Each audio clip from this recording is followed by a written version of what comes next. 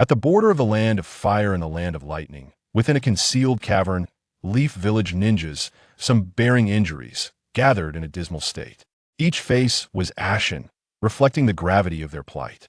Damn those cloud ninjas they attacked while we were engaged in battle with the rock and sand ninja forces.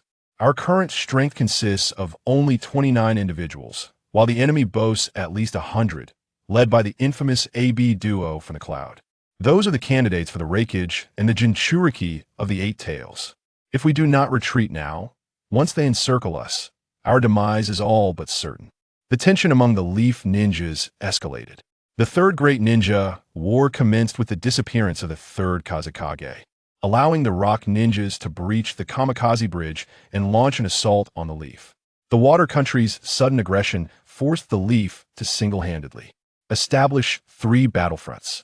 Just when they believed their rear was secure, the Cloud dispatched elite forces for a flanking maneuver. Consequently, the Leaf was compelled to forcibly reallocate personnel, creating a 4th battlefield. However, against the Cloud, their hastily assembled ninja team felt woefully inadequate. They had already suffered significant losses in skirmishes with the advance units. The enemy intentionally disseminated information regarding the AB duo, aiming to intimidate them into surrender without a fight. Have we received any response to our request for reinforcements? We have received confirmation that Lord Minato Namikaze, the Yellow Flash, is on his way. Lord Minato? Wasn't he engaged in battle at Kaiki Mountain? By the time he arrives, the Cloud forces may already be here. The excitement on the faces of the gathered ninjas dissipated in an instant. Minato Namikaze had gained immense renown during the Third Great Ninja War. Yet distant assistance would not suffice to secure their position. Given the Cloud's speed, they will arrive in 3 days. In individual combat, we are no match for them, and with the AB duo involved, our defeat is inevitable, a Leaf ninja expressed in frustration. As these words fell, the collective gaze of the room fixed upon the 2 men leading the group. The leadership of this 4th battlefield had been entrusted to 2 jonin dispatched from Danzo's route, Oil Woman Toryun and Yamanaka F. First, let us assess the condition of the injured. If their injuries are too severe, we shall abandon the mission, Yamanaka F. said solemnly. This time, if we had a member of the Uchiha clan, particularly Shunshin or Mitsuki, we might not need to retreat. Alas, Uchiha Chinyu has had the worst of luck. He was severely injured right when he entered the battlefield due to an explosive tag trap. I've heard his Sharingan is merely a single tomo. Amidst the clamor of discussion, a 14 or 15-year-old boy named Chinyu awakened, bewildered. He gazed at the injured around him, dumbfounded. Wait, did I really just travel to another world? And I become an Uchiha, a clan destined for extinction, and it seems I've arrived at the battlefield of the Third Great Ninja War. Chinyu felt dazed, his mind racing with conflicting memories, plunging him into a state of chaos. What a perilous start was he not being thrust onto the path of death. Moreover, from the earlier conversation, it appeared they were contemplating abandoning the injured. If that were the case, he might truly become cannon fodder. Damn it, I can't be the first to die among the transmigrators. It's not in my nature to throw my life away at the outset. Ding! One-click max level cheat activated successfully. Would you like to use it immediately? A cheat? One-click max level? Chinyu was taken aback. This stroke of fortune was utterly unexpected. No, it should be said that such a golden finger was standard for transmigrators, arriving at just the right moment. Activate one-click max level cheat. Chinyu commanded hastily. Ding! Congratulations, host. Activation successful. Database is being constructed. Host, Uchiha Chinyu. Ninja rank, Shinin. Ninjutsu, fire release. Great fireball technique, fire release. Dragon fire technique, shadow clone jutsu. Body flicker technique, single tomo Sharingan. Surveying this rudimentary attribute panel, Chinyu finally understood why the outside world regarded him with such disdain. The Uchiha clan was renowned for its exceptional talents. Possessing such abilities here would be a liability. Scanning complete. Would you like to use one-click max level immediately? Use it now. Chinyu ordered, seizing the opportunity. Ding! Sharingan, max level achieved. Successful activation of Manjiki Sharingan. Congratulations, host. You have gained hidden abilities. Amaterasu, Tsukuyami, and Susanoo. Ding! Great fireball technique, max level achieved. Ding! Dragon Fire Technique, max level achieved. Ding. Body Flicker Technique, max level achieved. Ding. Shadow Clone Jutsu, max level achieved. Activating Multi-Shadow Clone Jutsu. Ding. Multi-Shadow Clone Jutsu, max level achieved. A flurry of system notifications echoed in his mind. Witnessing this, Chinyu felt a sense of bewilderment. This indicated that any ninjutsu he encountered could be instantly maxed out. Whether it was Susanoo, Tsukuyomi, or Amaterasu, they were all devastating techniques capable of obliterating anything in their path. While others toil for decades, pouring countless efforts into their achievements, I can attain them with a mere click. This cheat is truly exhilarating. As Chinyu reveled in the immense power swelling within his eyes, he couldn't help but smile. Chinyu, do not move. Your wounds have just healed. If they reopen, it could be dire. A girl with black hair, Shizen, appeared in Chinyu's line of sight. She was the sole medical ninja in their group. In this conflict, death might be a release, while survival felt like a burden. At least, seeing Shizen drenched in sweat and her pale complexion indicated she had exhausted her chakra and stamina. Noticing the medical chakra glowing in her hands once more, Chinyu reached out to stop her. Don't worry, my body has mostly healed. You should rest for a bit. If you continue, I'm concerned you might overexert yourself and faint, Chinyu advised. Stubbornly shaking her head, Shizen bit her lip and replied, Lady Tsunade said that medical ninjas are the last guardians of life on the battlefield. If I give up, they will be abandoned too. I refuse to accept this. If I could be as strong as Lady Tsunade and summon the slug to aid in healing, they wouldn't have to be forsaken. Tears welled in her eyes as she knelt on the ground, gripping her pants tightly. My parents have already perished in this war. I don't want those waiting for their loved ones to return to share my disappointment. I don't understand why they must be abandoned when they are still alive. I refuse to accept it. I am a medical ninja, yet I feel powerless. Hot tears fell, accompanied by quiet sobs that shattered against her hand. Her tightly pressed lips conveyed a deep sense of resentment and helplessness. Perhaps this was the bitterness of a healer. Chinyu, what should I do? Jingyan hesitantly lifted her head, tears streaming down her face. In that moment, she appeared far from the seasoned medical ninja she typically was. Instead, she resembled a bewildered child. You have done enough, Chinyu gently said, rising to wipe away Jingyan's tears. Leave this matter to me. Feeling the warmth of his palm, Jingyan was momentarily taken aback. Normally, Uchiha Chinyu was a shy, perhaps even self-effacing youth. Yet now, he exuded an entirely different aura. His eyes, resolute like a hawk's, instilled in her an inexplicable sense of security. However, recalling their intimate and slightly ambiguous interaction, Jingyan's cheeks flushed, and she quickly redirected the conversation. They are gravely injured. What should we do next? Unless we transport them back to Konoha or have more medical ninjas to assist. But they are already discussing retreating and abandoning the wounded. Do not worry. As long as I am here, they will not be forsaken. This war shall not conclude without us. We will return home together. Chinyu shifted slightly, standing tall. Under Jingyan's astonished gaze, he playfully tapped her forehead before stepping out. How infuriating. Jingyan instinctively rubbed her forehead, realizing her tone had sounded somewhat peculiar, causing her cheeks to redden. At the entrance of the cavern, a strategy meeting continued.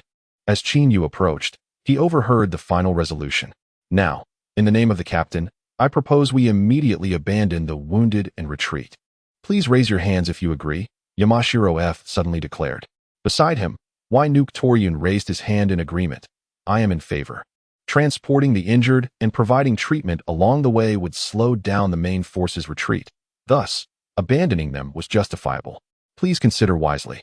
And do not forget how Konoha White Fang fell. With those words, the atmosphere shifted dramatically among the gathered. The death of Konoha White Fang, Tsukumo Hatake, was a tremendous loss for the village, yet his demise had been met with public scorn. Human nature is selfish. Individuals focus solely on outcomes, disregarding what sacrifices were made along the way. Toryun's remarks clearly cornered their choices into a dire predicament. There is no choice to make. We are different from Root. We will not abandon our comrades, Chinyu stated calmly. Is that Uchiha Chinyu?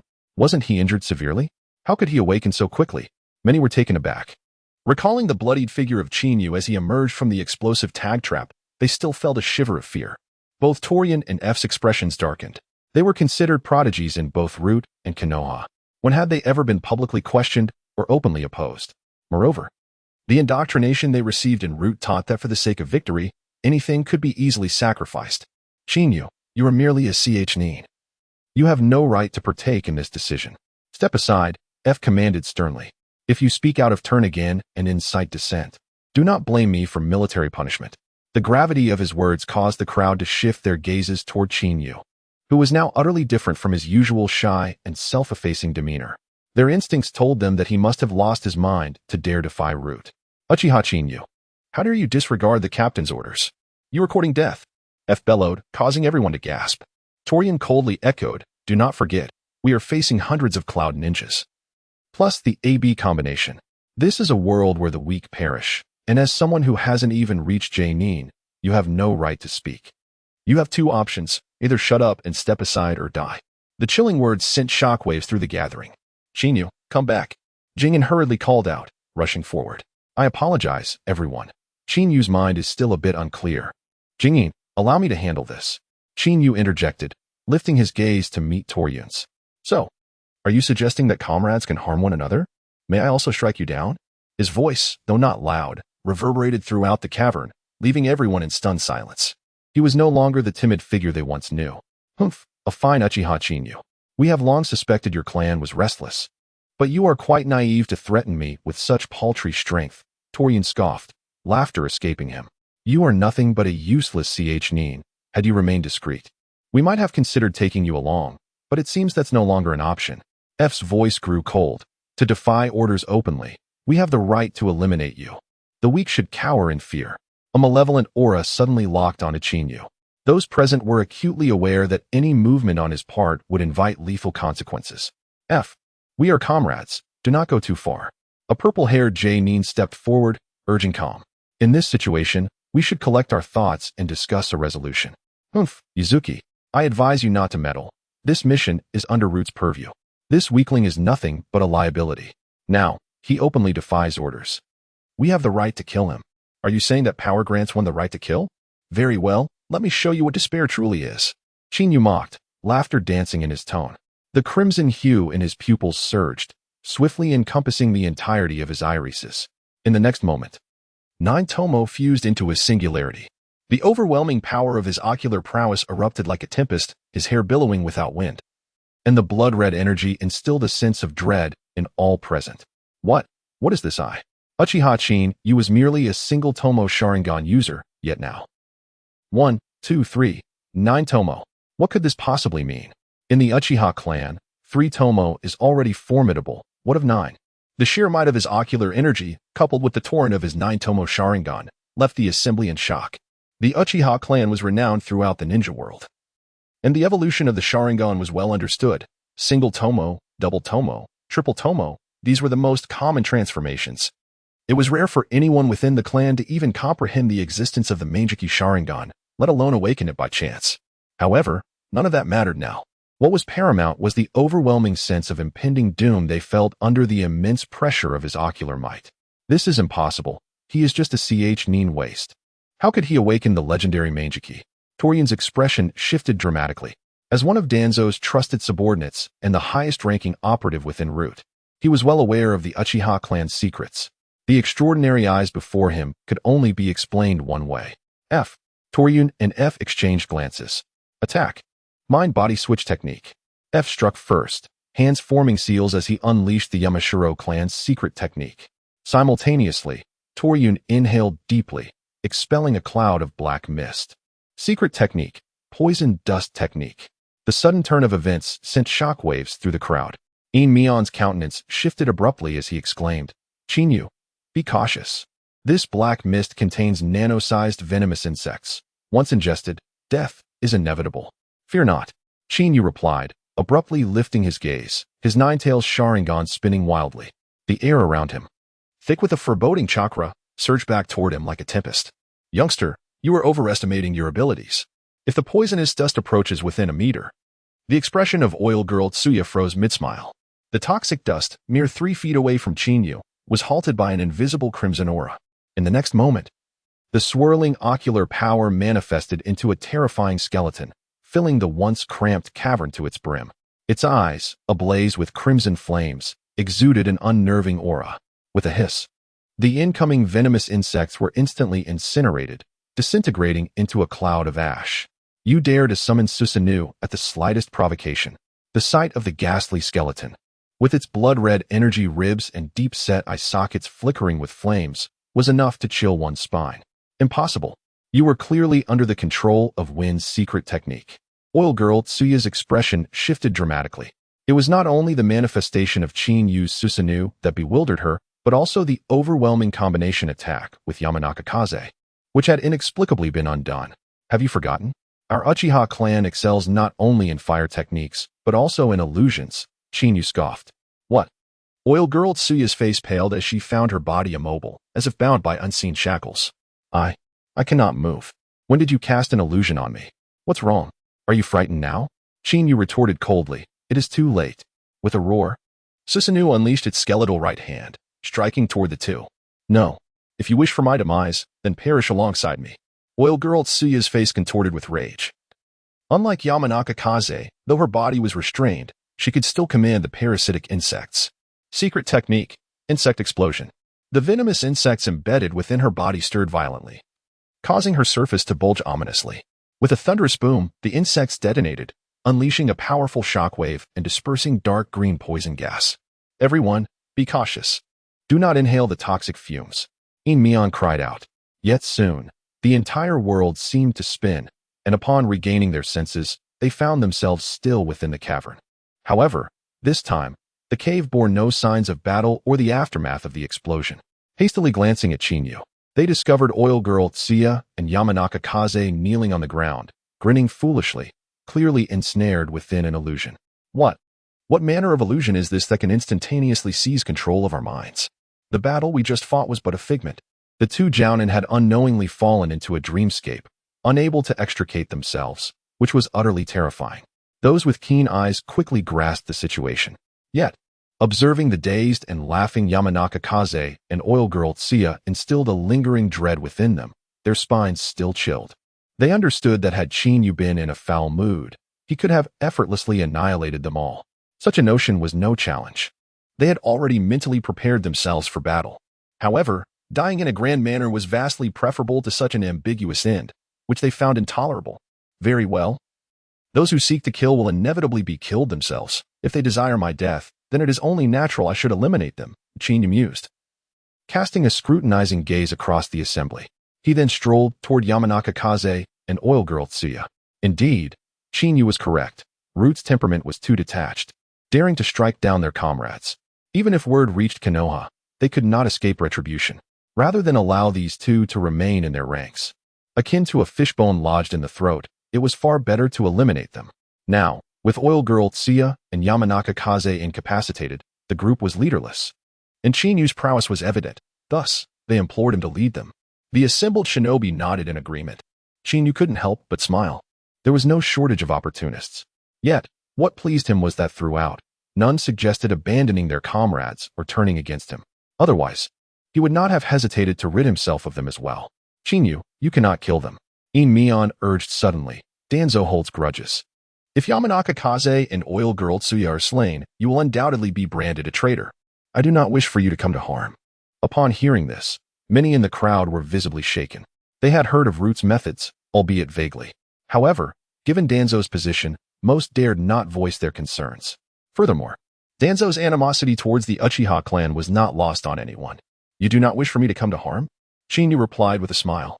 Mion's expression faltered, a blush creeping across her cheeks as she finally grit her teeth and nodded. I do not want anyone to come to harm. So it is. Then, it appears I misread the situation. Chin Yu chuckled awkwardly. Since you have spoken, I will spare them for now. However, while they may escape death, they will not evade punishment. Let us detain them for the time being. As they expressed their admiration for him, he felt no need to decline, declaring, we shall rest here for 3 days, and after that, we shall take the initiative to confront our foes. He turned to Mion, stating, in my eyes, comrades must never be forsaken, unless it is over my dead body. Bring them down for now, he commanded, his calm words sending a jolt through the assembly. Previously, they had perceived Chin Yu as timid and weak, but now, he had completely overturned that perception. Whether it was the swift defeat of Yamanaka Kaze and Oil Girl Tsuya with his illusions or his current assertiveness, They saw him standing resolutely for his comrades. This engendered an inexplicable sense of security among them. Chinyu, rest assured. This pass is a crucial strategic location for our land of fire. While we will not defy orders, we will also not easily yield. Otherwise, should the Cloud Shinobi breach this pass, it would pose a tremendous threat to Konoha. Spoke Yuzuya Kangwu, who had previously intervened. Everyone, prepare yourselves. Chinyu instructed the gathered shinobi. In the world of Hokage, the law of the jungle prevailed, and Chinyu's display of strength was enough to instill fear. Moreover, abandoning comrades, even for the sake of a mission, would result in scorn upon returning to Konoha. If the Cloud Shinobi managed to traverse this pass into Konoha, it would be a straightforward path, as if entering an unguarded territory. Continuing to obstruct their advance would be exceedingly difficult. Chinyu, you can rest easy. The assembled shinobi echoed their agreement, readying themselves for vigilance. By the way, does anyone have any ninjutsu scrolls on hand? Chinyu suddenly recalled something important. With his ability to instantly master techniques, he could enhance his strength in the remaining 3 days. After all, the AB combination of the Cloud Shinobi was not to be taken lightly. Ninjutsu scrolls. The 20 or so shinobi present hesitated. None. Chinyu did not harbor high hopes. After all, in wartime, who would carry training scrolls with them? Furthermore, most ninjutsu scrolls could be found in the village's training halls, with most techniques being passed down from mentors or elders. Rarely did anyone carry ninjutsu scrolls on their person. In the event of defeat on the battlefield, not only would one lose their life, but the scroll might also fall into the hands of others. Midsummer Kangwu stepped forward and declared, Chinyu, I do not comprehend your desire for the ninjutsu scroll. This A-rank ninjutsu, lightning release, falling thunder, was originally intended as a gift for my daughter upon her completion of the CH-nin exams. Rather than allowing it to be seized by the Cloud Ninja, I would prefer to bestow it upon you. Your daughter? Chinyu raised an eyebrow, observing the contours of the J-nin's face, which bore an uncanny resemblance to someone familiar. Is your daughter Midsummer Shiin? Haha, Midsummer, your daughter is indeed remarkable, even catching the attention of Chinyu. A robust man laughed heartily. Midsummer Kangwu shot him a glare, retorting, Shut your mouth, you scoundrel. Always introducing your son to me. My precious daughter has sworn that she will only be interested in someone of special J-nin caliber. My son Inuzuka will soon become a CH-nin. Special J-nin is just around the corner, Inuzuka quickly countered. Midsummer, what do you think of Chinyu? His strength is undoubtedly capable of reaching the level of special J-nin. His jinjutsu is something even we old-timers cannot rival. A voice chimed in unexpectedly from the group.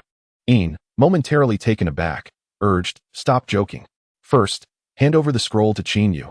He may find it useful. Little Een, why are you blushing? Could it be that you have taken a liking to Chinyu? Laughter erupted, momentarily alleviating the oppressive atmosphere within the cavern. After sizing Chinyu up, Midsummer Kangwu clapped him on the shoulder and said, Well done, young man. Your formidable jinjutsu indeed approaches the threshold of special J-nin. I entrust this scroll to you. If you manage to return alive, I have a letter I hope you can deliver to my daughter. Chinyu, I too have something for you to deliver to my son, another voice chimed in. I have one as well. I also trouble you.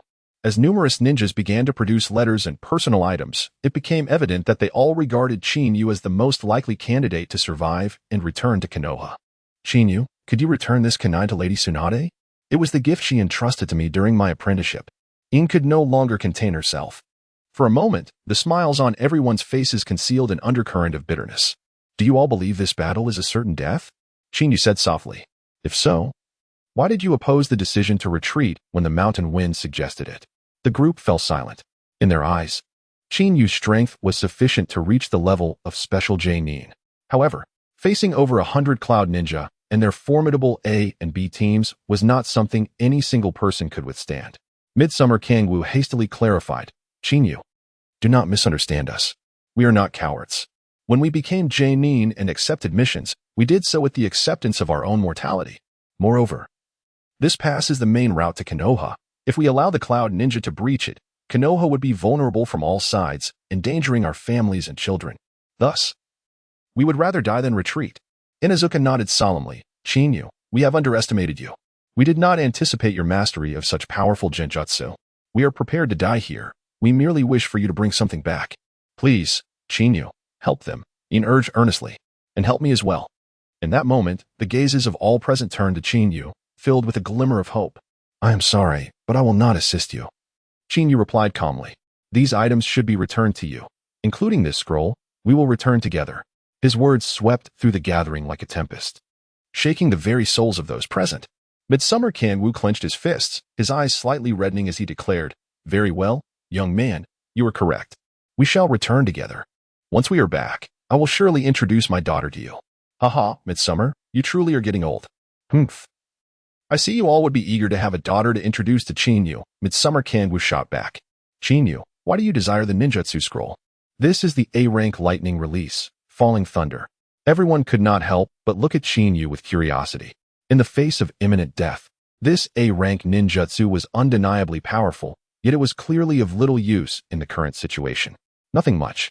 I merely wish to learn a few more ninjutsu for my own benefit, Chinyu replied as he accepted the scroll. Having a system that allowed for instant mastery of ninjutsu, the more the merrier. Learning ninjutsu now may be a bit rushed, Midsummer Kanwu remarked, his expression faltering. I took over a month to fully grasp this technique, and you only have 3 days. It seems rather tight. Rest assured, I will learn it quickly. Chinyu assured him without elaborating. He could not possibly reveal his system that allowed for instant mastery. The others would hardly believe such a claim. Midsummer Kanwu hesitated before conceding. Very well, I understand this ninjutsu as well. If you are determined to learn it, I can provide some guidance. Thank you, Uncle Midsummer. But I am fine on my own, Chinyu declined, stepping out ahead with the scroll in hand. As they watched Chinyu's figure recede into the distance, many of the ninjas sighed quietly. This Chinyu seems a bit overconfident. The difficulty of learning A-rank ninjutsu is no small feat. Even Midsummer, with all his experience, took over a month to master it. How could he possibly succeed in just 3 days? Inuzuka remarked. Youth is always like this. They must learn through experience. Midsummer Kanwu patted Inuzuka on the shoulder. Let us hope Chinyu realizes that some things cannot be forced. Outside the cavern, in a somewhat secluded basin, Chinyu unfurled the lightning release scroll and immediately activated his Manjiki Sharingan. The Sharingan had bestowed the illustrious title of Copy Ninja upon Kakashi. For a ninja, there are 2 pivotal stages in learning ninjutsu, the initial mastery and the attainment of proficiency. However, with the Manjiki Sharingan at his disposal, Chinyu could achieve the former instantaneously, while the latter could be mastered with a single click. At this moment, it could be said that Chinyu was equipped with an unparalleled advantage, akin to a character with a cheat code in the original story. Ding. Found hand seal technique speed. Would you like to master it instantly? Level up instantly. Chinyu's hands moved rapidly, as his chakra underwent precise elemental transformations. Lightning release, falling thunder. As the final hand seal was completed, a deep rumble echoed from the heavens. 9 bolts of lightning descended with the ferocity of a dragon emerging from the depths, striking down on a nearby rock several meters away. Boom. The massive stone shattered explosively. As the lightning surged, debris flew in all directions, creating a gaping crater several meters wide, shrouded in a haze of smoke. Witnessing this spectacle, Chinyu was momentarily stunned. According to the scroll's description of A-rank lightning release, falling thunder, mastering this technique would allow one to commune with the elemental forces of nature to unleash a falling thunder attack. However, the scene before him exceeded all expectations. Could it be due to the one-click mastery system? Chinyu pondered, recalling Uchiha Madara's assertion that there are no weak ninjutsu, only weak users. A simple fire release, Great Fireball could yield devastating results in the right hands. It seemed that Chinyu's current situation stemmed from the full-level mastery of his ninjutsu. Nevertheless, the recent usage had still consumed 1/10 of his chakra. Ding. Lightning Attribute Chakra, instant mastery achieved. Ding. Lightning Release, Falling Thunder, instant mastery achieved. Ding. Lightning Attribute Natural Energy Perception, instant mastery achieved. The system notification resonating in Chinyu's mind instantaneously validated his thoughts. Gazing at the large crater created by the lightning strike not far away, he suddenly recalled the formidable lightning release technique, Kirin, wielded by Uchiha Sasuke. It could be asserted that, were it not for the necessity of favorable conditions to unleash this S-rank technique, its destructive power could rival that of Naruto Uzumaki's wind release, Raisen Shuriken. Regrettably, in the original narrative, Kirin made a grand entrance only to become a fleeting phenomenon, never to be witnessed again. This has been a source of disappointment for many fans of Naruto. With over 100 cloud ninjas advancing, including the notorious AB duo, a fierce battle was inevitable. Should the conflict devolve into a protracted engagement, Given Qin Feng's current chakra reserves, even with the power of the Manjiki Sharingan, he would be utterly exhausted. Thus, this S-rank lightning release. Kirin might just be the pivotal factor in turning the tide. By harnessing the natural forces of thunder and lightning, it could minimize chakra consumption significantly, enabling a release at 1,000th the speed of light as a devastating technique, potentially catching the enemy off guard. Furthermore, with the one-click max-level system at his disposal, there was a substantial chance that he could replicate Kirin, serving as a trump card for the time being. 3 days passed in the blink of an eye. Ding! Lightning release. Kirin has reached maximum level. Upon hearing this familiar notification, Qin Yu let out a sigh of relief. The connection to the turbulent storm clouds above was severed in an instant. The oppressive storm clouds dispersed with a thunderous roar, their immense pressure fading like a fleeting bloom. Grateful for the one-click max-level system, which had also fully attuned him to the natural lightning element, he realized that without it, the successful experiment with Kirin would not have been so seamless. As Qin Yu released the chakra within him, he understood the Uchiha clan's weakness, the lack of blue chakra. No wonder the sage mode and sage body always succumbed in prolonged battles. Even Uchiha Madara in the original story sought to transplant and absorb the First Hokage's cells. It seemed that after resolving the current situation, Qin Yu would need to find a way to acquire the sage body. Upon emerging from the secluded basin, the 27 remaining Konoha ninjas had gathered. Each face bore a solemn expression, fully prepared for battle, their pupils reflecting a hint of resolute acceptance of their fate. In their eyes, this unavoidable war against over 100 cloud ninjas and the AB duo appeared dire. However, beyond the pass lay the expansive fire country. Should they falter here, not only would Konoha be at risk, but their families would also face dire consequences, leaving them no choice but to stand their ground. Qin Yu, do not lose heart if you haven't mastered A-rank ninjutsu. Even that rascal Izuki took over a month, Inuzuka urged. However, the sudden storm clouds earlier seemed to harbor something ominous, causing us to feel a sense of impending pressure. We thought the cloud ninjas were launching a surprise attack. Inuzuka, can't you refrain from speaking out of turn? Izuki scolded. Kid, don't bear too much pressure. As I said, if it becomes unbearable, you and Shizun should retreat. Mastering a ninjutsu is not something achievable in just 2 or 3 days. With Qin Yu's appearance, many felt a small measure of relief. After all, having witnessed his powerful genjutsu firsthand, their faith in this once-unknown youth had grown. Just in time, I have already mastered the ninjutsu, Qin Yu replied with a smile. 3 days to learn an A-rank ninjutsu? Izuki was taken aback, then clapped Qin Feng on the shoulder with a hearty laugh. You rascal, joking at a time like this. But it's a good thing. It lightens the atmosphere a bit. According to reports from the scouts, the main force of the Cloud Ninjas has already approached 5 kilometers away. Issue your orders. Regarding the skepticism, Qin Feng offered no explanation, his brow furrowing as he stated. 30 minutes ago? Did I not specify that intelligence updates during combat occur every 15 minutes? Izuki's expression shifted dramatically. In the turmoil of organizing their ranks and the oppressive atmosphere of impending death, they had completely overlooked this detail. Izuki, we have a serious problem.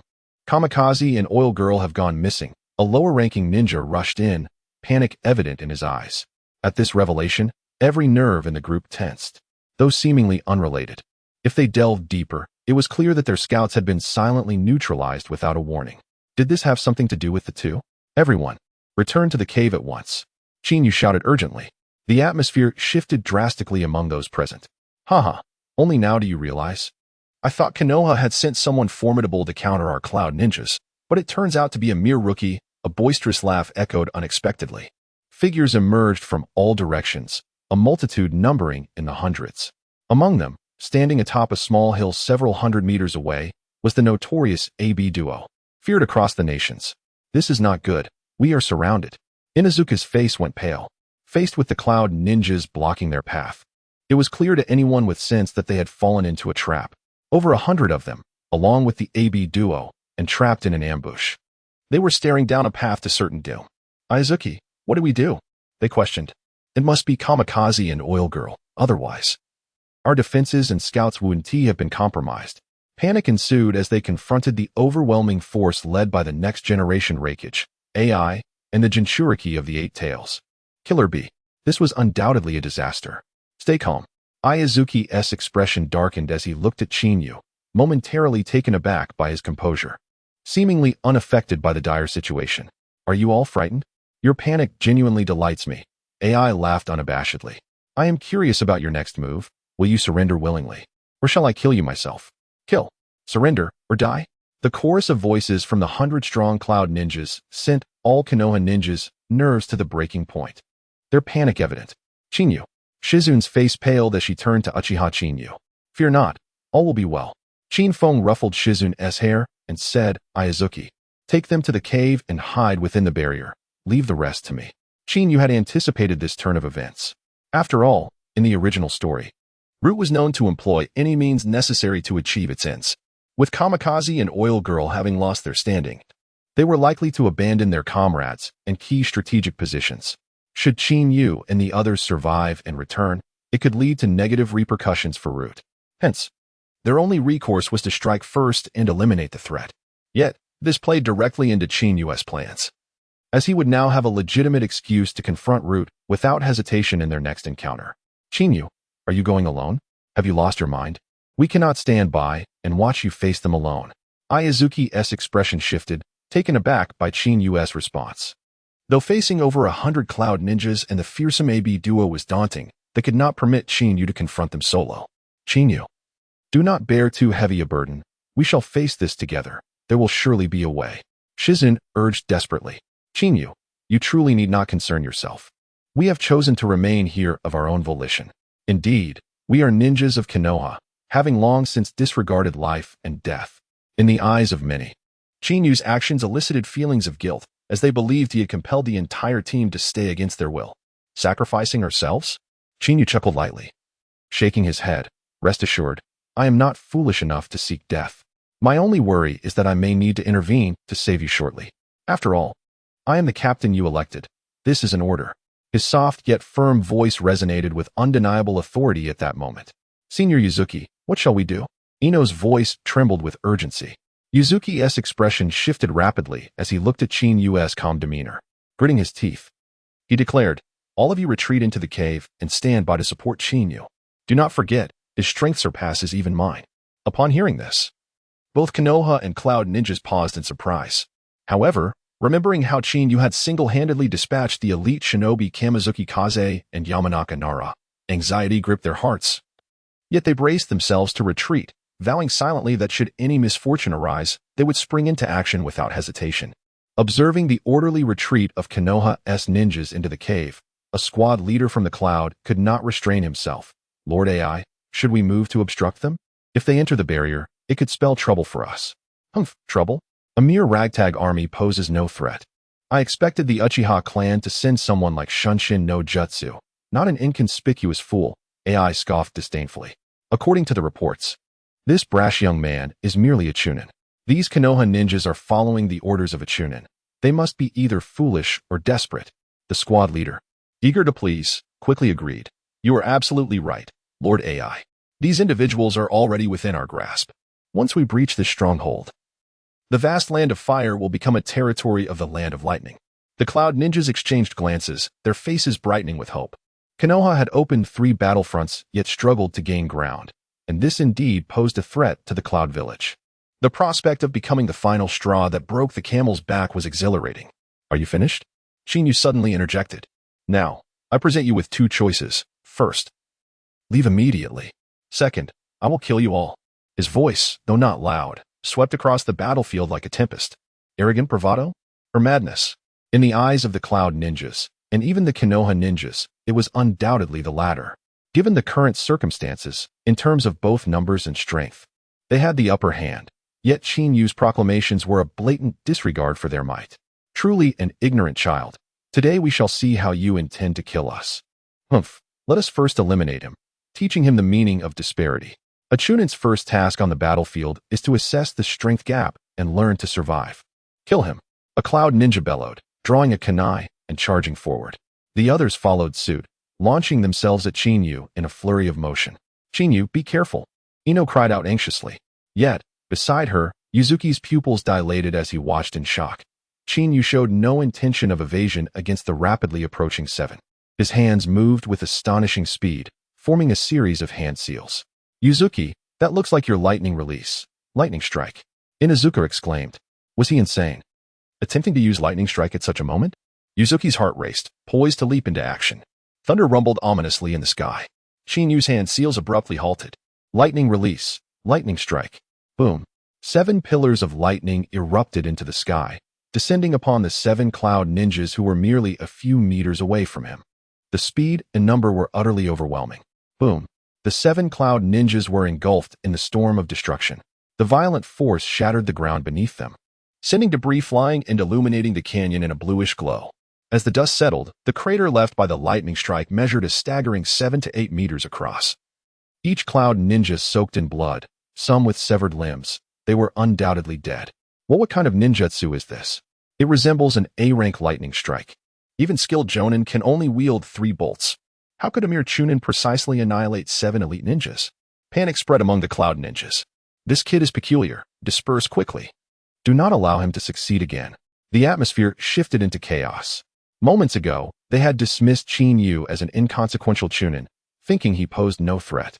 Now, with a single move, he had obliterated 7 of their own. The outcome was drastically altered. However, compared to the Cloud Ninjas, the Konoha Ninjas were even more astonished. They knew that Chin-Yu had only begun learning this lightning strike technique 3 days prior. Not only had he mastered this A-rank jutsu, but he had also surpassed the level of proficiency, likely comprehending its deeper meanings to unleash 7 bolts instantaneously. Standing atop a small hill, AI's eyes flickered as he commanded, "Do not panic. He is merely an obscure chunin, perhaps with some innate talent for lightning release who has grasped the essence of this technique. Sato, you are proficient in lightning release body flicker technique. Go and retrieve him." A masked cloud ninja, who had been stationed by AI's side, nodded and stepped forward. Yet, his steps froze mid-stride as a wave of searing heat rushed towards him. Chin-Yu's hands stopped moving suddenly, and in an instant, a massive fireball, measuring 20 to 30 meters, took form. What is happening? Am I dreaming? Is this really fireball jutsu? The air seemed to shatter as the distance of hundreds of meters was crossed in the blink of an eye. Everything in its path, rocks and trees, was instantly consumed in flames. Sato's face turned pale as he hastily retreated, while AI and Karabi's senses sharpened, instinctively evading the oncoming inferno. However, the colossal fireball veered off course, shooting upwards at a 45-degree angle. Boom! The fireball exploded in midair, illuminating half the sky with a dazzling display of flames. The spectacle of sparks resembled a breathtaking fireworks display. Everyone present was left dumbfounded, especially the terrified cloud ninjas, who fled in terror as they beheld the deep trench carved into the ground by the massive fireball, surrounded by trees engulfed in flames. Both the earlier lightning release, lightning strike, and the current fireball jutsu demonstrated an extraordinary power, elevating low-level ninjutsu to the brink of S-rank techniques. The thought of being struck directly by such a massive fireball could easily obliterate them entirely. A mere display of bravado. I expected more from you. It seems your excessive chakra has led to a mutation in your ninjutsu, AI coldly remarked. In this seemingly victorious situation, the subordinate Yun shinobi repeatedly embarrassed themselves in public, and it was imperative to redeem their honor. Observing the unperturbed expression of Chin Fong, AI disdainfully remarked, "Unfortunately, an unrelenting pursuit of power is your greatest vulnerability. Jutsu that cannot even hit a target, no matter how formidable, will ultimately prove as empty as the fireworks from earlier." The chaotic Yun shinobi gradually calmed down. Lord AI was right. We must not lose our composure. A person who cannot even master their jutsu cannot hope to defeat us Yun shinobi. Furthermore, he has executed 2 jutsu focused solely on power, which must have significantly drained his chakra. I suspect he can only perform 1 more technique at most. As long as we withstand this strike, capturing him will pose no challenge. The eyes of the Yun shinobi brightened with a predatory glint as they regarded Chin-Yu. It was truly unfortunate that the last attack missed. Otherwise, it would have resulted in devastating losses for the Yun shinobi. They had not anticipated that Chin-Yu could conceal his abilities so deeply, elevating ordinary jutsu to such a level. Mizuki, what should we do now? Clearly, Chin-Yu possesses exceptional talent. Besides his formidable genjutsu, he has effortlessly grasped the essence of lightning and fire techniques. If he were placed under the direct tutelage of the Third Hokage, he would undoubtedly become an even greater force for Konoha in the future. Several Konoha ninjas chattered among themselves. The last statement even stirred the heart of Mizuki Kawaguchi. After the grueling tug-of-war on the battlefield, he understood the immense impact a talented warrior could have on the tide of battle. For instance, The illustrious Minato Namikaze, the Yellow Flash, was a prime example. If Uchiha Chinyu could develop to that extent, he would be a powerful infusion of new blood for Konoha. A flurry of thoughts raced through Mizuki Kawaguchi's mind as he gazed at the still calm Chinyu, his expression momentarily faltering. I sensed that Chinyu is far from simple. Despite having missed his attack, how can he remain so composed? As he spoke, Mizuki Kawaguchi glanced skyward. The sight that met his eyes nearly caused them to bulge in disbelief. Centered in the valley, it seemed as though an invisible hand was rapidly swirling the oppressive thunderclouds above, forming a colossal funnel. Sinister lightning serpents writhed within the clouds, appearing ever more menacing. The gradually spreading oppressive atmosphere evoked a sense of impending chaos. He vaguely surmised that Chinyu had likely mastered the art of summoning lightning and was hiding within the basin, preparing for this very strike. I cannot speak of this. Mizuki Kawaguchi clenched his fists, knowing that the impending blow would be nothing short of catastrophic. Otherwise, there would be no reason for Chinyu to exert such effort. As his heart raced in anxious anticipation, Mizuki Kawaguchi felt on the verge of unraveling. Why can Chinyu stand there so unfazed? What a terrifying mindset. Kid, are you out of tricks? AI sneered. Is your chakra running low? If so, it will soon be our turn. Watching Chinyu remain indifferent. AI and Appo's expression darkened as he barked, charge. Surround him. I refuse to believe he can create another storm. Eliminate him. Dozens of Yun shinobi surged forward in an instant. The earlier lightning and fire techniques had already caused them to lose face. Now that Chinyu's chakra was depleted, it was the perfect opportunity to strike a fallen opponent. 300 meters, 200 meters, 10, 30, 50, 70. Chinyu silently calculated everything, feeling the change in his chakra and resonating with the thunderclouds above. The oppressive aura of lightning sent tremors through him. This cunning brat deserves to die? One Yun shinobi was the first to arrive. However, it should be noted that dozens of Yun shinobi had converged from all directions, each one gazing at him, as if he were a delectable prize. Lightning release, lightning spear, lightning release, earth walk, lightning release, lunge. The thunderous roars echoed wildly across the heavens and the earth. Dazzling bolts of lightning transformed into various attacks, hurtling toward Chinyu. Observing Chinyu seemingly oblivious to it all, Silent Een could no longer contain herself and rushed forward. Everyone, brace the barrier with all your might, or we will all perish. Mizuki Kawaguchi shouted. Everyone was momentarily stunned. In the next instant, surrounded by the onslaught, Chinyu's body erupted with radiant lightning, and he vanished like a wraith. It's the lightning release, body flicker technique. Those with keen eyes discerned it immediately. AI's expression tightened as he hurriedly glanced toward a nearby hilltop. What he saw sent a jolt through his nerves.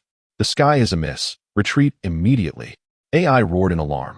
Within the clouds, he sensed an overwhelming force that even he found terrifying. At that moment, he finally understood why Chinyu had stood there, unresponsive. This was a trap. You cannot escape. My chakra may indeed be insufficient, but to ensnare you all at once, I require a wide-reaching, destructive force combined with speed that cannot be evaded. Thus, I sought to harness the power of the thunder. Chinyu stood atop the hill, the latent lightning coursing through him, now fully exposed. The swirling thunderclouds crackled with energy, coalescing into a magnificent lightning chilin. Farewell, foolishly adorable Yin Shinobi. The moment the words left his lips, Chinyu sprang into action. With a swift, downward motion of his right hand, the amassed lightning roared forth, transforming into the chilin as it let out a thunderous bellow. The roar of thunder rent the heavens. Blinding flashes of light filled his vision. Boom. The chilin dove down with such speed that the Yun shinobi were caught utterly off guard. Crash. The explosive power was formidable enough to rival that of tailed beasts. The entire valley was instantly engulfed in blinding light, with trees and rocks shattered to pieces. The ascending lightning pierced through the oppressive clouds above. When everything settled, several minutes had elapsed. The vast valley lay in utter ruin. No, it would be more accurate to say that the remnants of the valley had vanished, leaving behind a scorched expanse of earth. The so-called trees and rocks had completely disappeared, and some hills had been flattened. As for the Yun shinobi, not even their bones remained. Those who were slightly fortunate and managed to activate their defenses may have retained a limb or two. The battlefield was left in shambles. Am I dreaming? If it weren't for this cavern, we would surely be doomed. Are you blind? There is no longer any cavern. If it weren't for Mizuki-senpai's foresight to warn us to reinforce the barrier, we would all be lost. Even the barrier. which could originally withstand the Yun Shinobi's attacks for 2 days, had been shattered. The earlier lightning release was the most terrifying and powerful forbidden technique I have ever witnessed in my life. The Konoha ninjas displayed expressions of having narrowly escaped death. They fully understood that this strike was aimed at the Yun Shinobi. However, having witnessed such a breathtaking spectacle, fear still gripped their hearts, especially upon seeing the Yun Shinobi reduced to mere dust. "You scoundrel! How dare you set a trap to kill my subordinates?" AI and Karabi emerged from the ruins, somewhat disheveled but not significantly injured. Some Yun Shinobi who had been near them during the assault were also saved in time. However, even with AI and Karabi included, there were merely 7 individuals. This stark contrast to the grandiose arrival was striking. Who would believe, without witnessing it firsthand, that beneath such a vast disparity in numbers, Yunin would still be overwhelmed by a single Chunin, who effortlessly dispatched over 100 elite opponents? The killers, after all, are always deserving of their fate, are they not? Chinyu remarked with a smile. Gazing upon his warm expression, both Yunin and even the Konoha shinobi felt a chill creeping up their spines. "Good, very good," AI said darkly, repeating the word twice before commanding, "I will fall into your trap once, but I assure you, it shall not happen again. You may have unleashed 3 powerful ninjutsu, and while your chakra is indeed remarkable, it cannot last forever. Today, I shall see what abilities you possess to overcome me. Once you are in my grasp, I will shatter your bones and make you understand the might and authority of Yunin." His imposing words reverberated through the ruins. Observing Chinyu, who had effortlessly eliminated over 100 foes, the likes of Yuzuki Kangwoo felt a glimmer of hope. Yet, the lurking presence of the renowned AB duo from Yunin tightened their nerves once more. "Yuzuki-senpai, should we lend a hand?" Ino urgently asked. Yuzuki Kangwoo turned to Chinyu and said, "Chinyu, let us assist you." "No need," Chinyu replied with a gentle smile. "You all can join in. I wish to gauge the extent of my own strength." "Haha, you insolent brat, how audacious.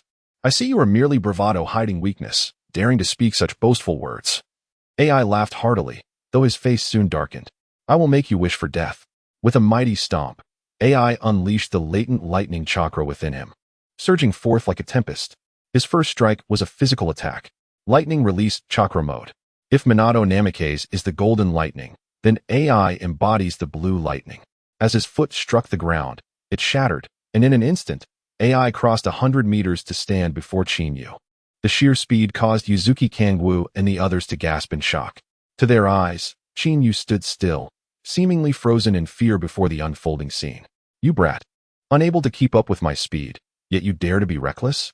Prepare to die." AI grinned maliciously, his fingers tightening into a fist, releasing a surge of lightning. Without any embellishment, he launched a powerful strike. Boom! The air was instantly pierced as his massive fist aimed for Chinyu's cheek. Observing Chinyu's continued lack of reaction, the remaining Yunin couldn't help but chuckle. In that moment, they imagined Chinyu's demise. Thunderous sounds echoed as the fierce lightning punch struck just a meter away from Chinyu. It collided with an invisible barrier, as if hitting an iron wall. Immediately halted in its tracks, the lightning and crimson shockwaves surged forth, creating a tremendous force. AI's expression changed abruptly, as if he had struck a solid surface. Witnessing Chinyu's eyes being momentarily engulfed in crimson, and the 9 tomo spinning wildly, AI felt as if his eyes would burst. A series of crimson chakra ribs emerged before Chinyu. What is this? This cannot be a monster from a genjutsu, can it? This is the Sharingan, but no. The patterns are completely different from the Uchiha clan's single, double, and triple tomo. What could this mean? As Chinyu's aura transformed, a sense of oppressive dread filled AI's heart. The 9 tomo Manjiki Sharingan. Chinyu's chakra may not be abundant, but his ocular power was virtually undiminished. In the face of the speed and might characteristic of the lightning release chakra mode, Susanoo was the optimal countermeasure. "It's my turn," Chinyu suddenly declared. The moment the 9 tomo of his Sharingan spun wildly, the atmosphere thick with calamity surged forth, creating a massive shockwave centered around him.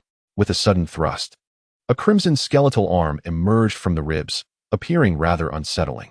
With no flourish, it lunged towards AI like lightning. "Be careful," Karabi shouted urgently. Sensing the imminent danger, AI's lightning aura surged to its peak. Without any embellishment, he stomped down hard, retreating swiftly. Boom! The ground shattered instantly, debris flying as another arm pursued AI. The scene unfolded with an overwhelming sense of surprise. Behind Chinyu, An imposing Susanoo, standing 12 to 13 meters tall, flickered like flames, leaving all in awe. Bang, bang, bang. The two arms struck in succession, sending forth fierce winds. AI, enveloped in lightning, dodged rapidly, appearing rather frantic. Hee, is dodging all you can do? Chinyu remarked with a faint smile. It must be said, in the world of Naruto, few possess the ability to manipulate chakra to such an extent. The physical techniques require not only precise chakra attribute control but also a physique as robust as a beast to withstand the lightning release chakra mode. Within the vast village of Yun, only a handful of formidable warriors have mastered it. Indeed, this sparked Chinyu's interest. For outsiders, mastering lightning release chakra mode may prove challenging. However, for Chinyu, equipped with a one-button max level system, it posed little challenge. The true difficulty lay in acquiring lightning release chakra mode from AI's hands. Arrogant brat, do not think that hiding within your shell will render you invincible. AI's voice suddenly echoed. A figure wreathed in blue lightning appeared above Susanoo. Lightning release, heavy flow. AI roared, his right hand ablaze with lightning, resembling a battle axe as it descended upon Susanoo's head. I see. Chinyu's eyes shifted suddenly. He had indeed activated the max-level Manjiki Sharingan. Yet, this was still his first use, and mastering it would require time. Nevertheless, while AI's speed was astonishing, Chinyu could still perceive it. If he attempted a physical counterattack, he might struggle to keep pace with AI in lightning release chakra mode. However, with a mere thought, Susanoo acted instantaneously. A massive hand shot forward, and amidst the continuous thunderous sounds, it collided with AI's strike. Bang! The thunderous explosion erupted, lightning scattering like fireworks across the sky. A figure was sent flying, landing several meters away. It is Lord AI. He unleashed heavy flow and still found himself at a disadvantage. Heavens, that monster did not even suffer a scratch. AI flipped and landed on the ground, shattering the earth beneath him, a sharp pain radiating from his right hand.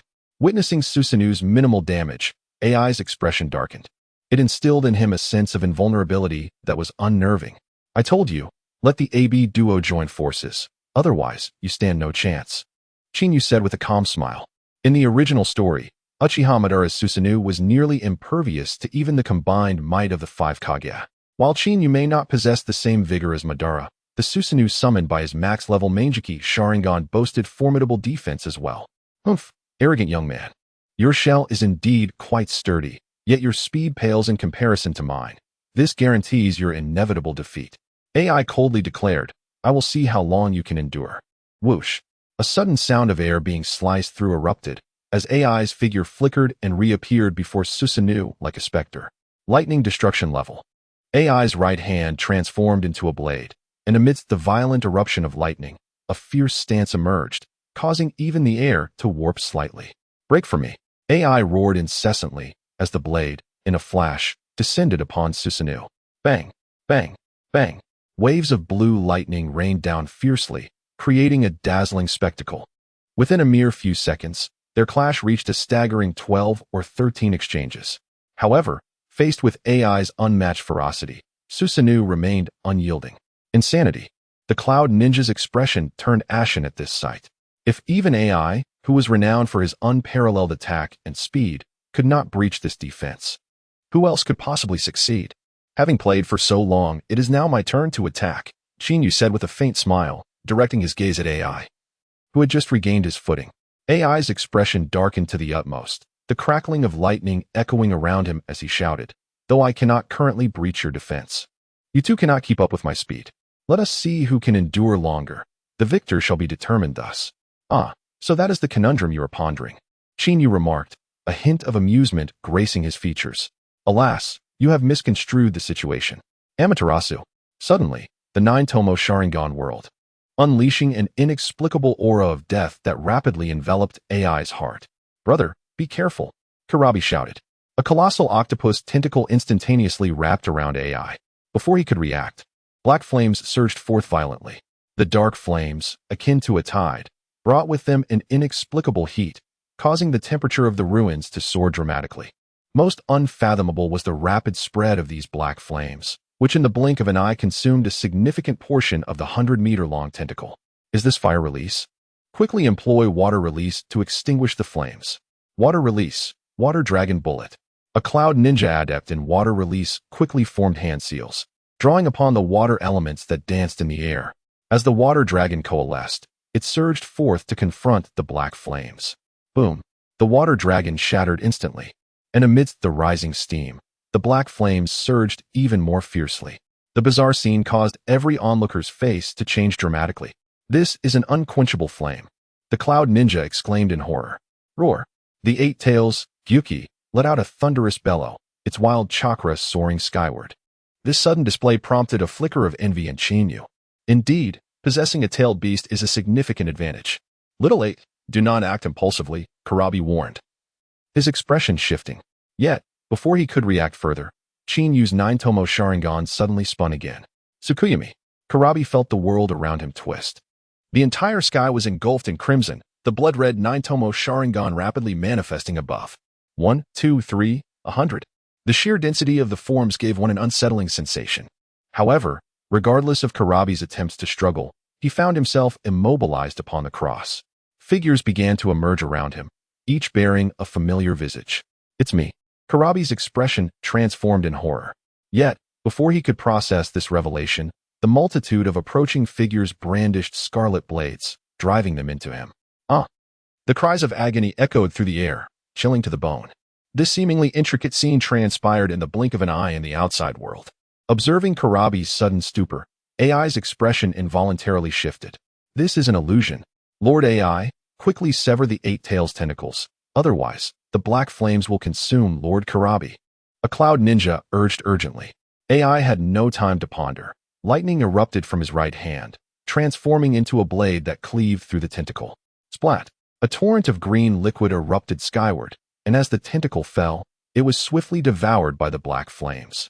Watching the ground ignite under the relentless black flames, both Cloud and Leaf ninjas felt a chill run down their spines. Illusion release, AI hastily exclaimed, his hands forming seals as he roared. However, despite attempting 7 or 8 different methods to dispel the illusion, Kurabi, trapped within Tsukuyami, remained unresponsive. Lord AI, what on earth is happening? Among the Leaf, the Inuzuka and Uchiha clans were well versed in illusions, yet despite their numerous attempts to break the spell, they were at a loss. The scene descended into chaos. The remaining 5 cloud ninjas feeling a sense of retreat. A single strike of Kirin had annihilated over 100 elite shinobi. They had initially believed that the AB combination could turn the tide, defeating Chinyu and securing victory. However, the successive methods employed had shattered their understanding. Faced with such an insurmountable opponent, how could they break the deadlock? The only options left were to forcibly dispel the illusion by either killing the caster or utilizing a stronger chakra for internal disruption. AI's expression darkened to the utmost. Yet, upon witnessing Chinyu encased in an impenetrable shell, AI swiftly abandoned the first option. As for the second option, against Kurabi, the Eight Tails Jinchuriki, AI doubted his ability to match chakra. Such a feat was entirely unattainable. What is the matter? Unable to make a decision? Chinyu smiled warmly. The solution is simple. As long as you distance yourself from me, the illusion will soon dissipate. Tsukuyami is one of the most formidable illusions to have appeared in the Naruto universe. The duration of the illusion is tied to the caster's ocular power. Kakashi's escape was possible due to Itachi's insufficient ocular strength. However, even after the ordeal, Kakashi remained unconscious for 7 or 8 days before recovering. The memory of that moment still haunted him. Of course, I will not allow you to escape so easily. Chinyu's smile deepened. AI's cheeks twitched as he responded, Young man, do not be overly arrogant. I have seen through all your tricks. I cannot breach your defense. Yet you cannot kill me either. You are not mistaken, Chinyu conceded with a smile. Therefore, I wish to propose a transaction. If you impart to me the training method for the lightning release chakra mode, I shall dispel the illusion. Oh, I forgot to mention, within this illusion, a single second may equate to several days or nights. The moment these words left his lips, all present turned pale. Neither the Leaf nor the Cloud ninjas, including AI, had anticipated that Chinyu's ulterior motive revolved around the lightning release chakra mode he possessed. Lord AI, please do not divulge this technique. It is a secret art of our Cloud village, and should it fall into the hands of the Leaf, it would pose a tremendous threat to us. Lord AI, please consider carefully. We Cloud ninjas are unyielding in battle, even in death. No, compared to Kurabi, this trivial secret art is hardly worth mentioning. AI produced a scroll from his person and tossed it forth. Moreover, this secret art is not something just anyone can learn. A moment's carelessness could lead to losing control of chakra and resulting in one's own demise. As he spoke, AI gazed at Qin and said, "You do not mind my saying this, do you?" Qin had not anticipated that AI would carry a scroll with him, accepting it without a second glance. He smiled warmly and said, "Thank you for your reminder. I hope that when we meet again, you will not be overly astonished. I shall first dispel the illusion." As the words fell, Qin nine-tomo Sharingan abruptly ceased its movement. The eight tails, ensnared in the illusion, let out a furious roar. "I have broken free, damned boy. I shall kill you. Kairabi, how could you have fainted? I still wish to fight." At the moment the illusion was shattered, Kairabi barely managed to open his eyes before succumbing to unconsciousness. Qin was not surprised by this scene. In truth, had AI delayed just a little longer, the eight tails would have shattered the Tsukuyomi and Kairabi would have escaped. After all, Qin had instantaneously activated Susanoo, Amaterasu, and Tsukuyomi, while simultaneously maintaining Susanoo, which consumed a significant amount of his ocular power. Moreover, the Tsukuyomi primarily affected Kairabi. "Kid, will Kairabi be alright?" AI attempted several methods to awaken Kairabi, but to no avail. This was a severe loss of consciousness. If not for Kairabi's complete fusion with the eight tails, it was likely that the tailed beast would have gone on a rampage the moment Kairabi lost consciousness. Fortunately, it was merely a matter of mental fatigue. A period of rest would restore him. Qin waved the scroll in his hand and said, "Thank you. You may leave now." "Qin, this is an excellent opportunity." Inazuka was anxious, yet was silenced by a glance from Yuzuki. AI scoffed disdainfully, saying, "A bunch of useless fools. If it weren't for the emergence of another genius from the Uchiha clan, you would have all perished by my hand long ago. The damned Umbu, failing to gather such crucial intelligence." In AI's perspective, had they known of Uchiha Chinyu's existence sooner, they would not have suffered such significant losses. However, if you find it difficult to remain in Konoha, feel free to come to Kumogakure. I shall always welcome you. AI produced another scroll and tossed it, stating, "This contains intelligence that betrays you. I hope you can return safely to Konoha. By the way, they say the most likely candidate to become the fourth Hokage is Minato Namikaze, but I believe you are equally qualified, Blood Red Azura." With those words, AI supported Kairabi and turned to leave. "Until next time, I hope we can duel as shadows. I shall pierce your turtle shell." As AI departed, the remaining 5 Cloud Shinobi followed reluctantly. In an instant, the vast ruins became desolate. "We have triumphed. We actually thwarted the majority of the Cloud Shinobi forces, including the AB duo. TCH, what nonsense. It was Qin alone who dispatched them and repelled the AB combination. This is solely his achievement. No one expected that within the Uchiha clan, aside from Shunshin and Shursui, there was another prodigious talent like Qin. The recent technique, Kirin, had sent shivers down my spine. The Konoha shinobi within the cavern were instantly elated, their faces lit with the joy of survival. Initially, faced with the onslaught of Cloud Shinobi, they had already despaired, especially after learning of the betrayal by Yamashiro and Yamanaka. In their eyes, it was a certain death. However, the outcome before them shattered their understanding. They recalled the technique that instantaneously annihilated hundreds, the impenetrable Susanoo, and the inextinguishable black flames. Not to mention the unmatched Jinjutsu. All of this far exceeded the definition of a Jonin. According to AI's assessment, Qin had already reached the level of a candidate for Hokage, commonly referred to as a semi-shadow. Did you hear that? AI actually agreed to a rematch with Qin as shadows, and even gave him a nickname, Blood Red Azura.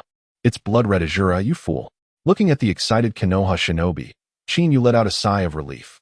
The moment his 9-tomo Sharingan faded, the Susanoo surrounding him vanished as well. "Qin, are you injured? I will treat you immediately." Shizen rushed forward, her lovely face tinged with concern. "Silly girl. He couldn't even break through my defenses. How could I be hurt?" Qin chuckled, playfully pinching Shizun's nose. "Don't blame Shizun for her eagerness, Qin," Yuzuki said with a smile, though his expression held more admiration.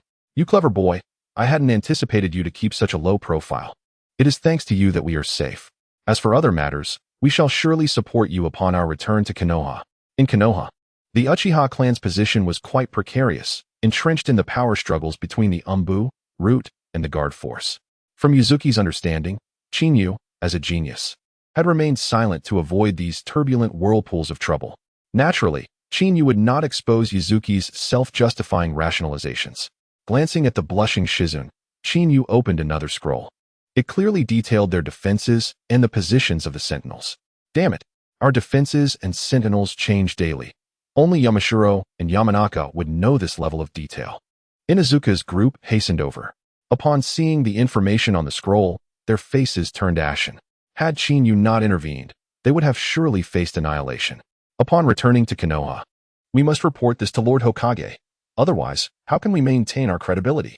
The actions of Root were simply despicable, even with Danzo at the helm. So what? Chinyu, rest assured, we shall support you. Observing the fervor of the gathered Konoha shinobi, Chinyu chose not to elaborate further.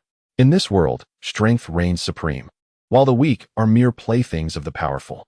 Currently, within Konoha, Danzo indeed held a degree of influence, capable of causing turmoil. However, Chinyu possessed a leveling system. Given time, he would rapidly grow. Even Uchiha Madara, one of the shadowy figures, was not a concern for him, let alone a mere Danzo. If provoked, he would not hesitate to add a few more lives to his tally. All right, Chinyu is tired. Let him rest for a while. Shizune, you should also check if he needs assistance. Yuzuki halted the others. The matters involving the upper echelons of Konoha and the Uchiha clan could not be discussed lightly. At the very least, until Chinyu spoke, they could not jump to conclusions. Otherwise, provoking Chinyu would not be a desirable outcome for Yuzuki. As they watched Chinyu depart, the atmosphere became lively once more. Yuzuki, those eyes earlier were simply blinding, and Inuzuka could not help but interject. The formidable lightning release jutsu. The powerful ocular techniques and jinjutsu were utterly unattainable. Even AI, the next heir to the Raikage, had declared that Chinyu possessed the qualifications to inherit the Hokage title. Who do you think has a better chance compared to Minato Namikaze? The question drew immediate attention from all. Yuzuki's expression shifted slightly as he gazed at the curious crowd. Sighing helplessly, the current situation is not as simple as you might think. With Yamashiro and Yamanaka having returned to Konoha, given Danzo's animosity towards the Uchiha clan, he will undoubtedly protect them.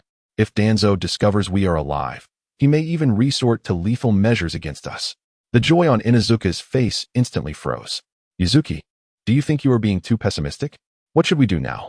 Should we warn Chinyu? Inuzuka inquired urgently. Yuzuki shook his head. Inuzuka, do you believe someone who hides so deeply would be unaware of such matters? By my estimation, Chinyu likely already has a strategy in place. The crowd fell silent. Exchanging glances, the memories of the recent battle remained vivid in their minds. Possessing such formidable strength and having remained concealed within Konoha for an extended period, one can only surmise that their ambitions are far from trivial. However, should they successfully repel the Cloud Ninjas this time, the lion's share of the credit would undoubtedly belong to Chinyu. Once this news circulates, the higher echelons of Konoha will certainly not turn a blind eye. Chinyu is indeed remarkable. Not only has he triumphed over the AB combination, but he has also cunningly extracted the body techniques of the Cloud Ninja Village. If he were to present this lightning release chakra mode to Konoha, it would constitute no small feat. The crowd around him once again erupted into spirited discussion. After all, this battle was truly astonishing. Do you think Chinyu, being adept in lightning release techniques, will attempt to master the lightning release chakra mode? Inuzuka, caught off guard, interjected. Everyone's nerves suddenly tensed, and Yuzuki Tsukumo's expression faltered as he remarked, "It is indeed a possibility. However, I still find it hard to believe that he could grasp the essence of lightning in just 3 days and develop the lightning release Kirin, which qualifies as an S-rank ninjutsu. Yuzuki, are you saying this merely to save face after your earlier defeat?" Inuzuka teased, "How about we place a wager?" "Very well. If Chinyu manages to achieve this, I shall allow my precious daughter to date him," Yuzuki Tsukumo proclaimed, thumping his chest. "Pfft, Yuzuki, is that even a wager? It sounds more like an excuse to push your daughter into Chinyu's embrace. Count me in. If Chinyu truly masters it, I will let my 2 daughters choose him freely." "Old man, you have quite the confidence. One daughter is in her 30s, and the other resembles a giant bear. If Chinyu were to take interest, it would be a case of poor eyesight." "You insolent fool. What nonsense are you spouting? I'll duel you, and if you lose, you must date my daughter." Within the cavern, Chinyu remained oblivious to the fact that he had gained numerous prospective fathers-in-law. As he walked, he focused intently on the scroll detailing the lightning release chakra mode. "Chinyu, are you truly uninjured?" Ino, blushing, spoke again. Chinyu cast her a helpless glance. You've asked that question 10 times already. If you don't believe me, perhaps I should remove my clothing for you to see? As he spoke, he began to loosen his attire. Chinyu, you're being a rogue. Ino's cheeks flushed deeper, and with an annoyed glare, she turned to leave. Watching her depart, Chinyu found himself with some leisure time. His chakra and ocular power had been significantly depleted, leaving him physically drained. He lacked both the stamina and impulse for any further exertion. Finding a suitable corner, he sat cross-legged and commenced his practice of the lightning release chakra mode. During the previous battle, he had discreetly observed the moment when AI entered the mode using his Meijiki Sharingan. Now, comparing it meticulously with the explanations in the scroll, he found no discrepancies. It seemed AI had never anticipated his own downfall. There were no manipulations in the secret technique scroll. After several readings, Chinyu stored the scroll away and entered a meditative state to recover his internal chakra. After a brief period, he opened his eyes, noting that the outside world had begun to darken. Following the day's battle, the Konoha ninjas had clearly resumed their respective duties. Some had even been reassigned to various lookout posts. Thus, the vast cavern remained empty save for Chinyu. His chakra had almost fully replenished, and he finally understood the plight of Kakashi, who often found himself short on chakra. Chinyu sighed in resignation. Expending a third of his chakra with just 3 significant techniques posed a nightmare in a prolonged battle if he were to run out of power mid-fight. Forget it. The matter of augmenting chakra could wait. For now, he needed to master the lightning release chakra mode. Dispelling his thoughts, he slowly closed his eyes, allowing the explanations from the scroll to fill his mind. After several seconds, he suddenly opened his eyes, his hands moving swiftly to form a series of hand seals. As his chakra surged, arcs of electricity erupted across his body. In the next moment, the information he had copied from AI flashed in his mind, and the hand seals transformed abruptly. The chakra, which had flowed smoothly like a stream, underwent a swift metamorphosis, roaring forth like a stampede of horses, emanating a deep rumble from within Chinyu. Countless furious blue arcs of electricity shot out, illuminating half the cavern. However, the moment the lightning arcs emerged, they dissipated into the ether. The change in chakra attributes within him faltered, reverting to its normal state. A flicker of relief crossed Chinyu's face as he murmured to himself, "Fortunately, I managed to sever the transformation of my chakra in time. Otherwise, that brief surge of chaotic energy could have led to my demise. No wonder that fellow so readily entrusted this secret technique scroll to me." Ding. Host has mastered the lightning release chakra mode. Would you like to upgrade to maximum level? Upgrade to maximum immediately. After attempting to learn it himself, Chinyu abandoned the endeavor. Utilizing the system was far more efficient than self-torment. Congratulations, host. Lightning release chakra mode has reached maximum level. As the system's notification faded, Chinyu exhaled deeply, his thoughts shifting once more as the attributes of his chakra transformed again. With crackling sounds, arcs of blue lightning burst forth from his body. In that instant, stimulated by the lightning arcs, Chinyu felt his cells and body rapidly invigorated. This sensation was truly peculiar. A hint of joy crossed Chinyu's face. Though one can grow accustomed to their own weight, there are times when it feels burdensome. Yet now, while utilizing the lightning release chakra mode, his entire body felt as light as a feather. However, the consumption of his chakra was not negligible either. With his current chakra reserves, he could sustain this mode for no more than 20 minutes. If he were to employ any additional ninjutsu, the duration would likely shorten even further. This might explain why AI developed body techniques to mitigate his chakra expenditure. Time to test my speed. Chinyu took a step forward. With a crack, he vanished from sight, leaving only a flicker of lightning in his wake as he shot toward the cavern's exit. The Konoha ninjas stationed just outside the cave momentarily froze, then rubbed their eyes in disbelief. What happened? Inuzuka and Yuzuki Tsukumo approached slowly. We just saw a blue light flash by, but it vanished before we could get a clear look. A blue light? Inuzuka and Yuzuki Tsukumo exchanged startled glances, then quickly pressed. Did it resemble the lightning release chakra mode that AI employs? Now that you mention it, it does seem somewhat similar, one of the younger CH-nin replied. Are you suggesting that the Cloud ninjas have returned for revenge? A flicker of tension crossed the faces of the 2 younger ninjas. The battle had only recently concluded, and they relied heavily on Chinyu as their cornerstone. However, given the Cloud ninjas' previous defeat, they were not likely to fall for the same trick again. No. I would rather believe that the Cloud Ninjas have returned to cause trouble than entertain my own fears. Yuzuki Tsukumo and Inuzuka exchanged knowing glances. They were clearly on the same wavelength. Quickly, let us check the cavern and see if Chinyu is still inside. Upon uttering this, the two younger Konoha ninjas suddenly grasped the situation. If that blue flash resembled the lightning release chakra mode, then the one wielding the secret technique could either be the Raikage's heir, AI, or Uchiha Chinyu himself. It had been merely a few hours since the battle concluded, and the scroll detailing the lightning release chakra mode was acquired. If Chinyu truly masters the secret techniques, how might one describe him? A prodigy? A demon? A monster? Or perhaps the god of ninjutsu?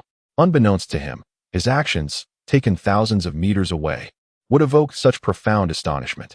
In the mode of lightning release chakra, his speed had reached a level approaching supersonic. In the blink of an eye, he traversed hundreds of meters. Furthermore, with his cells activated, Chinyu's neural responses, offensive capabilities, and senses were significantly enhanced. He could even hear the faint sounds of insects from hundreds of meters away. Cease at once. We are ninjas of Konoha. A frantic cry echoed. Chinyu instantly pinpointed the source of the sound. Although he lacked any abnormal sensory ninjutsu, he could still gauge the number of adversaries through the sound. 7 individuals surrounding 2, how intriguing, he thought with a slight smile curling at the corners of his lips. With a swift motion, he resolved to investigate what was transpiring among the Konoha ninjas. In a clearing within the forest, 2 slender figures stood back to back, surveying their surroundings. Beset by ninjas masked with various ferocious animal visages. We are ninjas of Konoha. This is our identification, spoke a pale-faced boy, no more than 12 or 13 years of age, unable to contain himself. Behind him stood a girl with purple hair and a delicate, fair visage. Judging by their identification, it was evident that these two were newly promoted Ch-Nin. Of course, in the original narrative's peaceful era, such a rank as Ch-Nin required passing the Ch-Nin exams, assessed by the feudal lords of various nations. Unfortunately, during the Third Great Ninja War, most Ch-Nin were forcibly elevated. Firstly, the simultaneous opening of 3 battlefronts had drained Konoha's core strength. Secondly, prolonged conflict hinged on personnel attrition, with Konoha's limited fighting capacity.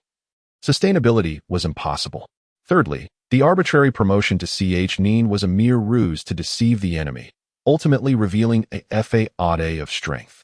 According to Chinyu's recollections, the criteria for Ch-Nin promotion merely required that a team complete a B-rank mission and return alive. He distinctly remembered that, during the Third Great Ninja War, Obito, who had yet to awaken his Sharingan, could still ascend to Ch-Nin under Kakashi's leadership for a special mission. This exemplified the extent of the Ch-Nin rank's superficiality. Yuin, stand behind me and be cautious. We are not far from the checkpoint. These Umbu have merely mistaken our identities for enemy impersonators. I can clarify the situation, Yukikaze explained. A hint of anxiety flickered across Yuin's face. This was her first official foray onto the battlefield since graduating from the Ninja Academy. Until now, she had only undertaken minor tasks such as locating lost pets or patrolling Konoha village, all relatively simple missions. She had participated in some inconsequential skirmishes to gain experience. 3 days prior, she had been abruptly promoted to Ch-Nin, fully aware that this was necessitated by the urgent situation at the front lines, prompting the need for reinforcements from Konoha's rear. Initially, Yuin had contemplated ways to avoid the battlefield. However, upon hearing of the Cloud Ninja's ambush, her father, Yuin Sbu, was already engaged in combat. To swiftly deliver the flying thunder god Kanai of the Yellow Flash, Minato Namikaze, he had chosen to volunteer for the mission. As for Yukikaze, he could not resist accepting the task due to a strange feeling stirring within him. After 3 days of continuous travel, they neared the checkpoint, expecting a smooth arrival. Yet were unexpectedly intercepted by Konoha's Umbu at this critical moment. Respected seniors, I am Yukikaze, a newly promoted Ch-Nin of Konoha. My father is Yukikaze Kuroya, one of the 8 colors of Konoha, and this is our family insignia, Yukikaze hurriedly declared, invoking his lineage. Unlike Yuin Sbu, Yukikaze's father was a renowned figure. A fearsome assassin on the battlefield, known for his mastery of the Konoha-style swordsmanship, the crescent moon blade, and his bloodline limit, the shifting technique. His prowess positioned him among the elite J-Nin of Konoha. Yukikaze believed that by clarifying their identities and invoking his father's name, the Umbu would be astonished and allow them to pass. In fact, they might even escort them to the stronghold. Eliminate them, the leading Umbu ninja suddenly commanded. Yukike's smile instantly froze, mirrored by Yuin, who stood behind him. With a whoosh, the sound of slicing air pierced the silence as two root ninjas sprang into action. In an instant, they materialized before Yukike's. In their eyes, dealing with two inexperienced nin was a trivial task. The abrupt turn of events rendered Yukike's expression stiff. As he watched the blades rapidly enlarging in his vision, realizing he had made a fatal misstep on the battlefield, he had let his guard down. A glimmer of amusement flashed in the depths of the two root ninjas' eyes. Earlier that day, they had been stationed at a secret base belonging to Root. Receiving orders to eliminate all Konoha ninjas, they hurriedly made their way, only to encounter two novices before they even reached the checkpoint. They would not pass up the opportunity to bully the inexperienced. Technique of the Konoha flow, Crescent Moon Shadow Dance. A crisp cry rang out as a lithe figure suddenly emerged, launching an attack from behind Yukike's. The kunai in her hand shimmered with a faint chakra pulse. In the next moment, she split into three, charging directly at the two Umbu. The sudden turn of events caught the two Umbu off guard. They were well aware of the Konoha flow swordsmanship associated with Yukike's Kuroya.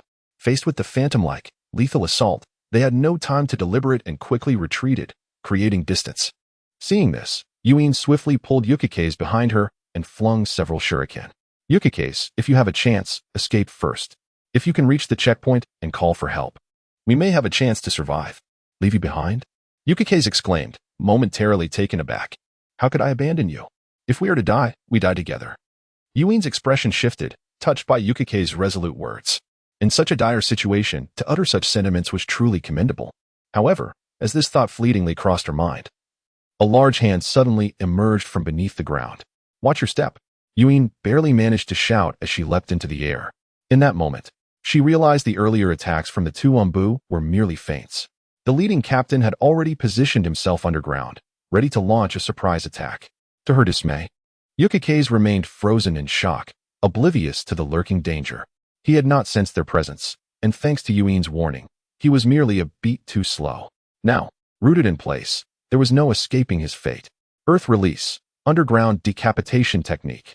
The Umbu ninja seized Yukike's ankle, and the ground beneath them surged like a torrent. Yukike's suddenly awoke, attempting to break free, but found himself dragged into the earth's current. In the next moment, as the chakra dissipated, only his head remained protruding. The shocking scene turned Yuin's face pale.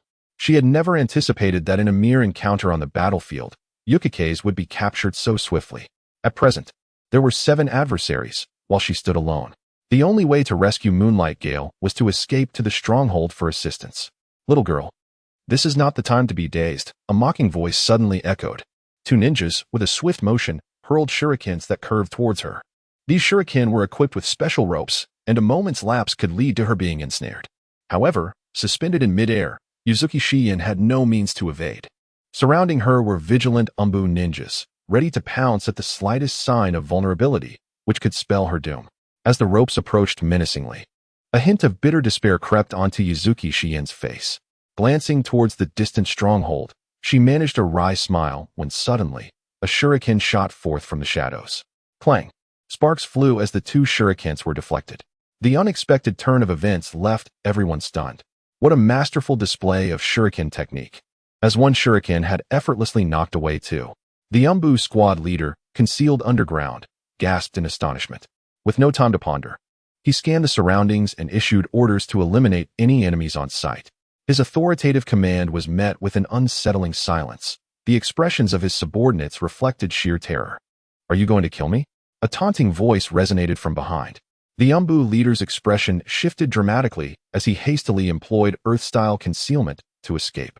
Yet, the moment he burrowed into the ground, an ominous aura of death enveloped him. I have found you, a voice declared, and a fist crackling with lightning descended upon the ground with the force of a warhammer. Boom! The ground erupted in a thunderous roar. As the fist struck the earth, it shattered, sending spiderweb-like cracks racing outward. The Umbu squad leader, who had just delved into the soil, met a gruesome fate as his head exploded like a watermelon. Scalding blood erupted, reminiscent of dazzling fireworks. Yet it was a sight both beautiful and horrifying. Flee! We must escape quickly. The remaining 6 Umbu ninjas panicked, their bodies swaying as they prepared to flee. However, throughout this frantic process, they remained acutely aware of Chin Yu's presence. Yet, with the slightest movement, that fearsome figure seemed to vanish into thin air. Lightning blade. Qin Yu's right hand transformed into a cutting edge, unleashing a subsonic burst of lightning chakra as he appeared before the first fleeing Umbu ninja. With no flourish, his hand swung violently towards the ninja's neck, blood gushing forth. The look of terror on the ninja's face had barely dissipated before his massive head was sent soaring through the air. The shocking scene rattled everyone present. Regrettably, against the embodiment of death that was Qin Yu, all defenses appeared utterly futile. In a mere flash, 5 more were dispatched, leaving only the blue lightning in their wake. By the time they processed the events, it was already too late. Their minds fleetingly conjured the image of a figure wreathed in lightning before their heads were severed from their bodies. As Qin Yu came to a halt, 6 heads tumbled to the ground, splattering blood like rain on banana leaves. Uzuki Shiyan, having regained her footing, gazed at the boy bathed in lightning. A warm smile gracing his face, reminiscent of a neighborly youth, and she instinctively took a step back. Now it is your turn, Qin Yu chuckled mischievously. You, my dear, possess quite an alluring appearance. Why not entertain me? His casual remark left Uzuki Shiyan and Moonlight Gale momentarily stunned. They had never anticipated that the figure before them was not a savior, but rather a wayward rogue. What do you intend to do? Uzuki Shiyan instinctively recoiled. Having witnessed Qin Yu's instantaneous slaughter of 7 Umbu, she would prefer to confront those Umbu rather than face the lewd intentions of this stranger. You know what I mean, don't you? Qin Yu grinned, shifting his gaze to Moonlight Gale. I am offering you a chance to live. Moonlight Gale's eyes lit up with hope as he quickly replied, My father is Moonlight Knight. If you let us go, he will surely reward you handsomely. While speaking, he contemplated how to escape with Uzuki Shiyan. You seem to misunderstand. I mean that only one of you may leave alive, Qin Yu interjected unexpectedly. Both Moonlight Gale and Uzuki Shiyan were momentarily taken aback. Was this not a death match? Rest assured, you decide who stays and who goes. I will handle the killing. Qin Yu teased. If you believe you are stronger than the 7 Umbu, feel free to come and meet your demise. His words reverberated through the forest, intensifying the oppressive atmosphere. Uzuki Shiyan could not help but glance at Moonlight Gale. The sight before her left her momentarily stunned. Shiyan, wait for me. The stronghold is only a few kilometers away. I can reach it faster and bring back help. Moonlight Gale declared before turning and fleeing. His speed was such that he seemed to summon every ounce of strength within him. Within moments, he plunged into the forest, vanishing from sight. Is it true that one's true potential only emerges in dire circumstances? Qin Yu mused. Uzuki Shiyan's face turned pale as she drew a kunai, thrusting it towards her throat. Clang. Qin Yu swiftly countered with a shuriken, deflecting the kunai from her grasp. A startled expression crossed Uzuki Shiyan's face as she exclaimed, Did you not say it was a matter of life and death? Can I not take matters into my own hands? Of course you can, Qin Yu replied earnestly. But I was merely jesting. He had not anticipated the boy would flee so quickly. Let us go, or else Uncle Uzuki will worry about you. With that, Qin Yu turned and made his way toward the stronghold. Uzuki Shiyan was left bewildered, having resolved herself to die. She could never have imagined such an outcome. Watching Qin Yu's retreating figure alongside Moonlight Gale's earlier flight, a wry smile crept onto her face. Help! Uncle Uzuki, please save Shiyan. Moonlight Gale had barely set foot in the stronghold before being spotted by the sentinels. The earlier battle had also been detected by the sensory ninjas. Thus, Uzuki Kangwu and Inu Feng had already gathered their forces. Gale, why are you here? Uzuki Kangwu's expression shifted as he inquired. What were you saying? What has happened to Shiyan? Uncle Uzuki, it is dire. Moonlight Gale exclaimed. Shiyan and I were tasked with delivering Watergate Senpai's Thunder God Kunai for precise spatial jumps. However, we encountered an ambush by the Umbu several kilometers away. At a critical moment, a boy enveloped in lightning emerged and dispatched the Umbu. Yet, he coveted Shiyan's beauty and allowed only one of us to leave. I am faster than Shiyan, so I came to seek help. The urgency and panic in Moonlight Gale's expression had all present exchanging glances. That bastard. Uzuki Kangwu retaliated angrily. He swiftly swung his hand. Slap. The sharp sound of a slap echoed. Moonlight Gale was taken aback, clutching his cheek. Uncle Uzuki, why did you hit me? Hurry and save Shiyan. There may still be time. To hell with you. Uzuki Kangwu nearly raised his foot to kick him. 2 lives for 1, and yet you fled first. If Shiyan were to encounter anyone other than Qin Yu this time, should anything befall her, I would surely make you pay. Even if you are my father.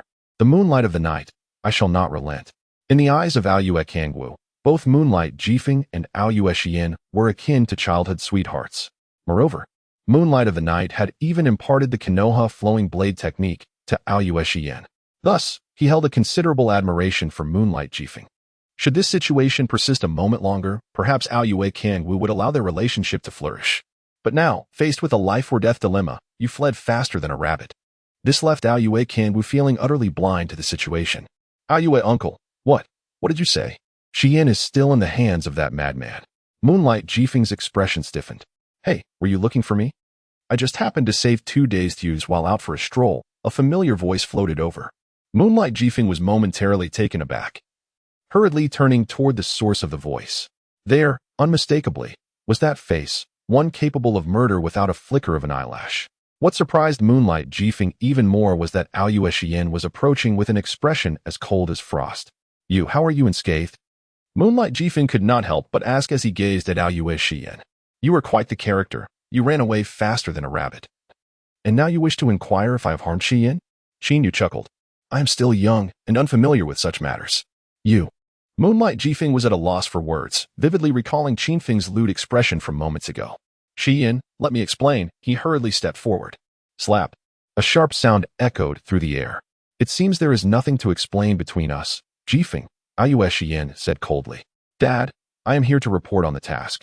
Very well, let us discuss it inside, Aoyue Kangwu replied, casting a cold glance at Moonlight Jifeng.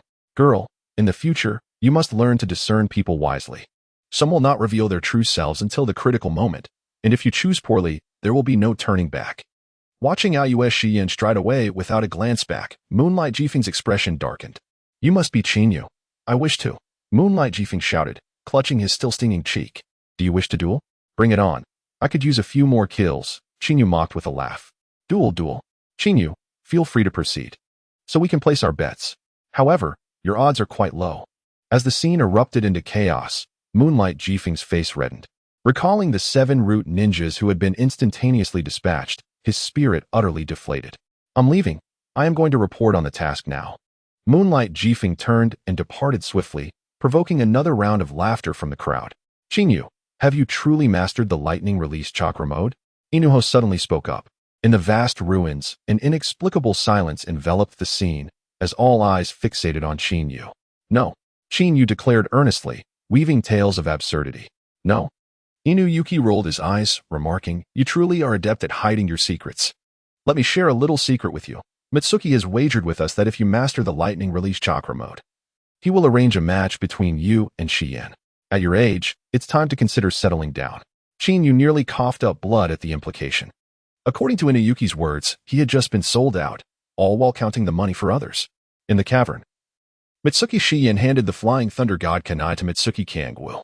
Father, as described by the Third Hokage, once we activate the technique inscribed on the Kanai, Lord Minato will sense its coordinates and perform a space-time jump, Xian urged anxiously. The Cloud Ninja Army is approaching, and intelligence suggests that it may be led by the AB duo. Against such an adversary, only Lord Minato can contend. While speaking, Xian opened the scroll to activate the Kanai. Xian, it is no longer necessary, Mitsuki Kangwu interjected, a rueful smile gracing his lips. You are already too late. Father, what are you saying? Didn't we catch up? She pressed, urgency in her voice. This time, the Cloud Ninja Army comprises over 100 men and AI. The next inheritor of the title of Raikage is among them. If they invade, we cannot withstand them. Time is of the essence. We must act swiftly. Xian, truly. It is unnecessary, Mitsuki Kangwu reassured her, gently patting her hand. Yu has already repelled them. No, I should say he has eliminated them, he added, a hint of reverence crossing his features. Xian froze, her voice rising in disbelief. Father, what exactly transpired? Did Yu single-handedly deal with the Cloud Ninja? Indeed. It was his solitary achievement. Mitsuki Kangwu's voice trembled as he recounted the battle. If you had witnessed it, you would share my awe. He faced the Cloud Ninja Army alone, wielding the power of the thunder, unleashing an S-rank lightning release technique that obliterated hundreds of them. He summoned a blood-shrouded Azura with an unquenchable black flame and momentarily subdued the Eight Tails Jinchuriki with a powerful Jinjutsu. Xian was taken aback. It was the first time she had seen her father, typically so composed, speak of a youth with such admiration. Nonetheless, as Mitsuki Kangwu described the events, Blurry images of that battle began to materialize in her mind. Father, if what you say is true, could it be that Qin Yu is a hidden genius from the Uchiha clan? Shi Yin pondered gravely. Such prowess could very well contend for the position of Hokage. By the way, AI mentioned he would return for the next decisive battle, this time as a shadow. Mitsuki Kangwa's excitement was palpable. He referred to Qin Yu as the Blood Azura. Shi Yin's expression shifted. She had certainly heard of the Cloud Ninja AB duo, and AI was the next Raikage successor. With such high praise for Qin Yu, a recognition from the next generation of Raikage, it would be a disservice to claim he lacked the qualifications to become Hokage. By the way, Shi Yin, I wish to discuss something with you, Mitsuki Kangwu said, rubbing his hands together, a hint of discomfort evident on his face. Shi Yin furrowed her brows. Father, after your earlier excitement, you haven't done something to betray me, have you? Cough. Shi Yin, do not say it like that. Your father merely thinks highly of Qin Yu and intends to introduce him to you for a match. Mitsuki Kangwu coughed lightly. Father, you would sell me out? Shi Yin's expression darkened. She had never anticipated that her father would make such a decision for her on the battlefield. Shi Yin, do not be so agitated. You witnessed how that brat Shifeng abandoned you at a critical moment, fleeing alone. Yet Qin Yu stood against the Cloud Ninja.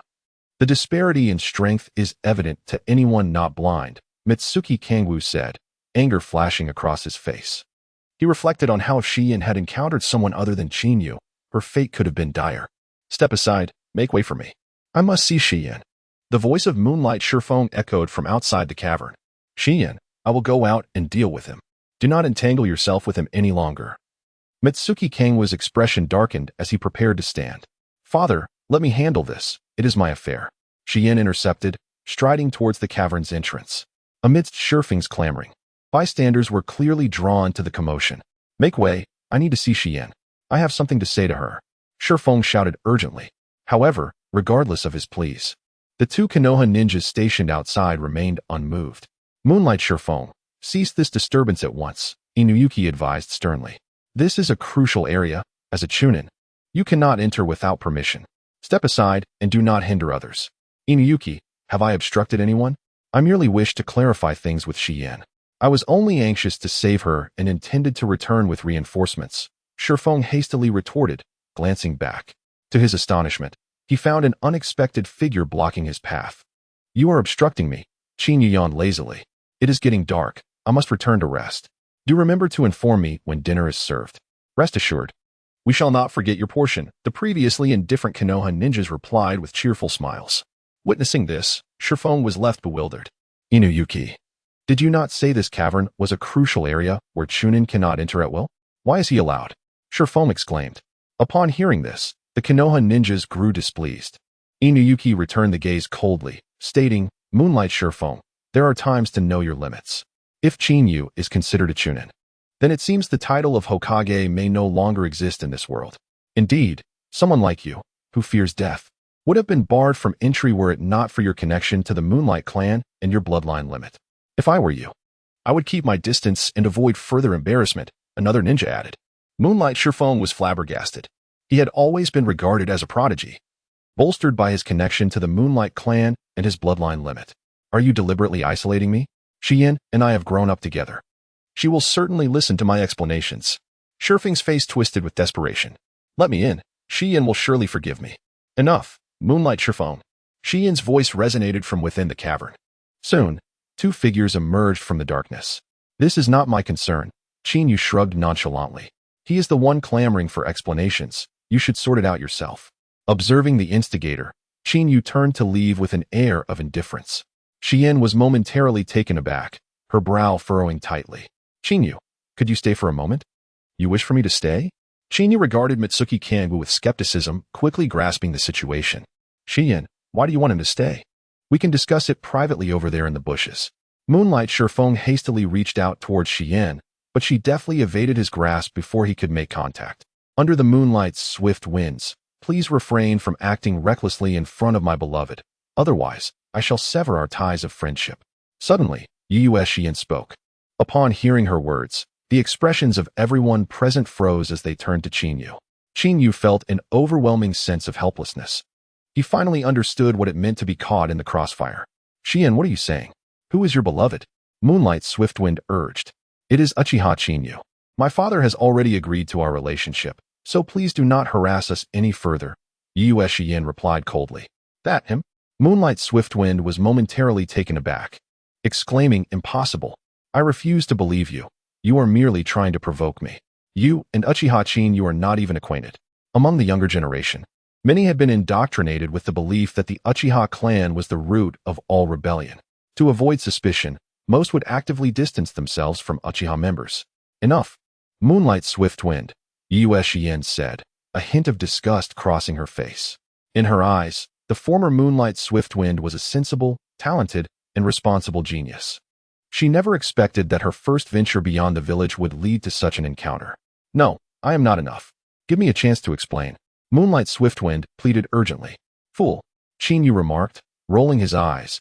If she finishes her explanation, will you cease your antics? Yes, as long as Xian explains everything.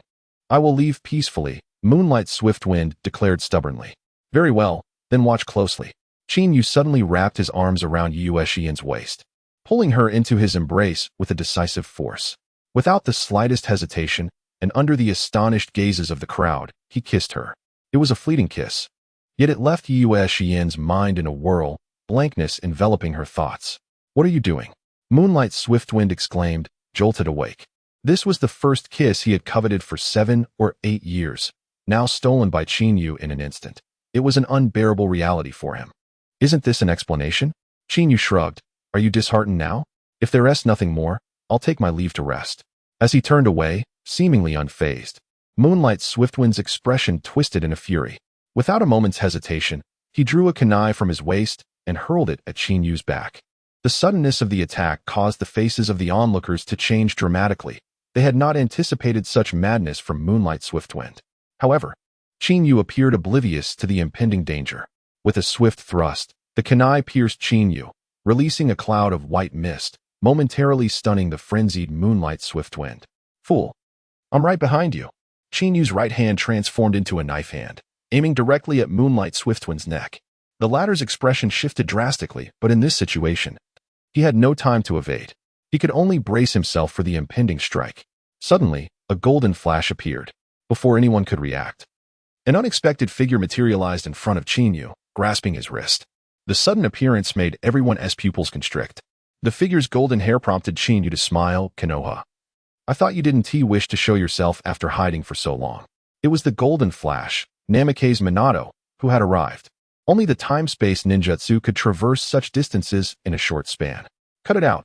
You should have said that only Namake's Minato's speed could intercept Chin's attack. Otherwise, that kid, Moonlight Swiftwind, would have faced dire consequences. Minato thought, this brat won't learn unless he suffers a little. Many spectators shared their dissatisfaction over Moonlight Swiftwind's abandonment of his comrades, especially given his reckless behavior which had garnered hostility from others. This was a battlefield, not a place for emotional whims entwined with romantic entanglements. I didn't intend to intervene. After witnessing the Cloud Ninja's assault being repelled by you, I considered returning to the land of Earth. Unfortunately, if I hadn't acted, this kid would have faced some hardship, Namake's Minato said with a wry smile. Lord Minato, it was he who mocked me in the forest, leading to Xian misunderstanding me. You must take action. Moonlight Swiftwind implored urgently. Chin shook his head with a smile. Minato, you see for yourself. Let him calm down, or he'll have to learn the hard way. Moreover, my lessons are not something you can obstruct. With a thud, a cloud of white mist erupted around Chin, and in the next moment, he vanished into thin air. Shadow clone technique. Minato's expression changed. Without further thought, he swiftly turned around. At the same time, he released a kunai inscribed with the Flying Thunder God technique, just as Chin reappeared behind Moonlight Swiftwind. A smile graced his face. With a swift motion, he sidestepped, evading the kunai that barely missed him. He is about to show up. Someone gasped, causing everyone to tense up in anticipation. The Flying Thunder God technique. Without any visible movement from Namake's Minato, he suddenly vanished, reappearing above the kunai. He reached out to grasp Chin's shoulder. I have you now. A smile appeared on Minato's face. It had been ages since he encountered someone daring enough to challenge his speed, and Chin's actions undeniably stirred his competitive spirit. Is that so? Chin smiled. But you are too naive in your assumptions. A quiet voice suddenly resonated. In the next moment, arcs of lightning erupted from Chin. the violent energy wreaking havoc as he vanished from Minato's grasp. When he reappeared, he was already behind Moonlight's swift wind, his right hand morphing into a knife hand, striking down with the speed of thunder. A dull thud resounded as the knife hand connected with Moonlight Swiftwind's neck, and under the immense force, his eyes rolled back, and he collapsed to the ground, unconscious. The abrupt turn of events left everyone in the vicinity utterly speechless, staring in disbelief at the dissipating lightning surrounding Chinyu. Previously, they had speculated whether Chinyu had mastered the elusive lightning release chakra mode based solely on Moonlight Swiftwind's claims. However, witnessing it firsthand altered their perspective entirely. In just a short span of time, Chinyu had learned one of the most difficult techniques of the Cloud Ninja Village. A feat that could only be described as extraordinary, demonic, or indescribable. More importantly, there was no comparison, no harm. In the face of the so-called Golden Flash, Namikaze Minato, Chinyu had still managed to teach Moonlight Swiftwind a lesson, suggesting that in terms of speed, he was likely superior. Apologies, Minato, but I assure you, no one can obstruct my lessons, not even myself. Chinyu chuckled lightly. In the past, Uchiha Chin, you would have bowed and scraped before the legendary prodigy of Konoha. But now, equipped with a fully leveled system, the notion of submission was a distant dream. Chinyu, your words are severe. However, your leniency towards Moonlight Swiftwind has already been the best lesson he could receive, Namikaze Minato remarked, embodying the new generation of pacifist ninjas. Moreover, he shared a deep camaraderie with Uchiha Fugaku, often referring to each other as brothers in private. He had always been deeply concerned about the issues surrounding the Uchiha clan and held a mindset geared towards peaceful resolution alongside Uchiha Fugaku. Had it not been for the relationship with Minato Namikaze, who had already awakened the Manjiki Sharingan, he might have turned against Konoha long ago. Regrettably, as the Third Great Ninja War approached its conclusion, the death of Minato in a year's time would trigger a series of events orchestrated by Danzo and other high-ranking officials. However, Chinyu was hardly fazed by any of this. With the system at his disposal, there were countless places to conceal himself in this vast world. If truly pushed to his limits, he could easily unleash a couple of powerful techniques and vanish without a trace. All right, if there is nothing else, I shall return to rest for a while. Being low on chakra is quite taxing, Chinyu said, patting Minato Namikaze on the shoulder. Under the astonished gazes of those present, he entered the cavern. In their eyes, Minato Namikaze was an exalted being, renowned as the most qualified candidate to inherit the title of Hokage, treated with utmost respect, even by the older generation. Never before had they witnessed someone as carefree as Chinyu, who exhibited no semblance of deference. After watching Chinyu depart, Zuki Kawagu approached with a wry smile, saying, Lord Minato, please do not hold it against Chinyu. His contribution was pivotal in repelling the Cloud Ninjas, along with the AB duo. He is merely around 15 or 16 and lacks understanding of formalities. Compared to the 20-something Minato, Chinyu could certainly be regarded as a junior. Furthermore, in contrast to Minato's long-standing distinguished status, Chinyu indeed appears somewhat lacking in etiquette. Senior Kawagu, you are calling me lord again. Minato replied with an exasperated shake of his head. In your company, I rather prefer Chinyu. However, from what I gather, Chinyu is not particularly prominent among the younger members of the Uchiha clan. When he emerged, Fugaku even asked me to look after him. It seems he is one to watch closely. At this remark, every individual present wore a reflective expression. The thought of the sudden appearance of a Kirin and the Manjiki Sharingan, with an aura of chill emanating from beneath its feet, was indeed striking. Lord Minato, your status has changed. You are now entitled to have us old-timers address you as such, Kawagu said with a smile. However, we must inform you that Chinyu seems intentionally reluctant to involve himself in the conflicts between Konoha and the Uchiha clan, thus choosing to remain hidden. As Kawagu spoke, the previously warm and genial expression of Minato grew serious. Senior Kawagu, are you suggesting that Chinyu possesses formidable lightning release jutsu, a unique Sharingan, and an innate talent for learning ninjutsu? Minato could not help but inquire. Observing the nods of agreement from those around him only heightened his anxiety. Senior Kawagu, I leave the Moonlight Gale to you. I shall seek out Chinyu. Lord Minato, rest assured. However, the next heir to the Raikage, from the village hidden in the clouds, once claimed that Chinyu is qualified to become the next Hokage. I hope you do not take offense. Kawaga hesitated before continuing. This time, Danzo's confidants, Yamashiro and Aburame Shino, not only fled but also leaked our base S information to the Cloud Ninjas. If Danzo discovers that Chinyu disrupted his subordinate's plans, he may target him. We hope, Lord Minato, that you can lend your support in critical moments. In the eyes of Kawagu and others, external enemies could be dealt with through formidable means. Yet, when it came to internal strife, it was akin to dodging an obvious attack while being unable to guard against hidden threats. Senior Kawagu, do not worry. I understand what must be done, Minato nodded. I will first report this matter to the Third Hokage. With his involvement, Danzo will likely be restrained. Kawagu exhaled in relief. This matter shall be arranged for now. The upcoming defense will require our collective efforts, Minato said, patting Kawagu on the shoulder. After watching Minato depart, Zuki Yuin could no longer contain herself and exclaimed, Father, are you suggesting that if Chinyu returns to Konoha, he may be targeted by Root? What is the matter? Are you so concerned about your little admirer? Inuzuka teased. Yuin shot him a glare. He is not my admirer. I merely do not wish for Konoha to lose such a powerful ally. Someone like him is akin to a companion, an absolutely formidable support. However, if he were an enemy, that would be terrifying, Kawagu interjected suddenly. At this remark, the expressions of everyone shifted. As Kawagu had stated, in the face of someone like Chinyu, the only option was to befriend him rather than oppose him. Even if they could not become friends, they could only remain passers-by. Within the cavern, Chinyu sat cross-legged, recuperating his chakra. Simultaneously, he pondered how to resolve his chakra deficiency in a short time. After 2 battles, his chakra had been nearly depleted. Without the support of his ocular power, he feared he would struggle against any adversary. After much contemplation, he ultimately distilled it down to 2 approaches: to establish a contract with Mount Myaboku in Learn Sage mode, thereby rapidly replenishing his chakra through the absorption of natural energy, or to become a Jinchuriki for a tailed beast. This was the quickest solution he could conceive at present.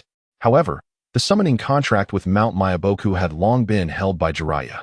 Ever since Orochimaru's defection and escape from Konoha, Jiraiya had taken on a caretaker role, keeping a close watch over Orochimaru. Locating Jiraiya within a short time frame seemed implausible. As for becoming a Jinchuriki, looking across the entire ninja world, aside from the 3 tails, the other 8-tailed beasts resided within their respective Jinchuriki. During wartime, every ninja village was exceedingly cautious regarding the protection of their Jinchuriki. Thus, seeking to employ this method to resolve his chakra issue seemed even less feasible than the former. With a sigh of resignation, Chinyu lamented, "How difficult it is for me. Chinyu, if you're facing any difficulties, feel free to share with me," came the sudden voice of Minato Namikaze. Seeing Minato approach, Chinyu's eyes brightened. Minato's jutsu could be likened to the 3 great families. Initiating with the Flying Thunder God technique, followed by the Spiral Sphere, he was unbeatable against the Reaper Death Seal. Beyond these 3 techniques, Chinyu noted that Minato had not displayed many other jutsu in his recollection. However, among these 3 techniques, Chinyu placed particular importance on the Flying Thunder God technique. The Lightning Release Chakra mode could greatly enhance Chinyu's speed. Yet, when it came to evasion, combat, and unpredictability, no technique could rival the Flying Thunder God technique. Chinyu, are you worried that Danzo may pose a threat to you? Minato ventured cautiously. Chinyu raised an eyebrow, surprised that Minato would draw such conclusions. He had been planning to find a way to coax Minato into imparting the Flying Thunder God technique to him. Now, he could spare himself much explanation as he replied, "It's merely a trifling matter. If Danzo truly intends to act against me, I shall simply choose not to return. This world is vast. There will always be a place for me to hide." Minato's expression faltered. This was precisely what he feared. According to the descriptions provided by Kawagu and others, Chinyu's strength was sufficient to reach the level of a Jonin, potentially even surpassing that. Coupled with his astonishing talent for ninjutsu, should Chinyu leave Konoha, it would indeed represent a significant loss and a grave risk.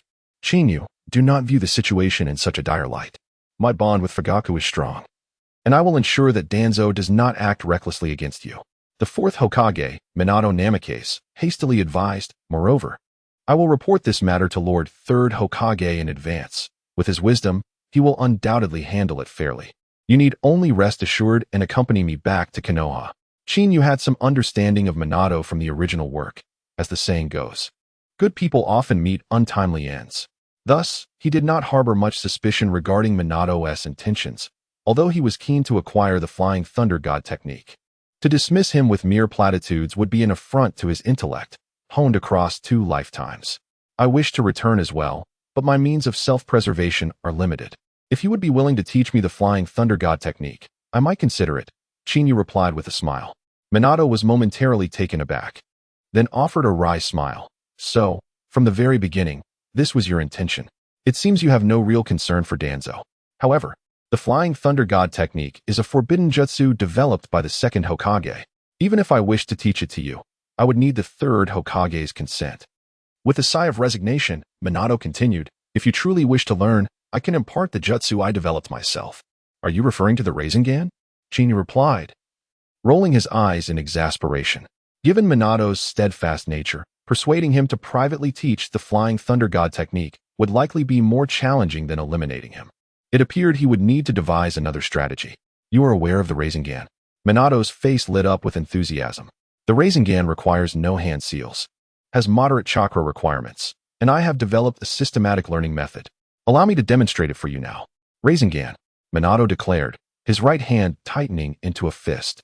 As chakra swirled around him, a blue aura rapidly coalesced into a sphere, resembling a miniature azure cosmos. Undoubtedly, to underestimate the Rasengan based solely on its appearance would be a grave error. There is a humorous anecdote in the original work that claims no enemy can withstand the Rasengan. If a singular Rasengan fails, simply use two. If that still does not suffice, one can always vary the method of execution to ensure victory. Did you observe that clearly? Minato asked as he dissipated the Rasengan. I will demonstrate it once more. With your aptitude, if you practice diligently and master the flow of chakra, you should be able to learn it within a week. Faced with Minato's earnest enthusiasm, Chinyu found it difficult to refuse. Moreover, in the original narrative, Naruto's wind-release Rasengan was indeed impressive, requiring less complexity than the lightning-release Kirin technique. As he felt Minato's chakra flowing once more, Chinyu activated his eternal Mangekyou Sharingan. In the world of Naruto, the Sharingan is a native power that one should utilize without hesitation. Minato, ever observant, felt as though he had been seen through entirely in that fleeting moment. Their gazes met, and his pupils involuntarily constricted, causing the chakra he had gathered to dissipate explosively. Is that the eternal Mangekyou Sharingan? Minato inquired, unable to contain his curiosity. Chinyu was not surprised by Minato's insight. The eternal Mangekyou Sharingan was not an unprecedented phenomenon in Konoha's history. All information regarding Uchiha Madara had been meticulously documented by the second Hokage. As the individual most likely to become the fourth Hokage, Minato was particularly invested in resolving issues concerning the Uchiha clan, which made his awareness of the eternal Mangekyou Sharingan unsurprising. Is it not peculiar that an unassuming junior possesses the eternal Mangekyou Sharingan? Chinyu had no intention of concealing it. In the face of overwhelming power, all schemes and deceptions are rendered inconsequential. Minato exhaled deeply, nodding. I finally understand why they say you possess a natural talent for learning ninjutsu. The Uchiha clan Sharingan inherently possesses the ability to copy techniques, though not every individual can achieve this. Minato observed Chinyu for a moment longer before shifting his gaze. However, within Konoha's confidential intelligence, the description of the Uchiha clan's eternal Mangekyou Sharingan indicated that upon awakening, it grants unique ocular techniques. If my assumptions are correct, then the formidable Shura demon, the black flames, and the powerful jutsu are all manifestations of those eyes. Chinyu had anticipated Minato's deductions. From the outset, when he resolved to repel the Cloud Shinobi and the AB duo using Susanoo, Amaterasu, and Tsukuyomi, he knew this secret could not remain hidden for long. Nodding affirmatively, he replied, You are indeed correct. No wonder you are a leading candidate for the next Hokage. Minato, upon hearing this, smiled bittersweetly. Within Konoha, there are many exceptional individuals. Fugaku, Shursui, the Sannin to whom my teacher belongs, and you.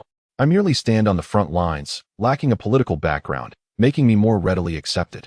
If it comes to a contest of strength, Jiraiya-sensei, Fugaku, and Shursui are far more suitable. Seeing Minato's humble demeanor, Chinyu could not help but roll his eyes. When the moment to shine arrives, one should seize it. Otherwise, what is the purpose of becoming so powerful? Hiding it from others is rather pointless. Humans are inherently selfish. I cannot fathom being a hero while keeping secrets. Minato chuckled softly. I did not expect you, Chinyu, to possess such enlightening insights. Although I cannot impart the Flying Thunder God technique to you, upon our return to Konoha, I will seek the approval of the third Hokage. He should acquiesce to my request. But for now, Let me demonstrate the Rasengan for you once more. As he spoke, Minato gathered chakra once again. However, before the Rasengan could take form, urgent footsteps echoed from outside. Lord Minato, trouble is brewing. Our scouts report the appearance of mist shinobi 3 kilometers away, and their numbers are significant. The leading ninja remains unidentified, urgently announced Uzuki Kagaya as she burst in. Upon seeing the dissipating Rasengan in Minato's hand, she realized that the timing was rather off and displayed a hint of regret. Chinyu, I apologize, but I will need to postpone the Rasengan demonstration until I return. You have expended considerable chakra during our earlier skirmish. Please rest here while I deal with the mist shinobi. With that, Minato hurriedly exited, leaving Kagaya to offer an apologetic glance toward Chinyu before following suit. Once the two had departed, the vast cavern returned to its tranquil state. I did not expect the mist shinobi to launch a flanking attack. It seems they are intent on striking a fallen foe while they are down. Chinyu mused with a wry smile. Initially, he had intended to capture a tailed beast as a source of chakra, hoping to glean information about the whereabouts of the three tails. However, now he resolved to focus on mastering the Rasengan. Perhaps unexpected surprises awaited him. As Chinyu contemplated, he recalled the moment he had witnessed Minato demonstrate the Rasengan a second time, his remaining chakra roaring as it quickly converged into his right hand. The Rasengan's difficulty could be overcome through systematic practice, and even someone like Naruto, who struggled academically, could learn it. Now, with the aid of his eternal Manjiki Sharingan, Chinyu thoroughly analyzed the operational structure of the Rasengan, making the process far more efficient. Rasengan. Chinyu's right hand tightened slightly, and the blue chakra he released rapidly coalesced in his palm. In the next moment, accompanied by the high-frequency sound of chakra flowing, the Rasengan was instantly formed. A voice from the system chimed in, alerting him to the discovery of the A-level ninjutsu, Rasengan, and asking if he wished to level it up to maximum. Hearing this, Chinyu raised an eyebrow. The Rasengan could already be perfected to its utmost form by Minato Namikaze. If it could be leveled up further, what might transpire next? Without hesitation, he commanded it to level up immediately. The system responded, congratulating him on acquiring the Utama Rasengan. It then detected his lightning attribute chakra, granting him the lightning release, Rasengan. The consecutive notifications left Chinyu bewildered. He initially intended to merely replicate the original story, to learn the technique and subsequently execute a wind release shuriken. He never anticipated that, with the system's one-click upgrade, he would end up acquiring both the Utama Rasengan and the lightning release, Rasengan. As for the absence of other elemental attributes, it seemed the system could not detect any variations in the chakra within him. It appeared he would need to cultivate a sage body to explore all the elemental variations of the Rasengan.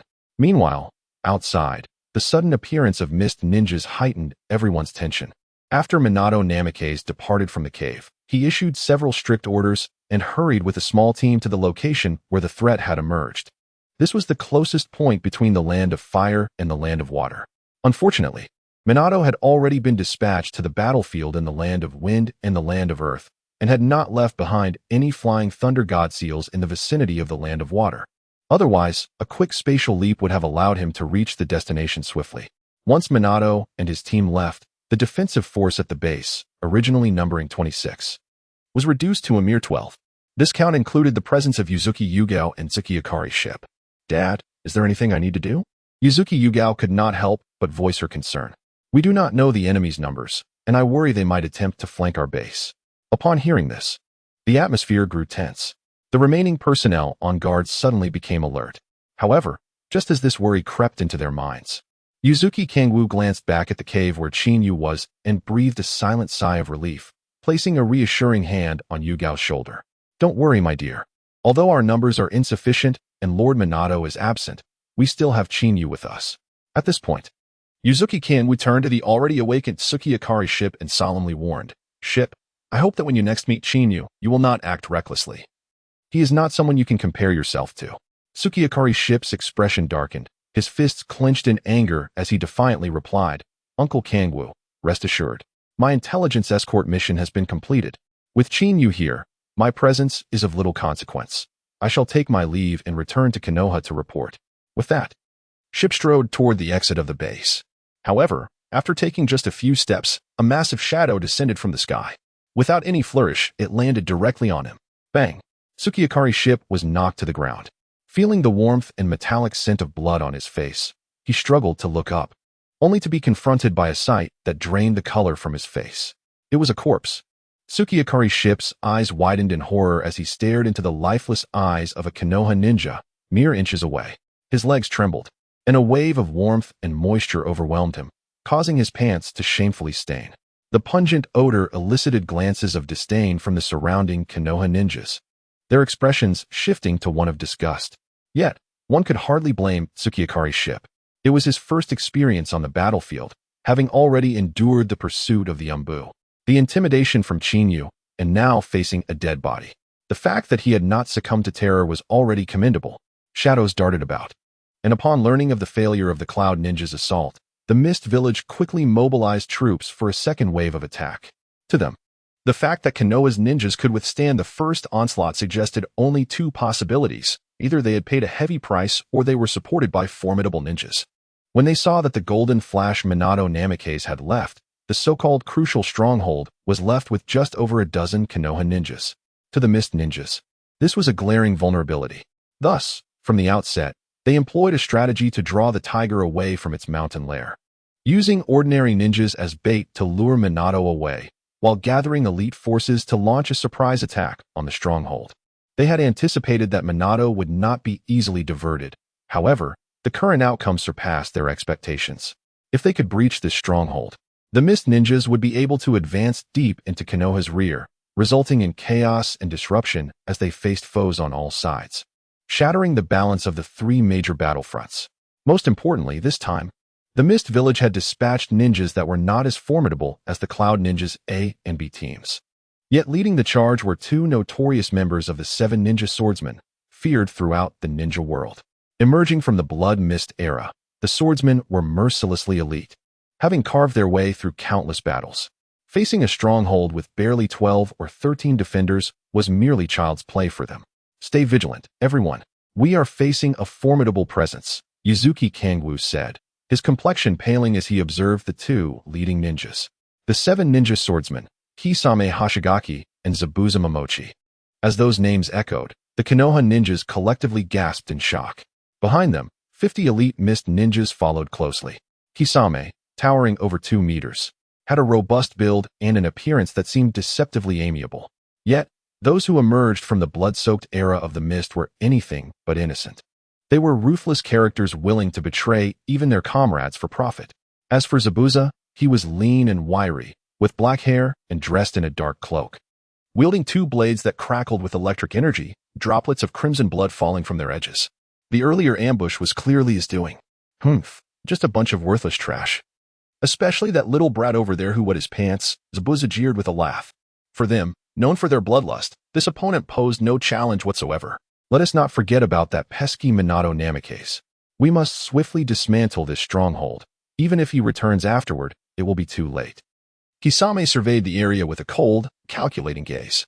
Amidst the vast ruins, a multitude of Mist ninjas cast their predatory gazes upon the scene before them, intensifying an inexplicable sense of oppression in the atmosphere.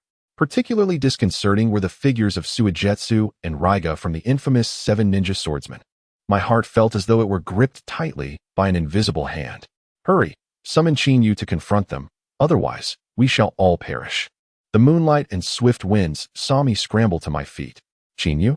Raiga raised an eyebrow, mocking laughter escaping his lips. Who might that be? I have not heard of such a character. Are you merely throwing names around in desperation? He continued, but unlike the Cloud Ninjas, we, the Mist Ninjas, have been raised on fear. As his words settled, raucous laughter erupted throughout the gathering. A playful grin appeared on Suigetsu's robust face as he remarked, "Let us not frighten them. Let us swiftly deal with this situation. However, it is indeed surprising to find such a lovely lady on the front lines. I shall take her for myself. You can handle the others." A pallor washed over Yuzuki Yuin's delicate features, her astonishment palpable at Suigetsu's words. "Yuin, I will hold them off. You must quickly inform Chinyu in the cave. With Lord Minato absent, he is our only hope," Yuzuki Sawaki commanded sternly. "Brothers, activate the barrier immediately." The remaining Leaf Ninjas were already on high alert.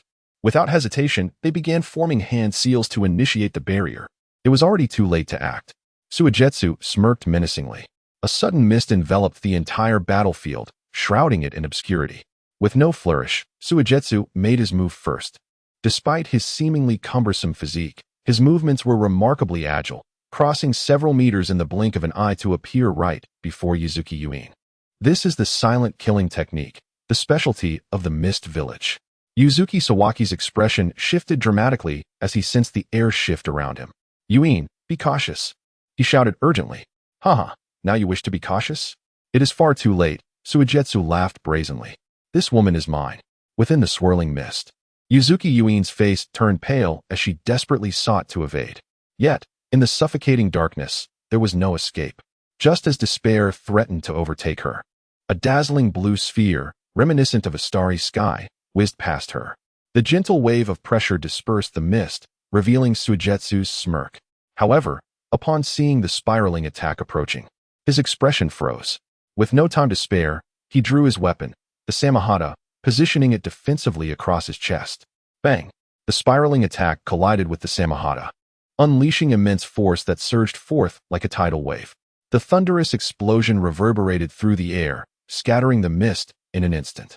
Suigetsu's formidable frame was sent hurtling backward, crashing through the ranks of mist ninjas who had lunged forward, before ultimately colliding with a tree 100 meters away, which splintered under the impact. The scene left everyone stunned, even Raiga, who was well aware of Suigetsu's prowess. They were adept at the silent killing technique. Yet Suigetsu had been ambushed at a crucial moment, surpassing all expectations. Enemy attack. Quick, defend. Stay calm. Such an assault poses little threat to Suigetsu. Dissolve the silent killing technique. Raiga urged urgently, observing the shattered tree. As the mist receded, the leaf ninjas, though still disoriented, found hope in the sight of the incapacitated Suigetsu amidst the wreckage. It must be Chinyu. He has intervened. With him here, we shall surely be saved. Fool, do you not recall that over 100 cloud ninjas fell to Chinyu in an instant? Even the AB duo was forced to retreat. As the formerly panicked leaf ninjas began to show signs of relief, the mist ninjas' expressions darkened. Raiga, should we retreat? A mist ninja could no longer contain himself. Yet, before he could finish, Raiga swiftly struck out with his blade. The resounding thud of a severed head hitting the ground sent a chilling sensation through the air. Disrupting morale is tantamount to seeking death, Raiga declared, his tone as cold as steel. As the body fell, he called out, cowards lurking in the shadows. Dare to show yourselves. Are you looking for me? Chinyu emerged, casting a glance at Yuzuki Yuin. No one dares to mock my little girlfriend. Those who spoke disrespectfully have already paid the price. A mere child? Raiga paused, then erupted into boisterous laughter. I thought we were under attack, but it's just a leaf chunin. Suigetsu, stop pretending to be dead. With Samahata in hand, you can hardly be harmed. Haha, Raiga, could you not keep my secret? Such revelations might frighten the great hero of the leaf. Suigetsu, still lying amidst the rubble, stirred and stood, revealing the menacing blade of Samahata, its jagged edge evoking an unsettling feeling of suffocation. Father, is this truly one of the 7 ninja swords of the mist? Yuzuki Yuin was too preoccupied with the confrontation to engage in a verbal spar. Yuzuki Sawaki nodded solemnly, saying, Chinyu, be careful. According to reports, Suigetsu's sword, Samahata, possesses the ability to absorb chakra. Your earlier attack was likely devoured by it. But tell me, how did you master Lord Minato's Rasengan? You mean the Rasengan? Chinyu smiled knowingly at Samahata. I just learned it. I was pondering how to solve my chakra shortage when I overlooked Samahata's presence. It seems I have found the perfect weapon. A murmur spread through the crowd as both Leaf and Mist ninjas exchanged glances, incredulous at the boldness of his claim. Haha. Kid, that is the most absurd joke I've ever heard. Suigetsu laughed heartily. Let me tell you, while your attack had commendable force, all that chakra was completely siphoned off by Samahata. If I were to say that your valiant strike has now filled my coffers with chakra, how would you react? As Suigetsu boasted, he commanded Samahata to return the chakra to him. Many gazes turned toward Chinyu, curiosity piqued. It seems you have thoroughly enjoyed my chakra. Chinyu remarked with a warm smile. Yet, I hope you can still smile after a short wait. His cryptic words left the crowd momentarily stunned. In the next instant, arcs of lightning crackled around Chinyu as he unleashed the lightning release chakra mode, transforming into a streak of lightning. Almost simultaneously, the lightning flashed, and Chinyu appeared behind Suigetsu. The sudden scene caused everyone's nerves to tense up. Be careful, Watermelon Mountain. Leia shouted urgently. Watermelon Mountain reacted swiftly. His hefty body showed no signs of sluggishness as he gripped the shark's skin tightly, preparing to block once more. However, what unfolded before him made his pupils constrict in shock. Great ball spiraling sphere. Qin Yu's right hand tightened into a fist, as if a stampede of chakra surged forth, madly pouring into his palm. A spiraling sphere, approximately a meter in diameter, instantly coalesced. With a violent display of energy, it was hurled directly at Watermelon Mountain. Boom! A thunderous explosion reverberated through the air. The tempest of chakra engulfed Watermelon Mountain and the shark's skin like a hurricane. The immense force erupted instantly. Watermelon Mountain, caught in the blast, was sent flying like a cannonball, leaving a shocking trench carved into the ground. Trees collapsed in a cacophony, eventually crashing down upon a rocky wall a kilometer away. Boom! The wall shattered, spiderweb-like cracks rapidly spreading across its surface. The shockwave uprooted trees, snapping them in half. Watermelon Mountain has been sent flying again. The mist ninjas could no longer muster a smile at the sight of Watermelon Mountain being blasted away once more. This attack was at least 10 times stronger than the previous one. Leia's complexion darkened as he urged, Watermelon Mountain, get up quickly, with Sharkskin by your side. This attack won't harm you. His anxious voice echoed through the forest. Unfortunately, as his words faded, Watermelon Mountain lay motionless amidst the rubble. Just as Leia began to lose his composure, a bolt of lightning appeared unexpectedly amidst the debris. It's that kid. His speed is astonishing. When did such a powerful individual emerge from the hidden leaf?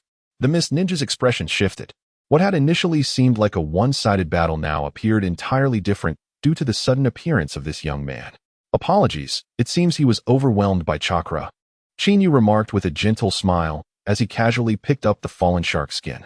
A flicker of joy crossed Leia's eyes at this sight. An opening. Lightning release. Thunderbolt. Leia instantly raised his lightning blade. Infusing chakra, he pointed it towards the sky. Lightning arcs swirled, connecting with the storm clouds. And a pale blue lightning bolt shot directly towards Qin Yu. As one of the 7 ninja swordsmen, Leia understood that each sword possessed unique characteristics. Among them, shark skin was undeniably the most unruly and difficult to tame. Boom! A thunderous roar erupted as Leia seized the moment, crashing his hands together. Lightning arcs shot skyward, drawing down the pent-up thunder from the clouds. In an instant, 7 or 8 bolts of lightning surged down toward Qin Yu. The speed of the impending thunder was overwhelming. The Mist Ninjas couldn't help but show signs of delight as they saw Qin Yu's escape routes completely sealed off. Perfect timing to test my blade. Qin Yu smiled warmly. He swung shark skin skyward. In that moment, the gaping maw of the sword shattered the cascading lightning. Boom! The thunder clapped, and arcs of electricity erupted. The sudden turn of events caused Leia's expression to shift dramatically. Impossible! Why hasn't shark skin backfired on you? As one of the 7 ninja swordsmen, Leia was fully aware of shark skin's ferocity, which could retaliate against anyone attempting to wield it. Even those with immense power should have faced backlash upon their first encounter. The fact that Qin Yu could wield shark skin so nonchalantly exceeded all expectations. It seems to be behaving even better than a son. Qin Feng suddenly looked up, his Sharingan glimmering. Even tailed beasts could be easily subdued under its gaze, let alone a mere sword like shark skin. As he sensed the residual chakra that had coursed through him during the lightning strike, he felt a slight resurgence of power within him after executing the great ball spiraling sphere. Although the amount was minimal, it was indeed a formidable weapon. Qin Yu glanced at Leia and said, if the 7 ninja swordsmen lose their blades, what title do you think you will hold? You dare to covet our swords? Leia's expression darkened as he exclaimed, now I understand who you are, speaking so boldly. With your peculiar Sharingan and incredible speed, you must be a prodigy from the Uchiha clan, Uchiha Shursui. Qin Yu couldn't help but roll his eyes. No, everyone here seems unable to resist rolling their eyes. Lord Leia, it seems you've made a mistake. Uchiha Shursui is known as Shursui of the body flicker, specializing in body flicker techniques.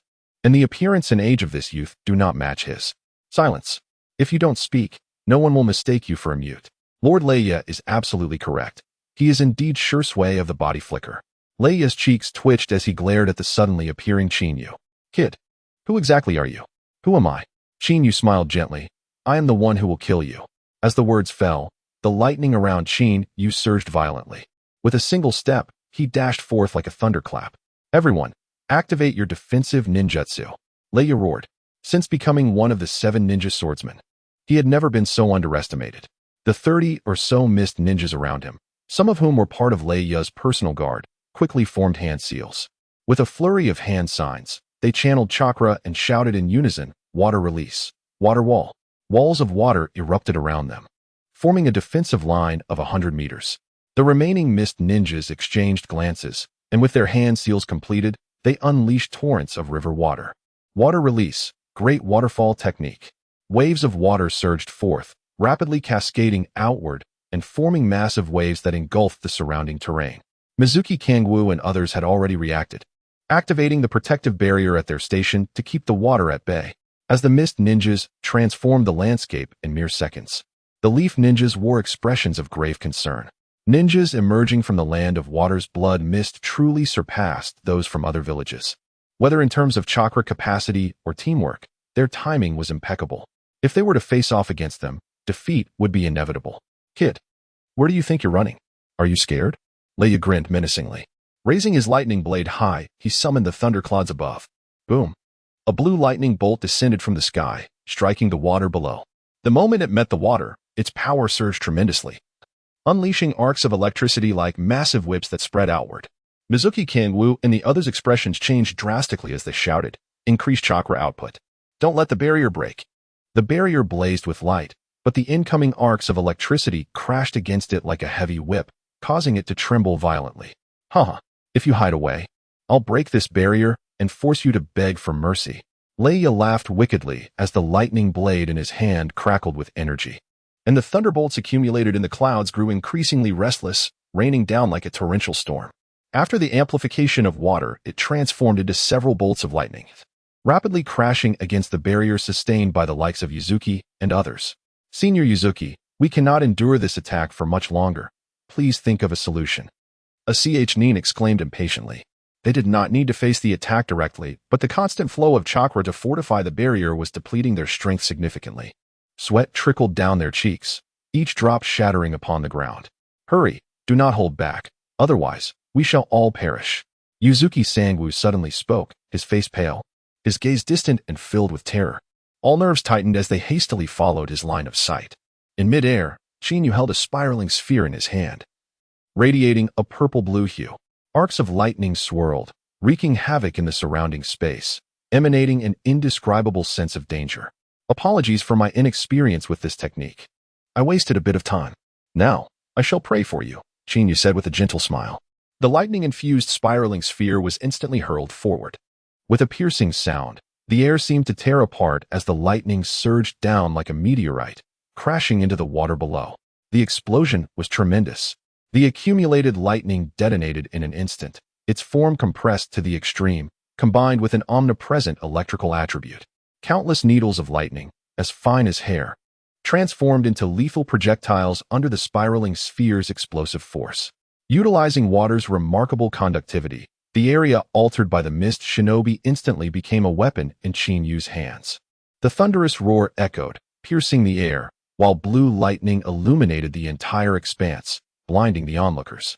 The ferocious explosion shattered the water shield constructed by the dozen mist shinobi, with delicate lightning needles piercing through their bodies. The immense voltage of the current, coupled with its devastating shredding force, obliterated their structural integrity. In the next moment, they erupted into a mist of blood, merging with the sea. Dozens of mist shinobi were reduced to nothingness, a sight so shocking it threatened to widen the viewer's eyes. Fortunately, the lightning technique primarily targeted the mist shinobi. Otherwise, the barrier of Konoha would likely have been instantly breached.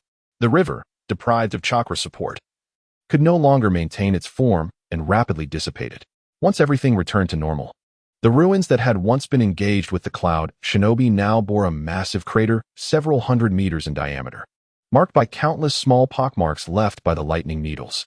2 lightning blades were embedded in the debris, while the mist shinobi had long since been washed away by the river's current. The Konoha ninjas present were left in astonished silence, their jaws dropped. Just a short while ago, they had witnessed the cloud shinobi's assault, which had lasted mere half a day. In a previous encounter, a single lightning technique had annihilated over 100 cloud shinobi. Now, against several dozen mist shinobi, one spiraling lightning sphere had achieved the same result. With such ease, 2 waves of attacks had been dismantled. Is this still war? Chinyu descended into the ruins, observing the crackling arcs of electricity dancing along the blades.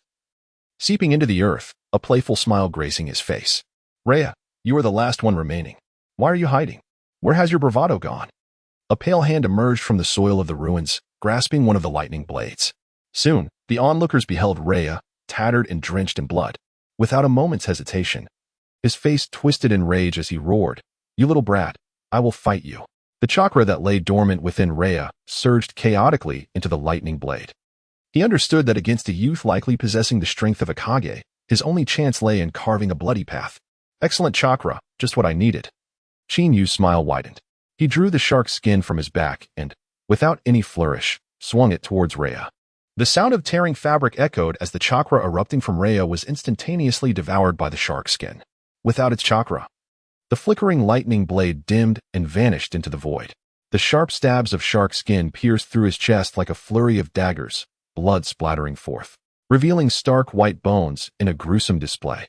Rhea stood in shock, unable to fathom that he, a member of the 7 ninja swordsmen, would meet his end at the hands of a mere sword. You are certainly not an unknown person. Who are you? He gasped. The one who will kill you. Chinyu replied with a smirk. The dead have no right to know my name. With that, Rhea spat blood, succumbing to death, his lifeless body collapsing to the ground. As dust swirled, the Konoha ninjas, momentarily dazed, began to regain their senses. Chinyu sheathed the lightning blade and declared, "This place is now yours. If there is nothing else, I shall return to rest." With that, he departed, as if he had merely completed an inconsequential task. Meanwhile, Wave Wind Minato, accompanied by Inuzuka and others, arrived several dozen kilometers away, discovering the remnants of the Mist Shinobi. After a diligent search, they finally encountered a few Mist Shinobi. With a swift movement, Minato's kunai severed the throat of the last remaining Mist Shinobi. Watching the lifeless body fall, his expression darkened. Lord Minato, this one was also a Nin. Judging by the traces, there should have been over 100 Mist Shinobi here, yet we have only encountered 8, Inuzuka observed. Examining the deceased Mist Shinobi. This is bad. It is likely a ploy to draw us away. Minato's expression shifted. Inuzuka paused. Lord Minato, are you suggesting that the Mist Shinobi aim to lure our main force away and then attack the base? However, with Chinyu at the base, we need not worry too much. After witnessing the battle against the Cloud Shinobi, the Konoha ninjas felt a sense of security with Chinyu. No. While Chinyu has just fought a fierce battle and possesses considerable strength, I still have my concerns, Minato expressed, worry etched on his face. Here is my Flying Thunder God kunai. Take it. Should anything arise, activate it with chakra, and I shall come immediately. With that, Minato vanished like a ghost, leaving no trace behind. Utilizing the marks left by his Flying Thunder God technique, he jumped several times before finally arriving at the base. Be cautious, we are under attack. Yuzuki Sangwoo shouted urgently. A flurry of kunai whistled towards Minato.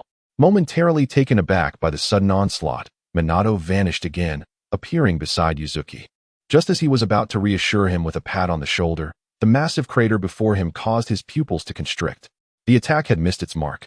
And upon recognizing the familiar spatial ninjutsu, the Konoha ninjas stood frozen in shock. It is Lord Minato. Yuzuki Sangwoo regained his composure and, seeing Minato's astonished expression, couldn't help but feel a sense of pride. Lord Minato, you have once again missed the action. Shortly after you left, the Mist Shinobi launched a surprise attack with a force of 40 to 50, led by the likes of Suigetsu and Rhea. Upon the entrance of Chinyu, a spiraling orb sent Watermelon Mountain crashing away. Unfazed, Watermelon Mountain rose once more, only to be struck down by an enormous spiraling orb from Chinyu. Subsequently, Thunderfang commanded the Mist Ninjas to alter the terrain, leading Chinyu to unleash a lightning attribute spiraling orb, engulfing them in a mist of blood. Observing the incessant babbling of Awazuki Kangwoo, Awazuki Shien shot him a disapproving glance and remarked, Lord Minato, please do not take offense at my father's crude description. Just moments ago, Chinyu had dispatched the Mist Ninjas with merely 4 moves. To my understanding, the first was Lord Minato's spiraling orb. The second was the oversized spiraling orb, and the third was the lightning nature transformation spiraling orb. After employing these 3 techniques, only the severely injured Black Ho Thunder Fang remained on the battlefield, ultimately perishing at Chinyu's hands through the shark skin slash. Listening to this explanation, Minato Namikaze appeared utterly bewildered. He was well aware of the spiraling orb's potency, considering it a peak A-rank jutsu. From his perspective, it had been developed to its utmost potential. However, he never anticipated that just after imparting this technique to another, it would be wielded in such a varied manner. Moreover, to conclude a battle with merely 3 orbs was indeed extraordinary. "Awazuki, where is Chinyu?" Minato inquired urgently. Initially, he harbored doubts about Chinyu's aptitude for learning ninjutsu. Yet, the displayed talent was not limited to mastering the spiraling orb instantaneously. Chinyu had not only refined its form, but also integrated nature transformation. If someone were to witness this firsthand, Minato would find it hard to believe. "Lord Minato, Chinyu is resting in the cave," Awazuki Kangwu replied. Momentarily taken aback by witnessing the usually composed Minato display such uncharacteristic behavior. "I shall return shortly," Minato declared before vanishing in a flash using the Flying Thunder God technique. Inside the cave, as Chinyu stretched lazily, his expression sharpened. With a slight curl of his fingers, chakra surged forth, coalescing into a spiraling orb without any flourish. Aimed directly behind him. As Minato appeared, he was met with the sight of the rapidly enlarging spiraling orb in his vision, prompting him to hastily perform another space-time jump, landing several meters away. "I didn't expect you to leave so many Flying Thunder God markers," Chinyu remarked as he dissipated the spiraling orb in his hand. Minato chuckled wryly. "You truly are a prodigy, not only mastering the spiraling orb but also advancing its form to a new level and merging nature transformation into it. Would you like to learn more?" Chinyu smiled playfully. Minato shook his head. "No, I've toiled for so long without achieving the ultimate form of the spiraling orb. It seems it is better suited for you. However, I do possess knowledge of some ordinary ninjutsu. Would you like to learn?" Chinyu did not decline this suggestion. Mastering other ninjutsu while unable to learn the Flying Thunder God technique was not a bad proposition. 3 days swiftly passed. "Wind release. Great breakthrough," Chinyu exclaimed as his wind release chakra expanded dramatically and was expelled in a torrent. The resulting hurricane transformed into blades of wind, creating a resounding whoosh as they severed trees in their path, clearing the area before him. "Incredible, you've mastered wind release so quickly," Minato remarked, shaking his head in disbelief. In his own time, it had taken him 3 days to learn this technique, whereas Chinyu accomplished it in half a day. Of course, this half-day was intentionally crafted by Chinyu. Had Minato known that Chinyu had achieved mastery in an instant, he would have surely been astounded. Ding. Detecting host's wind release chakra attribute? Would you like to level it up to maximum? Yes, Chinyu promptly commanded. During these 3 days, aside from learning basic ninjutsu, he had also delved into various nature transformations, mastering not only wind release, but also fire release and water release. Various forms of the spiraling orb had already been developed by Chinyu, yet he refrained from showcasing them to avoid drawing undue attention. "Congratulations, host. Wind release chakra attribute has reached maximum level." "Congratulations, host. Wind release spiraling orb shuriken has reached maximum level." Hearing the familiar notification from the system, Chinyu smiled knowingly.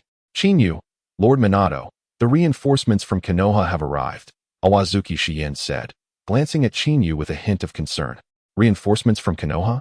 Chinyu replied with a warm smile. "Do they specifically wish to see me? They appear to come with ill intent." Minato's expression shifted slightly. He had remained here for 3 days on account of his duty to guard the Konoha outpost. Although he could have left early upon discovering Chinyu's presence, he chose to stay for his sake. "Chinyu, wait a moment. If anything arises, I shall take the lead," Minato advised, wary of the potential changes in Konoha's high-ranking officials regarding Chinyu's emergence. Minato, having witnessed Chinyu's remarkable learning abilities, attributed them to his special Sharingan that granted him powerful ninjutsu copying and extension capabilities, allowing him to learn techniques under his guidance in such a short time. 3 days prior, he had discreetly reported this matter to the Third Hokage. With Konoha's reinforcements arriving, Minato hoped they represented the will of the Third Hokage. Within the cave, under the moonlit night, Uchiha Fugaku, accompanied by a masked Umbu shinobi and 50 Konoha ninja, arrived. Following Minato's report, the Third Hokage had issued an emergency summons. Recalling the renowned Uchiha's Moonlight Knight, as well as Uchiha Fugaku, the current clan leader of the Uchiha clan, who was originally tasked with leading the Konoha Guard. The Third Hokage's intent was clear. Since Uchiha Chinyu had awakened a special Sharingan, only Uchiha Fugaku, as the clan leader, held the qualification to investigate further and comprehend the mysteries of the Sharingan. Despite the meticulousness with which this operation was conducted, the mobilization of troops and the ongoing security of the outpost had drawn the attention of Danzo, and his root organization, who swiftly dispatched their own ninjas under the pretense of aiding the defense of the outpost, though their true motives remained unclear. Where is Awazuki Kangwu? Why is Chinyu not present? A root ninja suddenly inquired. Uchiha Fugaka hesitated before replying. Someone has already gone to inform him. They are with Minato. So let us wait a moment. As the commander of Konoha's guard, Uchiha Fugaku wielded some authority. However, outside the Uchiha clan, such power held little weight. The root organization, under Danzo's command, harbored a long-standing antagonistic stance towards the Uchiha clan. Uchiha Chinyu's motives and identity remain unclear, and given the critical nature of this outpost, his unauthorized departure jeopardizes Konoha's safety and shows a disregard for duty, the root ninja scoffed. What if he harbors ulterior motives and defects with vital intelligence to the enemy? The expressions of the ninjas present shifted dramatically. Loyalty was of utmost importance to a village. Regardless of whether it is the second Hokage or the current higher-ups such as Danzo, the Uchiha clan has consistently been regarded with suspicion and disdain. This pervasive sentiment has led to their marginalization and the relocation of their settlement to the outskirts of Konoha, all in an effort to guard against potential betrayal from the Uchiha. Shinobi Yamashiro's remarks seem excessively harsh. Uchiha Fugaku furrowed his brow. Chinyu, raised under my watchful eye, harbors no disloyalty towards Konoha and would never divulge its secrets. Uchiha Fugaku and Uchiha Chinyu share an uncle-nephew bond. Fugaku has invested considerable effort in nurturing the Uchiha clan. Unfortunately, in his eyes, Chinyu is merely an ordinary clansman. Had it not been for their familial relationship, he likely would not have felt compelled to remind Minato to look after him in critical moments. However, Fugaku never anticipated that Chinyu had concealed such depth, awakening the legendary Manjiki Sharingan and possessing such formidable ocular powers. Moreover, the sudden emergence of this unmatched strength starkly contrasted with his previous mediocrity, provoking speculation among Konoha's upper echelons, with Danzo outright declaring Chinyu as someone with ulterior motives. Fugaku, are you speaking from the perspective of the clan leader or as an uncle in defense of Chinyu? Yamashiro scoffed. If I were you, to ensure fairness, I would recommend you return to Konoha and submit to surveillance and checks, relinquishing your involvement in this matter and allowing us to investigate Chinyu. He continued. If Uchiha Chinyu is truly innocent, we shall not impede him. Uchiha Fugaku's expression darkened. This statement was clearly Danzo's attempt to bypass the third Hokage and preemptively detain Chinyu, given Danzo's prejudice against the Uchiha clan. Whether Chinyu could return safely from his grasp remains uncertain. I, Awazuki Kawaguchi, am willing to stake my life on the integrity of Chinyu. He not only repelled the Cloud Shinobi during a critical moment, but also defended against the Mist Shinobi's incursions, Kawaguchi boldly proclaimed. Thus, the Konoha Shinobi present here are willing to vouch for Chinyu with our headbands. Upon hearing this, the Konoha Shinobi stationed at the pass, whom Chinyu had saved, solemnly nodded in agreement. Uchiha Fugaku and Yagami Kuroya's expressions shifted as they were taken aback by the rapid rise in Chinyu's stature within just a few days. Fools, do you intend to rebel? Yamashiro snapped. Whether Uchiha Chinyu is guilty is a matter for Konoha's leadership.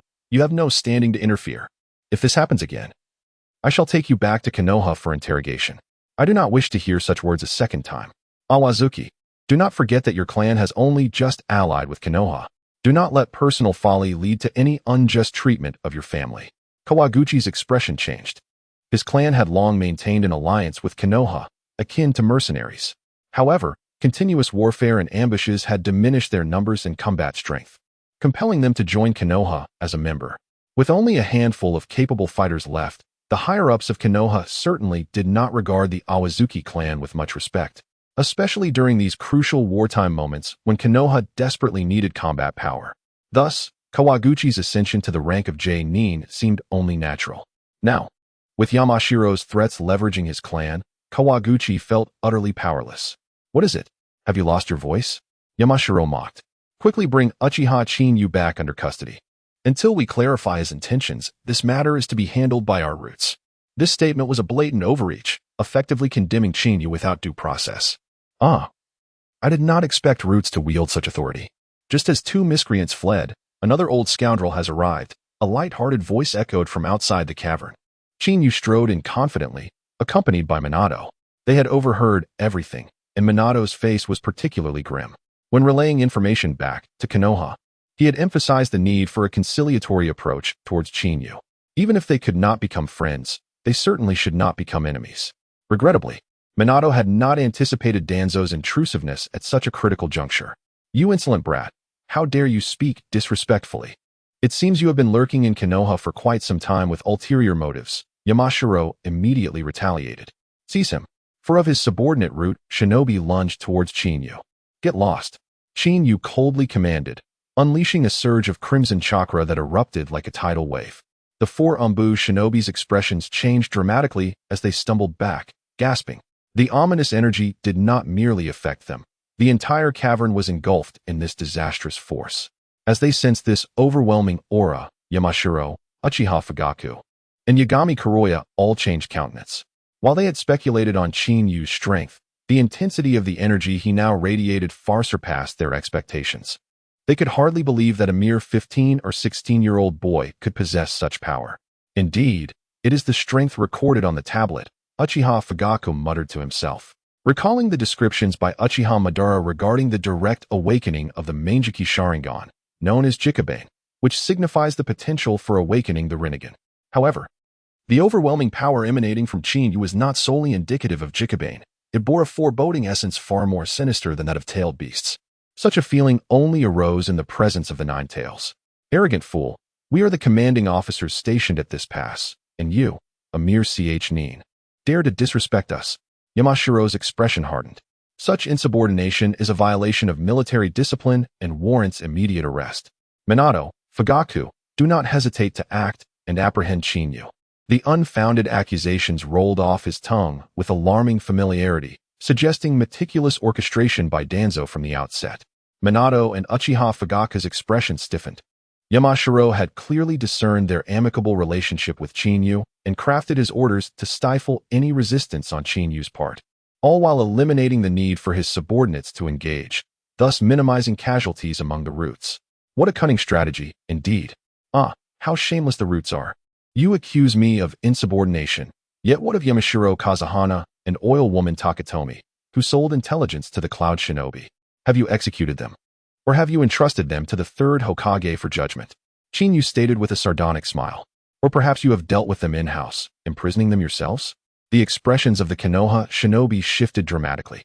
Regarding the matter of Yamashiro Fu and oil woman Tori's betrayal by selling out intelligence on their stronghold, they had heard whispers of it. Originally, in their calculations, with the leadership of the AB duo, the elite Cloud Shinobi numbering in the hundreds would easily breach the stronghold and eliminate Uchiha Chinyu. As long as everyone inside the stronghold was dead, their actions would go unnoticed. However, they never anticipated the emergence of Chinyu as an unpredictable variable at such a critical juncture. Not only did he possess formidable Sharingan, but he also dispatched over 100 Cloud Shinobi and repelled the AB duo. The news of this event sent shockwaves back to Konoha. Moreover, the next generation Raikage heir, AI, was evidently suspicious of the false intelligence provided by Yamashiro Fu and oil woman Tori, tossing the scroll to Chinyu. Of course, if this was indeed a ploy to ensnare him, it would be a significant achievement for the roots. Yet, AI clearly misunderstood the intentions of Yamashiro Fu and oil woman Tori, hence he handed the scroll to Chinyu. A faint murmur of questioning echoed in the cavern. Yamashiro Rya's expression turned ashen as he glared fiercely at Chinyu. He was the father of Yamashiro Fu and a student of Danzo. By taking on this mission, he aimed to clear his son's name while tarnishing Chinyu's reputation. He never imagined that Chinyu would immediately get to the point upon his arrival. Observing Chinyu's confident demeanor, Yamashiro Rya scoffed, declaring, "A mere chunin like you has no right to interfere. Yamashiro Fu and oil woman Tori are our roots people. Any issues concerning them should be handled by us." The expressions of Namake's Minato and others darkened at this. The notion of handling one's own kind was undeniably flawed. It seems that under your roots logic, being a traitor is solely defined by your perspective, Chinyu replied with a warm smile. "If that is the case, should I not handle my own affairs myself? You insolent brat, what nonsense are you babbling?" Yamashiro Rya barked angrily. "Are you questioning our roots and Lord Danzo's fairness? This is a grave offense against Konoha's high ranks. Seize him." For previously united root shinobi exchanged glances before stepping forward again. Witnessing the scene, Chinyu's smile broadened. "It appears that only those with the might of a fist can dictate the truth. Do not blame me for being ruthless." As his words fell, Arcs of lightning crackled around him. In the next moment, he vanished like a specter, reappearing directly before Yamashiro Ryuya. His speed was astonishing. Both Moonlight Knight and Uchiha Fugaku's expressions shifted dramatically, not to mention Yamashiro Ryuya, who never expected Chinyu to strike amidst such high-pressure circumstances. Without any flourish, he swiftly seized Yamashiro Ryuya's neck. "You seek death," Yamashiro Ryuya roared. Yet, inwardly, he reveled in the thought that if Chinyu acted against him in plain sight, the baseless charges against him would be firmly established. However, as he attempted to regain control of his body, he met the gaze of Chinyu's blood-red eyes, and his expression changed drastically. "Are you unable to move?" Chinyu smiled with amusement. He had already used the hypnotic properties of his Sharingan to bind Yamashiro Ryuya's body. Had he not intentionally left his consciousness intact, he would have surely succumbed to the illusion. For a person, nothing is more terrifying than being unable to control their fate. "Uchiha Chinyu, what do you intend to do? Release me at once." "I represent Lord Danzo," Yamashiro Ryuya urged frantically. Chinyu dismissed his pleas with a smile, saying, "I represent myself, and I find you utterly detestable. Thus, perish. Chinyu, show mercy." Namake's Minato pleaded urgently. Unfortunately, dark flames suddenly surged, enveloping Yamashiro Ryuya. The searing heat and excruciating pain helped him break free from the illusion's hold. Before he could react, Chinyu violently hurled him out of the cavern. Bang! Yamashiro Ryuya crashed to the ground, scrambling to roll and extinguish the black flames engulfing him.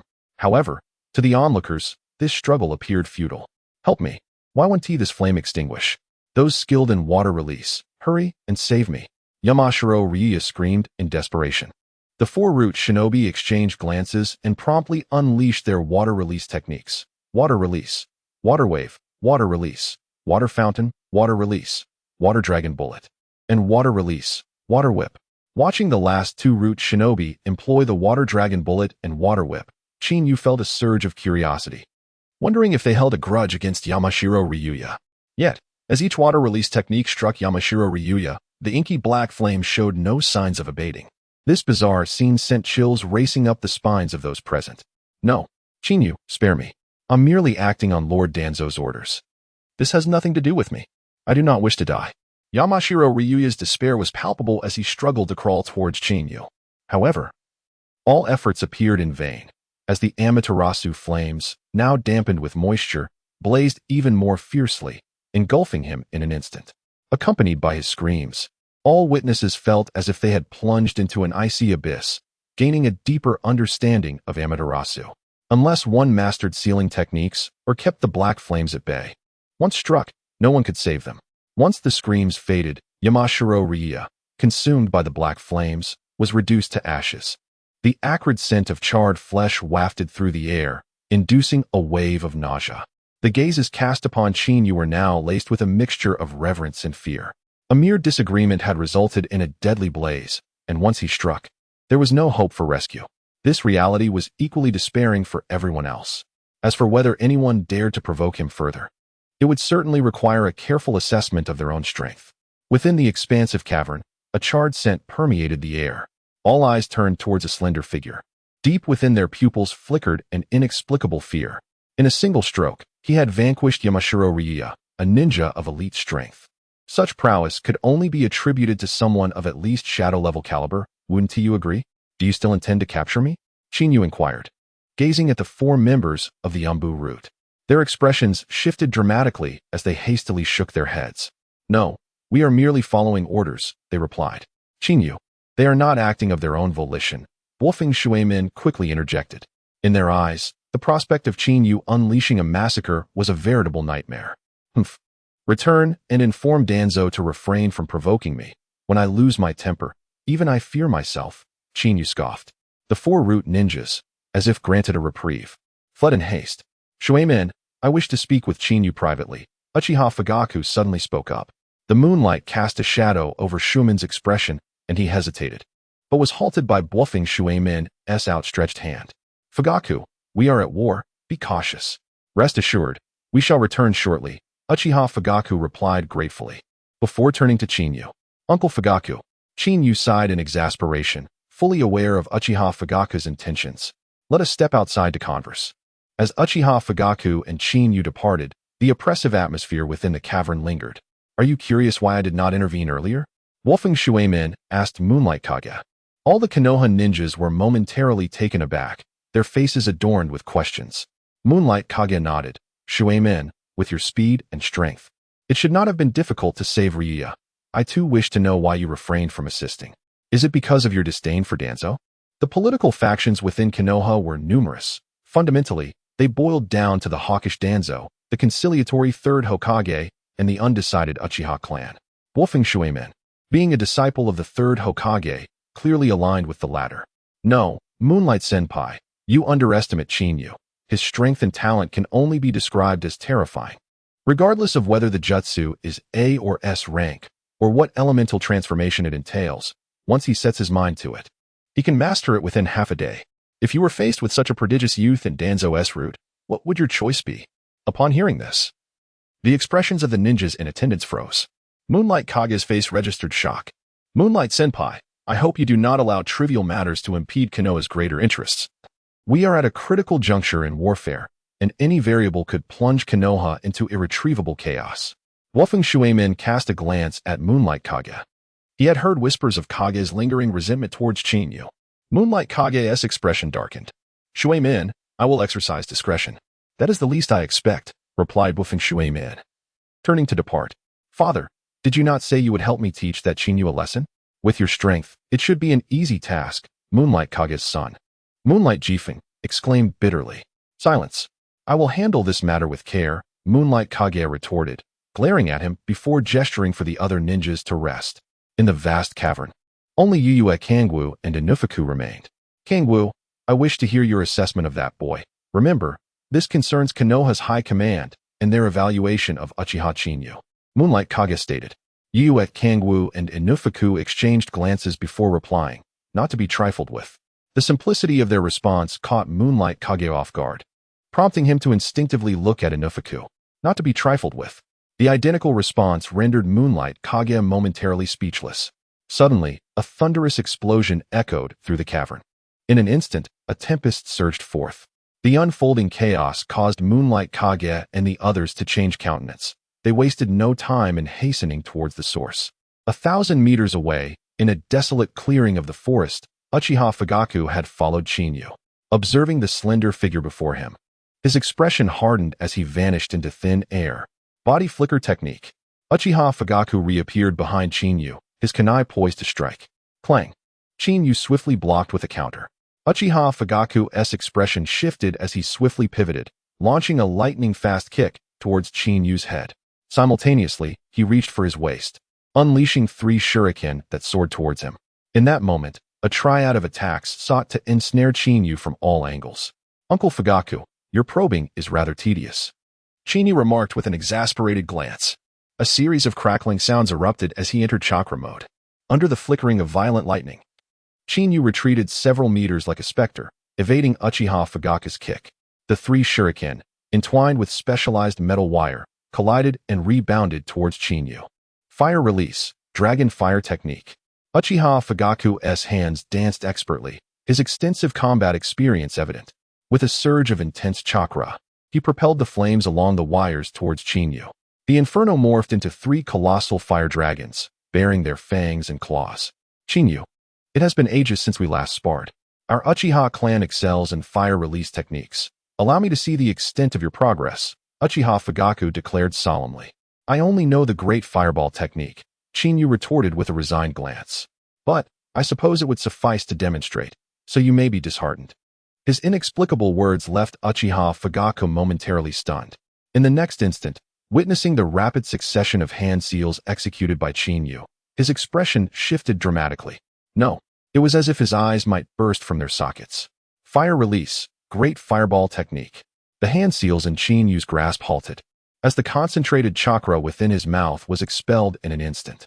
A surge of heat erupted, the blazing flames coalescing into a massive fireball with a diameter of several meters. No, it was more akin to a sun.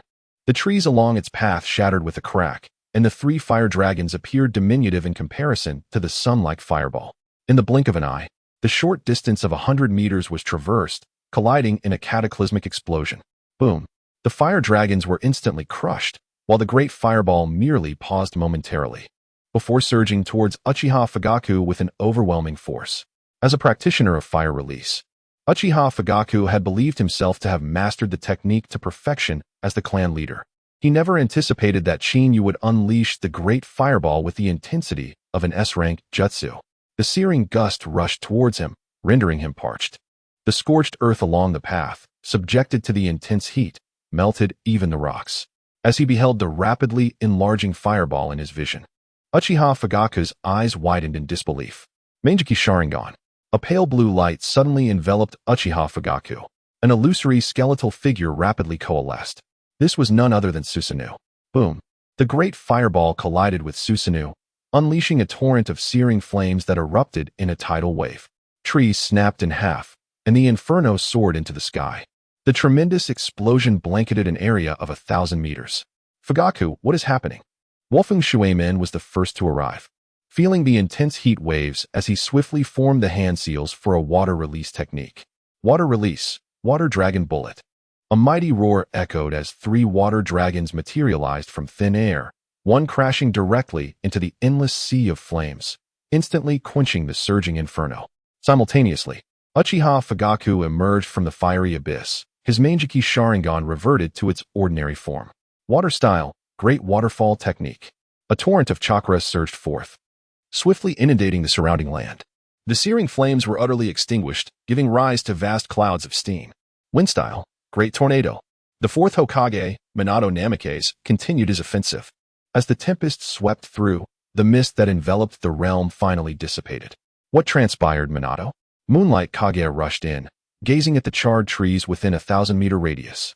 He exclaimed, could it be that Chinyu attempted to flee and unleashed some forbidden technique? Father, it must be so. You must join forces with Lord Minato to capture Chinyu. Moonlight Ship eagerly concurred. However, they were soon startled by a descending figure. What is the matter? Are you speaking ill of me? Chinyu smiled warmly at Moonlight Ship.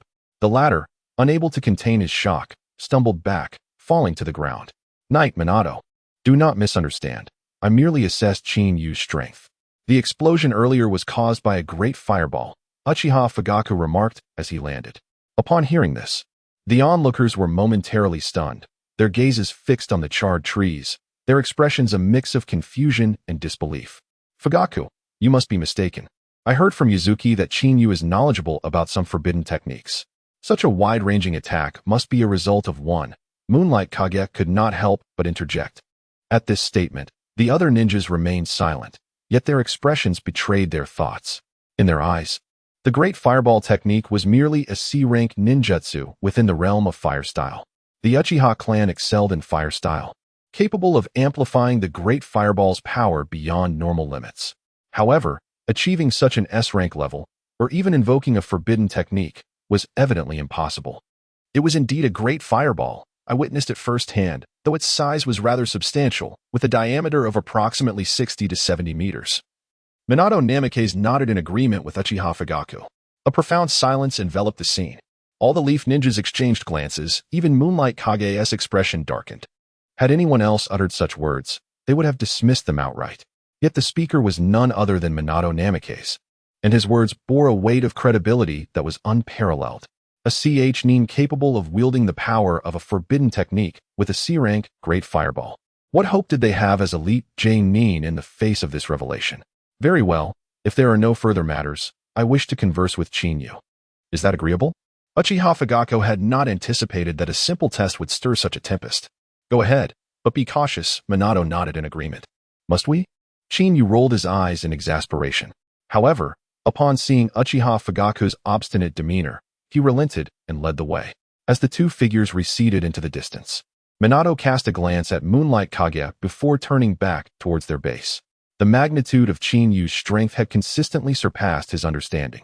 He needed to report the events unfolding here to the third Hokage without delay. Father, Moonlight Ship struggled to rise. Silence. Moonlight Kage scolded sharply, you incompetent fool. Unable to withstand a mere glance. Now tell me, you did not attempt to kill Chinyu, did you? Moonlight Ship paused, then with excitement replied, Father, I wouldn't dare to act against him while you are absent. Rest assured, I have devised numerous strategies. Once you intervene, he will surely regret crossing me. A sharp slap echoed through the air. Moonlight Ship was taken aback, clutching his stinging cheek. Be quiet, you worthless wretch. I warn you, do not lay a hand on Chinyu. Doing so would jeopardize our clan. Moonlight Kage's voice was filled with fury. It seemed that the Uchiha clan had birthed an existence even more formidable than Shunshin's water. The gravity of this statement altered the expressions of the leaf ninjas present. If the legendary ninjas of the prior generation, such as Jiraiya, Orochimaru, and Tsunade, had made their names in the ninja world, then the contemporary figures at the pinnacle were none other than the Golden Flash, Minato Namikaze, and Shunshin's water. Following closely were the likes of Inuzuka, Nara, and Akimichi. The emergence of a single Uchiha Shursui had already instilled a sense of crisis among many. Now, with the rise of the even more terrifying Uchiha Chinyu, the entire structure of the Leaf Village was bound to undergo a transformation. You are wise to acknowledge this. If possible, even if you cannot befriend Uchiha Chinyu, you must not become his enemy. With that, Moonlight Kage departed, leaving Moonlight Ship in a state of bewilderment. No, the same could be said for the Leaf Ninjas present. They had never anticipated that one of the esteemed 8 colors of the leaf would utter such words. Several thousand meters away, atop a rocky outcrop, Chinyu stood resolute against the wind, with Uchiha Fugaku behind him, a hint of solemnity on his face. Feel free to ask whatever you wish, Uncle Fugaku. No need for hesitation. I never imagined you would dare to unveil your Manjiki Sharingan in such a public setting. Uchiha Fugaku's expression faltered. He had not expected Chinyu to uncover his secret so swiftly. Since the Second Great Ninja War, he had never revealed his Manjiki Sharingan before outsiders. He was acutely aware that this power could safeguard the Uchiha clan, yet it could also lead to its demise. Reflecting on the earlier Great Fireball, which resembled a forbidden technique, Uchiha Fugaku could only smile wryly. I thought I had concealed my abilities well enough, yet you have hidden even deeper. Not only have you awakened your Manjiki Sharingan, but your exceptional talent allows you to wield ninjutsu to such an extent. However, I seek to clarify one matter, for it pertains to the survival of the Uchiha clan. Chinyu had no intention of clarifying Uchiha Fugaku's misunderstanding. He could not simply grasp Fugaku's hand and implore him. The original Uchiha Chinyu is no more. I have traversed dimensions and, with the aid of a leveling system, awakened my Manjiki Sharingan merely days ago. If he were to voice such thoughts, he would undoubtedly be deemed a lunatic.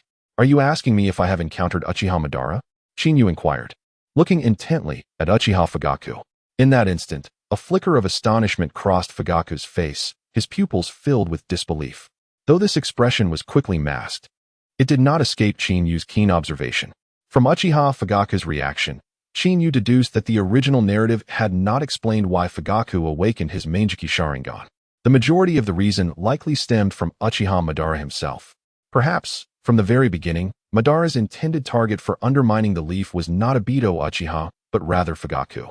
After assisting Fugaku in awakening his Manjiki Sharingan, the power proved too formidable for the aging Madara to control, ultimately leading to his loss of influence.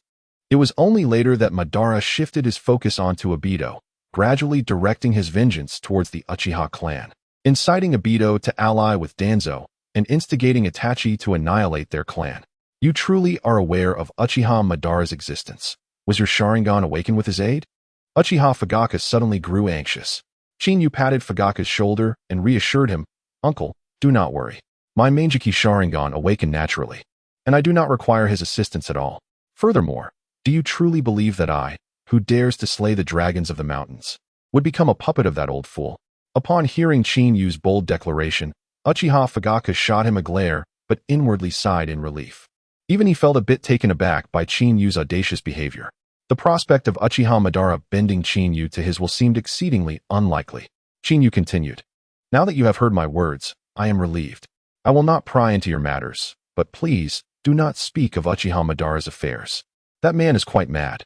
Uchiha Fugaku replied solemnly. However, your presence may soon attract his attention, and I hope you will recall what you have said today. In Fugaku's eyes, the tale of Uchiha Madara's demise at the hands of the First Hokage, Senju Hashirama, in the Valley of the End had become a chilling legend. It was said that the First Hokage succumbed to his numerous old wounds and eventually passed away from complications. The shock that filled Fugaku's heart upon seeing Uchiha Madara alive before him was profound. Yet, lured by the temptation of power, he ultimately boarded this irreversible ship. Rest assured, Uncle, I am not one to dither, Chinyu said, casting his gaze toward the vast forest below. Have you ever contemplated leading the Uchiha clan away from Konoha? What are you saying, Chinyu? Uchiha Fugaku was taken aback. He quickly scanned his surroundings and exclaimed, "You mean to suggest that we defect as a clan? That would only exacerbate tensions. No ninja village would ever allow it." Fugaku had placed all his hopes on Minato Namikaze. As long as Minato became the fourth Hokage, their long-standing friendship would surely lead to efforts to mend the rift between Konoha and the Uchiha clan. Now, with Chinyu suddenly proposing such an extreme idea, Fugaku could not help but feel it epitomized the radical thoughts of the younger generation. "I understand you place your hopes in Minato, but rather than entrusting your fate to others, it is better to seize it yourself," Chinyu replied calmly. Although he had merely traversed into this body, he felt no deep connection to the Uchiha clan. Nevertheless, he did not wish to stand idly by in the face of calamity, which prompted his remarks. Uchiha Fugaku's expression shifted, and he fell silent. After a long pause, he said, "I do not wish for the Uchiha clan to bear the burden of infamy. Chinyu, you are still young and do not comprehend what true righteousness entails." "Righteousness?" Chinyu let out a dry chuckle. "That notion can often weigh one down. However, I will not meddle further. If those from Konoha do not provoke me, I too wish to avoid troublesome matters. But should they cross me, they must not expect mercy." Observing the calm demeanor of Chinyu, Uchiha Fugaku felt an unfamiliar sensation brewing within him. If the previous Chinyu had projected an image of meekness and insignificance, the current Chinyu resembled a razor-sharp blade, a double-edged sword at that. "Very well, let us dispense with idle chatter," Chinyu said, patting Fugaku's shoulder. "As the clan leader, if you have the opportunity, do engage with sure sway. He too has awakened his Manjiki Sharingan. And take a moment to look after Itachi. If they can grow smoothly, they will surely become formidable forces within the ninja world." With that, Chinyu turned to depart, leaving Uchiha Fugaku alone amidst the silence of the rocky terrain. If his previous intentions had been to discern Chinyu's capabilities, he now found himself more perplexed than ever. He had observed Uchiha Shursui and had suspected him to be a potential ally of Uchiha Madara. Yet he never anticipated that Shursui would awaken his Manjiki Sharingan at such a young age.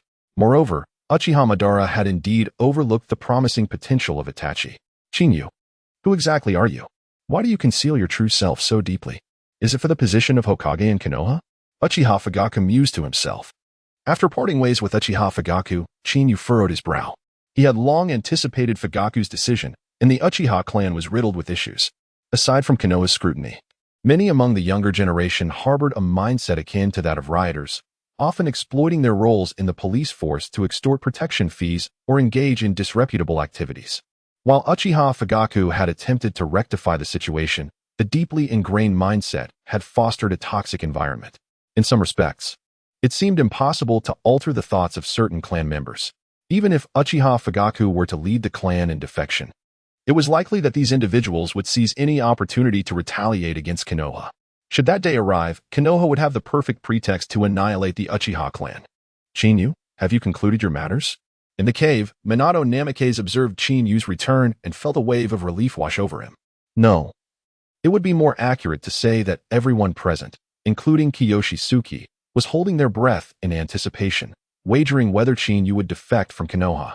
After witnessing Chinyu's ability to wield even C-rank ninjutsu as forbidden techniques, they understood Kiyoshi Suki's warning. It was preferable to be a stranger than to be an enemy. "Why? Do you think I would flee?" Chinyu glanced at Minato. "Rest assured, there is no one in this world who instills fear in me." With confidence radiating from him, Chinyu's words, although seemingly arrogant, went unchallenged. Minato chuckled bitterly and shook his head. "Of course, I am aware. However, the assaults from the Mist and Cloud Ninja have been repelled. For the time being, they will not dare to encroach upon this territory. Thus, the outpost will be entrusted to Kiyoshi Suki, and you and I will return to Konoha. If you have any objections, feel free to voice them." As he finished speaking, everyone tensed, turning their gazes toward Chinyu. Is the battle at the Kanabi Bridge in dire straits? Chinyu was only aware of the general timeline of the war and was not privy to the specifics. If the situation at the Kanabi Bridge was indeed critical, it would signify that the Third Great Ninja War was nearing its conclusion. "How do you know?" Minato paused, taken aback. "Just a guess. Do you believe it?" Chinyu patted Minato on the shoulder.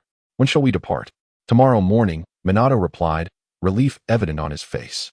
Their greatest concern was that during such a delicate time, Chin-Yu might misinterpret the urgency of his summons to Konoha.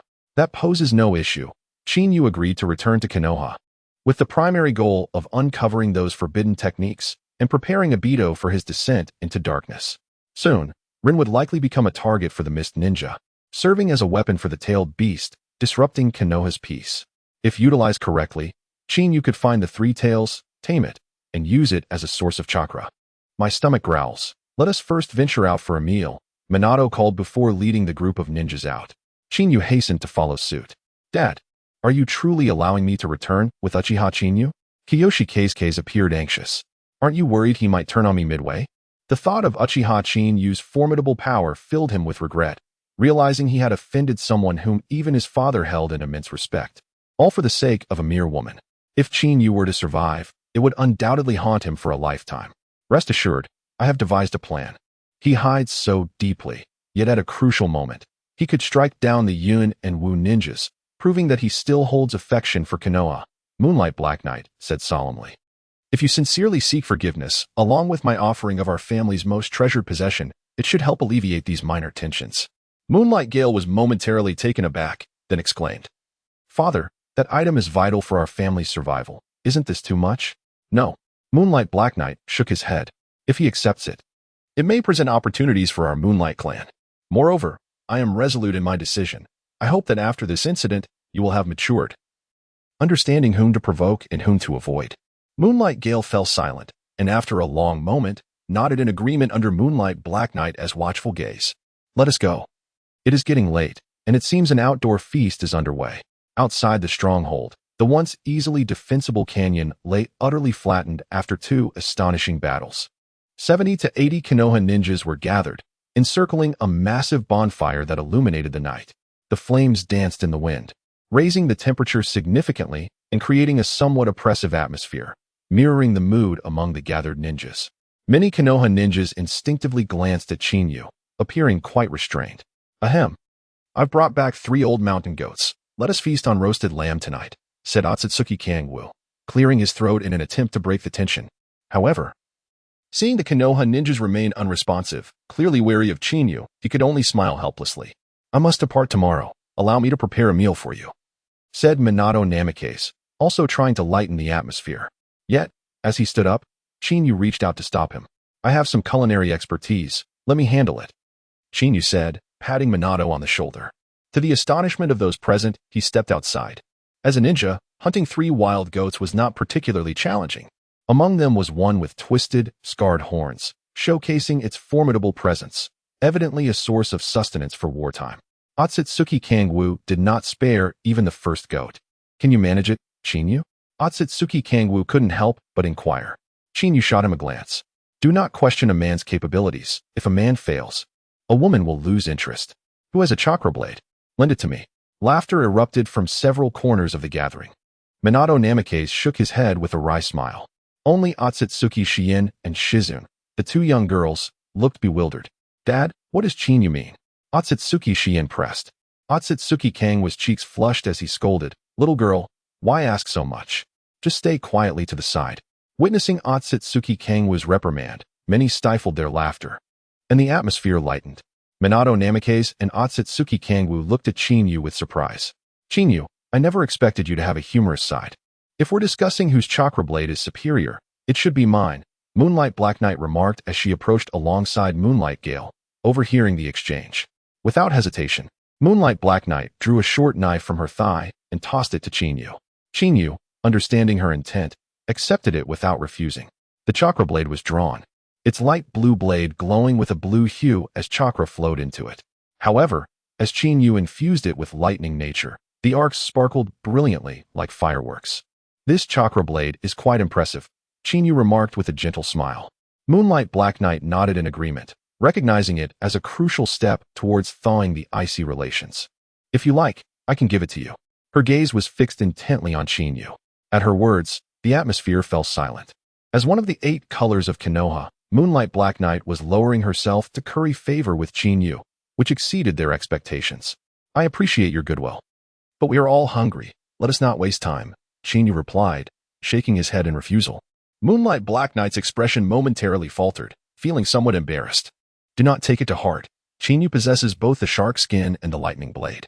Your chakra blade is commendable, but it may not captivate his attention. Otsutsuki Shien explained in a hushed tone. The 7 ninja swordsmen of the mist? Moonlight Black Knight gasped, only to hear exclamations from the crowd. Chinyu's eyes widened as his Sharingan activated instantly.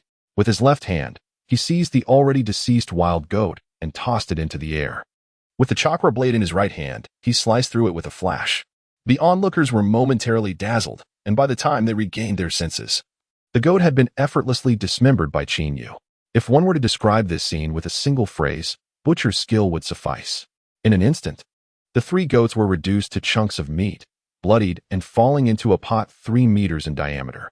Upon witnessing Otsutsuki Kangwoo bringing back the 3 wild goats, Chinyu had resolved to prepare a traditional huaxia dish of lamb skewers, intending to astonish those unaccustomed to anything beyond ramen and roasted meat. Furthermore, thanks to Chinyu's lightning slicing technique, the meat juices were perfectly sealed, enhancing the flavor during the cooking process. What kind of cuisine is this? The method of preparation is so peculiar. Look, you're missing the point. Using chakra nature transformation and the Sharingan to dismember the goat, his movements are skilled and lightning fast. This expertise is not something an ordinary person can match. He must be a professional butcher who got sidetracked by being a ninja. Everyone was left speechless, especially Uchiha Fugaku, who never anticipated that Chinyu would employ the legendary Mangeki Sharingan in such a manner.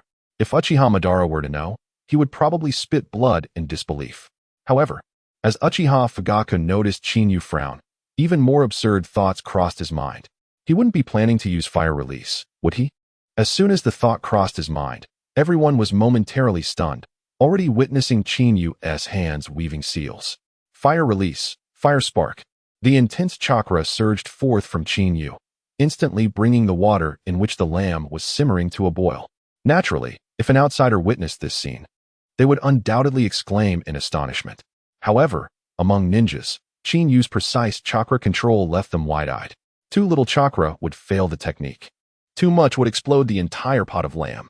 Now, Chinyu managed to bring the meat to a boil perfectly, a feat that even Minato Namikaze would envy. Before long, as the water boiled, Chinyu drained the pot of blood, then added clean water to continue cooking. He added a handful of fresh wild onions, a pinch of pepper, and a piece of pine wood he had prepared earlier, sealing it with the rising aroma. Just before serving, a sprinkle of salt would transform it into a culinary masterpiece. Bring me a stone, Chinyu instructed. Otsutsuki Kangwoo hurriedly complied, bringing over a smooth, large stone. As Chinyu embedded it in the fire until it was scorching hot, the goat's fat sizzled upon contact, and he deftly spread the dough meant for ramen onto the stone. With a sizzling sound, the dough cooked, and he sprinkled more wild onions over it. A scallion pancake was swiftly completed. At that moment, all that was left was to slice the lamb and roll it up for a delectable feast. Chinyu prepared over 100 scallion pancakes, and as he sensed the lamb was nearly ready, the pot lid lifted, releasing an aromatic wave that filled the air. Suddenly, the surroundings fell silent. When Chinyu turned to survey his company, he noticed that Maui Kangwoo and the others had their eyes wide open, encroaching upon him, drawn by the irresistible scent of the lamb. Had it not been for their apprehension of Chinyu's presence, they likely would have rolled up their sleeves and snatched at the food. Chinyu cast a glance at them, rolled up several lamb-filled pancakes, and amidst their ravenous stares, he squeezed his way through the crowd. "Help yourselves. I've demonstrated the method," he declared. Instantly, the surrounding hungry wolves surged forth. "Let me go first. How dare you push me aside?" One exclaimed. "Wulan, don't forget, you call me brother, so let me have a turn." Another added, "Humph, under these circumstances, even if you were my mother, I wouldn't yield." Came another retort. "Leave me some, or I shall challenge you to a duel." Before the temptation of this exquisite huaxia delicacy, the fragrant collision of various spices not only captivated their sense of smell, but also enthralled their taste buds. Observing the chaotic scene, Chinyu shook his head helplessly and approached Maui Shiyin and Jingyin. "Go ahead, the flavor is quite delightful." He chuckled. "It seems my old man persona has somewhat dampened the atmosphere. We no longer enjoy such treatment as Watergate." Maui Kanwu could not help but steal a few glances before joining the fray. "Thank you, Chinyu. I never expected you to create such unique cuisine. Whoever marries you will surely be fortunate." In the midst of the excitement, Inazuka Inu clutched 2 scallion pancakes and held 3 in his hands. Clearly having fought hard to procure them, As he spoke, he exchanged mischievous glances with Maoyue Xian and Jingyin, making their cheeks flush with embarrassment as they lowered their heads, silently indulging in the food. I have some too. Wolfing Shuimin remarked in surprise as he accepted the scallion pancake Qinyu offered. Qinyu, if you were to return to Konoha and open a restaurant, I fear it would spell the end for Ichiraka ramen. He added, I find it rather strange that you have always been so inconspicuous, yet suddenly you seem to possess such versatility. It's a bit unsettling for me. Uchiha Fugaku nodded in agreement with this sentiment. Qinyu smiled and shook his head. Perhaps it's merely a matter of interest. After playing the role of a pig to eat a tiger for so long, it is time to act like a dragon devouring a tiger. Wolfeng Shuimin and Uchiha Fugaku exchanged startled glances, falling into a contemplative silence. Since Qinyu was reluctant to divulge more, they refrained from pressing him further. After the meal, the atmosphere noticeably lightened. The Konoha ninjas, who had previously regarded Qinyu with suspicion, now looked upon him with a hint of goodwill. This, perhaps, exemplifies the remarkable connections forged over a dining table in Huaxia. As the hour grew late, Qinyu brushed off the dust from his clothes and prepared to leave. The others present nodded in acknowledgement of his departure. However, no one noticed the exit of Tsukikage Kuroya and Tsukikage Shifeng. The cool night air brought an inexplicable chill. Instead of returning directly to his cave, Qinyu turned and halted in a secluded grove nearby. After trailing him for so long, it was time to confront them. Two figures emerged from the shadows in response to his thoughts, Tsukikage Kuroya and Tsukikage Shifeng. Indeed, the student had surpassed the master. They had discerned his presence. Tsukikage Kuroya, possessing the rare ability of intangibility, was regarded as one of Konoha's most formidable silent assassins. He had hoped to gain the upper hand. Yet Qinyu had seen through him in an instant. You have been openly kind to me since earlier, and now you follow me. It seems you have something to discuss, Qinyu remarked, glancing back at Tsukikage Shifeng. Your clan's intangibility is commendable, but how could I possibly overlook you with this burden tagging along? Tsukikage Kuroya smiled wryly. Although he was celebrated as a prodigy of Konoha, Tsukikage Shifeng's abilities paled in comparison, especially when juxtaposed with the formidable youth before him. Qinyu, please do not misunderstand. I followed you to resolve the conflict between you and Tsukikage Shifeng, Tsukikage Kuroya stated bluntly. Our clan excels in swordsmanship alongside our bloodline limit. And the Konoha 3-day moon dance is our family's prized technique. The outside world often compares me to Konoha's White Fang, Hatake Tsukumo, precisely because of this skill. Qinyu was taken aback by Tsukikage Kuroya's proposal. However, now that he possessed the shark skin and the lightning blade, he had indeed contemplated learning some sword techniques. After all, wielding a ninja blade while only knowing basic slashing techniques would be utterly disgraceful. He had initially considered seeking out Kakashi Hatake upon his return to Konoha to inquire about the potential to acquire Hatake Tsukumo's sword techniques. He had never anticipated that someone would present it to him so readily. Qinyu, I ask for nothing in return, save that you protect Tsukikage Shifeng at a crucial moment. If you do so, I shall impart the Konoha 3-day moon dance to you. Tsukikage Kuroya urged earnestly. Qinyu furrowed his brow, glancing at the visibly anxious Tsukikage Shifeng. Forget it. I refuse to be coerced by a mere boy. I have no interest in what you are offering. As he turned to leave, Tsukikage Kuroya's expression faltered, and he quickly interjected, Qinyu, please do not misconstrue this. I intended from the outset to teach you this sword technique. As Tsukikage Kuroya used the body flicker technique to appear before him, Qinyu was struck by the magnitude of a father's love. For such a trivial matter, he was willing to part with his clan's most treasured sword technique. However, this was precisely what Qinyu desired. Qinyu, you must accept this, or else Shifeng will never be at ease, Tsukikage Kuroya urged. To bear a grudge against a powerful adversary leaves one with only two options, to eliminate the adversary or to live in perpetual fear, worrying that one day the adversary might take offense and strike. Given the circumstances, Tsukikage Shifeng had evidently only the first option left before him. When something is offered freely, one should not decline. Thus, Qinyu decided to graciously accept. He unfurled the scroll and examined its contents. And the system's voice echoed in his mind. Discovered S-rank sword technique, Konoha 3-day moon dance. Would the host like to instantly reach maximum level? Without a moment's hesitation, Qinyu replied, level up immediately. Ding. Congratulations to the host. Konoha 3-day moon dance has reached maximum level. After absorbing the knowledge of the technique into his mind, Qinyu returned the scroll to Tsukikage Kuroya. Qinyu, what is the matter? Tsukikage Kuroya inquired, taken aback. to his eyes. It had only been a brief minute or two since Qin Yu had received the scroll. You don't think this scroll is a counterfeit, do you? The one who offers flattery is often most concerned about being misunderstood, and Tsukikage Kuroya felt this anxiety keenly. Having relinquished his clan's treasured technique, he could not bear to be doubted. No, I've already learned it. This scroll would serve no purpose for me, Qin Yu replied nonchalantly, as he spoke with such seriousness. Tsukikage Kuroya and Tsukikage Shifeng were left speechless. As a descendant of the Tsukikage clan, Tsukikage Kuroya was exceptionally talented and had taken an entire year to master the Konoha 3-day moon dance.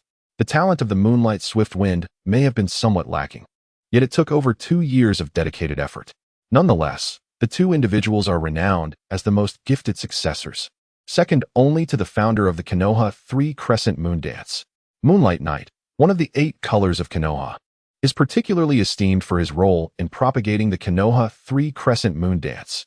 They have always taken pride in this martial art. However, upon hearing Qin Yu's assertion that he mastered the Konoha 3-crescent moon dance in just 2 minutes, disbelief permeated the air. Do you doubt my words? Qin Yu said with a faint smile. Moonlight Knight was initially taken aback, but soon forced himself to comply. He had imparted the Konoha 3-crescent moon dance to Qin Yu in hopes of resolving their grievances and sowing seeds of goodwill. If Qin Yu had not truly learned it, all their efforts would have been in vain. Though Moonlight Knight was reluctant to provoke Qin Yu, he found no other choice in this situation.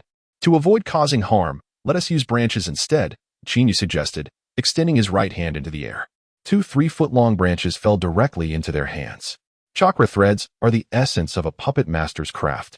Moonlight Knight's expression shifted as he marveled at Qin Yu's formidable control over chakra. Let us commence without further ado, Qin Yu declared, unfazed. The moment he glanced at Moonlight Knight, he stepped forward. Moonshadow? Moonlight Knight's countenance changed drastically. Without a moment to ponder, he swiftly turned and thrust backward. Though the branch in Moonlight Knight's grasp was merely an ordinary one, it transformed into a lethal weapon under his command. With a whoosh, chakra surged around him, the air howling as it wrapped around the branch, amplifying its cutting power. The branch pierced Qin Yu's body, yet no blood spurted forth. Instead, the figure behind him gradually distorted into a mirage. I am behind you, a familiar voice echoed once more. Moonlight Knight's face turned pale. Sun and moon reflection strike. This technique from the Konoha 3-crescent moon dance utilized afterimages and clones to bewilder foes, allowing for an initial strike. A miscalculation would lead to a fatal blow against an illusory target. Moonlight Knight had thought Qin Yu was jesting, but now he realized that not only could Qin Yu execute the moon shadow, but he also mastered the sun and moon reflection strike, far surpassing his understanding. Sun and moon phantom slash. Moonlight Knight roared, gripping the branch tightly, infusing it with chakra as he spun to thrust at Qin Yu. As the attack commenced, light and shadows erupted, creating a myriad of afterimages that generated an inexplicable oppressive aura. Sun and moon blood will slash. Qin Yu showed no fear. The sun and moon phantom slash, blending reality with illusion, could best be countered with sheer force. In an instant, he infused the branch with chakra, unleashing a dazzling brilliance as he cleaved toward Moonlight Knight. The strike transformed into a crescent moon blade, descending upon the multitude of afterimages. The clash of their attacks resonated thunderously, sending shockwaves that caused Moonlight Knight to stagger backward. Gazing at Qin Yu, disbelief clouded his features. Father, he truly executed the 3-crescent moon dance. Moonlight Swift Wind exclaimed anxiously. Fool, as a direct descendant of the Moonlight clan, how could you not perceive this? Moonlight Knight rebuked angrily. You must train harder upon returning, otherwise you will bring shame to our clan. There's nothing to worry about. I will take my leave now, Qin Yu stated, discarding the half-broken branch. The previous skirmish had merely been a test. To wield the true essence of the 3-crescent moon dance, one required a superior chakra blade. Only with potent chakra could one effectively condense and alter its attributes to enhance the swordsmanship's potency. In the realm of shinobi, the Land of Iron is known for its chakra, yet it does not pursue traditional ninjutsu. Instead, it focuses on integrating chakra into its sword techniques. The samurai of the Land of Iron have honed their skills to rival those of the Kage. However, due to consecutive wars, many warriors have been eliminated. And as the Land of Iron maintains a neutral stance amidst great power conflicts, the number of skilled samurai has dwindled, along with the transmission of exquisite sword techniques. You may head back first, I wish to continue instructing Swift Wind, Moonlight Knight decided, not wishing to retain Qin Yu any longer. The talent Qin Yu displayed had far exceeded his expectations, regardless of whether he grasped the essence of the Crescent Moon Slash. Such astonishing aptitude warranted a gamble on his part. At that moment, he understood why figures like Minato Namikaze and Getsuyu regarded Qin Yu with such high esteem, even willing to offend the formidable Danzo. Moonlight Senpai, are you alright? Minato Namikaze suddenly appeared, startling the troubled Moonlight Knight, who quickly shook his head. Minato, I am fine. I was merely exchanging insights with Qin Yu. Father, is this truly just an exchange of insights? You have already imparted the 3 Crescent Moon dance to him. Moonlight Swift Wind could not help but roll his eyes. However, it was not entirely his fault for exposing this matter. Opportunities to practice the Konoha 3 Crescent Moon dance were exceedingly rare. Among them, Moonlight Swift Wind was considered a standout, hailed as a prodigy. Now, with the sudden emergence of the prodigious Qin Yu, his own status as a little genius risked fading into obscurity. Enough of your prattle. Moonlight Knight glared. Minato Namikaze chuckled and shook his head. Moonlight Senpai, do not be too harsh on Swift Wind. Your gamble is not without merit. Moonlight Knight paused. Minato, do you believe Uchiha Qin Yu will achieve great heights in the future? No, that is not my assertion, Minato replied, shaking his head. Moonlight Knight was momentarily taken aback, mistakenly believing he had miscalculated his gamble, when Minato's voice resumed. I believe Uchiha Qin Yu has yet to unleash his true potential. Minato, what do you mean? Moonlight Knight was astonished. According to his intelligence, Uchiha Qin Yu had single-handedly defeated the Cloud and Mist ninjas, even repelling the AB combination while earning the recognition of the next generation Raikage from the Cloud Village. Such achievements were monumental for any shinobi. Yet now, Minato was suggesting that Qin Yu was merely coasting. The disparity was staggering. All I hope is that Danzo does not act foolishly. Otherwise, Konoha may soon face a formidable adversary, Minato said, his eyes glinting with concern. At dawn, as the first light of day broke, Qin Yu and his companions departed from their stronghold. Since Sarayu was the only medical ninja at the base, he could not accompany them. However, with Moonlight Knight, what of the 8 colors of Konoha and a newly added contingent of dozens of ninjas bolstering their ranks, the stronghold's defense had significantly strengthened. Should any issues arise, they could hold out until Minato arrived to provide support. Minato, who mastered the Flying Thunder God technique, served as a mobile support backbone. Originally, Yuzuki Yugao had planned to remain at the stronghold to assist Yuzuki Getsu. Unfortunately, Yuzuki Getsu harbored ulterior motives. Not only had he lost a wager, but he also recognized Qin Yu's immense potential. The Yuzuki clan's status in Konoha was already modest. Should Qin Yu eventually rise to power and become a prominent figure in Konoha, Yuzuki Yugao's standing would undoubtedly soar alongside him. Even if one were to entertain the notion of a setback, the formidable combat capabilities displayed by Uchiha Qin Yu in his 2 recent battles, coupled with his protective nature, left no room for doubt. Yuzuki Yuyen has become the woman of Qin Yu, and she will undoubtedly not be mistreated or underestimated. It is precisely this belief that has led Yuzuki Go to encourage the ninja with daughters in the stronghold to come forward and promote their daughters. Just last night, they nearly broke down Qin Yu's door. Thus, at the break of dawn, Qin Yu hastily packed his belongings and departed early. As Yuzuki Go escorted him out of the stronghold, he draped an arm over Qin Yu's shoulder, sporting a knowing expression. It was as if he wished for something to transpire between Qin Yu and Yuzuki Yuyen on the road, so that upon returning to the village, their union would be sealed irrevocably. Such behavior prompted Qin Yu to lament the premature maturity of relationships in the world of Hokage. However, upon glancing at the 12 or 13-year-old Yuzuki Yuyen, with her clearly developed figure, it was evident she possessed an impressive stature. Within the vast Hokage office, the 3rd Hokage wore a grim expression as he addressed TZ Kin, along with Mito Gaiden. Danzo has violated our agreement by issuing commands without consent, provoking Yamashiro Ryuya to challenge Uchiha Qin Yu. Saratobi, have you received the report from Minato? What was the outcome? Mito Gaiden spoke gravely. Yamashiro Ryuya, already an elite J-nin under Danzo's influence, was proficient in binding techniques. Did Uchiha Qin Yu suffer any losses? TZ Kin rarely displayed a hint of amusement as he nodded. That boy is far too cunning. If we can use this to discipline him, it may not be entirely detrimental. Kin's words were not without merit. Until Uchiha Qin Yu's intentions became clear, such discipline was inevitable. And having Danzo play the fool was the best scenario. Mito Gaiden nodded in agreement. Fools, have you all lost your minds? The third Hokage suddenly reprimanded. Do not forget Minato's report.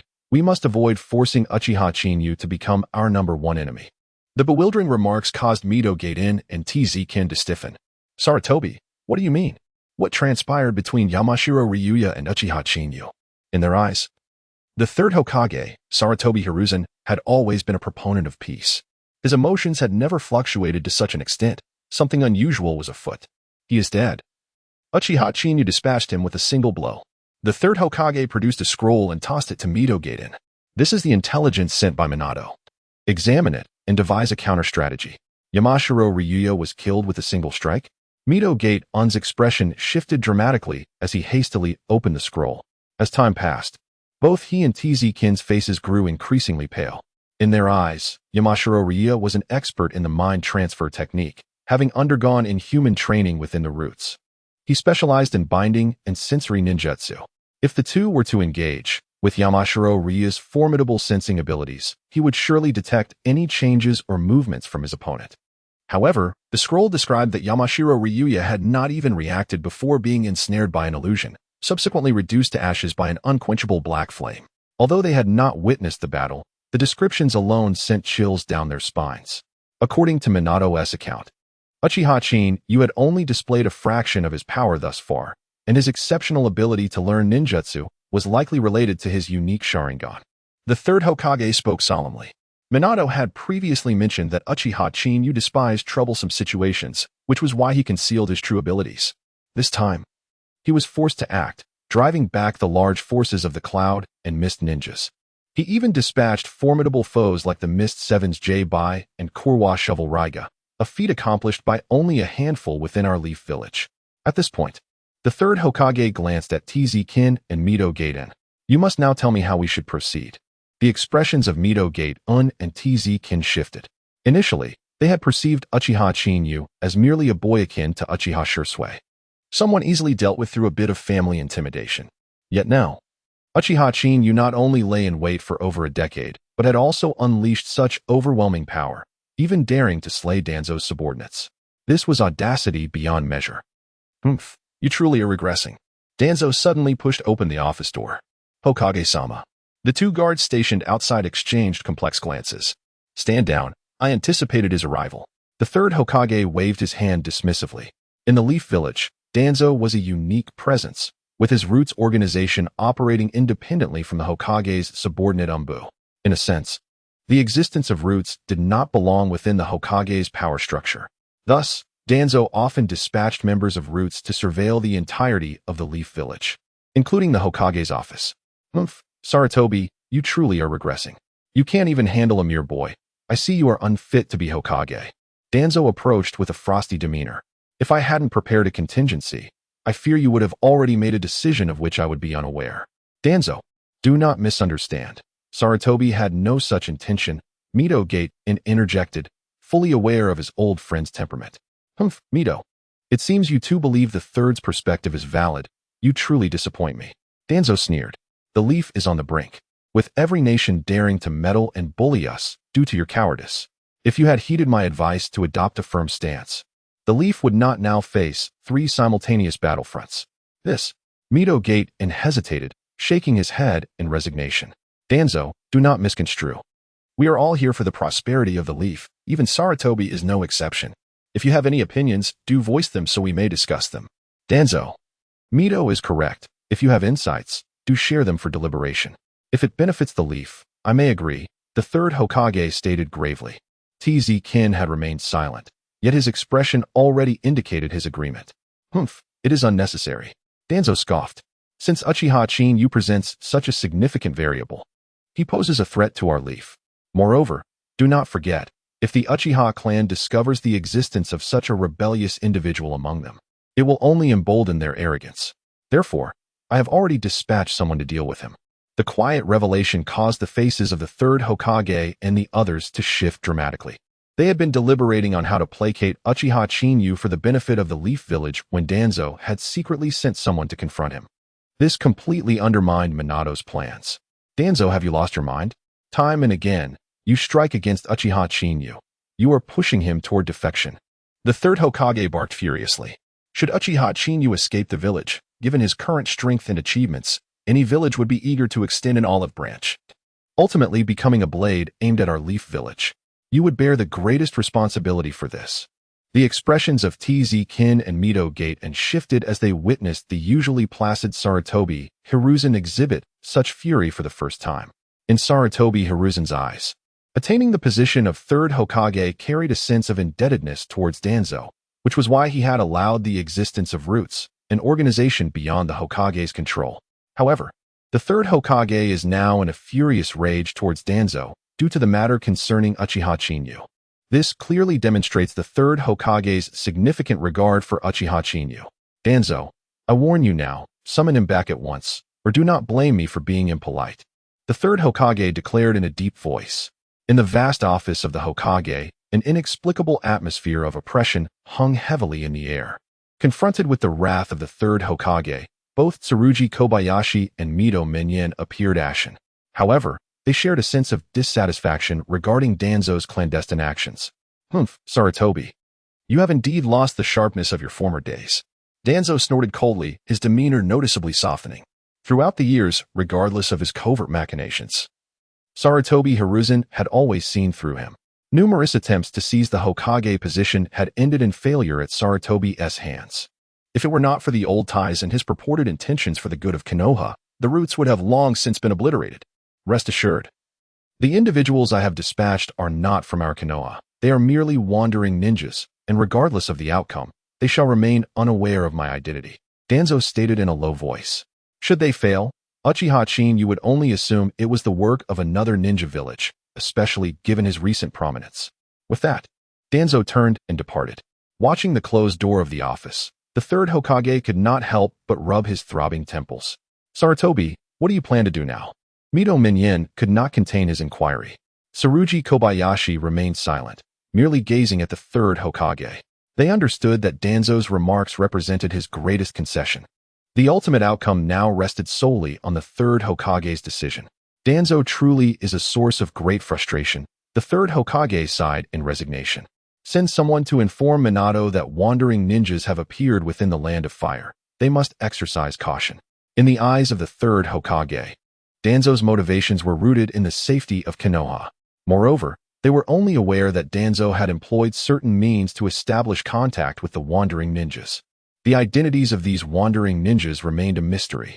Thus, halting their movements was impossible. The only course of action was to alert Namake's Minato to remain vigilant. If Uchiha Chinyu were to return alive, it would signify his strength. However, should he fall victim to assassination along the way, it would simply be a matter of fate. Sarutobi was correct. There was no other choice but to proceed in this manner. Mito Minyan nodded in agreement. The situation in the Land of Fire is unstable, and the speed of the Earth country's attacks and troop movements has also changed. It seems this protracted tug-of-war, lasting 2 years, is nearing its conclusion. Once Minato arrives in Konoha, he should lead his squad to undertake the final mission in the Earth country. Outside, as soon as Danzo left the Hokage office, Yamashiro Fu and Oil Woman Takaru emerged from the shadows. Lord Danzo, is everything progressing smoothly? Yamashiro Fu could hardly contain his impatience. You must help me avenge my father.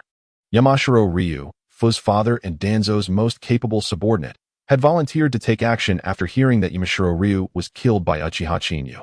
However, they had never anticipated that this vengeance would not only go unfulfilled, but would also cost them their lives.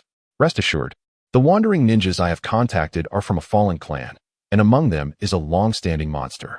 With his intervention, even if that kid possesses formidable strength, his consistent low profile must have resulted in a lack of combat experience, Danzo sneered. Yamashiro Fu was momentarily taken aback, asking, Lord Danzo, are you referring to the monster that has recently been appearing on various battlefields to carry out bounty assassinations? Oil Woman Takaru, who had remained silent, suddenly changed her expression upon hearing this. If Danzo truly enlisted the help of that legendary figure, then Uchiha Chinyu would undoubtedly face certain death. Traveling to Konoha would take at least 4 days at full speed. Due to Namake's Minato's urgency to return to Konoha and assess the situation, he had used the Flying Thunder God technique to leave early. Although Minato had mentioned the possibility of using the technique to take them along, Chinyu had declined. The Flying Thunder God technique is quite similar to Sasuke's later space-time jumps with the Rinnegan. However, While Sasuke could open dimensional gates at will, Minato could only jump using the technique S-seals. Furthermore, as the number of people being transported increased, the consumption of chakra and mental energy would rise significantly, thus shortening the distance of the jumps. Therefore, Chinyu had opted to refuse. Chinyu, there is a relay station ahead. Shall we rest here for a while? Suki no Kaze weakly suggested. Throughout the journey, Suki no Kaze had maintained a distance from Chinyu, but the continuous travel had taken its toll on him. Despite being only 20 miles from Konoha, he could not help but propose this idea. Chinyu, we are nearing the alert zone of Konoha. Perhaps we should take a brief rest, said Yuzuki Seigen, wiping the sweat from her brow as she displayed a hint of fatigue. If Yuzuki Kawaga knew that during this urgent journey back, something unknown transpired between Yuzuki Seigen and Chinyu, he might be at a loss for words. Chinyu halted first, coming to a stop in front of the relay station, observing the bustling merchant convoy inside with a playful smile. Let us go. This place is lively, and there may be unexpected delights awaiting us. His enigmatic words caught Yuzuki Seigen off guard, but Suki no Kaze had already dashed inside. Boss, quickly bring me a pot of tea and 3 servings of dumplings.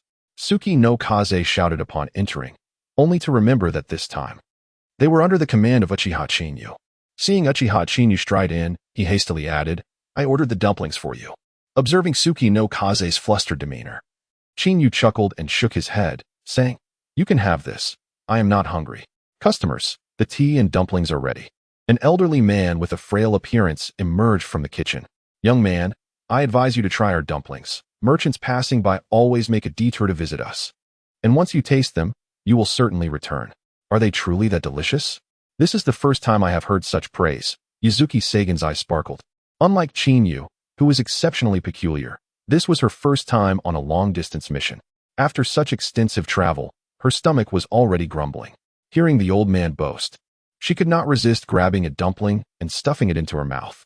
Well, perhaps you should refrain from eating those dumplings. Everyone is watching you.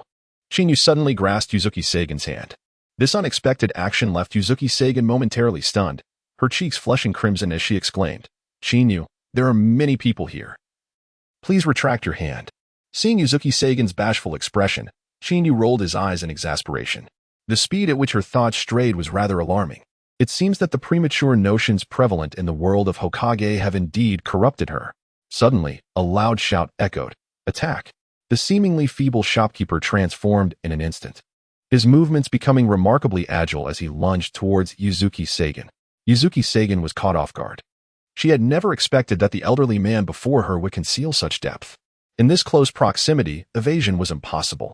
The old man's face lit up with delight upon witnessing this scene.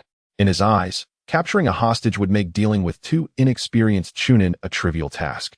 Thunderous clashes erupted, accompanied by crackling arcs of lightning. A fist enveloped in lightning seemed to explode the very air around it. Bang!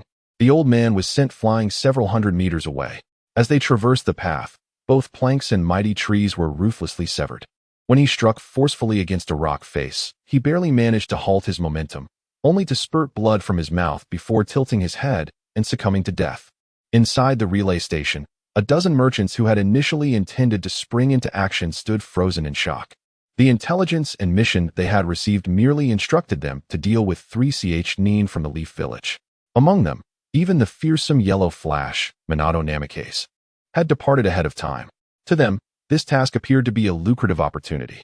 The clan leader, who was he? He seemed to differ from the information they had received. One of the wandering ninjas could no longer contain himself.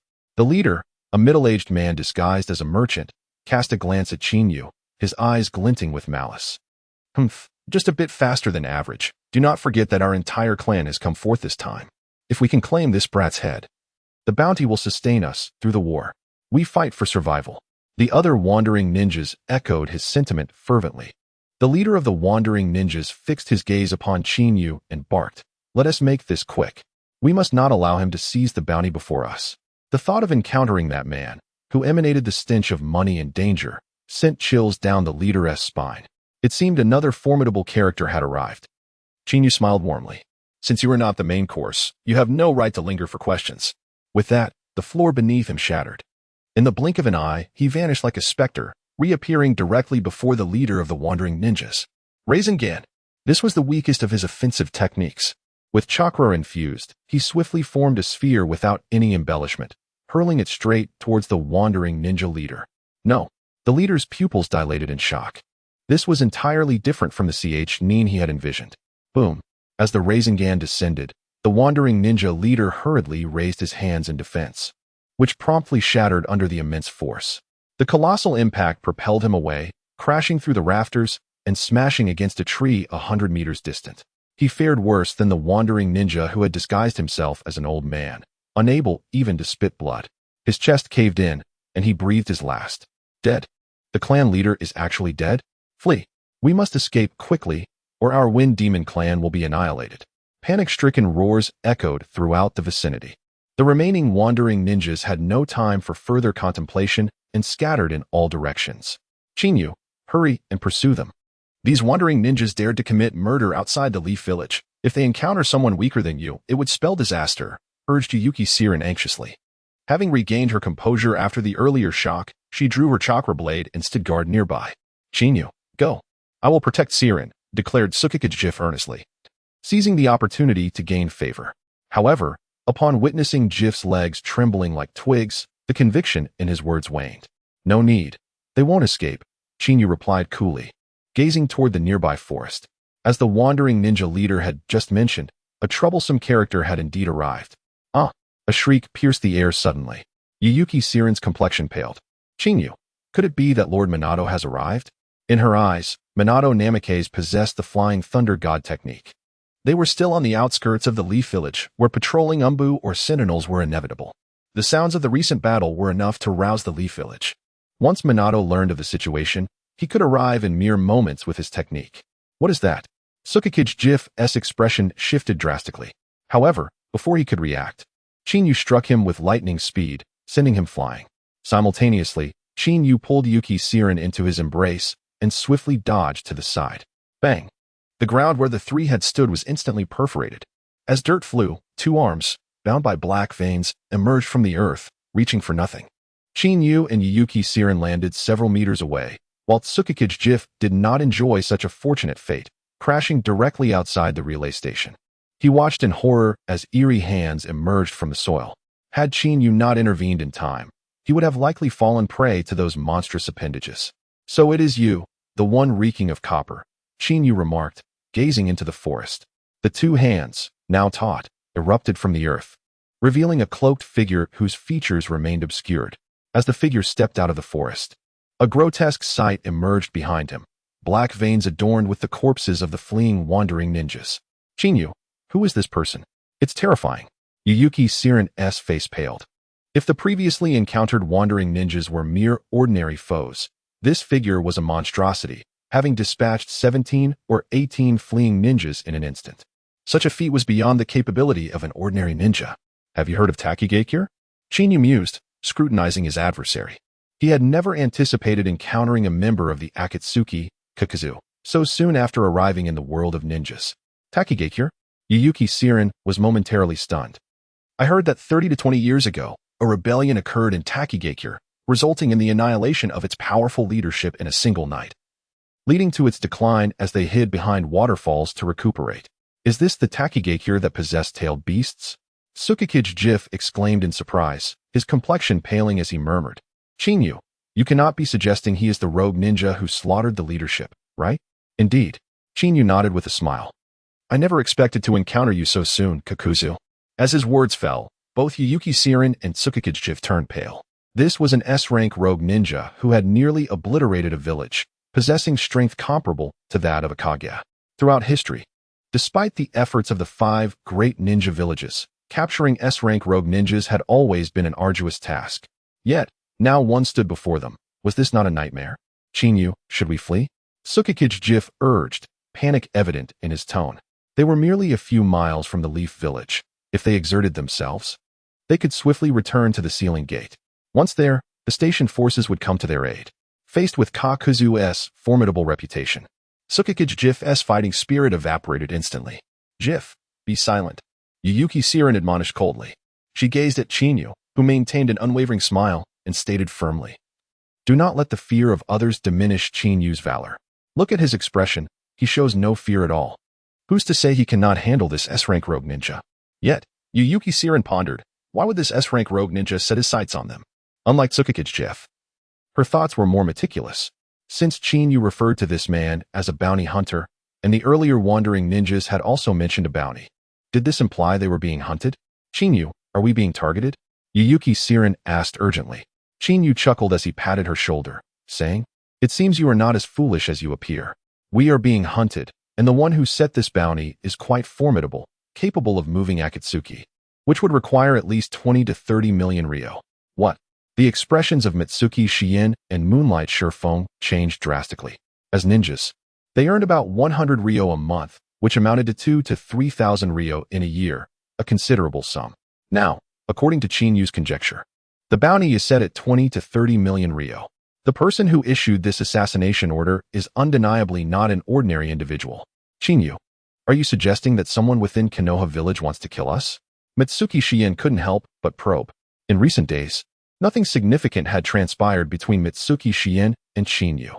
However, facing Chinyu's affectionate demeanor, regardless of their relationship, Mitsuki Shien found herself increasingly concerned. It is indeed a matter of life and death. You are merely collateral damage, Chinyu replied with a calm smile. If you are afraid, you may leave. He will not pursue you, for your lives are not worth much. Observing Chinyu's nonchalance in such dire circumstances, Mitsuki Shien shot him a glare and stubbornly declared, Chinyu, I will not flee. I believe you can defeat him, right, Shurfeng? Moonlight Shurfeng, who had just entertained thoughts of retreating, found himself nodding in agreement under Mitsuki Shien's unwavering gaze. Have you finished speaking? Kakuzu suddenly lifted his head after absorbing the chakra from those wandering ninjas. The black veins on his body, far from retracting, appeared even more grotesque. Kakuzu, you still reek of copper. Why don't we gamble? If you win, I will deliver the head of the person on my bounty to you. If I win, you will become my subordinate, Chinyu proposed with a smile. This wager was undeniably advantageous. Should you win, you can kill me, but if I prevail, you remain alive and become my subordinate. Do you not find that rather honorable? The slight sound left Mitsuki Shien and Moonlight Shurfeng utterly bewildered. Was he truly attempting to recruit an S-rank rogue ninja? If this were to spread, it would be nothing short of sensational. You truly have a silver tongue.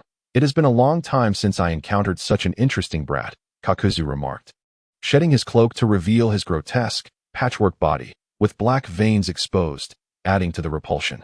Especially the blood vessels protruding from his mouth, resembling the tongue of a venomous snake, only intensified the oppressive atmosphere. Observing Chinyu, who remained unperturbed, Kakuzu grinned maliciously. I did not expect you, little brat, to remain so composed in the face of my appearance. I accept your wager. I hope you can endure 4 or 5 strikes under my command, or else I shall find myself quite bored. Chinyu's rise to prominence had occurred in merely 7 or 8 days. Even those within Konoha were not entirely aware, let alone a rogue ninja like Kakuzu. Moreover, in Kakuzu's eyes, a mere nin from Konoha posed little threat. Rest assured, I will ensure you experience both pain and pleasure.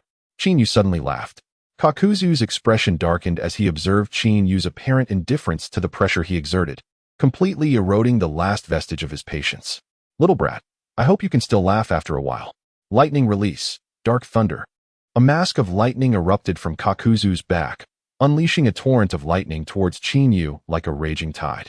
You too, retreat a distance. The battle is about to commence, Chinyu said with a serene smile. Mitsuki Shien and Moonlight Shurfeng's expressions changed dramatically. Without a moment to ponder, they quickly withdrew.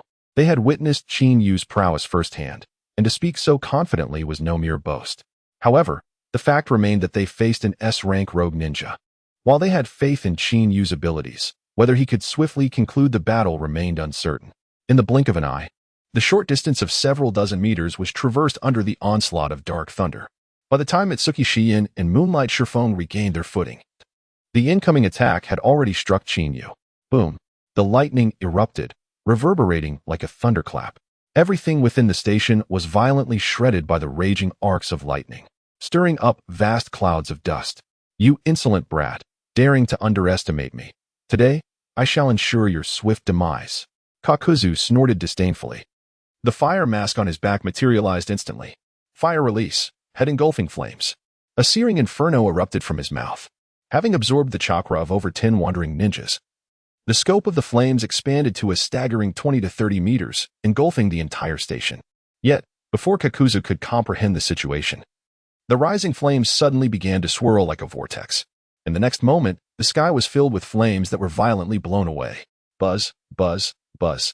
The sharp, piercing sound of air filled the atmosphere. As Kakuzu observed Chin-Yu emerging from the residual flames, he wielded a rapidly spinning wind-release spiral shuriken, resembling a miniature comet. Kakuzu's expression shifted dramatically.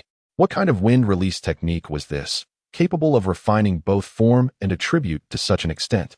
It must not strike me, otherwise I may very well perish. A flurry of chaotic thoughts raced through Kakuzu's mind. However, as he gazed at Chin-Yu, a glimmer of greed flickered in his eyes. Within this chakra, he sensed a uniquely pure essence. If he could seize Chin-Yu's heart, would he not also learn this powerful technique? Just as this greedy thought took root, the ground beneath Chin-Yu erupted in a violent shatter, sinking like a spider's web. Kakuzu merely caught a glimpse of a flash before a bolt of lightning hurtled toward him. By the time he comprehended the situation, the attack was mere inches away. Your delivery of the dumpling has arrived. Please sign for it. Chin-Yu teased with a smile. The wind-release spiral shuriken plunged directly into Kakuzu and Appo's chest. Buzz. The sharp sound of air vibrated momentarily. In the next instant, an overwhelming force of hurricane-like power erupted forth. The deafening sound of the sonic boom echoed as the shockwave surged, soaring skyward. Everything within 100 meters, be it rock or tree, was instantly obliterated. At that moment, Kakuzu felt as though he were being sliced by countless blades. Were it not for the earth release heart enhancing his defensive capabilities, a commonplace attack would have been insufficient to pierce through. He likely would have already met his end. Now, he merely had to sacrifice one heart to endure this wave of assault, feigning death, and then seize the opportunity to launch a surprise attack, striking down this peculiar brat. Yet, just as this thought formed in his mind, the scene before him nearly caused him to spit blood. Observing the lightning-infused dumpling in Chin-Yu's hand made his scalp tingle. One wind-release spiral shuriken had already made him question his existence. And now another lightning-release spiral shuriken was on the way. His earth-release body would likely be unable to withstand it. Moreover, being trapped in the attack, he found himself utterly immobile, effectively becoming a target.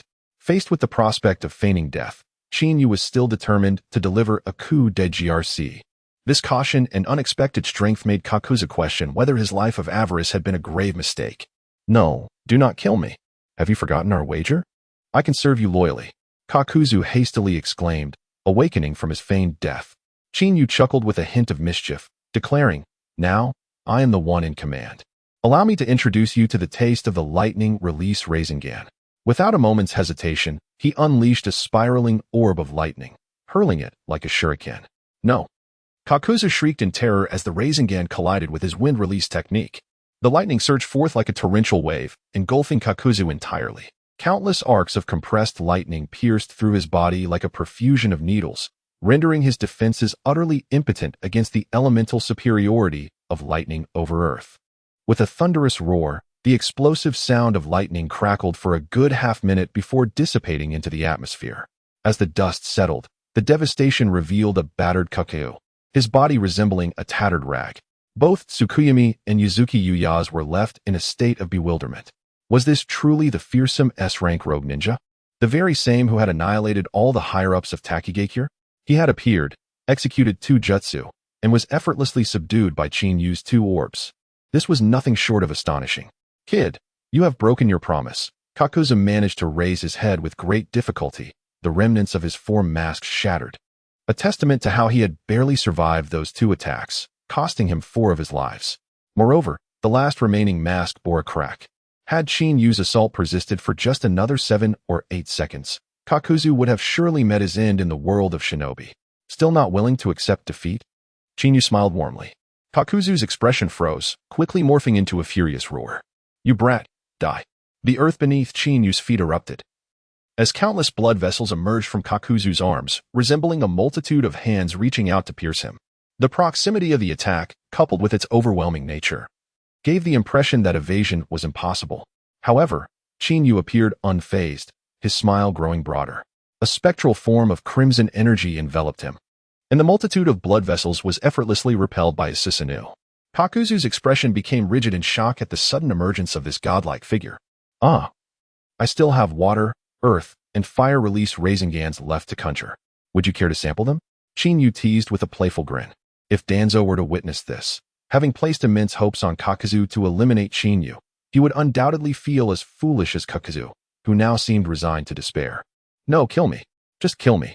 Kakuzu's expression morphed into one of savage fury. Danzo, I knew you were up to no good. Both Tsukuyami and Yuzuki Uyas were momentarily stunned. They had speculated about the assassination being linked to Konoha, but it was also plausible that after suffering significant losses at Chinyu's hands, the Mist and Cloud villages had placed a bounty in the black market for Kakuzu to carry out the hit. However, with Kakuzu now explicitly revealing this connection, the implications shifted dramatically. Regardless of the identity of the attackers from the outside, they would not cower. Yet this assassination emanated from Konoha, a betrayal from behind. Such treachery was bound to chill the heart.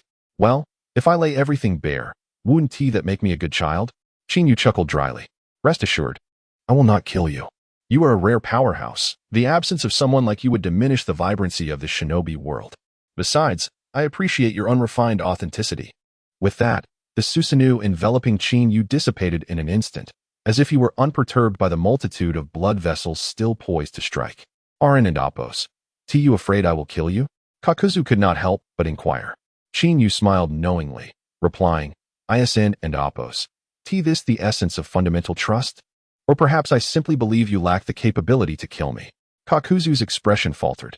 Had anyone else uttered such words, he would have taken offense. Yet, having witnessed Chinyu's formidable prowess firsthand, the esteemed S-rank rogue ninja had been bested by 2 mere orbs. This was nothing short of a nightmare. I concede. After a prolonged silence, Kakuzu finally admitted defeat. The blood vessels lurking within the earth swiftly retreated. Witnessing the proud S-rank rogue ninja genuinely surrender left Tsukuyami and Yuzuki Uyas utterly flabbergasted. The contrast between the assassination attempt and this capitulation was simply too staggering. Amidst the vast ruins, chaos reigns supreme. The illustrious S-rank rogue ninja, Kakuzu, lies there like a despondent fish. Should Danzo catch sight of this, the prized bounty hunter he holds in high esteem would be reduced to a mere lapdog in the presence of Chinyu. Such a reality would be difficult for him to accept. Rest assured, you will soon realize that this decision is indeed fortuitous. Chinyu patted Kakuzu's shoulder, stating, You have already sacrificed 4 hearts. Fortuitously, I possess an exceptional target. Should you acquire it, your strength will undoubtedly ascend to new heights. Were it not for witnessing Chinyu's formidable prowess firsthand, Kakuzu might have deemed such words incredulous. Yet, after enduring the torment of 2 hearts, he is now fervently yearning for strength to stand before Chinyu. What do you mean by strength? Kakuzu grasped Chinyu and Appos' arm tightly. Feeling the power coursing through Chinyu's fingers, a smile crept upon his face. In this world, those devoid of ambition are the most to be feared. If one seeks to empower another, it is essential to magnify their ambitions infinitely. Take, for instance, Uchiha Obito, who transformed from a mere underdog to the ultimate antagonist. This serves as the finest illustration. You must have heard that the Third Great Ninja War was precipitated by the disappearance of the Third Kazekage from Sunagakure. Chinyu remarked, casting a glance at Kakuzu. Operating in the shadows for so long, he possessed more intelligence than the outside world might suspect. In Kakuzu's realm, no problem is insurmountable if one has the means to resolve it. I am aware that this incident has stirred considerable unrest, yet I am ignorant of who was responsible. Kakuzu replied, shaking his head. The Third Kazekage has a bounty of 100 million ryo on the black market. Surely, it was not your village, Konoha? Not at all. Chinyu countered, shaking his head. I require you to locate a certain individual. Once you find him, you must devise a way to seize the heart of the Third Kazekage from him. With the iron sand at your disposal, your power will ascend to a new echelon. Kakuzu's Doton, Daidara technique allows him to obtain this unique chakra transformation through the act of extracting others' hearts. Iron sand, akin to the dark thunder of the Cloud Ninja, represents a special mutation distinct from bloodline limits. While others may be unable to harness such power, Kakuzu is an exception. However, Chinyu found himself perplexed. In the original narrative, potent jutsu that could have made one formidable often turned into wasted potential. Could this be the fabled plot-induced demise? Sensing the change in Chinyu's gaze, Kakuzu let out a resigned smile and struggled to sit up straighter. Boss, I know you must think that possessing the powerful technique Doton Daidara would negate the need to seek out unique individuals for their hearts. It is not that I wish to do so. It is simply beyond my solitary capabilities. Shinyu understood Kakuzu's predicament quite well. His own rise to fame stemmed largely from the mission to assassinate the first Hokage, which ended with a single thrown shuriken causing the assailants to flee in terror. To avoid exposure, the Takigakure village unjustly accused Kakuzu of fabricated crimes upon his return. Fueled by indignation, Kakuzu seized the Doton Daidara technique for himself. The overall strength of Takigakure was already waning. In the latter parts of the original tale, a single Genin could easily overpower an entire village, making Kakuzu a monstrous embodiment of strength, a prime target. Do you know the whereabouts of the third Kazekage? Kakuzu inquired, impatience creeping into his voice. In the distance, the moonlight illuminated the figures of Tsukiyakari Kage and Yuzuki Yugao, who were momentarily taken aback, preparing to intervene. Shinyu's Sharingan suddenly spun, instantly hypnotizing the two. Though he held no distrust towards Yuzuki Yugao, he sought to shield her from the scrutiny of Danzo and the Umbu. Should she be coerced, it would be disastrous. As he witnessed Shinyu's casual glare render both Tsukiyakari and Yuzuki unconscious, Kakuzu was astonished, finally realizing the gravity of the situation. Boss, your Sharingan is akin to that of Uchiha Madara, is it not? He recalled the day when a mere glance had sent him fleeing, a feat only achievable by two individuals in the ninja world, the first Hokage and Uchiha Madara. Having survived the first great ninja war, Kakuzu was no stranger to Madara's legend. More or less, Shinyu replied candidly. If one desires unwavering loyalty, intimidation must be a given. Now, let us return to the matter at hand. He redirected the conversation, stating, you possess significant connections within the black market. I need you to find someone named Sasori of the Red Sand. Should you locate him, persuade him to hand over the heart of the third Kazekage. He constructs human puppets, requiring numerous materials and the subject to remain alive for modifications. The uniqueness of human puppets lies in their ability to wield the jutsu of their former selves, although they similarly require a puppet core. Acquiring iron sand is advantageous for you. However, enlisting Sasori would be equally beneficial. Moreover, should we find Orochimaru, we could explore the path of reproductive cultivation, achieving a dual advantage. Are you referring to that young lad? Kakuzu paused, momentarily taken aback. Shinyu raised an eyebrow. You know him? I certainly do. Kakuzu nodded. This young man has a penchant for crafting puppets. He often purchases still living corpses from me and occasionally places bounties for me to capture living targets. I never imagined he would be audacious enough to target the third Kazekage, his village's leader. Shinyu felt a wave of resignation wash over him. He had not anticipated that the individuals he sought to recruit would be so dubious, one steeped in greed, the other in peculiar fetishes. It appeared that the Akatsuki organization was filled with eccentricities. Nevertheless, if they were not of the same ilk, how could they traverse the same path? Since you are aware of his location, you should set out at once. There are several root ninjas who have just arrived. You ought to be able to handle them. Shinyu suggested, glancing at the nearby forest. Upon arrival, the three concealed root ninjas had their expressions shift dramatically. With no time to ponder, they hastily attempted to retreat. Their mission was to surveil the battle between Kakuzu and Shinyu, only to discover that they had arrived too late. The skirmish had concluded with an explosive bang. Boss, rest assured, they will not escape my grasp. I will seek that individual, but first, I must acquire some hearts. Kakuzu grinned menacingly. Within the dense forest, dark tendrils of blood surged forth, enveloping the three root ninjas like a vast net. Ah! The trio's screams echoed abruptly before fading into silence. Utilizing his Sharingan, Shinyu witnessed the blood vessels erupting from the ground, piercing through the bodies of the three ninjas without warning. As the blood consumed them, Kakuzu's previously weakened state began to restore itself gradually. The three hearts were forcibly extracted, directly assimilated into Kakuzu's being. Feeling a renewed vigor surge within him, Kakuzu sighed in relief and finally stood tall. Boss, I will take my leave now. Is there anything Danzo requires me to handle? A flicker of malice crossed Kakuzu's face. The intelligence blunder from Danzo had nearly cost him his life. Had it not been for Shinyu, he would have succumbed to a cold fate. No, you needn't concern yourself with that. I will handle it myself. Shinyu patted Kakuzu's shoulder. Now, off you go. Jiaodu couldn't help but pause, saying, Boss, don't you need to employ some tactics on me? What if I just run away? You would suffer a great loss. In Jiaodu's eyes, There were numerous spies and infiltrators from various nations. Each of them would employ illusions, secret techniques, and forbidden arts for safety and secrecy to manipulate from afar. The hardest part for Jiao Du to accept about surrendering was enduring the pain of being controlled. No need, Qingyu replied with a smile. Using underhanded tactics on you would only feel cumbersome. Moreover, I have faith in my charisma. With a mere display of my might, the entire ninja world shall tremble. This statement, though seemingly a jest, caused Jiao Du's expression to shift upon hearing it. Having witnessed Qinyu's formidable abilities firsthand, and the blood-red moon in his eyes that symbolized calamity, Jiao Du realized that this young man was not to be underestimated. Taking a deep breath to clear his thoughts, Jiao Du said, "Boss, I shall take my leave for now. If I receive any news, I will contact you promptly." As he watched Jiao Du depart, Qingyu approached Mutsu Shiyin and Moonlight Shifeng. Awaken!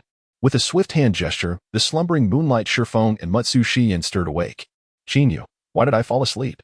I think I just had a dream about an S-rank rogue ninja trying to assassinate us," Mutsu Shiyin said, rubbing her drowsy eyes. Upon seeing the ruins around her, she was utterly bewildered, realizing this was likely not a dream. "Let us move. Time is of the essence.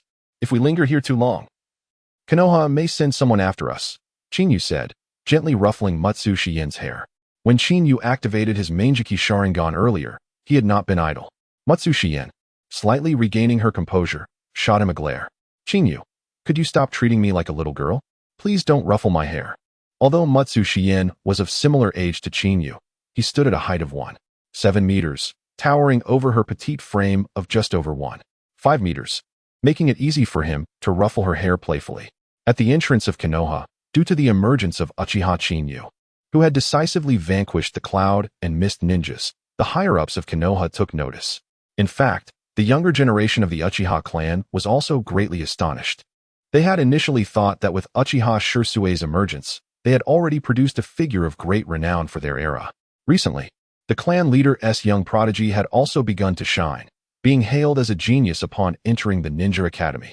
Now suddenly, a hidden genius who had endured bullying for over a decade had surfaced, creating a stark contrast that was hard to accept. This prompted the Uchiha clan to dispatch a guard team to await developments. Confronting them were Kakashi Hitaki and the rarely seen Danzo. Moments ago, after finishing some trivial matters, Kakashi returned to Konoha only to find Danzo, who was known for his elusive nature, standing at the city gate. Shocked, Kakashi felt his heart race.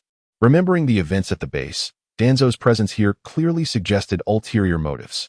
"I can't delay any longer. I must check on the situation," Kakashi said, glancing at the Nin stationed at the gate, unable to suppress his urge to act. "Ah, Kakashi, you've just returned, and now you're off again?" Danzo remarked, his eyes fixed on Kakashi. "I lead a team of 3 Nin who have exceeded the agreed-upon time. I'm concerned something has gone awry, so I intend to investigate." Kakashi replied solemnly, a hint of coldness in his tone. He harbored grievances against Danzo for his repeated actions against Qingyu, but he could not voice them now. "Oh, Kakashi, you do have the makings of the next Hokage, always so prudent in your actions," Danzo chuckled, yet silently calculated Jiao Du's ability to resolve the situation with Qingyu. Observing Kakashi's impatience, Danzo's smile widened. In his view, the longer the delay, the greater the chance Kakashi would be left to collect the bodies. 15 minutes have already passed.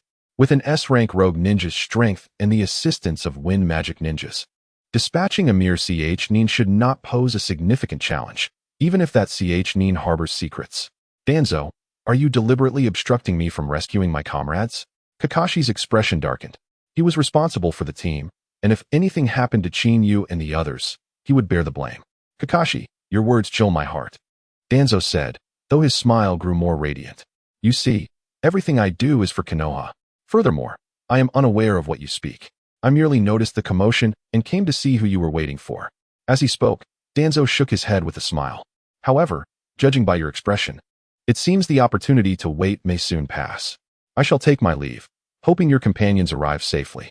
15 minutes had elapsed, and the watchers he dispatched had not signaled any alerts.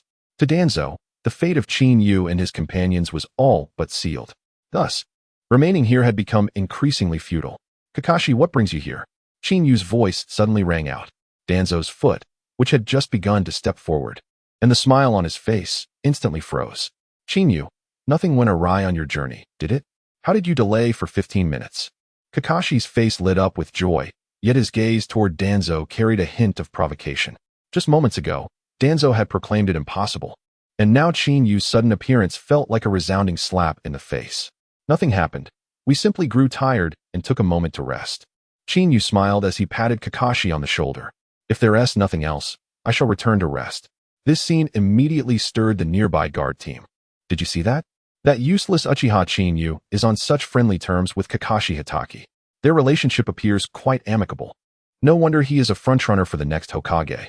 The leader of the guard team, a slim man in his early 20s with hostile eyes, was named Uchiha Stone. He bore the double Tomo Sharingan and had once been regarded as a promising hope for the Uchiha clan prior to Uchiha Shirsui's rise.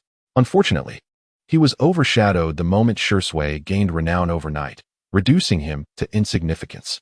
Now, with the emergence of Uchiha Yu, his feelings of discontent were palpable. However, Yu paid no mind to any of this. In a world where strength reigned supreme, no problem could not be resolved with a fist. If that failed, one could always throw another punch. You are Uchiha Yu, indeed a hero of youth. To have navigated such perilous paths and arrived at Konoha unscathed. It seems the legends hold true, Danzo remarked, turning with a smile. However, the insincerity behind his seemingly genial demeanor exuded an oppressive aura. As Yu had noted, this was a smile concealing daggers. Thank you for your concern. Aside from a few pesky flies, it appears I have encountered no troubles along the way. Feng flashed a warm smile. Perhaps it was merely a stroke of luck on my part. Or perhaps it was the misfortune of some of Lord Danzo's subordinates who lost their way and could not return. As he spoke, Yu met Danzo's gaze without a hint of hesitation, her smile growing ever more radiant. Lord Danzo, do you believe that a rabid guard dog should be put down? Should I happen to encounter those two beasts, I assure you, I will show no mercy to anyone. As her words echoed, Yu's double kaleidoscope Sharingan suddenly began to whirl. Instantly, a tremendous surge of ocular power erupted like a tempest, creating a wave of energy that swept across the space. However, this force was fleeting, vanishing as quickly as it had appeared. What extraordinary ocular power! Danzo's expression momentarily faltered. Yet, as he gazed at Yu, a tinge of greed flickered within the depths of his pupils. His feelings toward the Uchiha clan were a tumultuous mix of affection and resentment. He loathed the Uchiha, yet was enamored by their Sharingan. Furthermore, he had learned from intelligence reports that the eyes possessed by Yu were distinctly different from those of ordinary clan members. Witnessing them firsthand, Danzo became increasingly convinced that these eyes bore a striking resemblance to the kaleidoscope described in the records of the second Hokage. Most importantly, the ocular force that had just been unleashed was beyond comprehension. It could not be explained without the context of the kaleidoscope Sharingan. Uchiha Yu, you are indeed exceptional, possessing the ability to awaken the legendary eyes. Perhaps you will surpass Uchiha Shirsui and emerge as the unparalleled genius of your clan, Danzo stated bluntly. The expressions of the members of the Uchiha Guard, including Uchiha Shur, darkened significantly. As members of the same clan, they felt joy at the emergence of a powerful figure. Yet, who would not wish to be that powerful figure themselves? The notion that a former underachiever could now be labeled a genius by Danzo, having awakened the fabled Sharingan, was enough to twist their hearts with envy. Lord Danzo, you truly have a knack for jesting. Perhaps I am not yet worthy of comparison to you. Yu replied with a forced chuckle. If you have no further business, I must attend to my duties. How could I forget that? Minato Namikaze quickly interjected. The third Hokage and the two advisors from Konoha have been waiting for quite some time. We should report to them. Xiang, Shifeng, you should return and rest. You have both been through a lot lately. Do not wander about unnecessarily. Upon hearing this, Moonlight Shifeng sighed with relief, glanced at Yu, and promptly expressed his gratitude before hastily departing. Yuzuya Xiang felt a twinge of reluctance, but sensing the atmosphere, she too understood that it was not the time to linger. After casting a worried glance at Yu, she turned and left as well. For a moment, the vast city gate was enveloped in an inexplicable sense of oppression. Minato, let us be on our way, Yu said, patting Minato Namikaze on the shoulder. We must not keep the third Hokage waiting. Lord Danzo, if you choose to stay, perhaps you may yet find what you seek. With these parting words, Yu took the lead toward the Hokage building. Minato Namikaze offered a resigned smile. However, he too disapproved of Danzo's actions. At this moment, seeing Danzo suffer a setback brought him joy, and he had no intention of coddling Danzo's fragile pride. As they watched Qin Yu and Minato depart, Uchiha sure left with a gloomy countenance alongside the guard. "Lord Danzo, do you still wish to wait? My shift has ended," inquired a Chunin stationed at the ceiling gate, his voice timid. "Get out of my sight. Who do you think you are to question Lord Danzo?" Yamanaka Fu emerged from the shadows, flanked by Oil Girl Tru, both wearing distinctly displeased expressions. Danzo remained silent, still brooding over Qin Yu's earlier remarks. Although she had spoken in veiled terms, the memory of the Sharingan he had painstakingly gathered, coupled with his secret dealings with Orochimaru, left him with a nagging feeling of being exposed. As the founder of Root and a high-ranking member of Konoha, Danzo prided himself on his intellect, strategy, and depth of character, believing no one, not even the third Hokage, could rival him. Yet this time, not only had his assassination attempt failed, but he could not even comprehend the actions of a mere child. "Lord Danzo, did you not send an S-rank rogue ninja from Takigakure to eliminate Uchiha Chinyu? Why has nothing happened?" Yamanaka-Fu's patience wore thin. "Calm down. Could it be that the boy altered his route, causing Kakuzu to miss him?"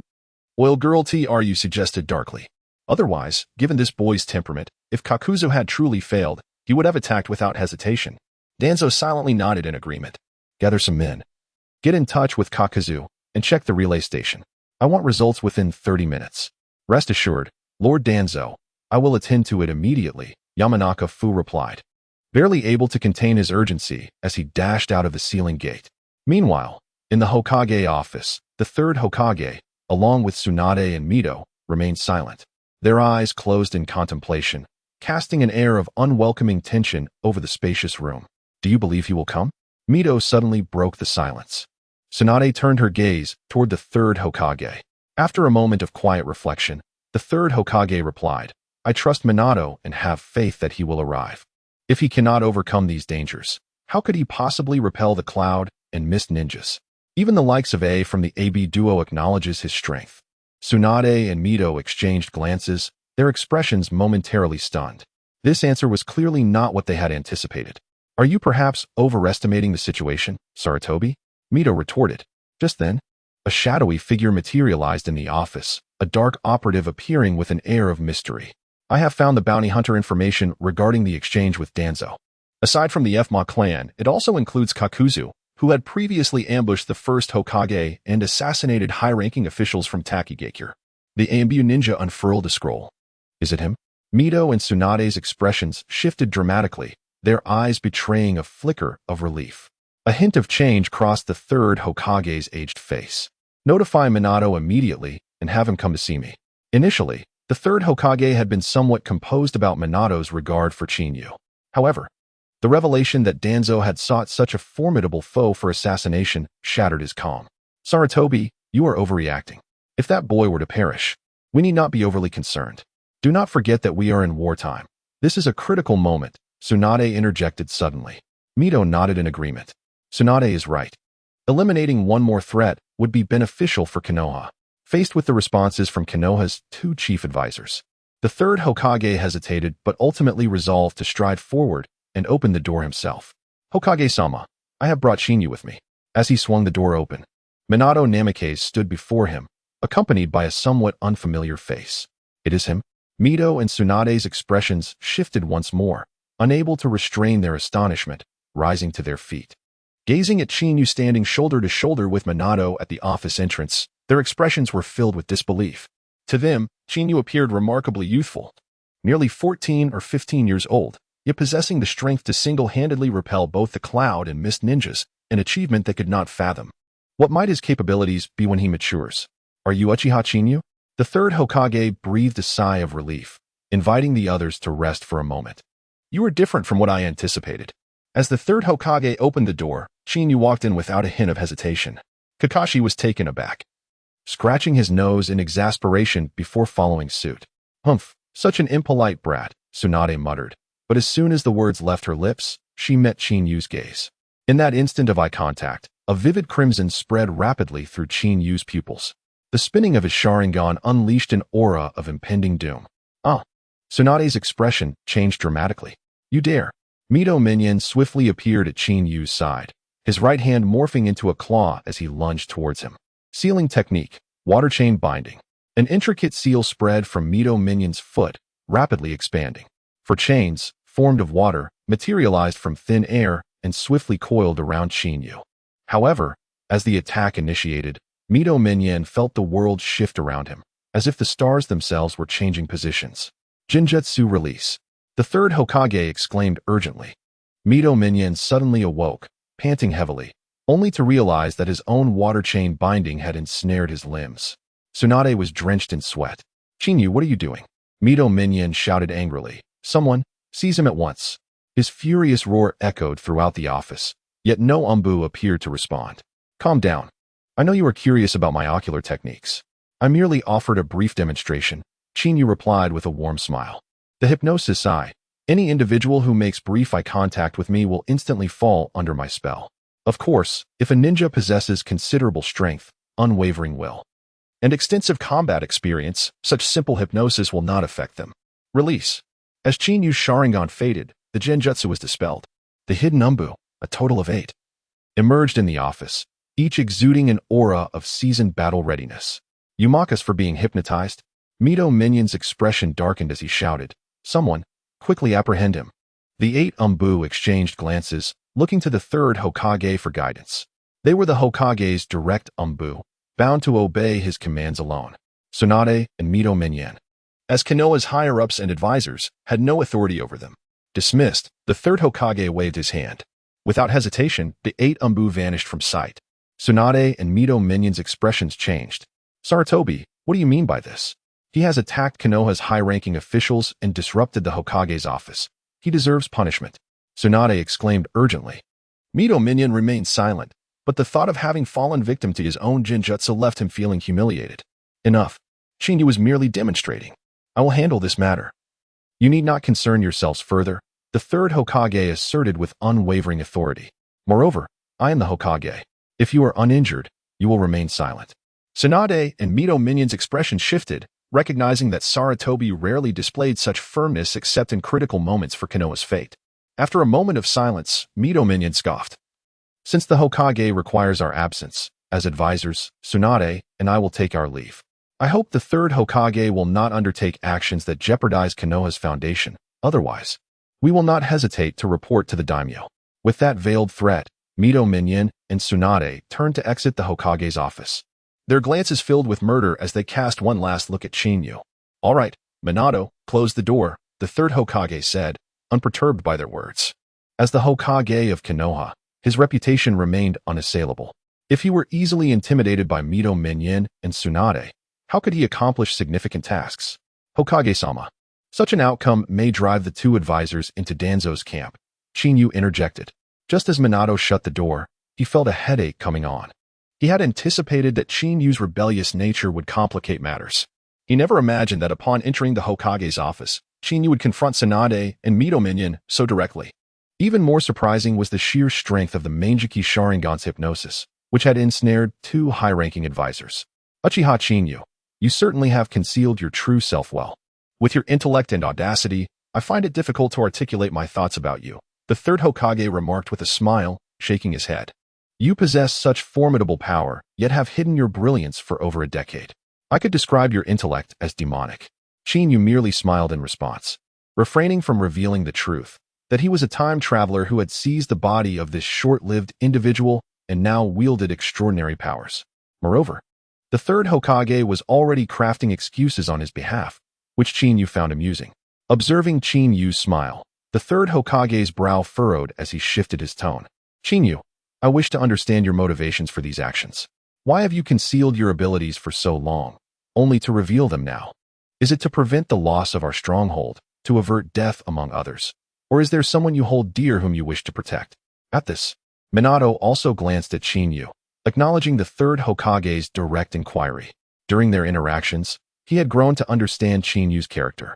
Chinyu, remember that any response you provide will determine your future in Konoha. I hope you can become a powerful new force for our village, just like Minato. The third Hokage added earnestly. Meeting the somber gaze of the third Hokage, Chinyu smiled gently. I have no interest in the position of Hokage, nor do I feel any sense of belonging in your factional struggles. However, I do not appreciate underhanded tactics.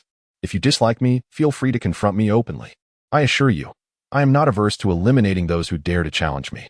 Qin Yu's smile grew ever more radiant. After a brief pause, he continued, I simply wish to live my life leisurely. Leisurely? Both Minato and the third Hokage were taken aback, unable to fathom the meaning behind such an unconventional term.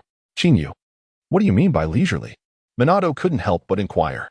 The third Hokage, as well as the hidden Umbu in the shadows, displayed a hint of eagerness. After all, Qin Yu's attitude had the potential to influence Konoha's safety. Leisurely means having time to bask in the sun, enjoying the warmth on both sides, Qin Yu explained, touching his nose. To him, such a lifestyle was emblematic of success.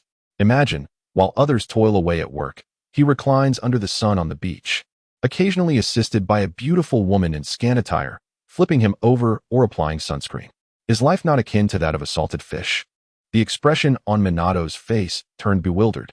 No, it would be more accurate to say that even the third Hokage and the hidden Umbu, lurking in the shadows, were expressions of rigidity. This salted fish existence is utterly absurd. Qin Yu, are your demands truly that simple? The third Hokage struggled to maintain his composure. If you are willing, I can promote you to an elite jonin and publicize your achievements, granting you powers akin to those of Minato. The offer from the third Hokage took even the Umbu ninjas by surprise. Minato had long been regarded as the heir to the next Hokage, with a status and identity that were unparalleled. Now, with the third Hokage's proposal, it seemed to acknowledge Qin Yu's qualification to compete for the title of Hokage. No need for that. Becoming Hokage is a troublesome endeavor. I do not wish to age prematurely, suffer from hair loss, or, heaven forbid, sacrifice myself for the village. Such a noble spirit should be left to Minato, Qin Yu remarked nonchalantly. If there is nothing else, I shall take my leave to rest. With that, Qin Yu turned and departed. Minato, witnessing this, hesitated, intending to advise him, but saw the third Hokage shake his head in disapproval. As the office door closed once more, the third Hokage pondered for a moment and spoke. Minato, what are your thoughts on Qin Yu's so-called salted fish theory? Reflecting on Qin Yu's assertion, the third Hokage felt a twinge of headache. It was too far-fetched. Lord Hokage, I believe Qin Yu is trustworthy, Minato responded, his expression flickering. From the very beginning, he was acutely aware of the Uchiha clan's predicament. He harbors no animosity, and when faced with an onslaught from the Cloud Ninjas, he willingly revealed a secret he had kept hidden for over a decade to rescue others. This demonstrates that his heart remains with Konoha. After repelling the Cloud Ninjas, he knew Danzo would undoubtedly blame him for the incidents involving the Mountain Wind and the Oil Woman. Yet, he did not flee. Instead, he thwarted another surprise attack from the Mist Ninjas, and now he accompanies me back to Konoha. With the strength he displayed just now, who could have stopped him had he chosen to slip away? At this point, Minato looked at the third Hokage, fully aware that despite his words, the ultimate decision-maker was still the third Hokage. Minato, I understand your perspective. After a moment of contemplation, the third Hokage declared, I will entrust the matter of Uchiha Qin Yu entirely to you. I hope you can mold him into a spear in our hands, shining and vibrant like you. The departure of the Sannin was, in fact, a significant catalyst for the Third Great Ninja War. The quiet words echoed within the office. Minato fell into a brief silence. Reflecting, the Second Great Ninja War had seen Hanzo the Salamander bestow the title of Sannin upon Jiraiya, Tsunade, and Orochimaru. At that time, the Sannin were at the zenith of their power, capable of turning the tide in any battlefield they graced. Presently, having these three in each arena would certainly make the major nations think twice before provoking the Land of Fire. Unfortunately, Orochimaru's betrayal, Tsunade's trauma, and Jiraiya's departure dealt a tremendous blow to Konoha. If Qin Yu could join as a new force, it would be ideal for concluding the ongoing Third Great Ninja War. Rest assured, Lord Hokage, I have a good relationship with Fugaku. With his assistance, Qin Yu will at most be a salted fish, Minato remarked, recalling Qin Yu's recent words, which made him smile wryly. The third Hokage also shook his head with a resigned smile. With your assurance, I feel more at ease. Concerning the Kamikaze Bridge, we have received the latest intelligence. I hope you can make time to investigate. The Rock Ninjas have mobilized a significant number of elite forces, and their confrontation with the Cloud Ninjas seems to be nearing its end. Outside, Tsuji Komatsu and Mito Menka walked out of the Hokage building, their faces darkened. It's Danzo. Mito Menka raised an eyebrow. Let us go take a look, Tsuji Komatsu said, hastening forward. Why are you down here? Where did that brat go? Danzo was just about to return to the Hokage building. Humph, That kid is far too arrogant, casting illusions on us in the Hokage's office. However, those eyes of his are terrifying. He must be proficient in Jinjutsu. Mito Menka fumed. Danzo, didn't you dispatch the S-rank rogue ninja Kaku to eliminate him? Why did it fail? Powerful Jinjutsu? Danzo's expression shifted slightly. It seems Saratobi's intelligence network is still formidable. Even I cannot hide my movements. Indeed. I did send the rogue ninja Kaku from Takigakure and the Fma clan to eliminate him. However, judging by that brat's expression, he likely changed routes and escaped. Humph, I knew it. He is merely a coward afraid of death. How could he possibly contend with an S-rank rogue ninja like Kaku? Mito Menka scoffed. This kid is far too unruly. I worry he may not be of use to Konoha. Danzo, you should contact Kaku quickly and find a way to deal with him. Tsuji Komatsu did not speak, but her expression conveyed her thoughts. Seeing Tsuji Komatsu and Mito Menka, who had previously stood with Saratobi, Danzo's face broke into a slight smile. Do not worry. Saratobi's decision has already jeopardized Konoha's foundation. I will contact Kaku swiftly to resolve this matter. But I believe you should also consider the position of the next Hokage. For Danzo, this was the perfect opportunity to seize the title of Hokage. With the backing of Tsuji Komatsu and Mito Menka, alongside evidence of Saratobi's failed decisions, he would have sufficient leverage to contest for the position of the next Hokage before the daimyo and Minato. Mito Menka and Tsuji Komatsu were momentarily taken aback. They had anticipated this, yet they did not expect Danzo to be so open about his ambitions for the Hokage position. Lord Danzo, Yamenka Kaze has returned. Yoinara Torian suddenly announced. Danzo glanced at the hesitant faces of Mito Menka and Tsuji Komatsu before saying, there is no need for hasty decisions. I will have Yamenka Kaze contact Kaku to resolve Chinyu swiftly. You both should think it over. This is a critical time in the war. The four great nations are simultaneously striking against our land of fire, and the daimyo is furious. All of this is due to Saratobi's so-called cautious thinking. What a waste of time. If he had heeded my advice earlier and employed a firm hand to intimidate the four great nations, who would dare to offend us? Mito Menka and Tsuji Komatsu fell into silence. Yamenka Kaze hurriedly arrived, drenched in sweat and exhibiting a sense of urgent anxiety. Had he not been panting for breath? He might have spoken out first. Kaze, take your time. They are now part of our camp, Danzo remarked with a triumphant smile. You must contact Kaku now. The target has returned to Konoha. We will create an opportunity for him to act. This time, success is the only option. Failure is not permitted. If he fails, Lord Danzo, Kaku, and the Fma clan will likely suffer defeat, Yamenka Kaze blurted out. Danzo's smile instantly froze, his cheeks twitching as he said, Kaze, what nonsense are you spouting? What on earth happened? In the eyes of Danzo, no matter how formidable Uchiha Chinyu might be, he could never compare to a long-established S-rank rogue ninja who had once decimated high-ranking officials. The Wind Demon clan had been entirely annihilated, and the station bore the scars of a considerable battle. Yamamoto and Appo's expression turned ashen as he spoke, judging by the destruction left by certain jutsu. Their power had reached the S-rank level. What? Both Danzo and Mito Gate Flame, along with Tsukimi Koharu, were visibly shaken, although Chinyu was accompanied by two others. They could hardly believe that the newcomers, Moonlight Gale and Yuzuki Yugao, could wield such potent ninjutsu. If this so-called S-rank ninjutsu had originated from Kaku, then Chinyu would undoubtedly be unable to return alive. After careful consideration, it became evident that this S-rank ninjutsu likely came from Chinyu himself. His survival implied that their hopes pinned on the S-rank rogue ninja Kakuzu had likely been dashed. The thought sent Mito and Tsukimi's expressions into a deep pallor. Just moments ago, they had been at odds with Chinyu. Had he unleashed his wrath while caught in a jinjutsu without the third Hokage's timely intervention, their fates would have been sealed. Mito, Koharu, do not forget what you promised me, Danzo insisted, hurriedly steering the conversation back on track. Koharu, the weather is splendid today. It has been ages since we last enjoyed a cup of coffee, Mito Gate Flame suddenly remarked. Koharu nodded in agreement. Indeed, it feels like forever since we gathered. Watching the two abandon the conversation and turn to leave, Danzo's expression darkened to an extreme. Fools, utter fools. He seethed with rage. This was supposed to be his closest opportunity to the Hokage position. Yet now, with Kakuzu slain by Chinyu, it was beyond his expectations. Lord Danzo, what shall we do now? Yamamoto inquired, unable to contain his agitation. If even S-rank rogue ninja Kakuzu cannot eliminate Uchiha Chinyu, are we to simply stand by and watch him swagger through Konoha? Calm down, Yamamoto. Lord Danzo will find a solution, Uyata-kun hastily intervened. Though he spoke with assurance, he too was at a loss for a moment. If even Kakazu could not handle Chinyu, who would dare to act? Rest assured, I have a promising candidate in mind. The Uchiha clan's stronghold lay in the northwest corner of Konoha. Nestled against the village's edge and surrounded by mountains, it exuded an aura of defensibility. However, for Konoha, it was even easier to guard the entrance to the Uchiha clan, thus continuously monitoring any potential defections. After leaving the Hokage building, Chinyu made his way to the Uchiha clan's residence.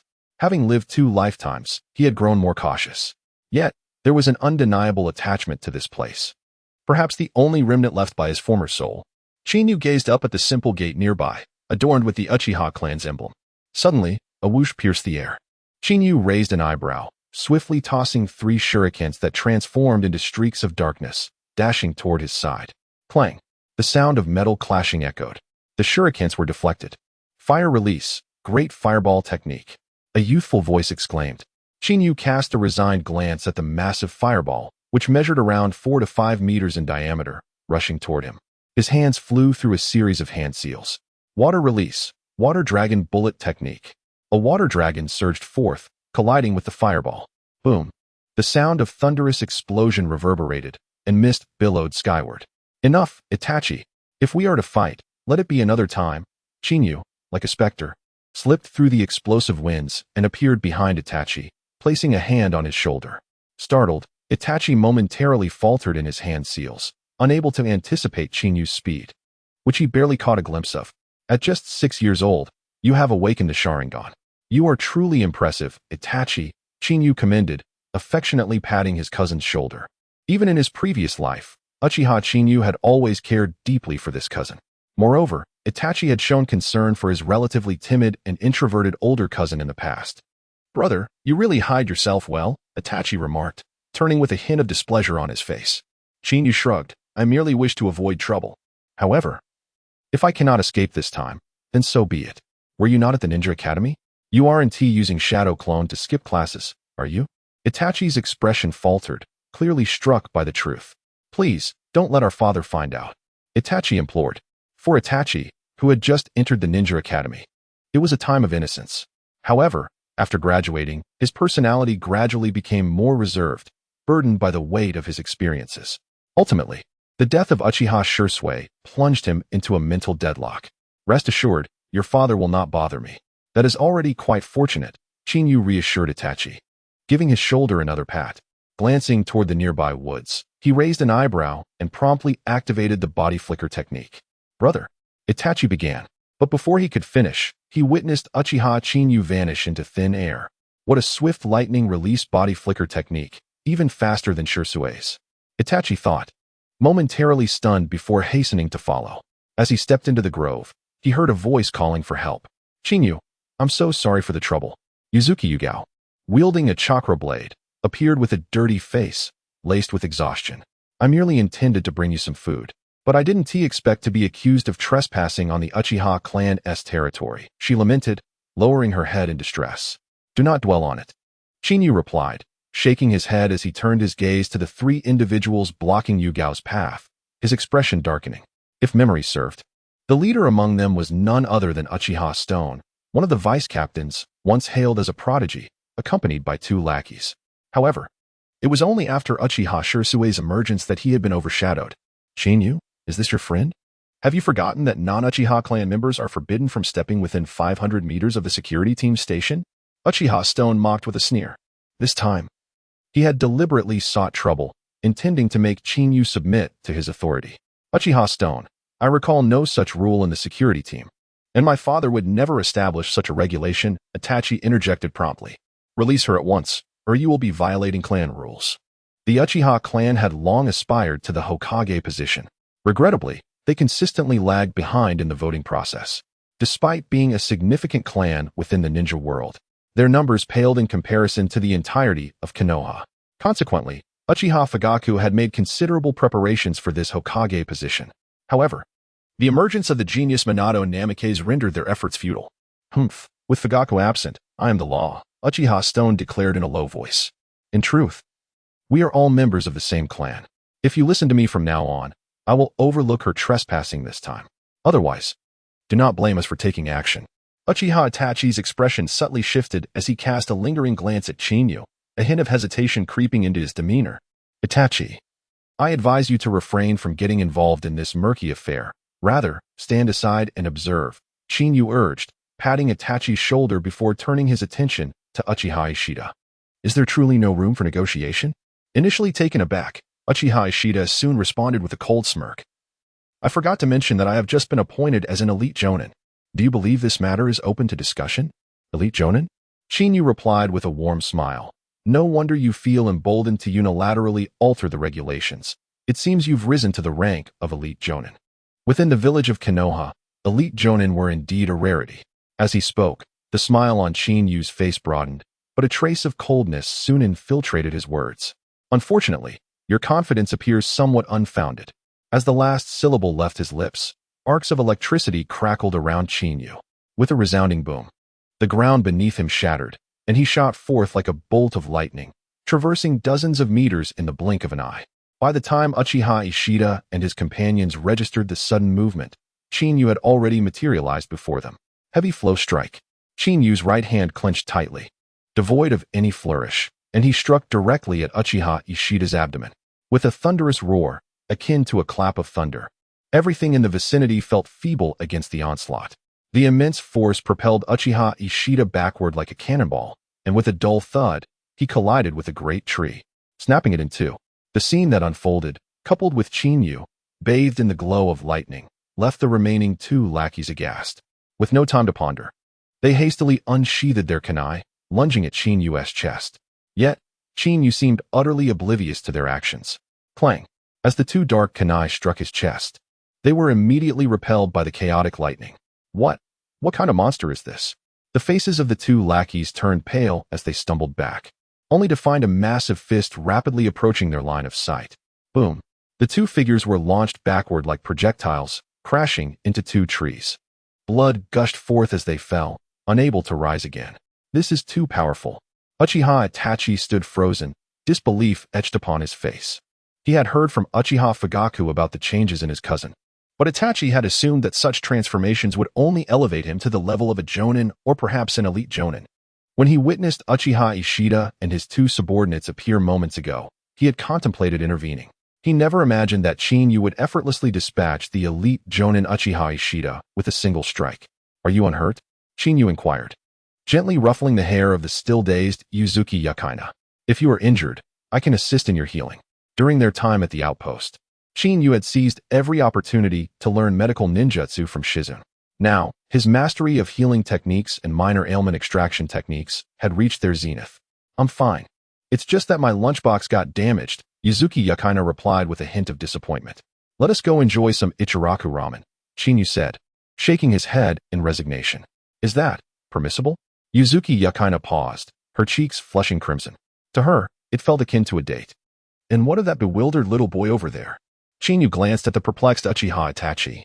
At just over 6 years of age, Itachi was still a year away from graduating from the Ninja Academy, possessing only a single Sharingan and a strength barely surpassing that of a Chunin. Is this your brother? Uchiha Itachi? Uzuki Yukaina exclaimed, clearly having heard of this prodigious child. Of course, I don't mind. Itachi is indeed adorable, she remarked, playfully pinching Uchiha Itachi's cheek. One could only wonder what expression the future would hold for the legendary Itachi if he were to learn of such treatment. I actually don't have to go, Uchiha Itachi stammered, snapping out of his stupor. Don't you wish to uncover the depths of your brother's secrets? Uzuki Yukaina teased, her eyes sparkling with mischief. If we join forces, we might extract some of his hidden truths. And surely, you are curious how he single-handedly repelled both the Cloud and Mist Ninja, are you not? Upon hearing her words, Uchiha Itachi hesitated momentarily before biting his lip and agreeing. Let us go? Chinyu rolled his eyes in exasperation and turned to lead the way. As they walked, the presence of the enchanting Uzuki Yukaina drew the attention of many passers-by. Particularly, the sight of her walking alongside a member of the Uchiha clan elicited a mix of disdain on their faces. Yet, Chinyu paid little heed to these reactions. Having not anticipated the depth of animosity held against the Uchiha clan within Konoha, welcome, a girl, no older than 13, emerged to greet them. Shizun, Please attend to our guests while I prepare the ramen, came a voice from the kitchen. I'll have a chashu ramen, Chinyu said casually as he took a seat. This establishment, affectionately dubbed Ichiraku by fans of Hokage, was renowned as the most enigmatic ramen shop in Konoha, with many speculating that the elusive Uncle Ichiraku was, in reality, a member of the Otsutsuki clan hiding within the village. I'll have a chashu too, Yuzuki Yakina chimed in eagerly. In her eyes, sharing a meal with Chin-yu was tantamount to a date. I suppose I'll have one as well, Uchiha Itachi added reluctantly. However, the two soon fell into a lively exchange. As Yuzuki Yakina recounted tales of Uchiha Chin-yu vanquishing hundreds of cloud ninja with his lightning release, Uchiha Itachi's gaze towards Chin-yu transformed, revealing a newfound awe and respect. Handmaid, I'll take a chashu ramen, a slightly weary voice called from outside. Chin-yu raised an eyebrow as a silver-haired man, carrying a large scroll on his back, took a seat beside him. Jiraiya-sama, I didn't expect to see you return at such a critical juncture, the cook exclaimed, his face lighting up with joy. Jiraiya, a figure renowned from the Second Shinobi War, was a source of reassurance for Konoha during turbulent times. Same as ever, huh? Jiraiya replied, breaking his chopsticks and gesturing to the snack Shizen had brought. I've returned merely to report to the Third Hokage and will be leaving shortly. The outcome of this war will soon be determined. The cook's expression shifted, and he quickly gestured for silence. Jiraiya-sama, there are juniors present. You must not speak so freely of such intelligence. Also, refrain from drinking this time. Last time, you divulged too much information. And if it weren't for the timely arrival of the Hokage, I would have become a scapegoat, he added, taking the sake from Jiraiya's table. Fine. It's not an appropriate time for drinking, Jiraiya conceded, surprisingly not arguing with the cook, instead turning his attention to Chin-yu. The cook, astute as he was, grasped the situation and retreated to the kitchen with Shizun. The ramen will be ready in 10 minutes. I understand, Jiraiya acknowledged, his gaze fixed on the boy who seemed to have recognized him from the outset. He sighed softly. I never imagined that Minato would summon me back for a child like you. I've heard you single-handedly repelled both the Cloud and Mist Ninja. Your prowess is nearing that of a Kage. In all of Konoha, few possess the strength to defeat you. As the evening unfolded, both Yuzuki Yuin and Uchiha Itachi chose to remain silent, their gazes fixed on the esteemed Sannin, Jiraiya, who offered an astonishing appraisal of Uchiha Chin-yu.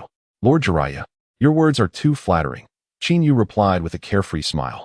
I initially intended to lead a life of leisure, akin to yours, merely penning light-hearted tales. Life would be so picturesque had I not been conscripted into this turmoil. Alas, my kind heart and benevolence compelled me to intervene. Jiraiya, taken aback by Chin-yu's nonchalance, noted the striking resemblance to the sentiments expressed by Minato Namikaze. However, this was not the outcome Jiraiya desired. Chin-yu, you must understand that once your identity is revealed, returning to your former self becomes impossible. Often, difficult choices lie ahead, he cautioned solemnly. I have returned solely to discern your thoughts on Konoha's prospects in this third great ninja war. The decisive battle at the Kamikaze Bridge was imminent, and Uchiha Chin-yu presented the greatest variable. With his displayed prowess, he could easily turn the tide of battle, and should he unleash chaos in the heart of Konoha, it would spell disaster for the village. Rest assured, I am eager to step onto the battlefield, Chin-yu replied with an air of confidence. Konoha shall emerge victorious at the Kamikaze Bridge. Jiraiya was unexpectedly taken aback by Chin-yu's readiness, yet it alleviated his concerns regarding the village. Rather than harboring a variable like Chin-yu within Konoha, it was wiser to send him alongside Minato to stabilize the rear. However, I have a condition, Chin-yu suddenly interjected. Jiraiya, momentarily stunned, inquired, what is your condition? As long as it does not jeopardize Konoha's safety, I can acquiesce. Fear not, do not perceive me as a threat. I have stated my preference for a quiet existence, yet fame often leads to unforeseen complications, Chin-yu chuckled lightly. Initially disappointed at not finding the Mount Myaboku summoning scroll on Minato, he was pleasantly surprised by Jiraiya's offer. Are you considering the summoning technique? Jiraiya raised an eyebrow. Minato mentioned your desire to forge a pact with the toads of Mount Myaboku. This can be arranged, but I must warn you, do not act inappropriately towards Mount Myaboku, or I shall rescind your contract. As a sage of Mount Myaboku, Jiraiya possessed numerous unique privileges, including access to the mountain and the ability to fuse with the two great sages. Fear not, I am a good person. Let us finish our ramen before proceeding with the contract, Chin-yu smiled, glancing at the freshly prepared dish. The aroma enveloped them, and as Jiraiya and Chinyu remained uncontentious, the chef felt a wave of relief. Ramen has arrived, and here is some sake. Why must you insist I drink? Are you not concerned I might become intoxicated and speak foolishly? Jiraiya laughed. But you have 3 little ones with you, perfectly capable of escorting you home.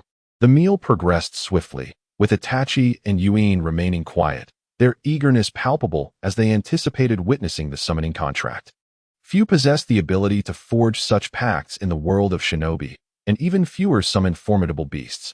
The 3 major summoning locations gained their renown through the rise of the Sannin, and now Chinyu's potential contract with Mount Myaboku signified a mark of strength. Thank you for the meal, Yuin and Itachi said in unison. Feeling the intensity of their stares, Chinyu's appetite waned. The prospect of signing the summoning contract and potentially acquiring Sage Mode filled him with an urgent anticipation. You 3, stop gazing at me. It dampens my appetite for sake. Jiraiya sighed, patting his wallet. Let me treat you this time. It is rare for me to return to Konoha, and I would rather not squander money on you little ones. If only it could be spent on the lovely women at the hot springs. As Jiraiya reminisced about the charming attendants, Chinyu led Itachi and Yuin outside. Do not boast of being a Sannin while appearing like a fool, Chinyu remarked, casting a sidelong glance. Kid, what nonsense are you spouting? You are still young, unaware of the adult world. Perhaps I should lend you Paradise of Affection.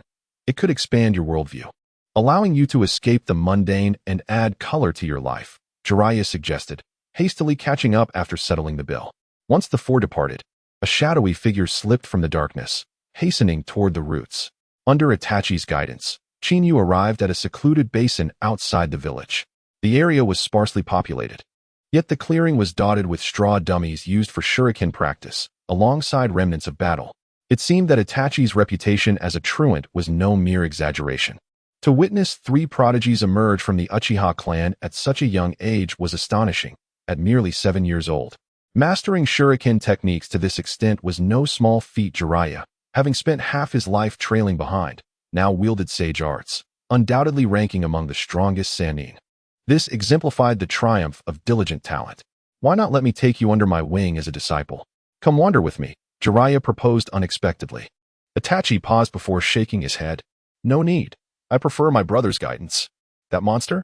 Jiraiya glanced at Chinyu. Being near such a creature could lead to psychological scars. Stay with me, and I can provide you with a different enlightenment. This world is vast, and there are pleasures akin to a heavenly experience. Once you taste it, you will yearn for more. Observing Jiraiya's fervent ramblings, Chinyu sighed. Jiraiya, if you wish to indulge, go back and pursue Minato. The situation at Kamikaze Bridge is urgent. We must attend to serious matters first. You are a stubborn one, oblivious to the charms that surround you, Jiraiya muttered, yet promptly retrieved the contract scroll. This is the summoning scroll of Mount Myaboku. Only by signing it can you summon the toads of the mountain. He unfurled the scroll, revealing the names of those who had previously entered into contracts, including that of Kagaya Otsutsuki's son, Hamura. Should you possess contracts with other summoning beasts, you must annul them first. The toads of Mount Myaboku have quite the temper. Should they discover your duplicity, you will face dire consequences. Rest assured, I too have a strong temper. I hope the toads do not provoke me, Chinyu replied with a smile. Such bravado, Jiraiya remarked, rolling his eyes. Just remember not to come crying to me for help later. First, bite the index finger, then inscribe your name upon it. I shall perform the sealing technique. Once the contract is established, betrayal against Myaboku Mountain is not an option, lest you be turned to stone. In the end, Jiraiya did not forget to remind him. Gazing at the unfurled scroll, Chinyu bit his finger, and the moment blood flowed, he swiftly wrote his name upon it. As Chinyu withdrew his hand, Jiraiya quickly formed hand seals, culminating in a burst of multicolored light that pressed down onto the scroll. White mist billowed forth as Jiraiya's seal converged with Chinyu's signature, transforming into an arcane summoning jutsu. When the luminescence faded, Chinyu felt an inexplicable connection to a different realm. Very well, the contract is complete. You may attempt to summon, but I advise you to proceed with caution. Do not embarrass yourself, Jiraiya said, stowing the scroll away. By the way, I have yet to learn the hand signs for the summoning technique. Could you kindly instruct me? Chinyu recalled an important inquiry. Having spent over a decade as a mere underachiever, he hardly recognized all the basic ninjutsu, let alone such a sophisticated summoning art. You are unfamiliar with the summoning hand signs? Jiraiya expressed surprise. After all, he was aware of the legendary talent that had lain dormant in Konoha for over a decade. Aside from Chinyu, compelling him to return to the village for a closer look. Seeing Chinyu shake his head again, Jiraiya sighed. All right, I will demonstrate for you. But be forewarned, there is a 90% chance of failure on your first attempt. Do not take it to heart. Watch closely, do not blink. For I am Jiraiya of Mayaboka Mountain. As he spoke, Jiraiya bit his thumb, and his hands began to whirl rapidly like a wheel. When the final hand seal was formed, he struck the ground fiercely with his right hand. Summoning technique. The intricate seals unfurled like a spider's web, enveloped in swirling white mist. A figure, about a meter in size, materialized before everyone's eyes. It was a toad clad in arm guards, reminiscent of those summoned by Jiraiya during his battles with Kisame and Itachi. Is this the summoning beast? Yuzuki Yuin's eyes sparkled as she remarked. I have heard that once a summoning contract is signed, summoning a beast on the battlefield doubles one's combat power. Moreover, the summoning beast is an unwavering ally. Chinyu couldn't help but internally scoff at this notion. If the great serpent were to know, it would undoubtedly roar with laughter. Devourer of men, devourer of its master. The great serpent never jokes. Brother, do you have confidence? Uchiha Itachi inquired, unable to contain his curiosity. Chinyu patted Itachi's head and replied with a smile. Would you like to witness my folly? I will give it my best shot.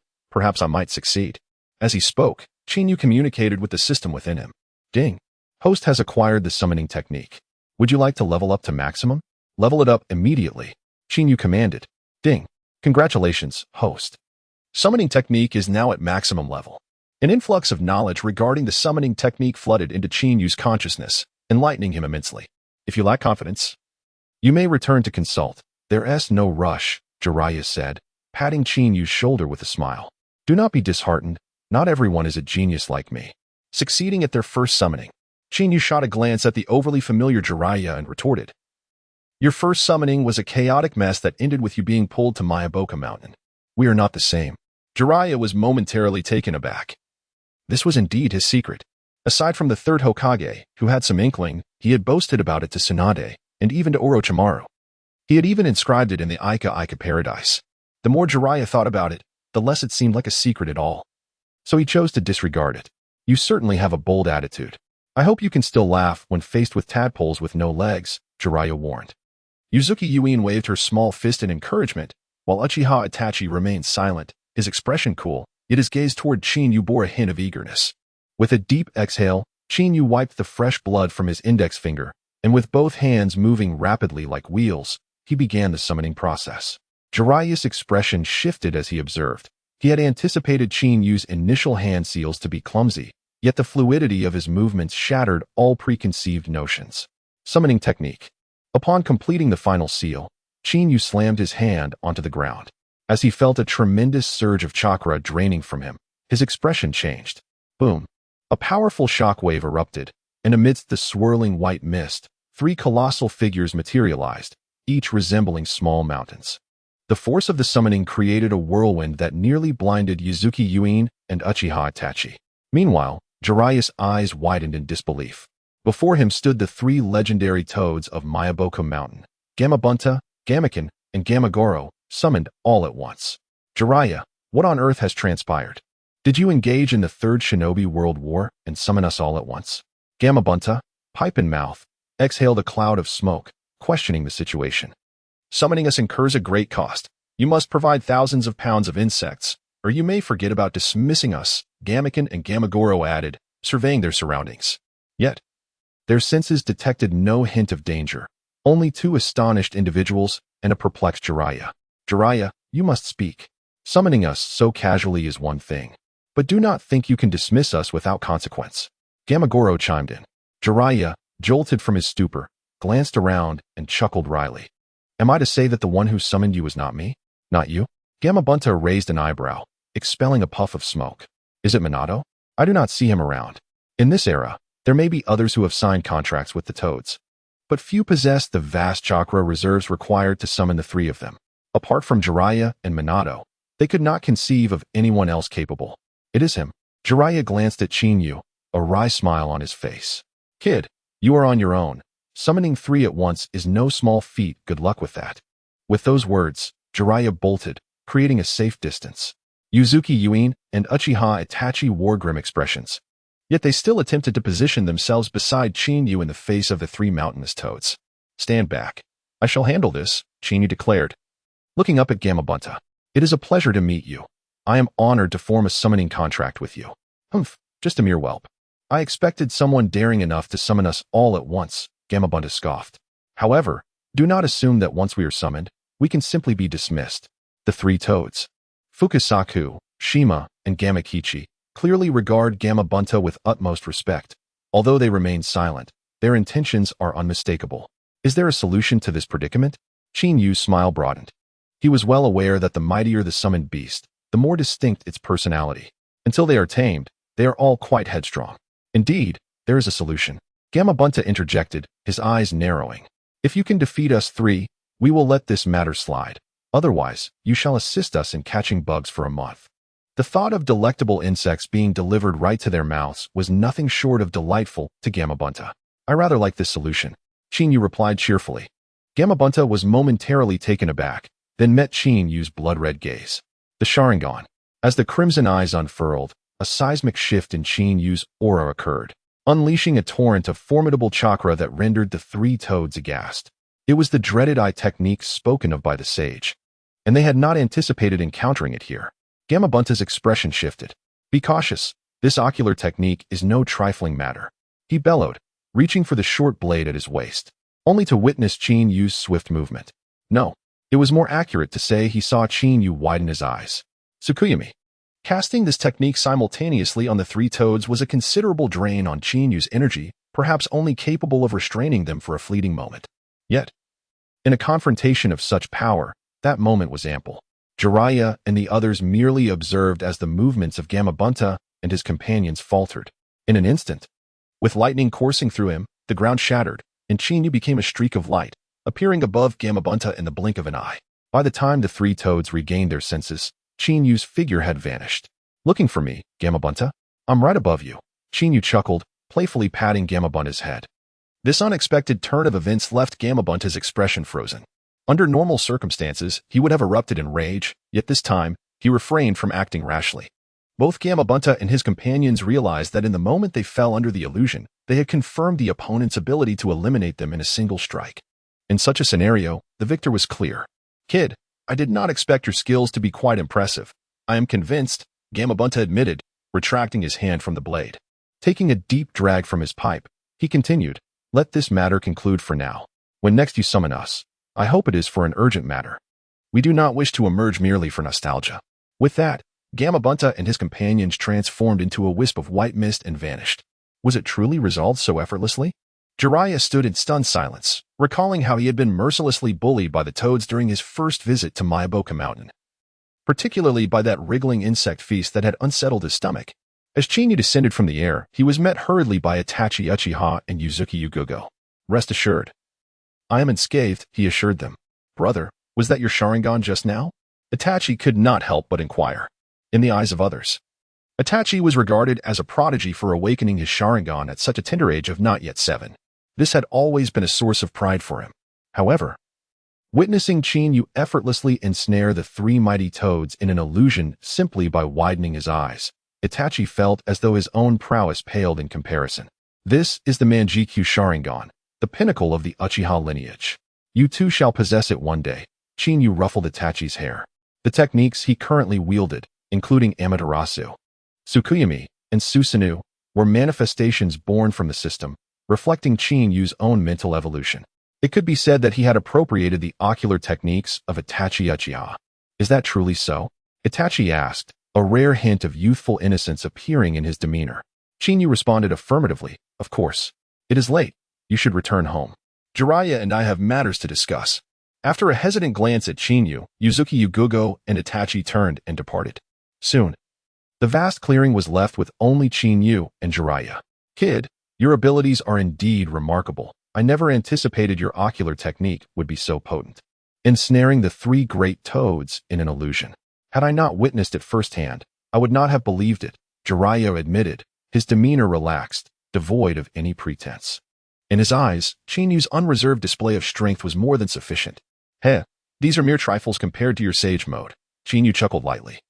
retrieving 2 bottles of sake from his backpack and tossing one to Jiraiya. Drinking facilitates conversation. It is a customary practice. Jiraiya caught the sake, hesitating for a moment before settling into a meditative posture. Kid, I did not realize you possessed such extensive knowledge. As he watched Chinyu unpack an array of jerky and snacks, Jiraiya took a swig of sake and remarked, "You were not initially aiming for a summoning technique, but rather for Sage Mode, were you?" Sage Mode, one of the most formidable combat techniques following the decline of power in the later stages of Hokage, was coveted even by Orochimaru. Chinyu had considered that Orochimaru had once sought the location of the Long Cave to acquire Sage Mode, but had failed to gain acceptance. As for how Orochimaru learned of Sage Mode's existence, it was likely due to a confrontation with Jiraiya, where he was soundly defeated while in Sage Mode. Much like how he sought to obtain Itachi's Sharingan, only to be swiftly vanquished by an illusion, then turning his attention to Sasuke Uchiha. More or less. Chinyu did not deny it, smiling as he sat beside Jiraiya. In the world of the strong, it is the might of one's fist that dictates authority, wouldn't you agree? Jiraiya was taken aback. Did you not claim to wish to become a salted fish? This seems to contradict your intentions. According to Chinyu's interpretation, a salted fish was one that basked in the sun, savoring each moment. In this world of power struggles, without absolute strength, even the aspiration to become a salted fish is a challenge, Chinyu remarked, taking a sip of sake. Rest assured, I shall attain Sage Mode. But I do not favor violence. I prefer to let fate decide. However, I advise you not to focus solely on Orochimaru. Remember to visit the Rain Village, for that place may alter the very fabric of the ninja world. Chinyu recalled Yahiko and his companions, aware that according to the original storyline, Danzo was nearing a confrontation with the Akatsuki led by Yahiko. Should Yahiko fall, Nagato would surely be driven to madness, radically transforming the essence of the Akatsuki. Jiraiya was momentarily taken aback, his gaze on Chinyu laced with uncertainty. Kid, it seems you are privy to many secrets. It appears your years of lurking have not been in vain. Exhaling a sigh, Jiraiya remarked, Minato mentioned your talent for ninjutsu is unparalleled. The moment I witnessed your summoning technique manifesting the 3 toads, I realized I do not wish to be your enemy. I hope you will not pose a threat to Konoha in the future, otherwise, it would certainly complicate matters. In the Rain Ninja Village, I plan to pay a visit. I have often heard tales of those 3 little fellows. I wonder how they are faring now. Jiraiya dusted off his clothes as he spoke, and turned to leave. As I watched his retreating figure, my gaze shifted to the trees on the left. When the 3 great toads were summoned earlier, I sensed someone had arrived and was watching. Although the distance was 600 or 700 meters, it was still within my perception. I could easily deduce who it was. I truly wonder what Dan's intends to do next. This monotonous life could certainly benefit from the presence of some reckless individuals to spice things up, or else it becomes unbearably dull. I stretched lazily and smiled, taking my time to enjoy a drink. Meanwhile, in the Root organization, Dan stood atop a rooftop, squinting against the wind. Behind him stood a tall, pallid man, his faint smile exuding an unsettling aura. Lord Dan's, urgent situation. A ninja from Root appeared beside Dan's, unable to suppress a glance at the pale man. Upon recognizing his identity, his expression changed dramatically. Do not be alarmed. He is our ally from now on. Speak freely about any matters at hand, Dan said coolly, leaning on his cane. He hadn't anticipated that the person he sought had infiltrated the Leaf Village, saving him considerable effort. Yes, the Root Ninja replied.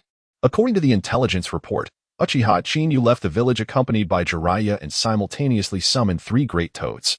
We arrived just in time and did not see who performed the summoning. Haha, the only person capable of summoning 3 toads at once, besides Jiraiya, is hard to believe. A sultry voice interjected. The man's serpentine tongue flicked out, alarming to behold. I hadn't expected that after my departure, Jiraiya's strength has significantly increased. The Root Ninja instinctively took a step back, creating what he deemed a safe distance from the terrifying figure before him, Orochimaru, who had been expelled from the village due to his eccentricities and human experiments. Though the Root Ninja held a sense of respect, he pressed on. No. Our final deduction is that the 3 toads were summoned by Uchiha Chinyu. They even engaged in a wager, which was resolved merely by a glance from Chinyu. As he spoke, a look of astonishment crossed his face. Dan's and Orochimaru's expressions also shifted. The ability to summon 3 great spirit beasts simultaneously was only attributable to Jiraiya. Yet they were now informed that it was Uchiha Chinyu who achieved such a feat, a disparity that was hard to fathom. As the Root Ninja continued his account, A seriousness enveloped Dan's and Orochimaru, but within their eyes, eagerness and fervor brewed. Are you saying that Uchiha Chinyu ensnared the three great toads within an illusion with merely a glance? Orochimaru reiterated, his enthusiasm evident upon receiving confirmation from the root ninja. The legendary Mangeki Sharingan, once thought to belong solely to Uchiha Madara, had now manifested in a mere boy of 14 or 15. No wonder he exudes such audacity. Orochimaru grinned maliciously. Dance. I never anticipated your summons would lead to such a monumental opportunity. If I could possess that vessel, how delightful it would be. For Orochimaru, a suitable host was an irresistible temptation, especially one with the Mangeki Sharingan, revered as a peer to the First Hokage. Orochimaru. Have you forgotten the premise of our collaboration? Dans retorted coldly. He had once aided Orochimaru during his defection and had clandestinely conspired with him. This included his right arm and eye. Although he had yet to acquire Shirsui's Mangeki, he had been quietly collecting numerous Sharingan in the meantime. Dan's ambition was to seize the would-release cells belonging to the legendary First Hokage alongside Uchiha Madara's Sharingan. With these two formidable foundations, he believed he would one day surpass Sarutobi Hiruzen. As morning sunlight, akin to scattered gold, enveloped the entire Leaf Village, Chinyu yawned and stretched before the sealed gate. The battle at the Kamizukan Bridge was pivotal in determining the trajectory of the Hokage storyline. Whether to honor his promise to Jiraiya or to address his own chakra deficiencies by seeking the whereabouts of the Three Tails, Chinyu knew he must venture forth personally. Hello. A cheerful voice unexpectedly chimed in. Following the sound, Chinyu's gaze fell upon Rin. At 14 or 15, Rin stood out in the Leaf Village. Her beauty complemented by a gentle and kind disposition. She would later become the love interest of the future antagonist, Obito. Are you here for a mission? Rin inquired. Her curiosity piqued. According to her mission scroll, she was to join Kakashi and Obito at the Kamizukan Bridge, led by their teacher, the Yellow Flash of the Leaf. Minato Namikaze. The sudden appearance of another individual at the gathering point prompted Rin to question, you must be a temporary addition to the team. Chinyu smiled lightly. Temporary enlistment, perhaps. No need to worry, with Minato-sensei and Kakashi around, we will be quite safe. Here's a secret. Kakashi has just been promoted to Jonin. A true testament of strength, Rin said, glancing over Chinyu with keen interest. It turns out you, like me, are a ch-nin. Is this your first mission? No wonder you arrived so early. You must be quite nervous. Rest assured, as a medical ninja, I will ensure you receive proper care should anything happen. Observing Rin's enthusiastic demeanor, Chinyu couldn't help but roll his eyes. This girl was the epitome of Navet. No wonder she attracted so many admirers. From the moment they met, she was as familiar as if they had known each other for ages, and her constant mentions of injuries would test anyone's patience. By the way, when did you graduate? Kakashi is quite impressive. Rin continued, lost in her chatter. Chinyu sighed, glancing toward the nearby bushes. Kakashi, come out already. If you take any longer, my ears will develop calluses. Kakashi? Rin paused momentarily, soon spotting a shadow darting from the thicket, heading straight for Chinyu. In an instant, a chakra blade flashed from Kakashi's hand, transforming into a streak of white light aimed directly at Chinyu. Kakashi, don't! Rin exclaimed in alarm. However, the next moment, her expression froze in disbelief.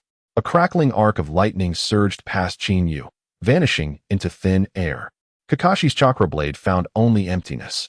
Just as he regained his footing, a sudden sense of danger enveloped him. A chilling blade hovered perilously close to his throat. Do not move. My blade is quite sharp. Chinyu smiled warmly. However, this smile caused Lin and Kakashi's pupils to suddenly constrict. The speed was astonishing. Chinyu, could you not be so merciless? I merely arrived a moment late. And you've already treated my students so harshly.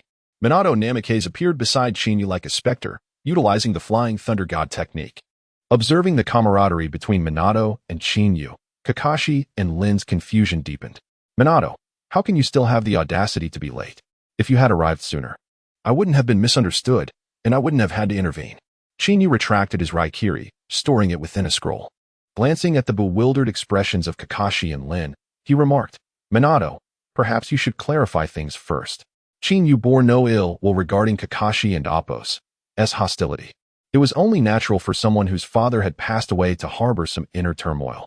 Furthermore, amidst this nearly invincible and monotonous existence, having these fearless little ones to liven up life was rather delightful. As these words fell, Kakashi and Lin couldn't help but look towards Minato. Yes, I'm not late. Am I? A hurried shout echoed from a distance. Shortly after, Obito Uchiha, wearing a mask, swiftly jumped in front of Kakashi. You are already late. Kakashi replied coldly, however. We are in no mood to deal with you right now. Minato-sensei, the completion rate of our mission is governed by rules. When we accepted the task, it clearly stated a four-man team. Why is there now an unknown individual? Observing Kakashi, whose thought process seemed singular and even dared to confront Minato, Shinyu couldn't help but smile. The details of his defeating the Cloud and Mist ninjas were known only to the higher-ups of Konoha and certain members of the Uchiha clan. For Kakashi and the others, it remained a secret. You are Uchiha Shinyu? Obito, being part of the Uchiha clan and at the bottom of the hierarchy, had a slight understanding of his kin who had awakened the Sharingan. Weren't you assigned to guard the Northwestern Pass? How come you're here? Shinyu rummaged through his memories and realized he had a slight acquaintance with Obito, so it didn't surprise him that he had taken on a mission. However, the sudden changes made it difficult for Shinyu to explain to Obito. Cough, Obito, do not be rude. Minato coughed lightly. He too was at a loss for words and certainly couldn't reveal that the Uchiha Shinyu before them was a dormant genius who had been undercover for over a decade. He had not only returned from the Northwestern Pass, but had also activated his Manjiki Sharingan, overpowering everything in sight. Minato-sensei, did I say something wrong? Obito rubbed his eyes, saying, I just saw an old lady trying to cross the street, so I went to help, which delayed me. Also, some sand got in my eyes. Observing Obito, who wore goggles while trying to wipe sand from his mouth, Shinyu rolled his eyes. One should at least come up with a more coherent excuse. All right, the timing is just right. It's rare that Kakashi hasn't bickered with you today. We should set off. Any issues can be discussed on the way. Minato looked at Shinyu and paused. Today, I have 3 announcements to make. First, I welcome the Elite Jonin Shinyu to join our team. Elite Jonin? Kakashi and the others were momentarily stunned, especially Lin, who couldn't help but exclaim, Minato-sensei, isn't that a CH forehead protector he's wearing? How can he be an Elite Jonin? In the hierarchy of ninjas, there are Genin, CH Special Jonin, Jonin, and Elite Jonin. Special Jonin refers to those who possess abilities exceeding CH but do not reach Jonin level, yet have unique skills that allow them to barely meet Jonin assessments. For example, characters like the Moonlight Gale from the original story, who mastered the Leaf's 3-day crescent sword technique or specialized in certain illusions, might be extraordinary in specific fields. As for Elite Jonin, they are the C-Army de la C-Army among Jonin. He was personally promoted to Elite Jonin by the Third Hokage yesterday. There has been no announcement yet, so he hasn't had the chance to replace his forehead protector. Minato said helplessly. He truly was not adept at explanations. If it weren't for the Third Hokage issuing a gag order, he would have divulged Shinyu's information without hesitation. Promoted by the Third Hokage personally? Obito couldn't contain his excitement. Shinyu, you haven't awakened the double Tomo Sharingan, have you? Or perhaps like the clan leader, you have awakened the triple Tomo? Kakashi, see? This is the genius of our Uchiha clan, far superior to your CH Nin. Watching Obito flaunt himself, Shinyu could only shake his head helplessly. Kakashi has also been promoted to Jonin today. His quiet voice stunned Obito. He had always regarded Kakashi as a rival, thinking that once he awakened the Sharingan, he could surpass Kakashi. Yet now, he was told that Kakashi had already become a Jonin without having awakened his Sharingan. However, this momentous news seemed overshadowed by Chinyu's title of Elite Jonin. Obito, you haven't forgotten, have you? Lin hastily interjected to ease the tension. We were just discussing preparing a gift for Kakashi. This is my gift. Although it's a bit ugly, it can be quite useful in critical moments.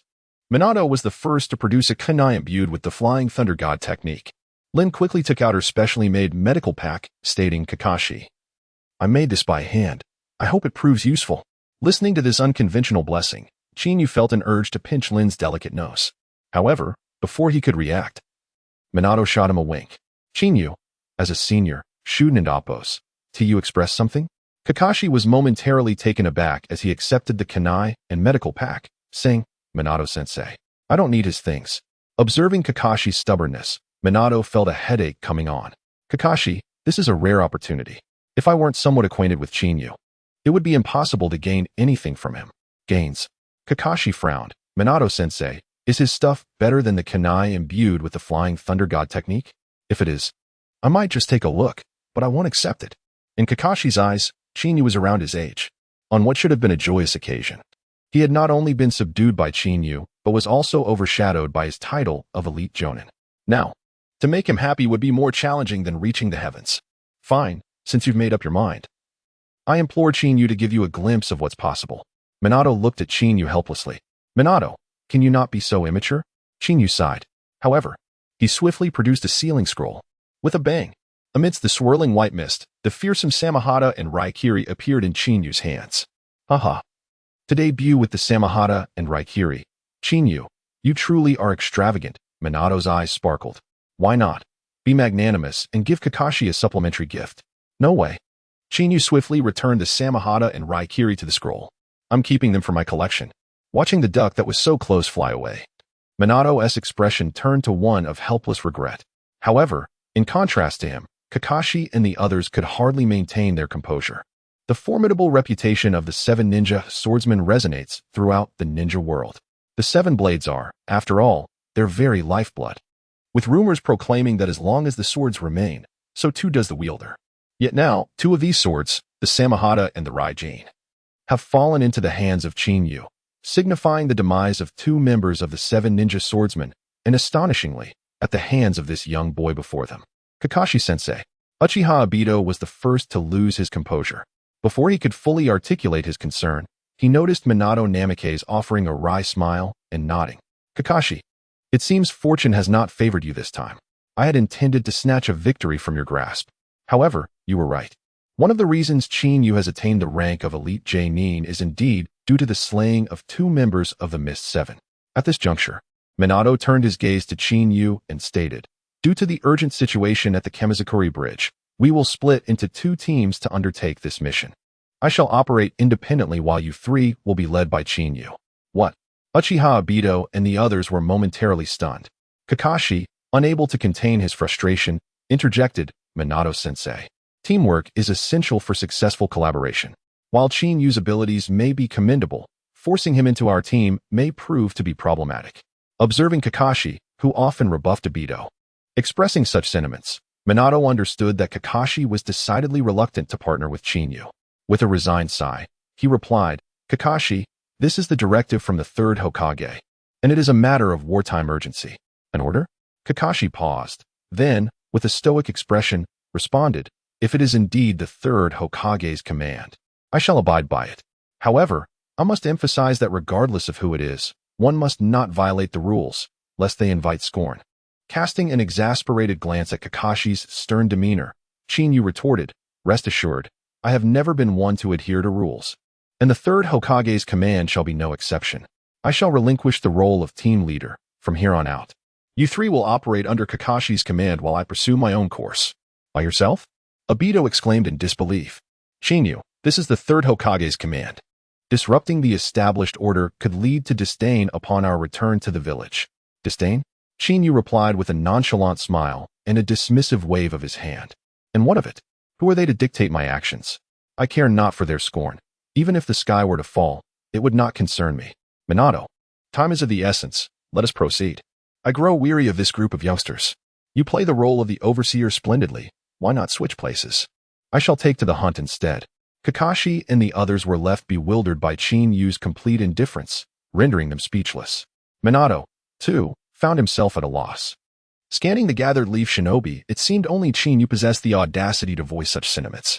Not long ago, another legendary figure of Konoha, Tsukumo Hatake, had met his end due to similar rule-breaking, which had led to his tragic despair.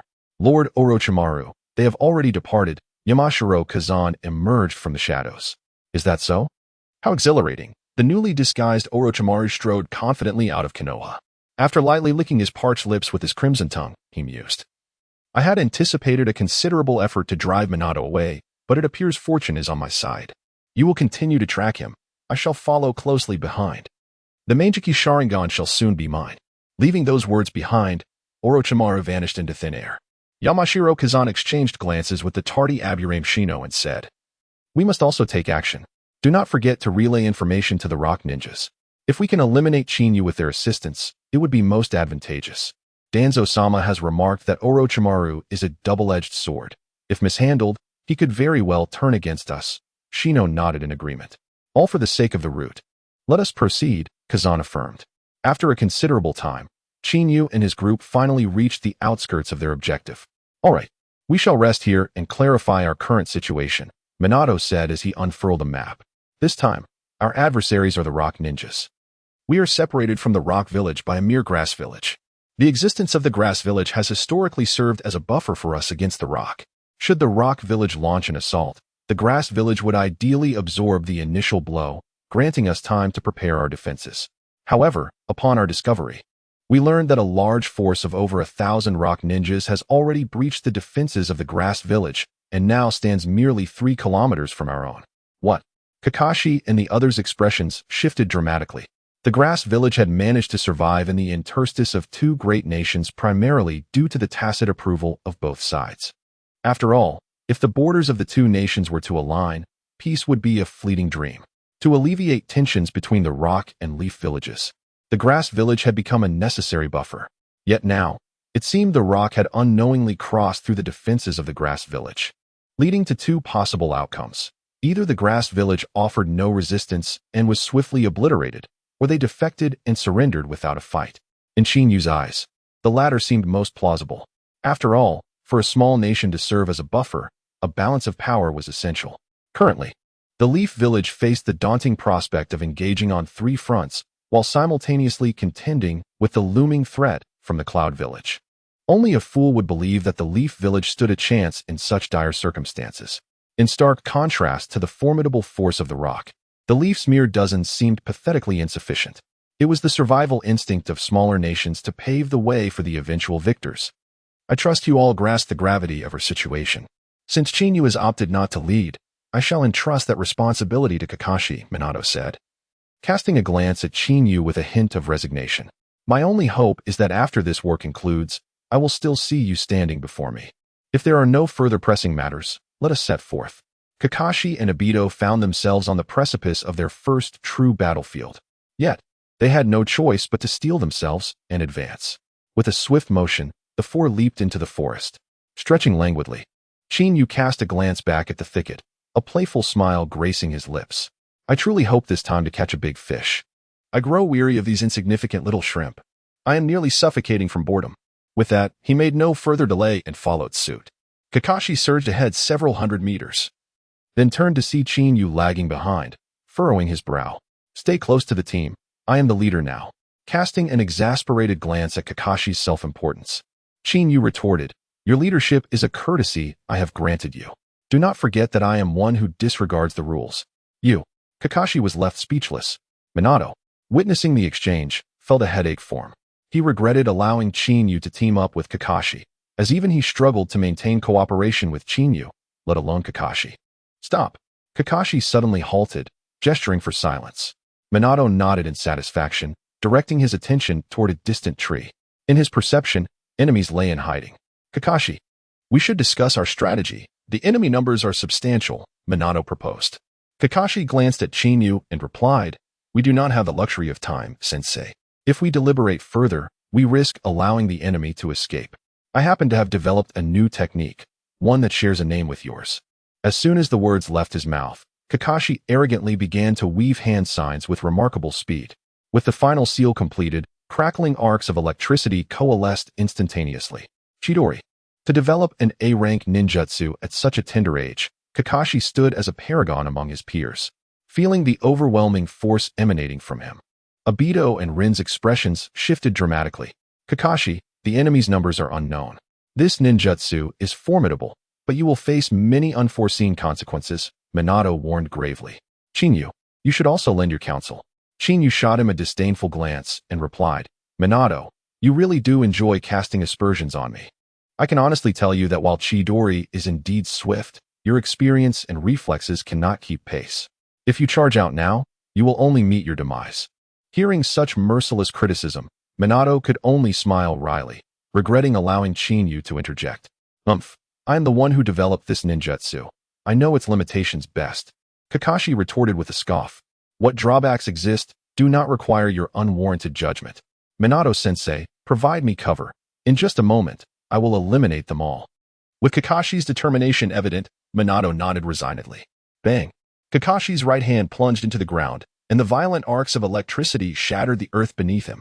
In the next instant, He shot forth like a cannonball, his speed significantly enhanced under the influence of lightning release. "Shinyu, watch closely. This is my true power," he declared. His words accompanied by a thunderous roar. The audacity of Kakashi's charge startled even the IWA shinobi hiding behind a large tree. "This insolent brat. How dare he underestimate me and launch a frontal assault?" The IWA shinobi snarled, swiftly unleashing a barrage of shuriken. However, as soon as they neared Kakashi, Minato deflected them with his own shuriken. 1, 10, 15. Your attacks have revealed your position. Kakashi's figure darted past, instantly shredding the 15 shadow clones. His gaze abruptly shifted, locking onto the tree's rear. The scene unfolded like a thunderous strike, leaving Rin and Obito in utter astonishment. This was entirely beyond their comprehension. "Someone is coming," Shinyu suddenly announced, tensing every nerve. Obito's complexion changed dramatically as he soon spotted a figure emerging from the ground. 4. The IWA shinobi hesitated, unable to discern the faces clearly. A kunai pierced the air. Uft. The IWA shinobi dissolved into white mist, scattering into the ether. Minato's expression shifted abruptly as he urgently commanded, "Shinyu, they are yours." As his words fell, Minato vanished like a specter. In the next moment, he reappeared directly in front of Kakashi. The gleaming blade loomed large in Kakashi's vision, leaving him no room to evade. Uft. Minato appeared just in time to block Kakashi's chest, halting his velocity. Nonetheless, the bright blade still grazed Kakashi's shoulder, causing blood to spatter gruesomely. In the next moment, Minato vanished with Kakashi as if they had never been there. "Kakashi, are you all right?" Rin's face paled, and just as she took a step forward, she saw Shinyu stretching lazily. "It's my turn," he declared, and with a crackle of lightning, he disappeared without a trace. Vanished? The IWA shinobi, having missed his strike, felt the memories of the shadow clone flooding into his mind. In the next instant, his expression shifted abruptly. Within the recall, he saw two chilling visages, the Golden Flash and the blood-red Azura. Yet, compared to the Golden Flash, the recently infamous blood-red Azura instilled greater terror. After lying dormant for over a decade, having slain nearly 200 shinobi across 2 battles, such a record could only be described as illustrious. Even amidst the Third Great Ninja War. Flee. A thought flashed through the IWA shinobi's mind, but as he turned, the sight that met his eyes caused his pupils to constrict. Chidori. Lightning coiled around Chinyu's right hand, devoid of any flourish. It sliced directly towards the IWA shinobi's neck. Uft. The massive head was sent flying, and even the half-meter-wide tree was severed cleanly under the flowing lightning. Beneath the collapsing tree, Chinyu's form was unmistakably visible as he grasped the tumbling head and vanished once more. Gone again? This lightning release body flicker technique is astonishingly swift, nearly on par with Minato-sensei, Obito remarked, growing increasingly impatient. "Are you looking for him?" Chinyu's voice suddenly rang out. The severed head, with wide, horrified eyes, was casually tossed by Chinyu, blood splattering and staining the grass beneath, while a strange, iron-like stench permeated the air. The IWA shinobi's face, now frozen in terror, likely witnessed something profoundly dreadful in his final moments. "Did you just use Chidori?" Kakashi suddenly spoke up, causing Obito and Rin to freeze as well. Only Minato stood by, smiling wryly. To outsiders, Kakashi's Chidori appeared to be a difficult A-rank technique. However, Shinyu could master even S-rank ninjutsu in an instant. Moreover, as Jiraiya had recounted, Shinyu had summoned the 3 great powers of Mount Myaboku on his very first attempt at summoning. It could be said that Chidori posed no challenge whatsoever for him. "You have a keen eye," Shinyu replied with a warm smile. As the crisp sounds of crackling electricity resonated from his right hand, the violent lightning surged forth. The tempestuous energy gave the impression of tearing the very fabric of reality apart. Chidori. Observing this spectacle, even Obito, who had previously lagged behind, recognized that this was Kakashi's much-touted A-rank ninjutsu. The next moment, the arcs of electricity coiling around Chinyu's hand momentarily faltered before rapidly spreading across his entire being. In an instant, he appeared to be enveloped in a radiant embrace of lightning. This is Chidori Flow. This is Chidori Spear. This is Chidori Blade. As Chinyu demonstrated each technique, Minato's face tightened, his cheeks twitching uncontrollably. Enough. Kakashi finally lost his composure, his earlier bravado now deflated. Just moments ago, he had boasted about Chidori, comparing its speed to that of his teacher. Now, Witnessing Qin use varied demonstrations of Chidori flow, he felt as if he had been dealt a stinging slap. Kakashi, do not take offense. Qin Yu means well, Minato interjected with a bitter smile. Qin Yu patted Minato on the shoulder, saying, I apologize, it was intentional. As a ninja, failing to grasp the concept of caution could lead to the peril of one's comrades. Do you still wish to assume the role of captain? The assembled individuals paused in their tracks. Rin quickly interjected, Qin Yu, Kakashi didn't mean it. He would have succeeded. Rin was right, Kakashi had indeed faltered this time. But it was unjust to strip him of his captaincy, especially since she had also erred earlier. Obito hastily agreed. Witnessing this rare scene, both Qin Yu and Minato were taken aback.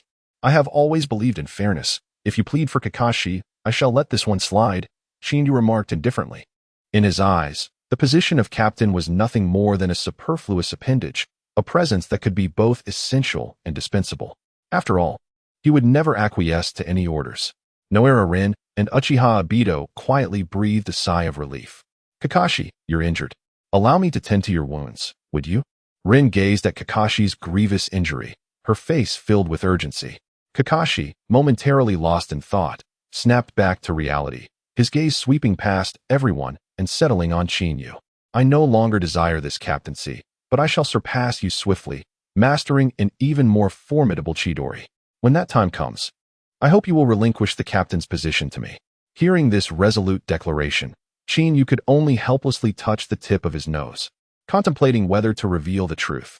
I possess a lightning release, Kirin, capable of striking down the heavens and the earth. Observing Kakashi's determined expression, Minato Namikaze felt a pang of helplessness. He merely hoped that Qin Yu would refrain from further provoking Kakashi's fragile psyche. All right, Rin, you should treat Kakashi now. We must part ways soon, Minato announced. Initially, I was quite concerned for you all, but with Qin Yu present, I trust that no grave misfortune will befall you. With that, Minato hoisted his backpack and vanished like a specter. Phew. Uchiha Obito exhaled, plopping down beside Qin Yu, his voice tinged with nervousness. I didn't expect you to hide your talents so deeply. With the Sharingan and powerful lightning release, it's no wonder you've achieved the rank of elite Jonin, clearly superior to certain individuals. At this, Obito cast a pointed glance at Kakashi, implying that he intended to leverage Qin Yu and Appo's prowess to bolster his own standing. Just moments ago, someone had been petrified by an enemy ambush, despite frequently professing a desire to protect Rin. Kakashi, evidently irked, directed his pent-up frustration at Obito. You. Obito retorted, flustered. I merely had something in my eye. It was Qin Yu who stole my thunder. Witnessing the escalating tension between the two, Qin Yu felt exasperated. Children squabbling needed no justification. Rin, has the bleeding stopped on Kakashi's wound? He inquired, glancing at Kakashi's injury. Rin, the medical ninja of their squad, clearly understood the difficulties of medical ninjutsu. Achieving proficiency in it necessitated precise chakra control, a threshold that only a select few could meet. Rin had done remarkably well to reach such a level. Kakashi's wound is rather deep. It will take some time, she said, wiping the sweat from her brow. Kakashi frowned slightly and said, Rin, if you're tired, take a break. Don't worry about this injury for now. I'm not gravely harmed. As he spoke, Kakashi began to retrieve a bandage. However, just as he moved, he felt Qin Yu's hand on his shoulder. Allow me. I'd rather not be a burden. If I get injured, I'll only need to worry about you, Qin Yu replied, his chakra swirling in his right hand. The healing technique was instantly activated. As the sharp pain in Kakashi's shoulder dissipated rapidly, the wound healed swiftly. Not only Kakashi and Obito, but even Rin, the medical ninja, was left momentarily stunned. Qin Yu, are you also a medical ninja? Rin asked, unable to contain her excitement. As a medical ninja, she was acutely aware of the challenges involved. For Qin Yu to heal a wound so rapidly indicated he had at least reached the level of a high-ranking medical ninja. I suppose I can be considered one, he replied, watching as Kakashi's shoulder wound closed seamlessly. Now, we must prepare to catch some big fish. 30 minutes later, Qin Yu and his companions entered the bamboo forest.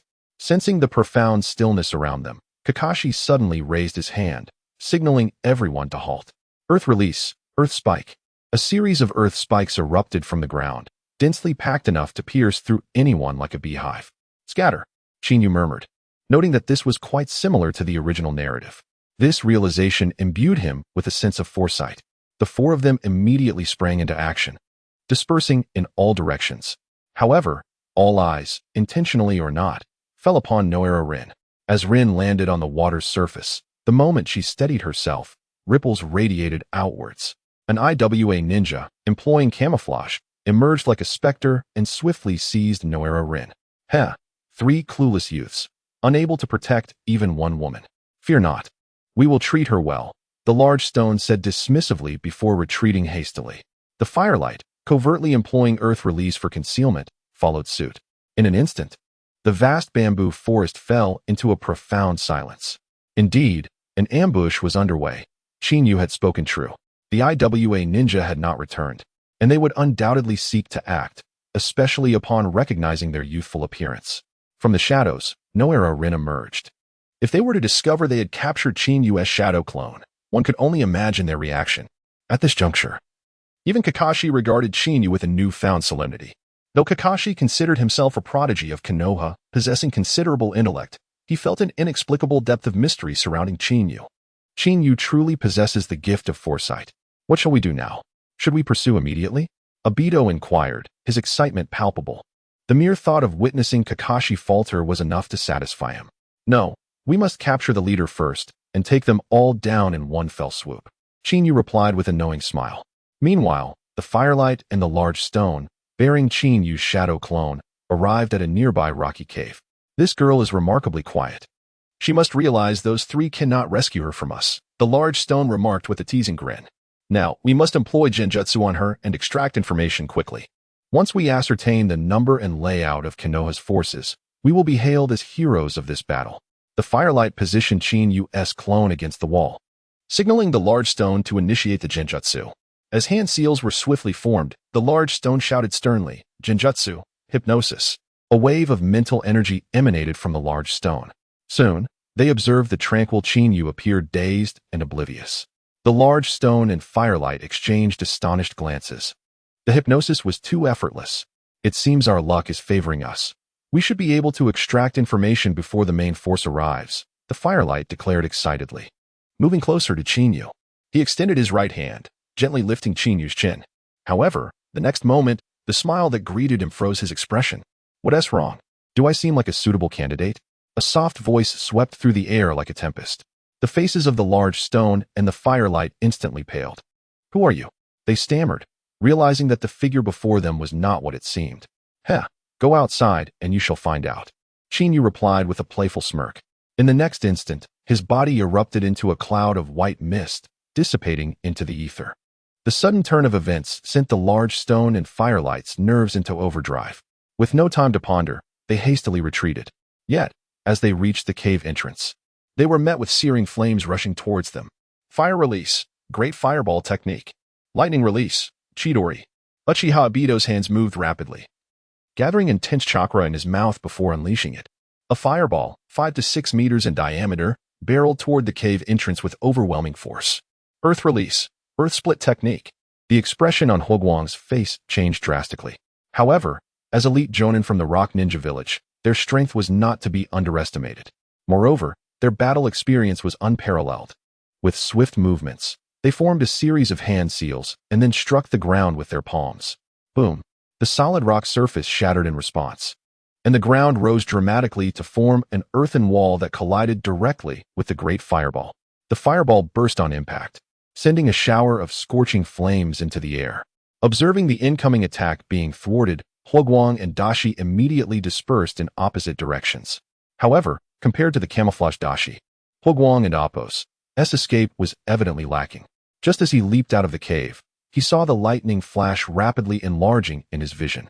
Kakashi, in a pose reminiscent of a lightning strike, surged toward him. Kid, you're courting death. Hogwang's expression shifted dramatically as he roared urgently. The hidden ninja blade concealed in his sleeve slashed toward Kakashi. This attack was undoubtedly a desperate gamble for survival. In Hogwang's eyes, facing such a life-and-death conflict, the boy before him appeared distinct from others. Yet, compared to seasoned ninjas like themselves, this gamble on life was fundamentally inferior in mental fortitude. However, before this thought could fully form, two dark shadows suddenly surged into his line of sight. Lightning release, Chidori Shuriken. Two shurikens, crackling with wild arcs of lightning, sliced through the air, striking Hogwang's ninja blade before he could react. Clang. The crisp sound of metal clashing rang out, and the tremendous force caused Huoguang's blade to fly from his grasp. Witnessing this unexpected turn of events, Huoguang's expression changed dramatically as Kakashi's eyes gleamed. In such close proximity, Kakashi's speed, amplified by Chidori's activated cells, allowed him to appear right before Huoguang in an instant. Chidori.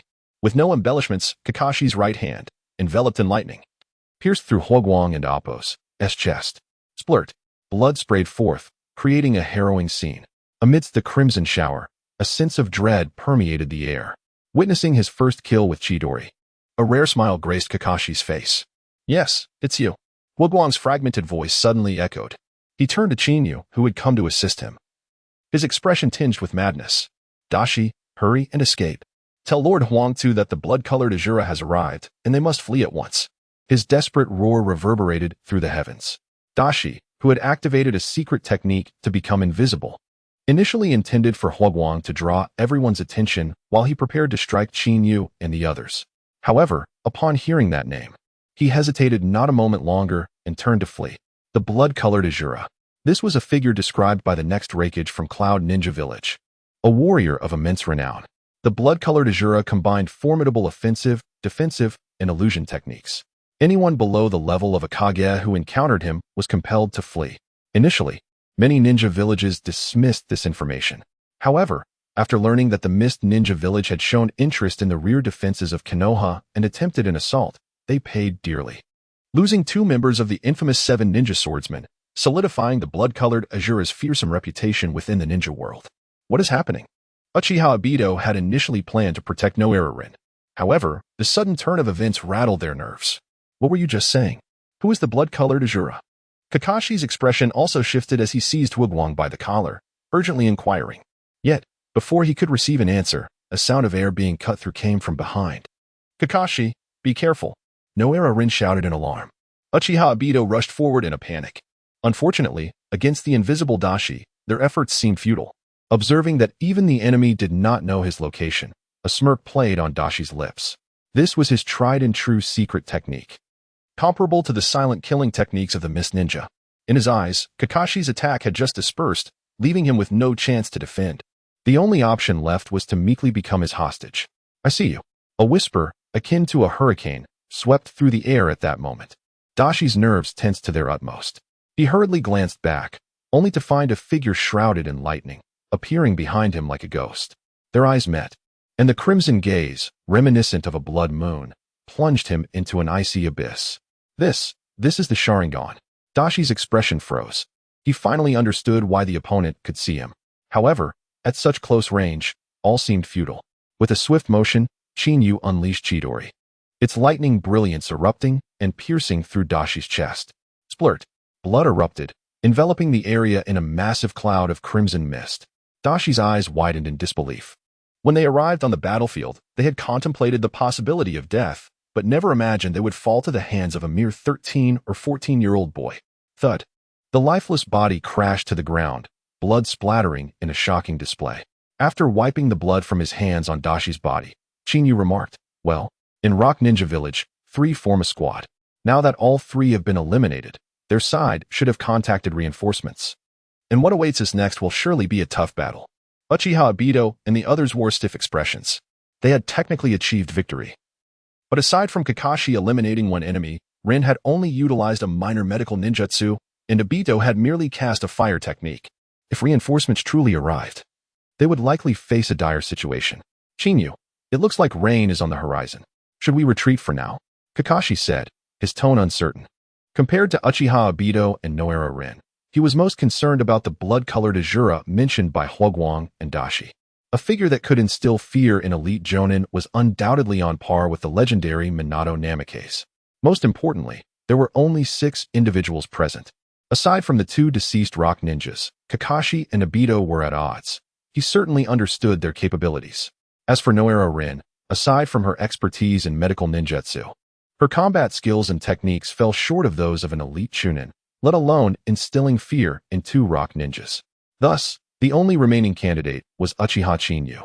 This individual, once labeled as a slacker for over a decade, had suddenly emerged as an elite Jonin, even garnering the respect of the famed Minato Namikaze. who was regarded as a potential successor to the Hokage title.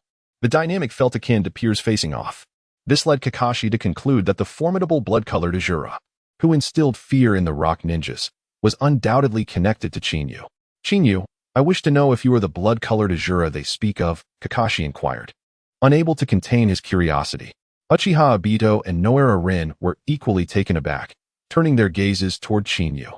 The recent exclamations had sparked their doubts, and they were eager to discern whether Chinyu was indeed the source of dread for the two rock ninjas. Can I say I and Appos am not? Chinyu replied helplessly. Looking back, he wished he could hammer Uchiha Itachi for choosing such a ridiculous name as blood-colored Ajura. Most importantly, the speed at which this information spread was astonishing. In merely 7 or 8 days, it had almost permeated the entire ninja world, leaving Chinyu to suspect that there might be an undercover paparazzi lurking nearby. Kakashi and the others were momentarily taken aback. Faced with Chinyu's vague answer, they were indeed left in a state of confusion. However, before they could inquire further, a series of piercing sounds sliced through the air from all directions. Be careful. It's an enemy attack. Kakashi shouted urgently, swiftly drawing his chakra-infused short sword from his back. Under the infusion of chakra, the blade emanated a soft, ethereal glow, reminiscent of fluttering butterflies. The crisp clang of metal echoed throughout the expanse, accompanied by sparks flying in all directions. The sudden chaos caused Uchiha Obito to falter again. Yet this time, amidst the turmoil, Uchiha Obito resolutely decided to protect Noara Rin. In a swift motion, he appeared before her, his hands rapidly forming seals as a series of jutsu were unleashed. A searing fireball surged forth, deflecting the incoming shuriken with ease. As for Chinyu, he remained the most composed of the four. The arcs of lightning crackled around him, sending any shuriken that dared to approach him flying away. The initial wave of attacks quickly subsided. Once Kakashi and the others regained their footing, they were surrounded by an overwhelming multitude of figures. 10, 50, 100, 200, 300. Uchiha Obito's face turned pale as he surveyed the densely packed forms around him. The sheer number was at least 100 times greater than theirs. Kakashi. Could this be the entire reinforcement force from IWA Shinobi? So many of them. Uchiha Obito couldn't help but move closer to Kakashi. Noara Rin, too, felt the weight of the situation. Faced with such a formidable and numerous adversary, the presence of the three of them seemed utterly insignificant. I didn't expect that you four could defeat the teams of HK and Ishii. It seems you are indeed the infamous blood-red Ajura, Uchiha Chinyu. A masked ninja leaped down from the trees. As he steadied himself, a wave of scalding steam rose from his body. Chinyu frowned, quickly recalling his knowledge of IWA Shinobi. In this moment, Kakashi and the others were momentarily at a loss. If they had been speculating earlier, they now had confirmation from the enemy's own words. What's wrong? You all look like you don't recognize the recently famed blood-red Ajura on the battlefield. The steam-covered man chuckled mockingly. This was not surprising. Rumors had spread of the Uchiha clan's new prodigy, Uchiha Chinyu, who had overshadowed his predecessor, Uchiha Shursui. In the battle at the northwest frontier, he had annihilated hundreds with lightning techniques, instilled terror with Jinjutsu, and shaken hearts with black flames, even effortlessly slaying 2 members of the 7 ninja swordsmen. Such glorious feats were truly astonishing. At this point, the steam man scoffed. Do you really believe such tales? I absolutely do not. This is merely a so-called genius created by your Konoha in a desperate attempt to regain the upper hand on the battlefield. His deranged words carried a hint of mania. Chinyu finally recalled the identity of the IWA Shinobi before him. He had initially expected the leader of this group to be the son of Inoki, but instead, he found himself facing the explosive release user, Sho. Explosive release was a unique bloodline limit that could trigger massive explosions upon contact with an enemy, with the explosion's power measured by the wielder's chakra. According to the original narrative, Sho possessed strength on par with Kaguya. Otherwise, he would not have attracted the attention of a figure like Deidara. Kid, it seems you have recognized my identity, Sho grinned menacingly. You are not mistaken. I am Sho, the explosive release user. I care not whether you are the blood-red Ajura or the white Ajura. If you wish to avoid suffering, I suggest you surrender without resistance, lest I waste too much energy on you. As his words fell, the atmosphere in the arena shifted dramatically. Hundreds of IWA shinobi simultaneously fixated their gazes upon Chinyu. To them, he was merely a fabricated genius created by a cornered Konoha. Chinyu. Kakashi could no longer contain himself. They did not believe Sho's claims. Yet as fellow Konoha shinobi, they had heard not a whisper of Uchiha Chinyu's exploits.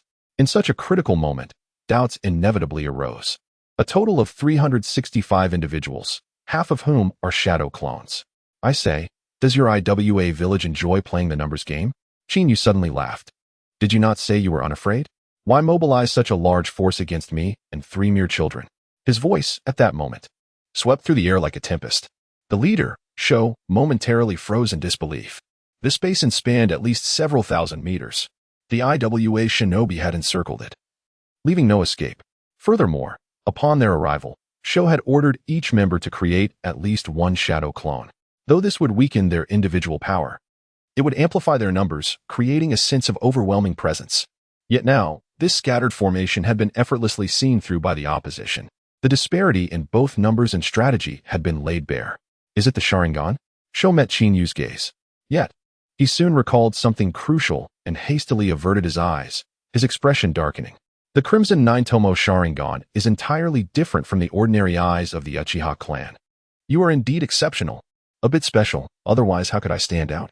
Chinyu replied with a warm smile. His gaze suddenly shifted past Sho, landing beyond the encirclement.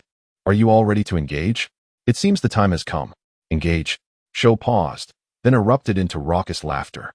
Kid, are you suggesting it's time to die? Even if you discern that half of us are shadow clones, what does it matter? We are the elite of IWA. You are nothing compared to us. A mere band of notorious rascals. With that, Sho raised his hand to mimic a throat-cutting gesture. Prepare to meet your end. Kakashi and the others turned ashen, instinctively positioning themselves back-to-back, their peripheral vision fixed on Uchiha Chinyu.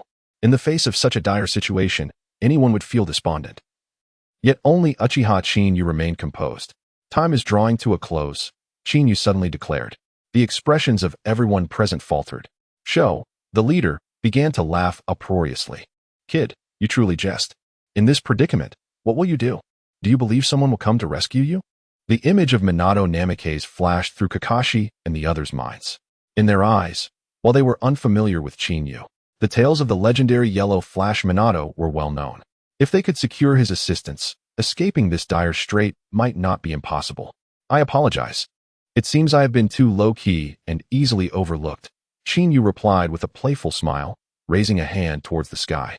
Look closely and see who is truly surrounded. The inexplicable words caused even Kakashi and the others to lose their composure, hastily glancing upward. In that instant, their pupils constricted, their eyes nearly bulging from their sockets. Boom! A thunderous roar suddenly erupted, resonating with a deafening intensity. The sky was shrouded in dark clouds, forming a colossal vortex, with arcs of lightning slithering like electric serpents. In the midst of this swirling chaos, a phantom figure of a Chilan appeared, strikingly vivid and alarming. At that moment, all present were jolted awake. The words spoken by Sho were undeniably true. The accumulated lightning in the sky exuded a cataclysmic aura, likely the rumored super lightning technique capable of obliterating hundreds of cloud shinobi in an instant. Are you mad? If that attack descends, even you will perish. Sho's countenance changed drastically. Upon their arrival, they had been captivated by the blood-soaked reputation of Chinyu, completely oblivious to the ominous changes overhead. Kakashi and his companions felt their nerves taut as strings, their senses heightened to an extreme. The scene before them exceeded all expectations. Should the attack truly strike? As Sho had foretold, their demise was inevitable. Rest assured, our safety is of no concern to you. What you should focus on is how to survive this onslaught. Chinyu replied with a knowing smile, deftly summoning the thunder blade with a flick of his wrist. In a swift motion, the blade, imbued with Chinyu's chakra, pierced through the void. Boom! The pent-up thunder in the sky was suddenly drawn forth. A roar, reminiscent of a primordial beast, tore through the heavens. In the next instant, the Chilan hidden within the lightning burst through the clouds, descending with breathtaking speed, leaving no chance for escape. Kakashi and his companions paled as, in the fleeting moment of lightning's descent, all that remained was a tempest of thunder. Their eardrums vibrated violently, the sole thought in their minds being to close their eyes and await death. Boom! The lightning surged skyward, erupting like a wild tide, wreaking havoc across a vast expanse. Trees and fleeing rock shinobi alike were swept away, rendered powerless against the impending strike. The deluge of lightning descended, engulfing all in its path, shattering even the mountainous rocks into fragments. After what felt like an eternity, Calm returned a minute or two later. The oppressive leaden clouds dissipated, the roaming lightning extinguished, leaving only a charred basin and a devastated forest. The epicenter where the Qilin had struck resembled a funnel, and a colossal phantom figure stood amidst the ruins. Besides Chinyu, Kakashi and his companions were also present. "All right, if you aren't dead from fright, open your eyes," Chinyu said nonchalantly. Kakashi and the others felt their muscles twitch involuntarily. In the next moment, they realized there was not a trace of pain in their bodies. We aren't dead?" That attack was apocalyptic. Uchiha Obito exclaimed, hastily opening his eyes. Gazing at the Susanoo enveloping them, his expression froze, nearly bursting with disbelief. Was this the force that shielded them at the critical moment? Lin's face turned pale as she looked at the blood-red Susanoo surrounding them. They finally understood why Chinyu was referred to as the Crimson Azura. The power of that lightning technique had likely reached an S-class level. And yet this Azura remained unscathed, exhibiting formidable defense. Kakashi's expression darkened as he recalled boasting about his so-called Chidori before Chinyu. He felt an acute embarrassment. If there were a fissure in the ground, he would wish to disappear into it. "This is Susanoo, one of the ocular techniques belonging to the Mangekyou Sharingan," Chinyu stated, though his brow soon furrowed in surprise. "Chinyu, are you saying that if I activate my Sharingan, I could also wield such power?" Obito's face lit up with excitement. "Kakashi, did you hear that? The Uchiha clan is filled with geniuses. I will soon catch up to you." Kakashi's expression grew somber as he couldn't help but meet Chinyu's gaze. In that instant, it felt as though his very soul was being pulled by an invisible hand. As if a mere glance from Chinyu could absorb his essence. "Kakashi, are you alright? Have you been startled by my potential?" Obito patted Kakashi's shoulder, seizing the rare opportunity to flaunt his bravado. "Forget it," Kakashi replied, shaking off the daze.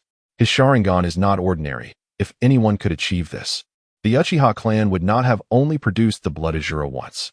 I believe reaching such heights requires extraordinary means, and you will likely never attain it in your lifetime." Obito was left speechless, though he could not refute Kakashi's words. He was no fool and understood the truth behind Kakashi's insight. "Now, you stay here and await Minato's arrival. I have other matters to attend to," Chinyu declared, dissipating the Susanoo. Kakashi and the others froze momentarily, exclaiming, "Chinyu, what is happening? Is there a lingering threat?" Chinyu had initially planned to fabricate an excuse, but Kakashi's speculation saved him the trouble. Indeed, there were other shinobi observing from afar, not daring to enter the range of attack, Chinyu affirmed. However, they too must have felt the repercussions and likely sustained injuries. "Chinyu, let us go together," Obito urged, unable to contain his urgency. Seeing his eager expression, Chinyu shot him a weary glance. "Are you afraid? You wish to activate your Sharingan, yet you constantly shy away from battle. You will never awaken it if you do not confront challenges and your opponents. That is the only path to victory." Patting Obito on the shoulder, Chinyu turned to Kakashi. "The captaincy passes to you now. This Thunderblade is a gift to commemorate your promotion to Jonin. Do not forget that Konoha's White Fang surpasses even the legendary Sannin. You should have your own sense of judgment regarding right and wrong. Do not forget the blade techniques of White Fang. If you do not wish to learn, you can return it to me." With these parting words, the lightning surrounding Chinyu surged, and in the next moment, he vanished into thin air. He truly left. Obito murmured, "Will Chinyu return?" Kakashi and the others found themselves stiffened by his comment. Chinyu's words had a tone of finality, as if he were bidding farewell. "Should we go lend assistance?" Lin asked, unable to contain her impatience. "We are a team. While we may not match Chinyu's strength, we cannot simply stand by and do nothing." "Lin is right. We should support Chinyu," Obito quickly concurred. However, as he took a step forward, Kakashi halted him. "Obito, do you believe we can handle an opponent that even Chinyu deems formidable? Let us not forget that we were utterly useless just now. Our only course of action is to wait for Teacher Minato to arrive and inform him of what transpired here." Meanwhile, not far from where Chinyu faced the rock shinobi, a scorched figure emerged from the earth, face etched with terror. "That was close, too close to death. If I hadn't conducted spore cultivation in advance and left a contingency plan, I would have undoubtedly perished beneath that Qilin." Black Zetsu's face was ashen.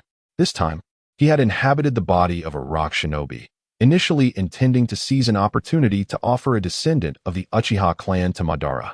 Proceed with the subsequent plan. According to the intelligence gathered, he discovered that 2 members of the Uchiha clan had appeared on the battlefield this time. In his eyes, Capturing merely 2 Uchiha with a force of nearly 200 should have been an effortless task. Thus, throughout the journey, he relentlessly incited his subordinates, insisting that they must capture the enemies at any cost. However, what Black Zetsu never anticipated was that this time, he not only encountered the recently renowned Blood Red Azura, but also faced an individual whose immense power allowed him to annihilate them all with a single lightning release technique. Had Black Zetsu not been cautious, he might have already met his demise. It was imperative that he inform Uchiha Madara of the emergence of this formidable presence within the Uchiha clan. After surveying his surroundings, Black Zetsu quickly chose a direction and fled. In his perception, Chinyu's peculiar eyes were likely comparable to those of Uchiha Madara. Indeed, he was the indomitable little cockroach. Chinyu stepped out from the shadows, his expression tinged with amusement as he observed the retreating figure. In the original storyline, after Uchiha Obito was buried by the earth release technique from the Fire Stone, Kakashi executed a counterattack and encountered a large contingent of rock shinobi, prompting Minato and Namikaze to arrive via the Flying Thunder God technique for rescue. Unfortunately, in the aftermath of the battle, no trace of Uchiha Obito's body was found. This led Chinyu to speculate that Black Zetsu had been lurking in the basin from the very beginning, possibly even possessing a rock shinobi. Therefore, Chinyu had been preparing from the onset, intending to deliver a grand surprise to Black Zetsu, which was why he utilized the lightning release, Kirin. Now, sparing his life was solely for the purpose of meeting Uchiha Madara. According to the original timeline, Uchiha Madara had already transplanted the Rinnegan into Nagato's body. Furthermore, due to age and the lingering effects of his battle with the First Hokage, his strength had diminished significantly. Nevertheless, this time he would be facing a legendary ninja, and Chinyu resolved to proceed with caution. Otherwise, he might find himself in a precarious situation, which was not characteristic of his usual conduct. Only at the last moment would he divulge such sentiments to Kakashi and the others. A little while later, as Chinyu gazed upon the silent grass village, his expression momentarily froze. He finally comprehended why Grass Village had made no effort to impede the passage of rock shinobi. Now that Black Zetsu had fled to this location, it was likely the hideout of Uchiha Madara, and Grass Village had fallen under their control. Stay vigilant. This is a critical time. The village chief has ordered that no leaf or rock shinobi are to enter the village, a subordinate leader commanded sternly at the village entrance. The 2 grass shinobi concealed in the shadows immediately heightened their vigilance. However, in the next moment, their pupils constricted in shock as a figure enveloped in lightning appeared before the subordinate leader. The brilliant lightning illuminating the surroundings as a massive head was hurled into the air. Enemy attack. The thought flashed through the minds of the 2 sentinels. Just as they were about to signal an alert, the lightning-wreathed figure seemed to materialize like a specter beside them. It seems you both could use some rest, Chinyu remarked, his hands morphing into blades as he struck at their necks. They barely had time to gasp before succumbing to unconsciousness. With the perimeter guards neutralized, Chinyu showed no hesitation, slipping into Grass Village like a phantom. Compared to the Leaf Village, Grass Village was akin to a mere imitation. The population was barely over 1,000, with only a little over 100 recognized as ninjas. Among them, fewer than a third could stand alone as CH Nin, and having Tenjei Nin would be considered fortunate. Hence, Grass Village had always existed as a buffer zone between the Leaf and Rock Villages. The audacity of permitting the Rock Shinobi to advance unimpeded was beyond the comprehension of the Leaf. From the earlier hypnosis, Chinyu deduced that the cave ahead was a forbidden area of Grass Village, likely the hiding place of Uchiha Madara. It appears I am correct, Chinyu mused. With his current strength, he could traverse not only Grass Village but even the Leaf Village with ease. Had he not been concerned about alarming the snake and allowing Uchiha Madara and Black Zetsu to escape, he would have stormed in and demanded the surrender of Grass Village. I hear a voice, perhaps that of Black Zetsu. Chinyu's brow arched, a flicker of delight crossing his face. Within the dim confines of the cave, an aged figure sat in a chair, his face wrinkled like tree bark, exuding an aura of imminent demise. This is dire. Our plan has been compromised.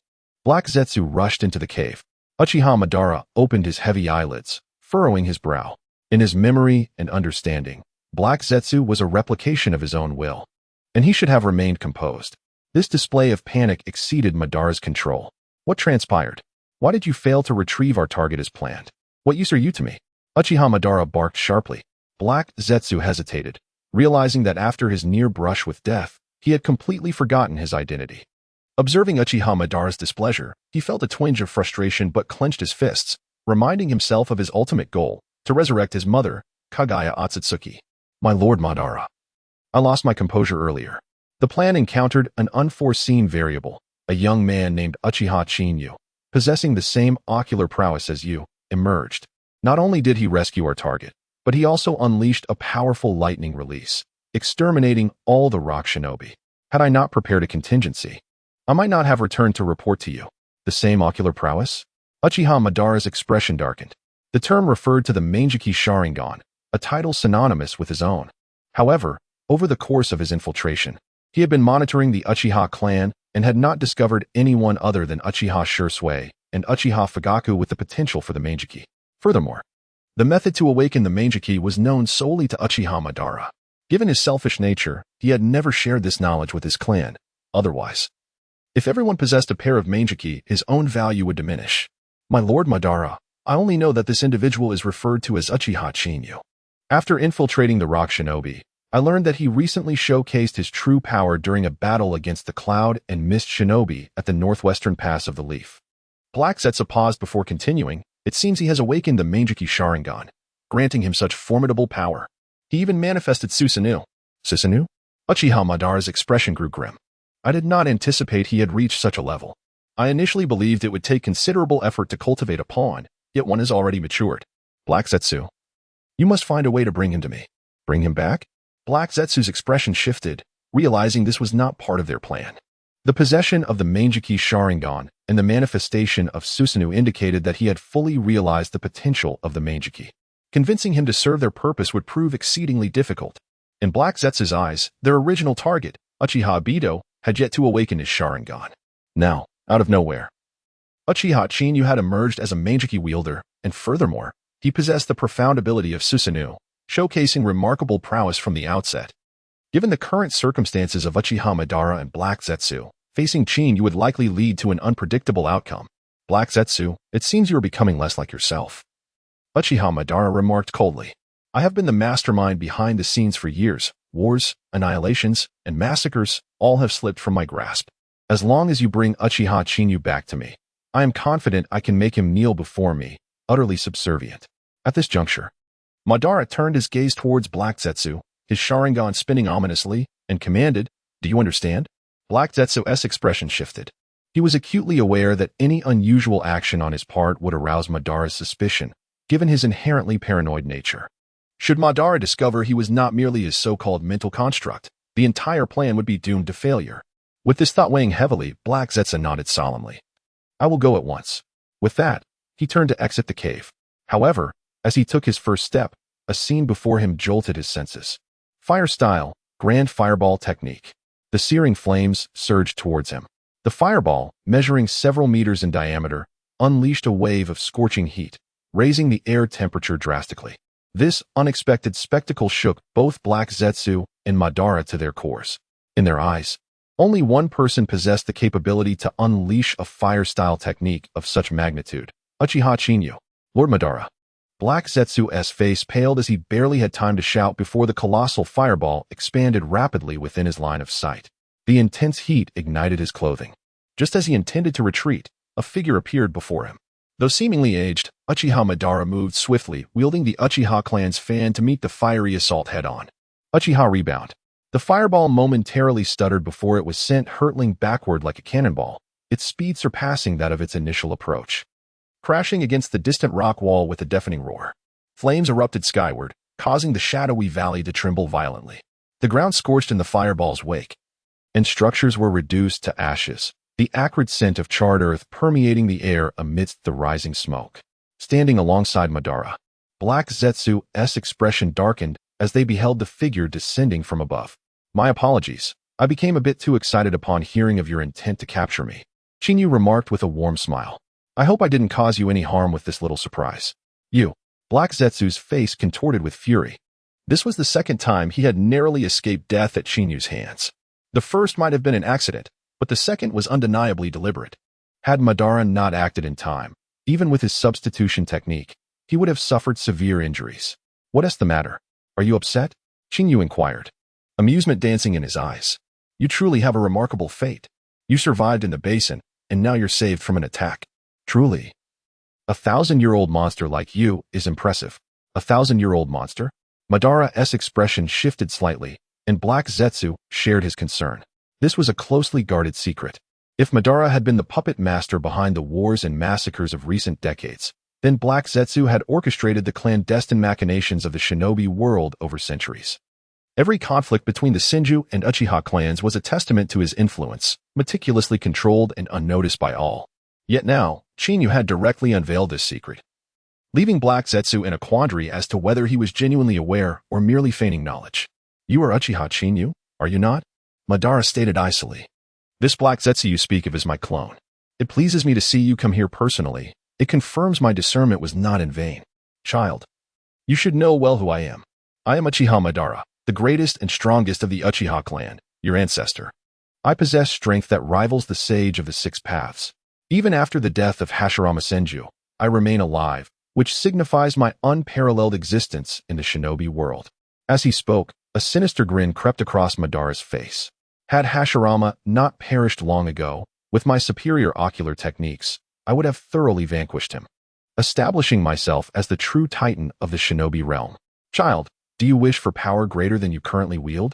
If you are willing to become my instrument of vengeance, I shall reveal the path to you. His voice dripped with an enticing allure.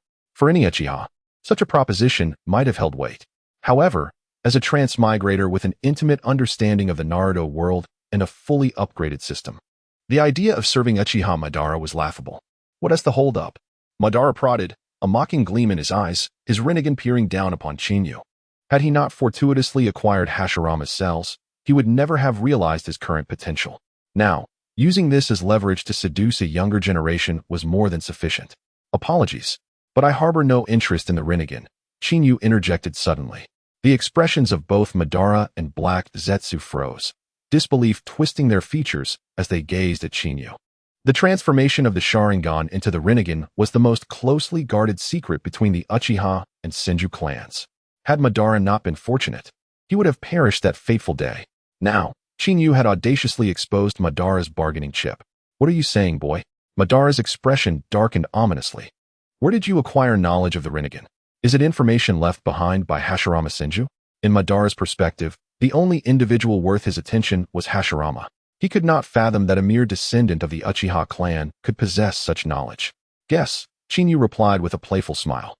Alternatively, if you become my subordinate, I might consider restoring you. His words sent shockwaves through Madara and Black Zetsu, who were left reeling. From the start, Chinyu had effortlessly shattered the veil of their secrets, revealing their thoughts without hesitation, as if he were well-versed in their machinations. If this young man appeared to be a centuries-old being, they might have believed he had been monitoring them all along. Yet, by all appearances, he was merely a boy of 15 or 16, making such surveillance implausible. How could he know so much? What is the matter? Unwilling? Chinyu teased. I came here with sincerity, yet if you refuse, I may find it difficult to proceed. The only option left would be to eliminate you. As his words fell, the atmosphere thickened, and both Madara and Black Zetsu bellowed in unison, attack. A multitude of Black Zetsu figures materialized behind Chinyu, numbering 30 or more. They lunged towards him without hesitation. Clearly, the negotiations had failed. With crackling lightning erupting around him, Chinyu stomped down fiercely, shattering the ground beneath him. The rampant currents obliterated the lurking Black Zetsu in an instant. Meanwhile, Uchiha Chinyu vanished like a specter, only to reappear directly before Uchiha Madara. Recurrent storm.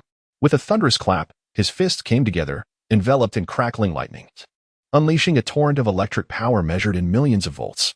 There was no flourish. It descended upon Uchiha Madara with brutal force. The speed was astonishing. Uchiha Madara's expression shifted dramatically. Were it not for his Manjiki Sharingan, he would have struggled to perceive Chinyu's movements. This was a power he had seized from a member of the Uchiha clan after relinquishing his Rinnegan to Nagato. Though its strength may not rival his peak, he could still wield ocular techniques. Susanoo. A surge of azure chakra erupted, instantly forming rib-like structures around Uchiha Madara, shielding him and Black Zetsu. Boom. The thunderous strike collided, sending shockwaves through the air, akin to a thunderclap. The ground shattered beneath the impact, causing the newly formed Susanoo to sink several inches. Cough, cough. The sound of violent coughing echoed through the dust-laden air, and through the translucent Susanoo, it was evident that Uchiha Madara was spitting blood. Find him. Black Zetsu's expression darkened.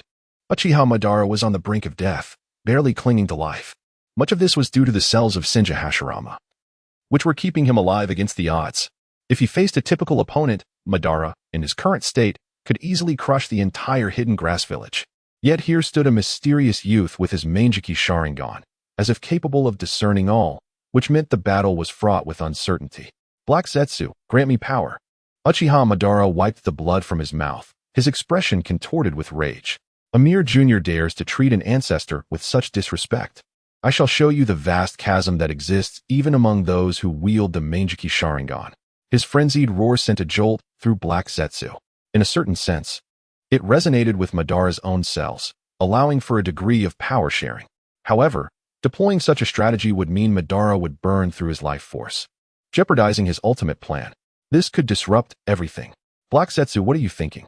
Hurry and give me the power. Only by eliminating him can the plan proceed. Uchiha Madara continued to bellow.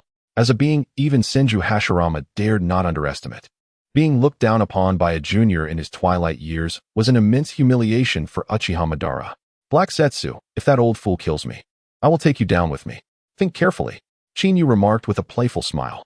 No, it should be said, whether he kills me or not. You are doomed to perish as well. The first part of his statement seemed to offer Black Zetsu a glimmer of hope, but the latter half twisted his expression into one of anguish. Just like Uchiha Madara, Black Zetsu had lived for countless years. When had he ever been so disregarded? Most importantly, the secrets of his millennia-long existence, which even Uchiha Madara remained oblivious to, were laid bare by this youth's words. This ignited a murderous intent within Black Zetsu. Gazing at the playful Chinyu, his face twisted into a snarl. Very well, if you seek death, let Lord Madara show you what despair truly is. Roots shot forth from Black Zetsu's form, piercing into Uchiha Madara's body. As the roots writhed, an immense power surged into Madara, akin to a raging tide. Ah! Uchiha Madara howled, his once withered body gradually rejuvenating. The wrinkles on his skin tightened, and a colossal aura radiated outward from him. Now, even while burning the last of his life force, Uchiha Madara was evidently 10 times stronger than before.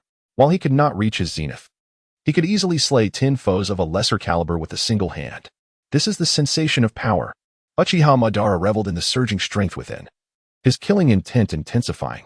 He understood this battle was a fight to determine the outcome swiftly. Fire release, great fireball technique. Scorching chakra gathered in Uchiha Madara's mouth before being expelled in an instant. A blazing fireball, several dozen meters in diameter, surged toward Chinyu with daunting momentum. What an impressive display. Chinyu chuckled, but your current strength is merely 1/10, or perhaps 1/20th of your prime. I can confidently assert that such power cannot defeat me. The words nearly caused Uchiha Madara to explode with rage. His visage contorted as he beheld the spiraling chakra ball in Chinyu's hand. Buzzing. The sharp, piercing roar resonated painfully in the ears. Was this madness? The youth had honed his form to perfection, infusing it with wind chakra, merging elemental transformation with shape transformation. The speed of the rotating cut could likely shred mountains to pieces. Black Zetsu's expression shifted drastically. However, as Madara's energy vessel, he could not escape. All he could do was watch helplessly. Poof! Chinyu hurled the wind release, Rasengan, and it collided with the incoming fireball. Wind can fuel fire. Yet, under the conditions of a strong wind and weak fire, the balance of power shifted dramatically. The moment they touched, the blazing fireball was cleaved in two. The disintegrating flames were instantly swept up by the wind release, Rasengan. Fire follows the wind, and the wind bolsters the fire. In their harmonious interplay, the conflagration surged skyward, akin to a fiery comet descending upon Uchiha Madara's Susanoo. Boom! The firestorm erupted into the sky, with violent gales intermingled with flames and wind blades, shredding everything in their path. The cavern crumbled under the onslaught, reduced to mere rubble. The cliffs surrounding the valley bore deep scars, resembling the marks of a monstrous claw. A truly jarring sight. The trees throughout the valley met the same fate, snapping in half as the tempest roared upward, piercing through the clouds above. This catastrophic scene reverberated throughout the hidden grass village. The remaining elite ninjas hurriedly gathered under the guidance of an elderly leader. Gazing into the inferno, they spotted a single Susanoo emerging from the flames. The figure enveloped within caused their expressions to change dramatically. Elder, it's Lord Madara. One of the elite ninjas exclaimed, unable to contain his shock. Who is battling Lord Madara? They had already been ensnared in Uchiha Madara's genjutsu through his Manjiki Sharingan. According to Madara's scheme, upon his death, the illusion would compel those under its influence to take their own lives, ensuring his plan would remain untraceable to Konoha or the Rock Village. However, Qin Yu's sudden emergence had completely derailed his meticulously crafted strategy. A youth, and he wields the same ocular techniques as Lord Madara. One of the grass ninjas gasped. Staring at Qin Yu, who stood oppositely to Uchiha Madara, they were taken aback, yet filled with fervor. In their eyes, Uchiha Madara was a god, an omnipotent being who had granted them strength. Yet, contrasting their enthusiasm, Madara's pupils constricted in silence. The effort to withstand the wind release, Rasengan had already drained a significant portion of his ocular power. Initially, one might have presumed this to be Qin Yu's ultimate technique. However, observing the stark contrast in the spheres formed by his hands, a slight twitch graced his cheeks. As Qin Yu had previously articulated, he was harnessing the power of Black Zetsu, temporarily regaining a fraction of his strength. At first, Uchiha Madara believed that with the Susanoo at his disposal, he could effortlessly subdue a mere junior. Coupled with his unparalleled combat experience and an array of tactics, eliminating this upstart seemed trivial. Yet, after witnessing the formidable might of the wind release, Rasengan, the sight of Qin Yu's water release, Rasengan and lightning release, Rasengan now sent chills down his spine. Why the hesitation? Qin Yu remarked with a playful smile. If one's fear cannot resolve the issue, then let it be two. If that fails, I shall employ three. My esteemed ancestor, do you not agree? These seemingly innocuous words instilled within Uchiha Madara an inexplicable sense of impending doom. Gazing at Qin Yu's warm smile, Madara felt an eerie sensation. In contrast to himself, Qin Yu appeared more akin to a being who had lived for centuries. You young one, perhaps we could engage in a conversation. Uchiha Madara suddenly interjected. Black Zetsu was taken aback, never anticipating that the illustrious Uchiha Madara would utter such a statement. However, the very next words that fell upon his ears thundered through his nerves like a divine proclamation. What conversation? I just offered you a chance to be my subordinate. And now it's time for you to accompany me to the afterlife. As his voice faded, Qin Yu hurled the water release, Rasengan and wind release, Rasengan with precision. If wind and fire complement one another, so too do water and lightning. The two distinct elemental assaults, founded upon the essence of the Rasengan, were unleashed instantaneously. The collision of their powers was beyond even Qin Yu's imagination. In the desolate battlefield, two colossal illusory forms stood opposed. Under the astonished gazes of the grass ninjas and Uchiha Madara, the water release, Rasengan and lightning release, Rasengan were cast forth with unerring speed, bridging the mere 100 meters in the blink of an eye. The two Rasengans collided ferociously against Madara's Susanoo, which, perhaps due to his weakened state, manifested only a single head instead of the three-headed form depicted in the original narrative. In the face of the incoming Rasengans, he could merely raise his hands to defend. A thunderous explosion erupted, akin to the roar of a tempest. At that moment, the combined might of lightning and water reached its zenith. The ferocious force twisted the water's energy into countless high-pressure water blades, while the lightning chakra transformed into innumerable lightning needles. The saturated assault enveloped Uchiha Madara's Susanoo entirely. The resultant power from the intertwining lightning and water obliterated everything within a radius of 500 to 600 meters. The oncoming gale was laced with the lethal blades of lightning and water. Some grass ninjas, caught off guard, screamed in horror as blood erupted from their bodies, with some suffering the grievous fate of having their arms severed at the waist. Witnessing this, the leading elder's expression shifted dramatically. The individuals present were the elite of their grass ninja village. Each casualty was a significant loss. Everyone retreat. The elder, glancing at Uchiha Madara who remained ensnared within the explosion, commanded with a flicker of hesitation. As soon as his order was uttered, regardless of their injuries, the grass ninjas hastily withdrew. Yet, as they retreated a few steps, they were suddenly seized by an overwhelming tremor. In their eyes, the kaleidoscopic patterns of the Sharingan flickered ominously. Qin Yu noted this development. It was evident that Uchiha Madara had deeply hypnotized them, using them to his advantage in this critical moment. Fire release, Great Fireball. Fire release, Phoenix Fire. Lightning release, Earth Walk. A cacophony of attacks erupted instantaneously. Even the severely wounded grass ninjas were not exempt, disregarding their injuries. In their minds, a singular voice incessantly urged them to attack. Even unto death, do not relent. The sky erupted with a deluge of assaults upon the Susanoo. Regrettably, the so-called elite of the Grass Ninja Village lacked true merit, having been hastily elevated to their ranks merely for appearances. Moreover, within the village, there was no systematic training in ninjutsu. All techniques were acquired through imitation, rendering their skills akin to a half-filled vessel, vastly inferior to the complete form. Shin, you recalled a scene from the original narrative where a band of rogue grass ninjas sought to pilfer other ninjutsu, only to be soundly defeated by Kakashi's team, a mere motley crew of bombers. As the echoes of the explosions faded and the flames receded, the grass ninjas appeared intent on launching a second wave of attacks, their hands rapidly weaving seals. It was then that Shin made his move. Rather, he merely stirred his eyelids. In that instant, his eyes widened, the nine-tomo Rinnegan spinning furiously. Dark flames, reminiscent of phantoms from the netherworld, surged forth. Amaterasu.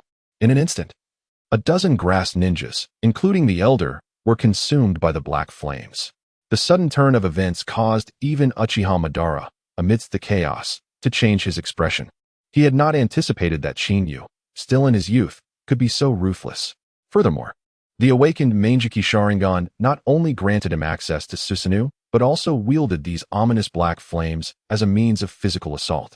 Initially, Madara had intended to utilize these individuals to distract Shin, but it was evident now that they were of no use. As he watched his final gambit effortlessly dismantled by Shin, a manic glint flickered across Uchiha Madara's face, and he roared in a frenzied rage. You have forced my hand, boy. If you desire my demise, then let us perish together. Uchiha Madara clasped his hands together, channeling the scant chakra he had left into his Susanoo. What had begun as a single-headed Susanoo surged with power, rapidly morphing into a three-headed form. A beastly roar erupted from its maw as 6 hands unfurled, tearing apart the explosive force of the combined Razengans. With a swift motion, Madara's hands flew into a series of seals, prompting Shin to raise an eyebrow and emit a rueful chuckle. You old man. Even in death you won't allow me peace. This must be the heavenly disruption star. Madara paused, taken aback by the glimmer of apprehension that crossed his features. He had never anticipated that Shin would know the name of his technique. However, the exertion of this ultimate move had drained him of his last vestiges of life force, rendering him incapable of further action. As he clasped his hands together, the last remnants of his strength dissipated, and his eyes closed for the final time. A profound boom resonated through the sky, heralding the descent of colossal boulders that imparted an oppressive sensation. The friction between the meteorites and the atmosphere ignited searing flames, obscuring the heavens. Even from tens of thousands of meters away, the spectacle was vividly discernible. That treacherous Uchiha Madara, the next time we meet, I shall ensure his demise. Shin mused, gazing at the descending heavenly disruption star, his mind racing with thoughts. With his current ninjutsu, shattering this rock was an impossibility. As for fleeing, one must consider that there are still hundreds of grass shinobi present. Just the diameter of the heavenly obstruction star and the range of its shockwaves make it exceedingly difficult for him to withdraw unscathed. Shadow clone technique. Shin swiftly formed hand seals with both hands, instantly creating 10 shadow clones. It is not that Shin lacked the desire to create 2,000 clones like Naruto Uzumaki. Rather, it was a matter of a significant shortage of chakra. According to Shin's calculations, with his current chakra reserves, he could produce roughly 200 or 300 clones. However, doing so would severely deplete his chakra, rendering him incapable of executing his subsequent devastating techniques. Observing the descending heavenly obstruction star and the chaotic sounds of escape from the village outside, Shin acted without hesitation. He opened his right hand, and a wind release, Rasengan rapidly coalesced. Simultaneously, all 10 clones infused chakra into the Rasengan with fervor. Initially, this was merely a hypothetical maneuver, regrettably untested due to a lack of chakra and the insignificance of his adversaries. But now, faced with Uchiha Madara's heavenly obstruction star, Shin was compelled to gamble his life for the sake of victory. As the wind-released chakra was infused, the Rasengan swelled ominously, expanding to a diameter of 7 or 8 meters in the blink of an eye. The forcibly compressed swirling chakra even caused Shin's skin to sting.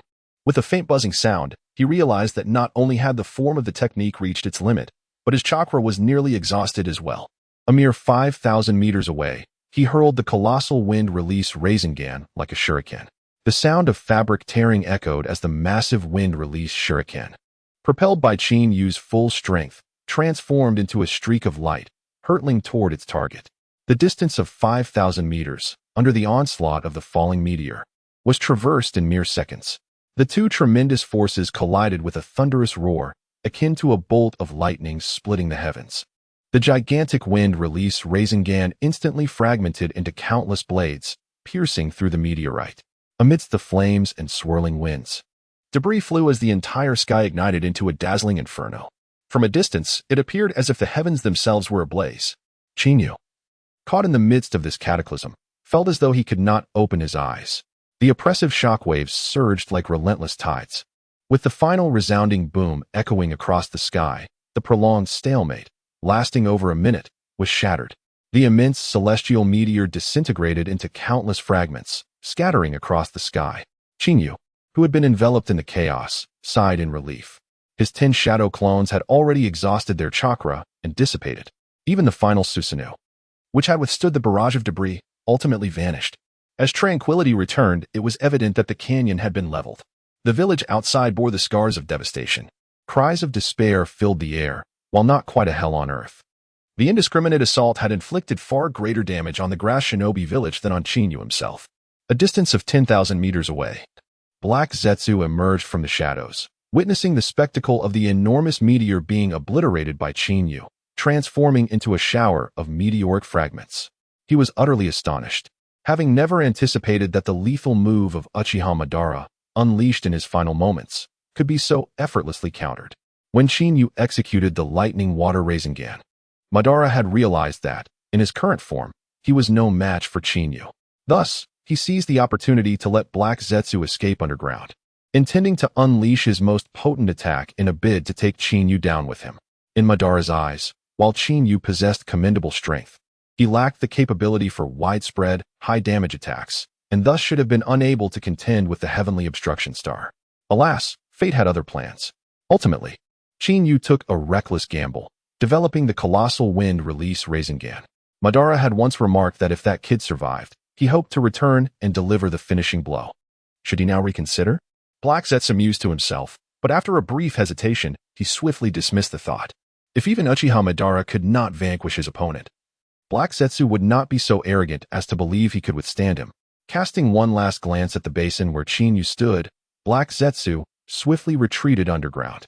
Amidst the ruins, Qin Yu lingered momentarily, letting out a resigned sigh. It seemed that Black Zetsu was indeed quite timid, fleeing without even witnessing the aftermath. From the outset, Qin Yu had surmised that Black Zetsu would not share Madara's fate of life and death. Furthermore, Madara would undoubtedly seek to prevent Black Zetsu from meeting his end. He would find a way to escape the battlefield. After neutralizing the heavenly obstruction star, Qin Yu dispelled the Susanoo, not because he had exhausted his ocular power, but rather to lure Black Zetsu out. Regrettably, he had ultimately failed. However, Black Zetsu's longevity of over 1,000 years was likely attributed to his innate cowardice. Oh, but I must retrieve Madara's remains, Qin Yu thought, his brow furrowing. To acquire the Rinnegan in the future, he required the cells of Hashirama Senju. If he could locate them in Madara's corpse, it would save him considerable effort. Yet, no matter how he searched, Madara's body seemed to have vanished without a trace, leaving behind only blackened ashes amidst the rubble. It appeared that Madara, in his final moments, had taken precautions against his body falling into Qin Yu's hands and had self-destructed. Truly a cunning strategist. Dismissing the idea of further searching, Qin Yu glanced at the scattered remnants of everyday items. With swift movements, he expended the last vestiges of his chakra to conjure a massive fireball, igniting the ruins in flames. Since Madara had no intention of allowing him to obtain anything, Qin Yu had no plans to leave behind any cells for others. The remnants of what might have been Madara's incinerated bones would suffice. The last thing he needed was for someone like Orochimaru or Kabuto to disturb him with their repulsive reincarnations. Having completed his tasks, Qin Yu turned and departed without delay. Moments later, a hurried figure descended before the raging inferno, their previously pale visage now tinged with a hint of ashen dread. Damn it, I've arrived too late. If only I had known what transpired here, Orochimaru lamented, having been tailing Qin Yu. Unfortunately, he had become sidetracked by the prospect of securing some intriguing human specimens. He had assumed that a brief absence from Qin Yu would suffice, aided by his snakes for tracking. He had never anticipated the occurrence of such a monumental clash. Though he had arrived merely 10 minutes prior, the sight of the heavenly obstruction star had instantly drained him of the courage to approach, prompting him to retreat. Only when the chaos subsided did he dare to venture closer. That meteorite couldn't have originated from Uchiha Qin, could it? If it truly was him. My subsequent actions will undoubtedly require re-evaluation. Orochimaru's face darkened. Casting a glance around, he felt an overwhelming sense of unease. That kid didn't even leave behind a trace of the opposing corpses. He even set the ruins ablaze before departing. Could it be that he sensed my presence? In truth, Qin Yu had not detected Orochimaru's approach. Possessing the Mangekyou Sharingan, he lacked the genuine sensory abilities of a ninja and did not possess the Byakugan. Thus his perceptive capabilities were limited. There was no way he could have detected the snakes Orochimaru had dispatched to track him. His actions were merely precautionary, and he had not anticipated being so accurate. Ding dong, congratulations to the host for mastering the super large wind release, spiraling sphere. Would you like to upgrade it to the maximum level with a single click?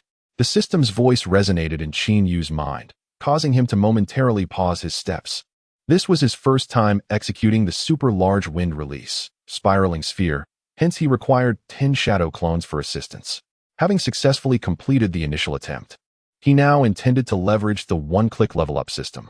After grasping the essence of condensing the super large wind release, spiraling sphere, he would be sufficient to perform it solo in the future. Instantly, he commanded, max level. Ding dong, congratulations to the host. The super large wind release, spiraling sphere is now at maximum level. Listening to the fading system notification, Qin Yu exited the consciousness space. Upon departing from the grass ninja village, he hastened toward the Kamikaze Bridge. He had vanquished a significant portion of the hunting forces.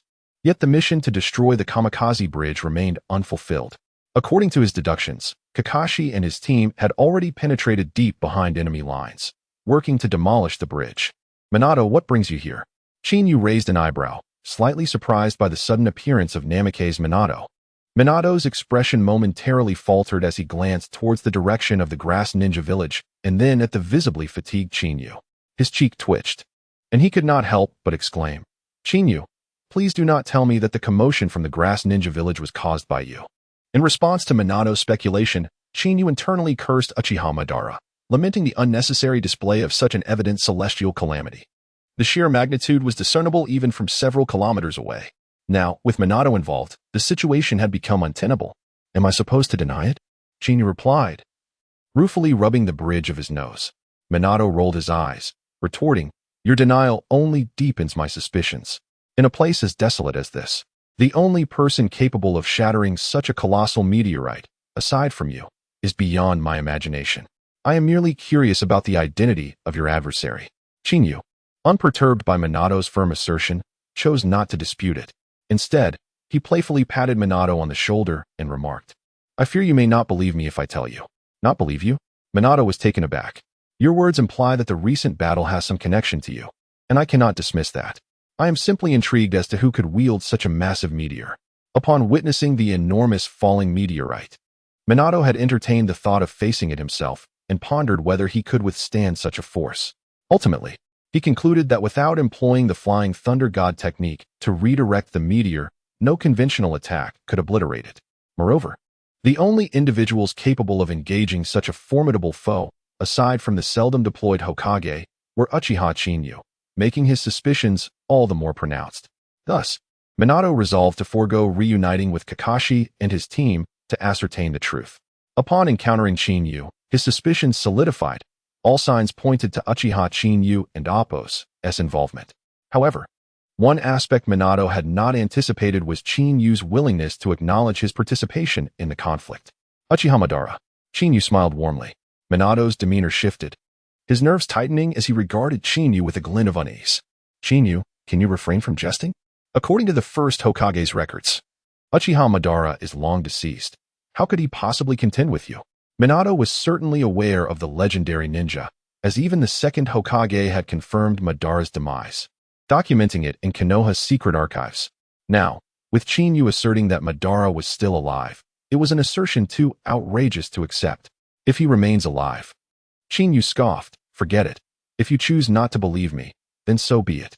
Aside from him, Who else possesses the capability to nearly take my life? However, I assure you that the meteor was not unleashed during Madara's prime. Otherwise, you would have been collecting my remains. Observing Yu's seemingly casual demeanor, Minato felt his mind spiral. Yet, Yu's words bore weight. If Uchiha Madara were indeed alive, a confrontation with Yu was not entirely out of the realm of possibility. However, both Madara and Yu belonged to the same clan. Why would they resort to such violent measures? A torrent of questions flooded Minato's mind, leaving him bewildered. Finally, he managed a wry smile. Yu, if your adversary is truly Uchiha Madara, then where is he now? In Minato's eyes, if Uchiha Madara were genuinely alive, his lingering resentment posed a significant threat to Konoha. That old man was indeed slain by me. Yu patted Minato on the shoulder. Not even a trace remains. You needn't concern yourself with checking. That cunning old fox was thoroughly incinerated. Uchiha Madara is dead? Minato stared at Yu in disbelief. His mind was reeling. No, Minato was questioning his own life choices. Uchiha Madara was a figure who could rival the First Hokage, a being that instilled terror in all 5 great ninja villages.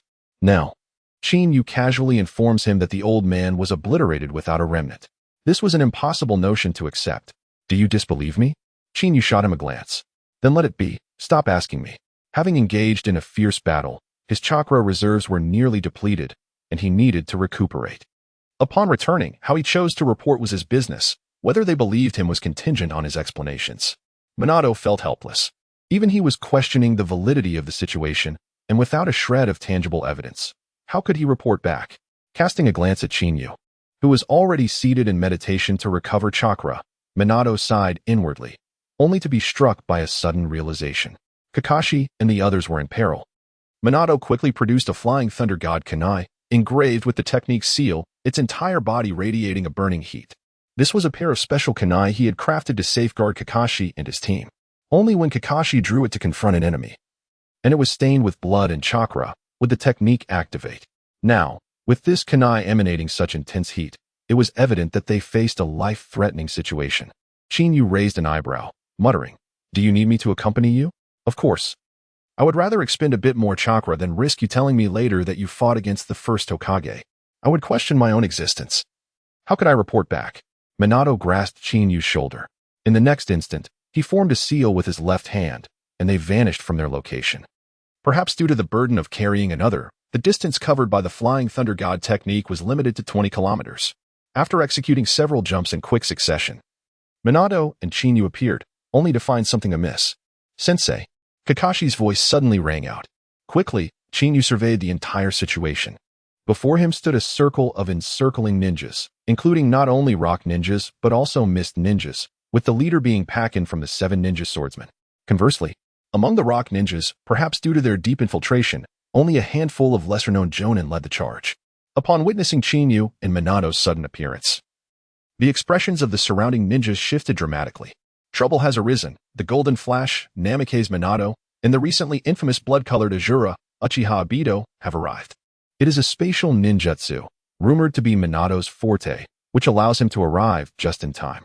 An elder in the village once warned that when confronted with the so-called Golden Flash, the first course of action in any mission should be to flee. The atmosphere became electric as the tension among the ninjas escalated. The presence of these uninvited guests cast an oppressive shadow, as though an invisible hand were tightly gripping their hearts. "Run!" A voice boomed, igniting panic. The surrounding IWA and Kiri ninjas surged forth like cannonballs. As the leader of this operation, Pai Pashirzong took one last glance at Obito before hastily retreating. Simultaneously, a thick mist enveloped the forest. "Minato, hurry and pursue the mist ninjas. They have taken Rin." Obito's face was marred with blood, a gruesome wound carved across his cheek. Yet, what captivated Yu's attention was that Obito had finally activated his Sharingan. Although it was merely the weakest form, a single tomo, it was a promising development. It seemed that misfortune had turned into fortune this time, awakening the Sharingan. Yu patted Obito on the shoulder, reassuring him, "Do not worry. Rin is not in immediate danger. Her unique constitution suggests that the Mist Ninjas plan to abduct her to serve as a host for the Three Tails." A host? Minato was no stranger to this concept. He had known Kushina Uzumaki, the host of the Nine Tails. Now, with the Mist Ninjas aiming to capture Rin for such a purpose, their ambitions were evidently grand. "Is this true, Yu? You must save Rin. I implore you. Obito's desperation was palpable. In his eyes, Rin held greater significance than Kakashi, which explained his awakening of the Sharingan. Fear not, I will handle the Mist Village. Minato, your task is to destroy the Kamikaze Bridge, Chinyu declared. With a crackling of electric arcs, he propelled himself forward like a projectile, vanishing into the mist in the blink of an eye. Chinyu. Minato's expression darkened with urgency. The earlier mention of Uchiha Madara sounded utterly absurd, yet now, knowing that the Mist Village could be a trap, he questioned why Chinyu had anticipated their plan to seize Rin. The mention of the Three Tails tightened his heart in dread. A more ludicrous thought crossed his mind. Could Chinyu be considering an attack on a tailed beast? If his adversary were indeed Uchiha Madara. Such a notion became alarmingly plausible. Quickly, we must destroy the Kamikaze Bridge and pursue Chinyu. I fear what he might do. Minato commanded hastily. Minato-sensei. Isn't Chinyu merely going to rescue Rin? Kakashi could not restrain his curiosity. After witnessing Chinyu's prowess multiple times, he had grown to trust him. This trust led him to remain behind to complete their mission while allowing Chinyu to chase after Rin. Moreover, the memory of his father, Tsukumo Hatake, weighed heavily on his mind. If it were simply a rescue, I would not be worried, Minato replied, his brow furrowed with concern. What troubles me is the possibility of him targeting the tailed beast within the Mist Village. If that were to happen, it could ignite a conflict between our nations. Targeting the tailed beasts? Kakashi and Obito were taken aback. The concept of tailed beasts and their hosts was far removed from their reality. To them, tailed beasts represented calamity, while hosts were often met with disdain and isolation from outsiders. The idea that Chinyu would actively consider such a course of action was almost unbelievable. Enough speculation. We must destroy the bridge and immediately stop Chinyu, Minato urged, his voice urgent. Several kilometers from the Kamikaze Bridge, figures darted through the mist. Leading them was Pai Pa Shirzong, wielding a decapitating sword, followed closely by a dozen or so Mist Ninjas. What should we do, Lord Shirzong? One Mist Ninja questioned anxiously. The third instructed us to leave no survivors. Allowing Leaf Ninjas to escape could jeopardize our plans. Silence. Shirzong barked. The foes we face are the Golden Flash and the blood-colored Azura. Against either of them, we must unconditionally flee. If you wish to perish, feel free to remain. After delivering this command, Shirzong swiftly formed a series of hand seals. Mist concealment technique. The mist thickened, shrouding the forest once more. Listening to the retreating footsteps, Shirzong felt a fleeting sense of relief. Yet, the next moment, a chilling aura enveloped him, causing his muscles to tense involuntarily. He had no time to ponder and quickly evaded. Boom. A streak of lightning flashed as if thunder had split the sky. Shirzong felt a sharp pain on his cheek and sensed distant trees collapsing. Two agonized screams pierced the air, but they were swiftly silenced, causing the retreating Mist Ninjas to halt in their tracks. Faced with the all-encompassing mist, their hearts felt as though gripped by an unseen force. My apologies. I was a bit too swift and accidentally killed two Mist Ninjas. I hope you don't mind, a voice echoed through the mist-laden forest, sending an inexplicable chill racing up their spines. Shirzong's expression darkened. Blood-colored Azura, do not overstep your bounds. Even a cornered dog will bite. 10 days prior. When news reached the Mist Village of the complete annihilation of the frontline forces at the northwestern pass of Konoha, Shirzong was astounded. He was acutely aware that the ones leading the charge, the pufferfish demon, Kisame Hashigaki, and the Black Hoe, Raiga, were not inferior to him in strength, in some respects. They even surpassed him. After all, the legendary wielders of the decapitating sword were masters of silent assassination. In a direct confrontation, Shirzong humbly acknowledged that he was indeed inferior to Kisame and Raiga. Yet, they had both perished at the hands of the blood-colored Azura. Shirzong had no desire to engage Chinyu unless absolutely necessary. My apologies. I do enjoy shutting the door after the dog has entered, Chinyu chuckled warmly. Moreover, I happen to be in need of some blue. If you don't mind, allow me to take a slice. Wind release, wind slash. With a swift motion, Chinyu summoned the blade, Jagon. Without a hint of flamboyance, he cleaved through the mist-covered forest. Boom. The blade fell, unleashing a tempest that erupted into a torrent of wind blades, scattering the mist like a gossamer veil. Trees were cleaved asunder by the onslaught of wind. Scatter quickly. Shirzong roared in fury. In the vast world of ninjas, the reputation of the silent killer, Pai Pa Shirzong, was not to be underestimated. Ninjas from the 5 great nations. Who would not flee at the slightest hint of danger? However, the current situation has completely overturned that notion. As the mist began to disperse, Pai Pa Shirzong had no time to ponder. He swiftly seized the mist ninja beside him and hurled him behind, making a hasty escape. Apologies. But carelessly discarding trash is unacceptable. The taunting voice echoed from behind. Qin radiated with a surge of lightning, transforming into a bolt of thunder. The weapon he wielded. The shark's skin writhed menacingly, and a massive head was sent flying. In the next moment, Qin caught the head with one hand, absorbing a significant portion of the chakra from the corpse, which dissipated into the void. Hearing the anguished cries behind him, Pai Pa Shirzong's expression shifted dramatically. He quickened his pace, intent on fleeing, but before he could react, a figure he dreaded most blocked his path. Qin Yu, holding the very head he had just discarded. "Your refuse, please take it back," Qin Yu proclaimed, tossing the head back to Pai Pa Shirzong. Blood splattered, causing Pai Pa Shirzong's face to twitch involuntarily. In the next instant, his expression contorted with rage as he bellowed, "You insolent brat! If you force my hand, prepare to die." Water release, water chaos wave. Pai Pa Shirzong's hands moved rapidly, chakra wildly converging as a figure entwined with lightning appeared before him like a specter. "I mentioned earlier, when there's an abundance. Allow me to take the first strike," Qin remarked with a playful smile as he swung the shark skin towards Pai Pa Shirzong. The ensuing scene caused Pai Pa Shirzong's face to pale. With no time to deliberate, he dispersed the gathered chakra and raised his executioner's blade to block. A resounding crash echoed as their weapons collided. The immense force sent Pai Pa Shirzong hurtling backward, crashing into a tree several meters away, barely halting his momentum. What tremendous strength and exquisite swordsmanship, he thought, realizing that Qin Yu had strategically aimed for the weakest point of his blade, near the hilt, allowing for a swift change of target. This exceeded Pai Pa Shirzong's understanding of Qin Yu. In his eyes, Qin Yu's power was formidable. But mastering a large weapon like the shark's skin seemed daunting. After all, in the original narrative, only one person could wield 7 ninja blades simultaneously, Kisame Hoshigaki. Thus, even if Pai Pa Shirzong acquired the shark's skin, he could never unleash its true potential as Qin Yu did. "Thank you for your chakra," Qin Yu mused, not rushing to pursue.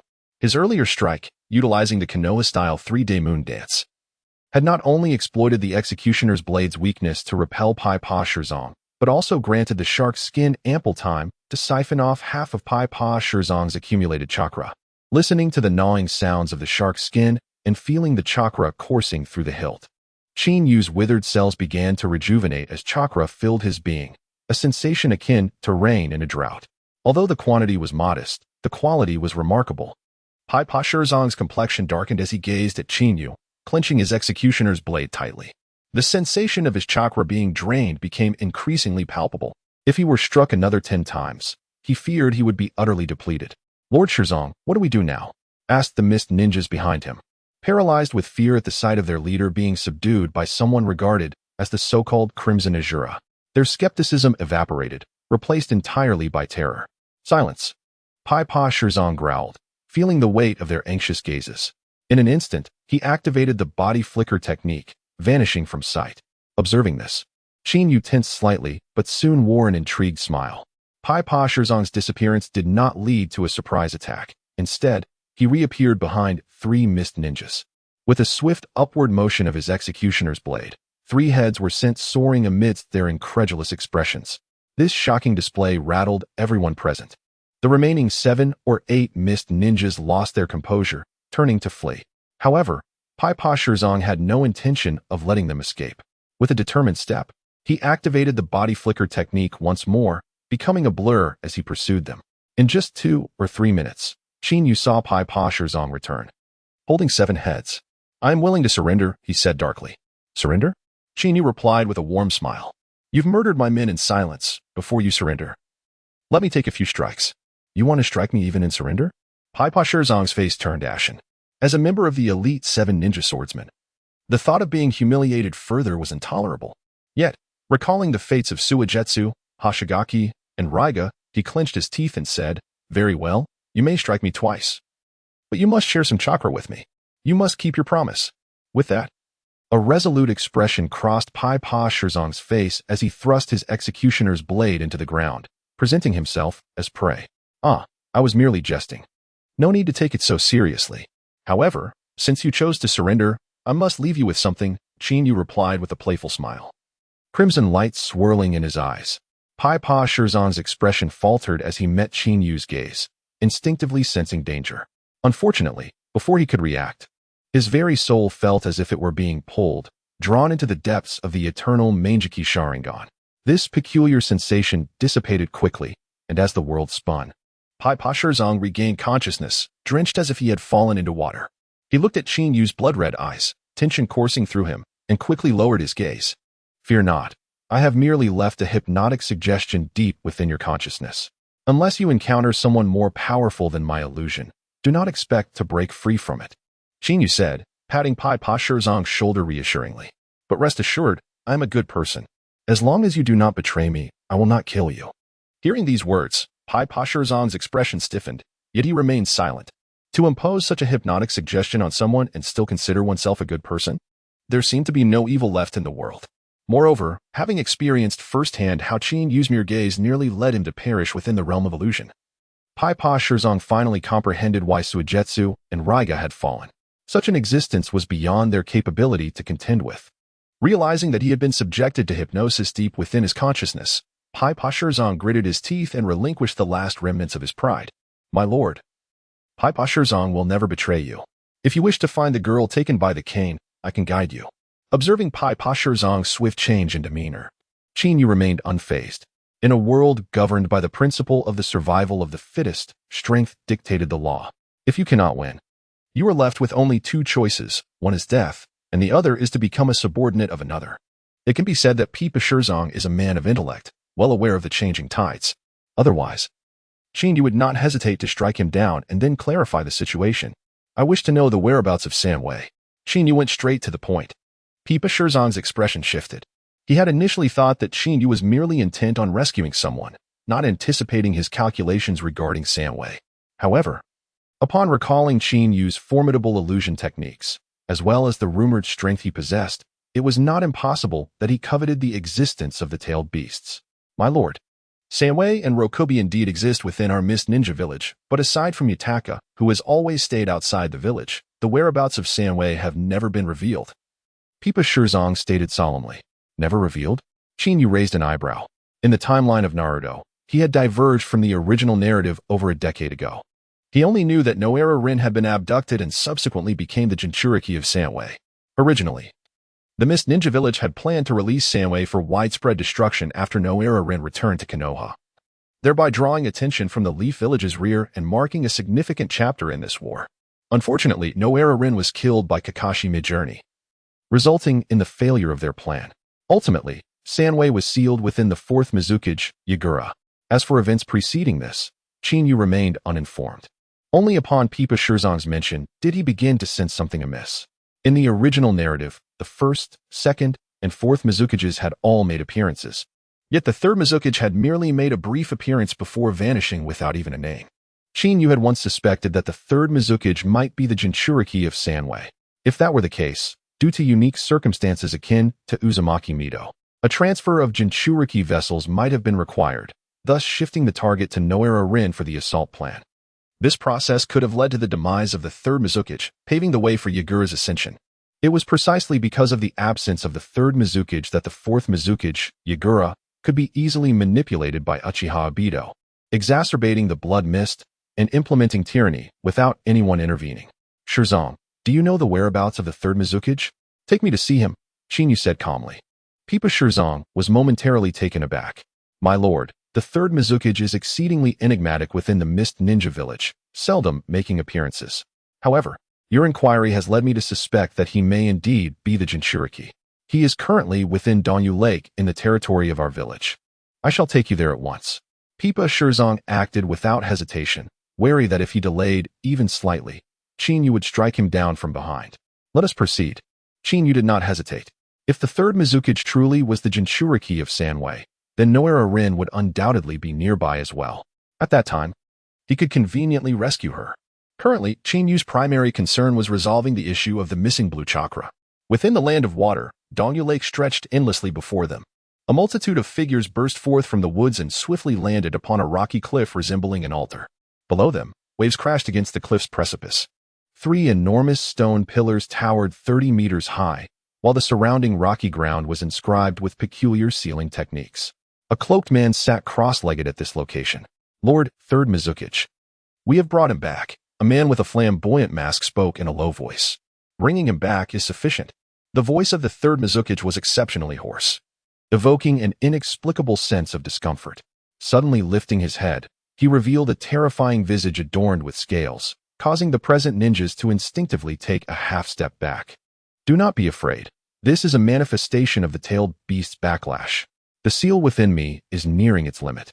The hoarse voice of the Third Hokage echoed once more. Originally, he had intended to transfer the tailed beast into Yagura's body directly. But the battle at the Northwest Pass had inflicted significant losses upon the Mist Ninja village. The daimyo was seething with rage. Should this plan fail, the trust of the daimyo would be lost to the Mist Ninja village. The expressions of the ninjas darkened, with the leading Mist Ninja unable to contain his anxiety, exclaiming, "Third Hokage, was the battle at the Northwest Pass truly that dire? Did Konoha produce such a terrifying existence? If he appears on the battlefield, what are our chances?" Even within the Mist Ninja village, where the infamous 7 ninja swordsmen resided, 2 of their ranks had already been slain. For those among them without titles, Chinyu was nothing short of a nightmare. "Humph, you have truly tarnished the reputation of our Mist Ninja village." A masked ninja emerged from the shadows. "It is Lord Kirisuke." The leading Mist Ninja's expression brightened. During the battle at the Northwest Pass, Suigetsu and Raiga had been slain. However, with Kirisuke's appearance, they felt a renewed sense of hope. "Humph, even among the 7 ninja swordsmen, there are disparities in strength. Suigetsu and Raiga were merely subpar. How could they compare to me?" Kirisuke stated coldly. "This time, Pipa Shirzong, who excels in silent assassination techniques, and I will join forces, even if that person arrives. He is destined for death." Listening to the boastful words, the crowd dared not act recklessly. Pipa Shirzong was adept at decapitating with his blade, employing silent assassination techniques to kill unseen. However, if combined with Kirisuke's long blade, the needle, their potency would be greatly enhanced. In the midst of the mist, who would notice the steel wire as fine as a hair, executed under the guise of the needle's spider thread? Should it be discovered, it would likely be too late to escape. "Kirisuke, you are once again boasting of my prowess." Pipa Shirzong's voice suddenly rang out. As the Mist Ninjas tensed with anticipation, they soon caught sight of a figure breaking through the trees. "It is Lord Shirzong." The leading Jonin's eyes brightened. Previously, during the capture, Pipa Shirzong had been the rear guard, and they had feared encountering danger. Now that he had returned alive, it indicated the successful completion of their mission. "Shirzong, why are you still dawdling? Are you not just dealing with a few Konoha brats? Does it require so much time?" Kirisuke remarked with displeasure. "You haven't left any survivors, have you? If there is something lacking, perhaps I can assist you in tidying up." To the outside world, the 7 ninja swordsmen appeared as a united front. However, within the Mist Ninja village, where strength was exalted, rivalry among the 7 ninja swordsmen was far from uncommon. Indeed, something is lacking. Pipa Shirzong landed beside Kirisuke, his fingers tightening around his decapitating blade, and he swung it towards Kirisuke. "What I owe you is this head." The sudden outburst rattled everyone's nerves. At such a close distance, even Kirisuke was momentarily caught off guard, hurriedly raising his long blade to block. Yet, facing the immense force of the decapitating blade, such defense proved inadequate. One strike would likely render half of his neck inoperable. "Samway," the Third Hokage bellowed. A crimson tail erupted from his body, crashing directly into the decapitating blade. The sharp sound of metal clashing resonated. The overwhelming power of the tailed beast nearly sent Pipa Shirzong's decapitating blade flying from his grasp. Seizing the opportunity, Pipa Shirzong wasted no time, executing the mist concealment technique and swiftly retreating. "Shirzong, who gave you the audacity to attempt my assassination? It is too late to flee now." Samaru, filled with indignation, bellowed loudly. Just a moment ago, he had been boasting about how he and Pipa Shirzong could effortlessly eliminate their foes. Little did he anticipate the swiftness of his comeuppance, which struck like thunder. Ninjutsu, Earth Spider Stitch. The long blade in Samaru's hand, known as the stitching needle, was cast forth in an instant. Steel wires, akin to a spider's web, ensnared around Pipa Shirzong's form. Wind release, wind breakthrough. The Third Hokage also made his move, performing a series of hand seals. The mist that enveloped the battlefield was swiftly dispersed. As Pipa Shirzong dashed forward, a look of joy on his face, His pupils suddenly constricted. A figure, resembling a phantom, materialized before Kuri-Sanmaru, wielding the menacing blade known as Samahata. "Allow me to borrow your chakra, my friend." Chinyu grinned, his right arm bulging with muscle as he channeled immense strength, bringing Samahata down upon Kuri-Sanmaru. With a sickening squelch, blood erupted forth as the massive head was sent flying. In that fleeting moment, Kuri-Sanmaru had released his stitching needle, oblivious to the lurking figure concealed within the mist. To his dismay, this individual bore the formidable Samahata, the blade of the infamous Watermelon Mountain's fish demon. Could it be that this person was the rumored blood-red Asura? Uchiha Chinyu? Too young. This was the last thought that flickered through Kuri-Sanmaru's mind as he gazed upon the youthful figure. Before his head crashed heavily to the ground. He was dead. The expressions of the surrounding mist shinobi transformed drastically. Just moments ago, Kuri-Sanmaru, who had boasted with reckless bravado, was felled in a single encounter. The absurdity of the situation was staggering. "Chinyu, you have arrived." Yawahara Rin was jolted awake from her unconsciousness. Upon recognizing the figure before her, tears of gratitude welled in her eyes. As she entered the battlefield, she had resolved herself to face death. When captured, she had accepted her fate. Yet, at this critical moment, to be saved by another was an emotion beyond words. In that instant, Rin felt as though an invisible hand had stirred her heart. Could it be the blood-red Asura, Uchiha Chinyu? My heavens! How did he come to be here? Is he the Reaper of the Northwest Pass? Chaos erupted around them. The mist shinobi began to retreat, seeking refuge beside the third Mizukage, where they felt a semblance of safety. Crack! Crack! The sound of chewing emanated from Samahata as it absorbed chakra, channeling it into Chinyu, who felt his power swell. Rather than pursue further, Chinyu turned his attention to the third Mizukage not far away. The third Mizukage was the most enigmatic figure in the Mist Village, having been selected for the position after the second Mizukage and second Suchikage perished together. A testament to his exceptional prowess among the Kage. However, as Chinyu gazed upon the Mizukage's scaled visage, he finally understood the reason for the third Mizukage's shroud of mystery. "Ah, so you are a failed Jinchuriki," Chinyu remarked casually. The implication sent a ripple of tension through the crowd, even piquing the interest of Pai Pa Shirzong, who could no longer contain his agitation. "Why do you say such a thing, boss?" Pai Pa Shirzong exclaimed. Though he had surrendered to Chinyu, he remained one of the 7 ninja swordsmen. His curiosity regarding the elusive third Mizukage was piqued, for in the Mist Village, strength reigned supreme, and each of the 7 bore a rebellious spirit. Their dissatisfaction with the Mizukage's enigmatic presence was palpable. Now, with Chinyu's sudden revelation regarding the third Mizukage's status as a failed Jinchuriki, their interest was undeniably piqued. "You have indeed underestimated me," the third Mizukage rasped, lifting his gaze as the wind billowed his cloak, revealing his scaled features that resembled a fishman. "Is this the true identity of the third Mizukage?" The expressions of the mist shinobi shifted dramatically, some even retreating a step in alarm. Pai Pa Shirzong's pupils involuntarily constricted. "Ah, no wonder you were so eager to abduct Yawahara Rin, risking so much to infiltrate the land of Earth." Chinyu continued, unfazed. "It seems the seal within you cannot hold much longer. Soon, the tailed beast will rebel against you."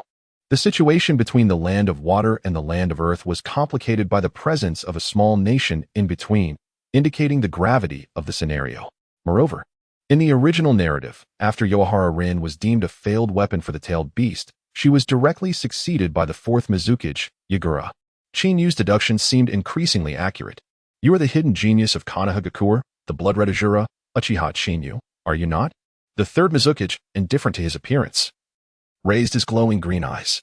"Among the youth, you are indeed remarkable, capable of discerning the flaws in my seal. If only our Mist Shinobi were as astute." The nonsensical remarks caused a momentary pause among those present.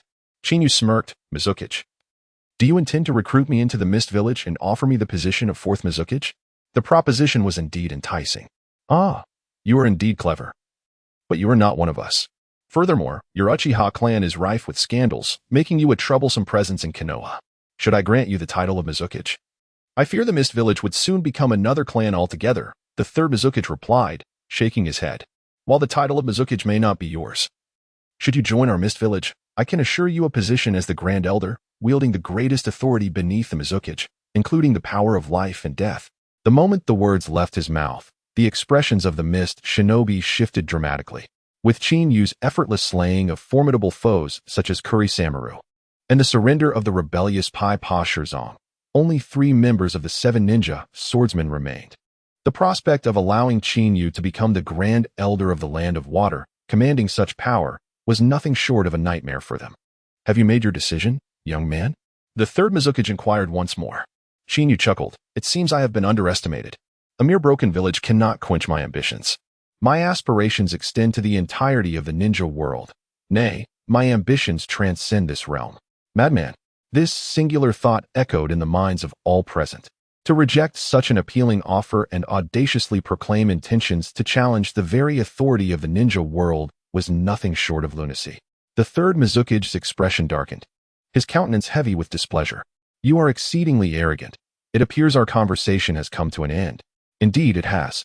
So perhaps it is time for decisive action? Qin provocatively suggested. Such a brazen challenge darkened the third Mizukage's visage, a glint of murderous intent flashing in his eyes as he bellowed. Very well. Since we can no longer converse, you shall accompany me to death. A deafening roar erupted from within the third Mizukage as, in an instant, 3 long, whip-like tails shot forth from his back, aiming directly for Qin. With this initial strike, he had fully transformed into a tailed beast. No, it should be noted that the third Mizukage evidently intended to relinquish control over the tailed beasts, allowing it to unleash its fury. The ensuing assault was nothing short of overwhelming. As the strikes continued, its tail expanded in size. Be careful, boss, exclaimed Hozuki Shizuku, his face paling at the sight. Faced with the liberation of the 3 tails, he felt an impulsive urge to assist, but the ferocity of the tailed beast was clearly beyond his capacity to confront. Stand down. This tailed beast is intriguing and worth the challenge, Qin remarked with a playful smile. With a sudden shift of his Rinnegan, crimson chakra surged forth like a tidal wave, instantly manifesting into Susanoo. Bang! The 3 massive tails struck Susanoo with the force of iron whips, generating a tremendous shockwave that sent gusts of wind that rattled the surrounding trees. Yet, even in the heart of Susanoo, Qin remained unperturbed. The entity itself could not be shaken. Black Flame Blade, Garuda? At his mental command, the right arm of Susanoo erupted with black flames, coalescing into a blade engulfed in fierce fire. Without any flourish, he directed it straight towards the 3 tails.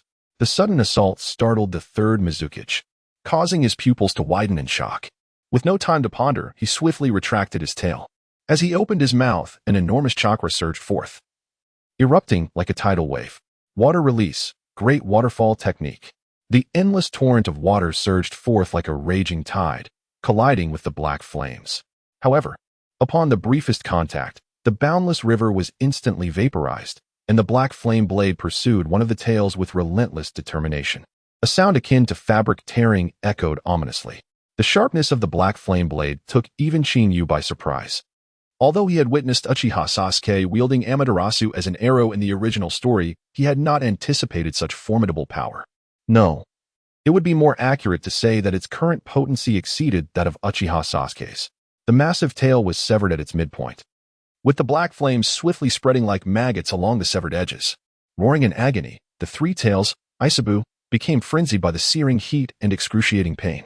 Just moments ago, it had commanded the full intent of the third Mizukage, revealing only a fraction of its Jinchuriki form. In the creature's eyes, facing a mere child was deemed sufficient.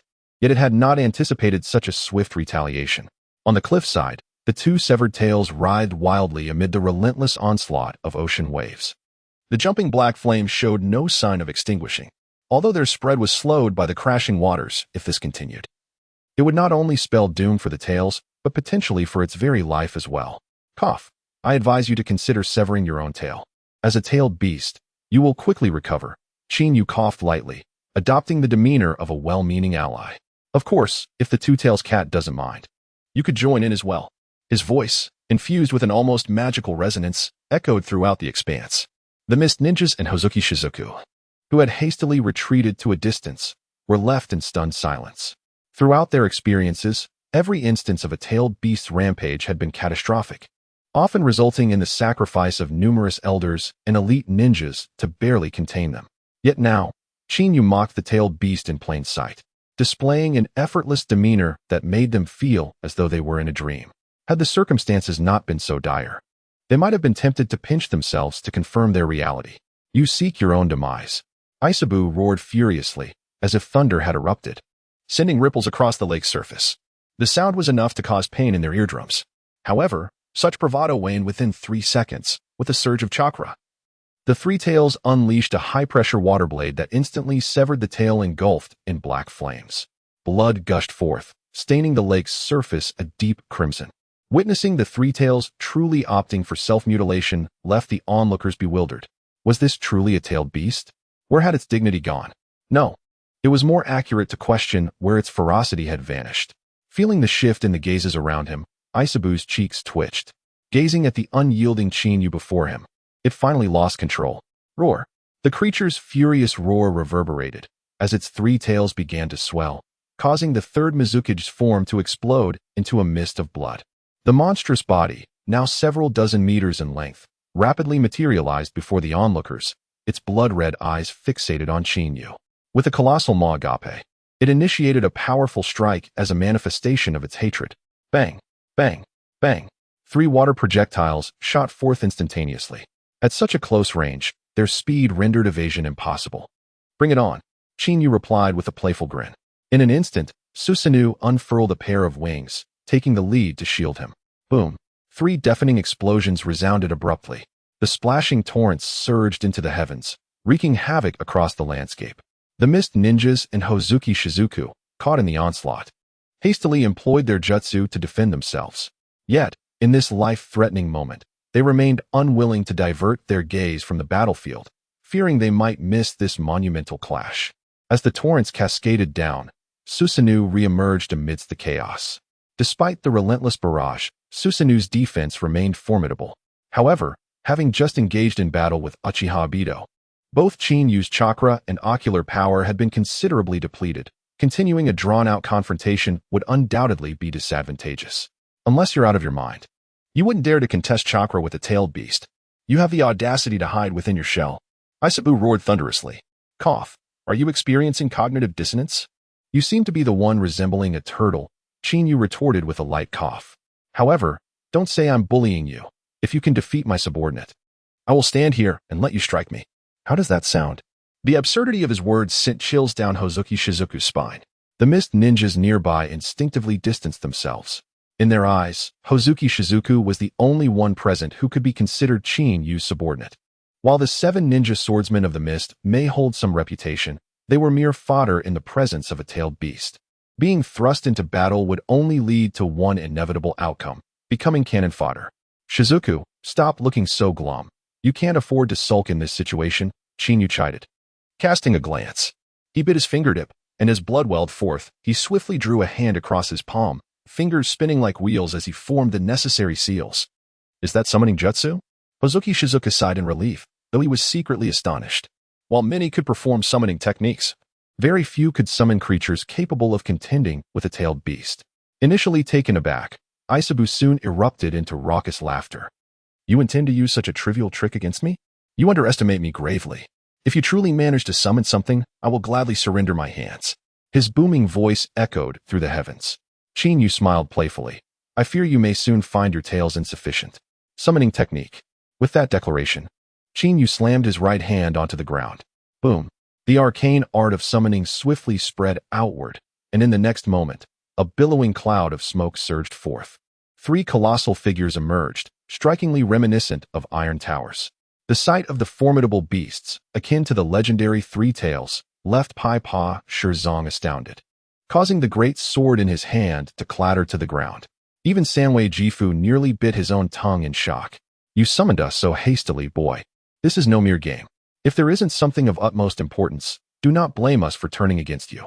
The toad, Wentai, exhaled a plume of smoke, narrowing his eyes as he fixed his gaze on Chinyu. However, in stark contrast, the pupils of Toad Jian and Toad Guang abruptly constricted. Cough, Wentai. Your words please me greatly. To dismiss the tailed beasts so casually takes courage worthy of the leader of Mayaboka Mountain. As for the remaining matters, let the 3 of you handle it. Do not strike too fiercely. Leave me some room to breathe, for I desire to capture them alive. Chinyu remarked with a dry cough and a smile. Wentai was momentarily taken aback, realizing that a profound silence had suddenly enveloped the air. Turning hastily to follow the gazes of Toad Jian and Toad Guang, he was met with the bewildered expression of Sanwei Jifu, who mirrored his confusion. In that instant, they shared an inexplicable sense of camaraderie. They had all been ensnared. At that moment, Sanwei Jifu wished he could retract his earlier words. The slap in the face had come far too swiftly. The grotesque toad, while perhaps unafraid in a one-on-one confrontation, now found itself facing three summoned beings, a power that could not be underestimated. Moreover, leading the charge was Wentai, who had once confronted the one-tailed Shikaku in the original narrative. It was clear that Wentai had ample experience battling tailed beasts. Perhaps, during the Second Shinobi War, Jiraiya had even pitted him against these formidable foes. Yet, unlike before, Wentai felt a twinge of sympathy for Sanwei Jifu. For an ordinary individual to summon even one of them at once was already a remarkable feat now. With Qin Yu's summoning of the three titans of Mayaboku Mountain to join the fray, they were bound to face a relentless onslaught against the solitary tailed beasts. Upon the vast rocky cliffs, three formidable figures, no less impressive than the mighty Three Tails itself, gazed intently at the pitiful beast before them. In the distance, the misty ninjas and Pai Pa Shirzong appeared bewildered. At that moment, they finally comprehended a profound truth. It is better to offend the golden glimmer than the crimson azura. When confronted by the tailed beast, the flying thunder god technique of Minato Namikaze would likely prove inadequate. Yet, facing the seemingly endless techniques of Chinyu, who could summon three great summoning beasts with a mere invocation, how could the tailed beast possibly survive? Kid, are you leading us to our doom? Varta the Toad, having just boasted, now found himself silenced by the weight of the situation.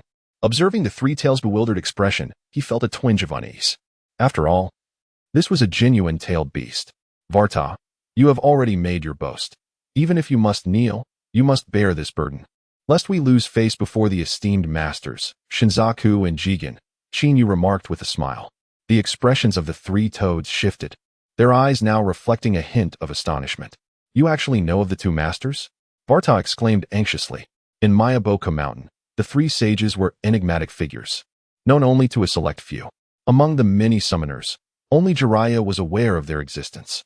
This ignorance resulted in Jiraiya being oblivious to the concept of sages until Shinzaku personally sought him out after his demise.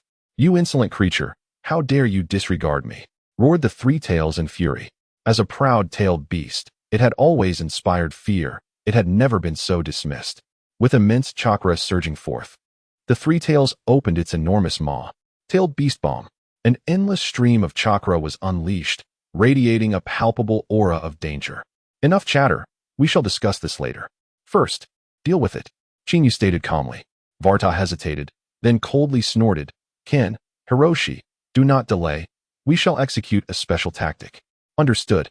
Ken and Hiroshi replied in unison, appearing more steadfast than Varta. Seeking death, the Three Tails bellowed repeatedly, humiliated at being underestimated by the three summoning beasts. The tailed beast bomb it had accumulated exploded with a deafening roar. A massive water sphere, nearly 8 meters in diameter, hurtled through the air, aiming to crush the three toads. Engage, Varta shouted. Renowned for their powerful jumping ability, the three toads propelled themselves into the air with incredible force. The cliff, already under immense pressure, shattered beneath their weight. As the three figures ascended, the Three Tails unleashed its tailed beast bomb, plummeting towards the lake below. With a tremendous crash, the bomb struck the distant mountain, sending torrents of water cascading down like a violent storm. The resulting waves knocked down the fog ninjas, including Pai Pa Shirzong, who struggled to maintain their footing. Trees, which even a grown adult could barely embrace, were uprooted and snapped in half. The deluge that followed ravaged the mountainside, a testament to the ferocity of their conflict. This was a clash of titans, and the mere mortals were caught in the crossfire. Not everyone could remain unscathed like Chinyu, who sheltered within his Susanoo. Strike now. Toad short blade backslash. Double blade slash. Toad flying fork throw. The synchronized roars echoed, causing the Three Tails, suspended in midair, to tense up. However, being in such a position, its massive form was unable to maneuver effectively. In a flash, Varta propelled himself off the cliff, his massive body resembling a cannonball as he lunged at the Three Tails. With a swift motion, he brought a short blade down towards its chest. You wretched toad, seek your own demise. The Three Tails howled. Its two tails lashed out like serpents, attempting to strike Varta. Yet, as it moved, Hiroshi's colossal blades met its back, pinning its tails down. Simultaneously, Ken hurled his massive fork, striking the beast's neck before it could evade. The combined force of the three toads' assaults resonated like thunder, sending the three tails crashing onto the shallow shore of the lake. The ground trembled violently, fracturing upon impact. The enormous fork pinned it to the earth. In a daze, the three tails shook its head, roaring in anger. But as it opened its eyes, it beheld the three toads surrounding it in a triangular formation, their hands swiftly forming a series of seals. Vast amounts of chakra surged within them. Combined ninjutsu, toad, 3 water, annihilation. The final seal was made with a powerful clap of their hands. The swirling waters around them transformed into serpentine dragons, racing towards the three tails with blinding speed. In the blink of an eye, its limbs and jaws were bound, rendering it immobile. At that moment, the three toads utilized the lake's waters as their most effective means of sealing the beast. Kid, we have subdued the turtle as you requested. Whether you wish to seal it or eliminate it now rests with you, Varta urged anxiously. The three toads appeared to handle the tailed beast with ease, largely due to their clever tactics. Furthermore, the three tails had retaliated against its Jinchuriki, which weakened its position. Had it cooperated, it could have unleashed even more potent jutsu. Alas, four fists were too much for one. Even-tailed beasts feared being outnumbered. Now facing the trio, the three tails could only glare defiantly, letting out sorrowful cries. I am coming. Chin Yu's Sharingan suddenly spun, the wings of his Susanoo flaring as he descended towards the battlefield. Pai Pa Shirzong and the Mist Ninjas, momentarily forgetting their adversarial stance, rushed to the cliff's edge, their eyes wide with anticipation. They were eager to see how Chin Yu would confront such a ferocious beast, one that even the third Mizukage could not subdue. This thought echoed in the minds of the three toads as well. Varta regarded Chin Yu with newfound intrigue. Human, you cannot hope to contain me for long with just 3 toads. Once I escape, I shall surely kill you. Though its jaws could not open, the three tails communicated in other ways. Its booming voice reverberated through the air, causing pain to the ears of all present. Sensing Varta's apparent lack of effort, Chin Yu sighed and dispelled his Susanoo. I now offer you a chance to surrender, or I shall take action. Give me a chance. The three tails laughed heartily. You cannot even maintain your defense. Do you expect to intimidate me? The three tails was raised in fear. Is that so? Chin Yu shook his head in resignation. Since you refuse my offer, I shall resort to force. With those enigmatic words, Chin Yu suddenly raised his gaze. As the 9-tomo Sharingan whirled with fervor, the very fabric of reality seemed to twist. Do not look into his eyes, Varta cried, biting his tongue. Having fallen victim to Chin Yu's Jinjutsu before, he recognized the danger. Unfortunately, Kin and Hiroshi lacked the experience to react in time, succumbing to the illusion and losing consciousness in the ethereal realm. This scene caused a dramatic change in the expression of Gamabunta, as the sealing technique synchronously suppressed with the 3 great toads commenced, with both Gamakichi and Gamaken losing consciousness. The implication was that the seal would soon be broken. Should the enraged-tailed beast escape, it would spell a fatal blow for them. However, as the seal was released, the rampaging three tails lay motionless on the ground, its eyes exhibiting the crimson, 9-tomo Sharingan mark. This unexpected turn of events struck a chord in Gamabunta's heart, revealing that even the tailed beast had fallen victim to an illusion. What has transpired? Gamaken and Gamakichi awoke from their stupor within the illusion, their faces still etched with fear. The fleeting moment of distraction could have allowed the tailed beast to launch a surprise attack, bringing them perilously close to demise. It's an illusion. Do not gaze into that boy's eyes, or you will fall prey to it, Gamabunta urged anxiously. Instantly, Gamaken and Gamakichi's expressions shifted, suppressing their curiosity and avoiding Chin Yu's line of sight. Witnessing even the formidable tailed beast ensnared in an illusion, unable to break free, a chill crept beneath their feet. Within the realm of consciousness, Chin Yu beheld the entrapped three tails, drawing it deeper into the layers of illusion using his perfected kaleidoscopic Sharingan, and the technique of Tsukuyami was not a daunting task. Furthermore, the absence of a Jinchuriki meant that the three tails could not utilize the clash of 2 different chakra natures to break the illusion from within, highlighting a significant vulnerability of the tailed beast. The blood-red essence swirled within the realm of consciousness, as ethereal forms of the tailed beast emerged rapidly.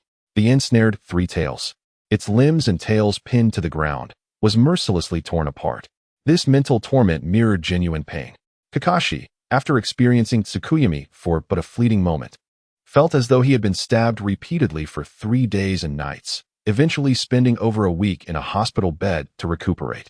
This was during Uchiha Itachi's frail condition when he wielded a flawed kaleidoscopic Sharingan, not yet attaining the eternal form. In the original narrative, Madara could control the Nine Tails with a mere glance, and Obito was no exception. This demonstrated that the external strength of the nine-tailed beasts rested in their chakra, which paled in comparison to the mental prowess of those possessing the kaleidoscopic Sharingan. Now, with his system elevating his Sharingan to its zenith, reaching the nine-tomo level, and with the three great toads initially suppressing the three tails, Shinyu found it exceedingly simple to ensnare it within Tsukuyami. Release me at once, and let us engage in a proper battle. The three tails howled in despair. Despite its awareness of the illusion, the pain inflicted by Tsukuyami felt all too real, as if it were a fish laid bare on a chopping board, incessantly gnawed upon. Observing its massive form being devoured and then restored in a continuous cycle, it felt an overwhelming dread. Clearly, you do not intend to surrender, Shinyu mused, resting his head upon his hands as he abruptly turned away. With my current ocular power, you shall remain here for 3 to 5 days. If someone outside comes to rescue you, perhaps you may be fortunate. Otherwise, savor your agony. As Shinyu genuinely began to depart, the unbearable pain coursing through the three tails left even its millennium-old composure strained. What do you want from me? It cried out in desperation, genuinely concerned for the vanishing human before it. Shinyu paused, glancing back at the three tails, which was trembling in pain, desperately stifling screams. He chuckled softly, replying, "It's nothing significant. You see, I naturally lack chakra, and thus I must resort to grand techniques, which often leaves me wanting. If you are willing to remain by my side and expend some chakra when I am in need, that would suffice." His words reverberated softly in the realm of consciousness. The three tails was taken aback, exclaiming, "You went through all this trouble just for that? You do not wish to force me into battle or war. And why would I?" Shinyu retorted with a disdainful glance. "Is it worth it? You are even weaker than I. In my prime, 10 of you would be no match. If it weren't for your considerable chakra, I wouldn't even bother." The tailed beast trembled in indignation. A creature of such stature, feared by many, reduced to being labeled a burden. Had it been anyone else, the three tails would have surely retaliated. Yet, in this moment of adversity, with Shinyu effortlessly binding it in the illusion, it found itself without an outlet for its anger. Moreover, if what Shinyu proposed was indeed as simple as he suggested, the deal might not be entirely unacceptable. "Very well, I agree. But you must not restrict my freedom or seal me at will," the three tails finally conceded, unable to suppress its urgency for a response from Shinyu amidst the searing pain. "Rest assured," Shinyu replied with a dismissive glance. "But do not speak out of turn, otherwise, do not blame me when I roast you alive." "Roast?" The three tails' expression shifted suddenly, though it sounded like jest. After experiencing Shinyu's abilities firsthand, it understood the gravity of the threat. From the onset of this battle until now, aside from the initial confrontation, the three great toads had been summoned to fight. Although the three tails had been sealed and its power significantly diminished, Shinyu's ability to draw it into the realm of illusion with a mere glance showcased the vast chasm between their strengths. "Now, let us depart," Shinyu declared, as the crimson hue in his eyes receded like a receding tide. The phantoms within the three tails' consciousness dissipated into the ether, and in the next moment, Shinyu vanished. To the three great toads, everything that had transpired within the realm of consciousness seemed intricate and prolonged. Yet, to them, it was merely the blink of an eye. As the reflection of the nine-tomo Sharingan in the three tails' pupils suddenly vanished, their nerves tightened. "That boy has likely failed. We must quickly reinitiate the sealing technique," Gamabunus shouted urgently. He did not wish to heed Shinyu's command, but in such a critical moment, he had no luxury for hesitation. If the three tails broke free, it would be disastrous for them as well. "Why the fuss?" Shinyu's voice suddenly resonated. The three great toads, poised to form hand seals, halted abruptly, taken aback by Shinyu's relaxed demeanor. They quickly turned to the three tails, which had regained consciousness and was inexplicably docile, calling out, "Lord Uchiha." The three great toads stood petrified. "This is brainwashing," they thought.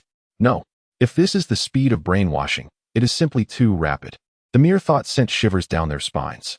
"All right, calling you Lord Uchiha is rather awkward," Shinyu remarked with a glance, surprised by the three tails' lack of dignity and its prompt change of address. "From now on, you shall refer to me as Lord Shin. Also, your form is rather large. You should be able to shrink down to the size of a plush doll, yes?" As he spoke, he gestured as if intending to carry the three tails with him.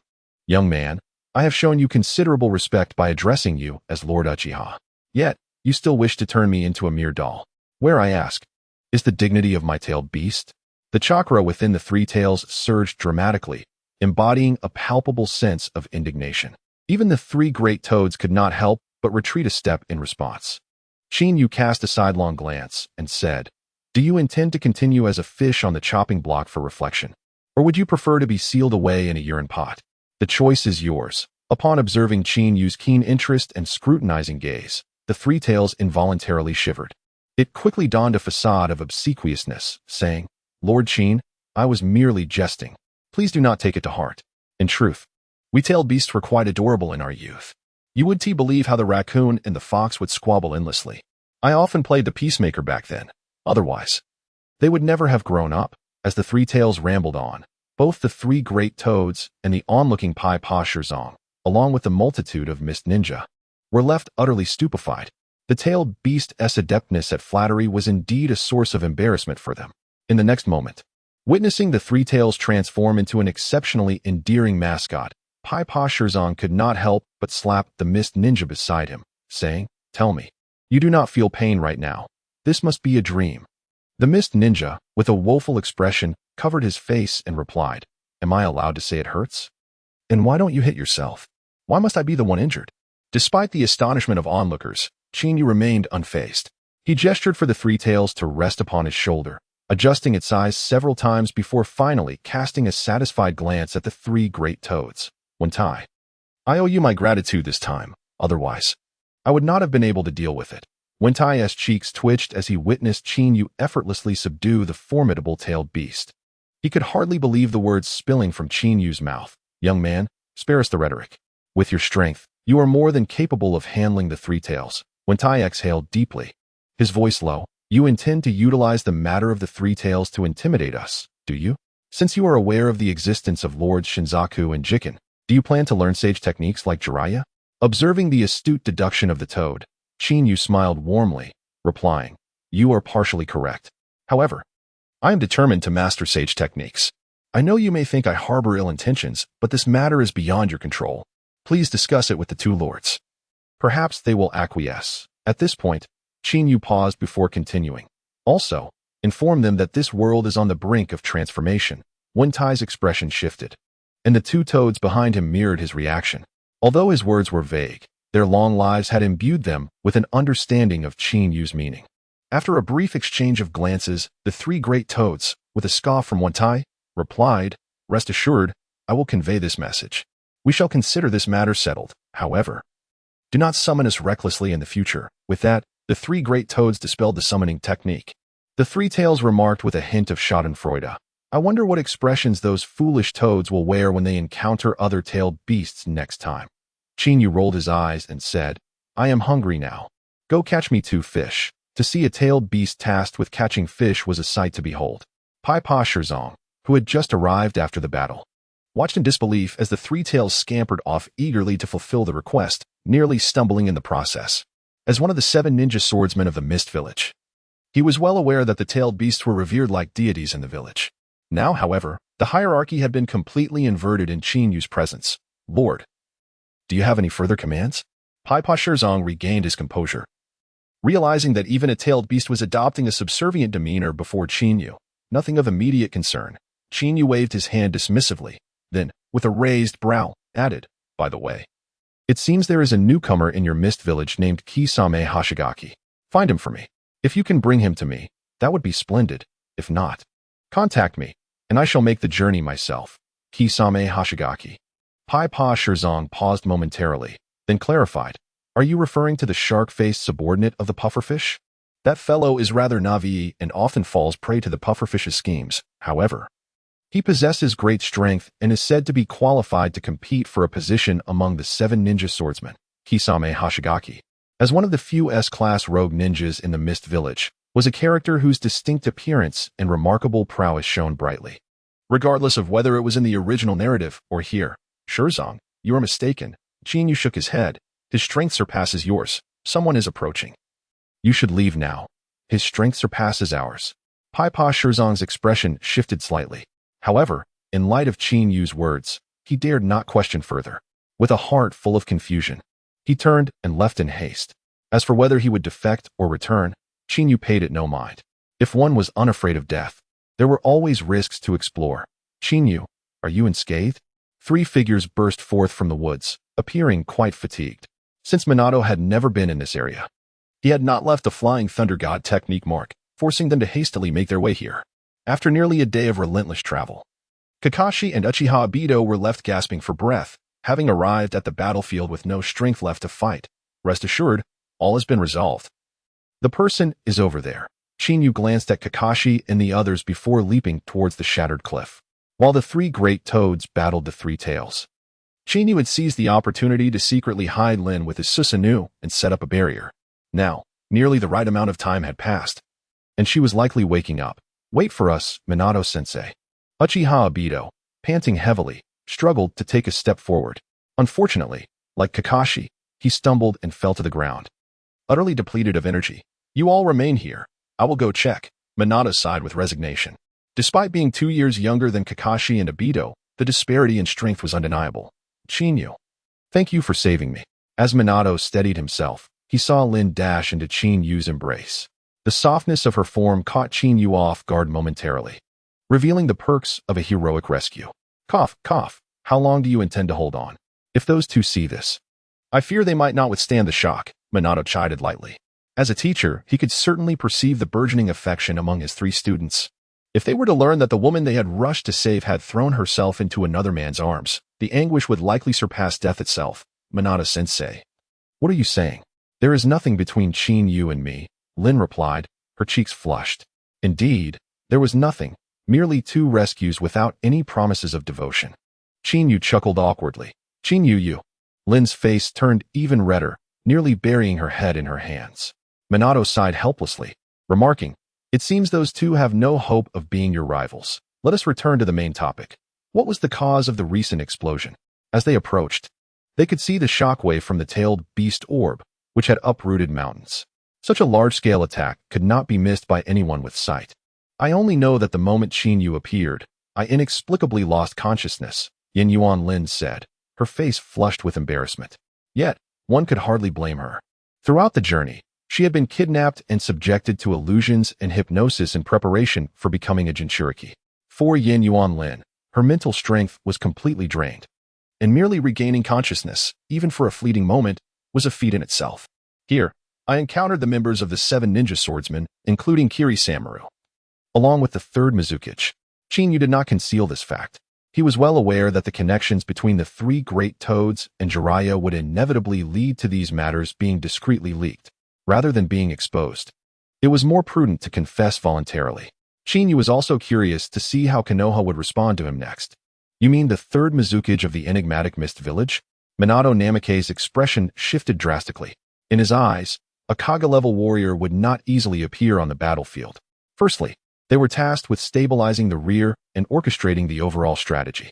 Secondly, they sought to avoid ambushes from other ninja villages that could lead to adverse conditions on the battlefield.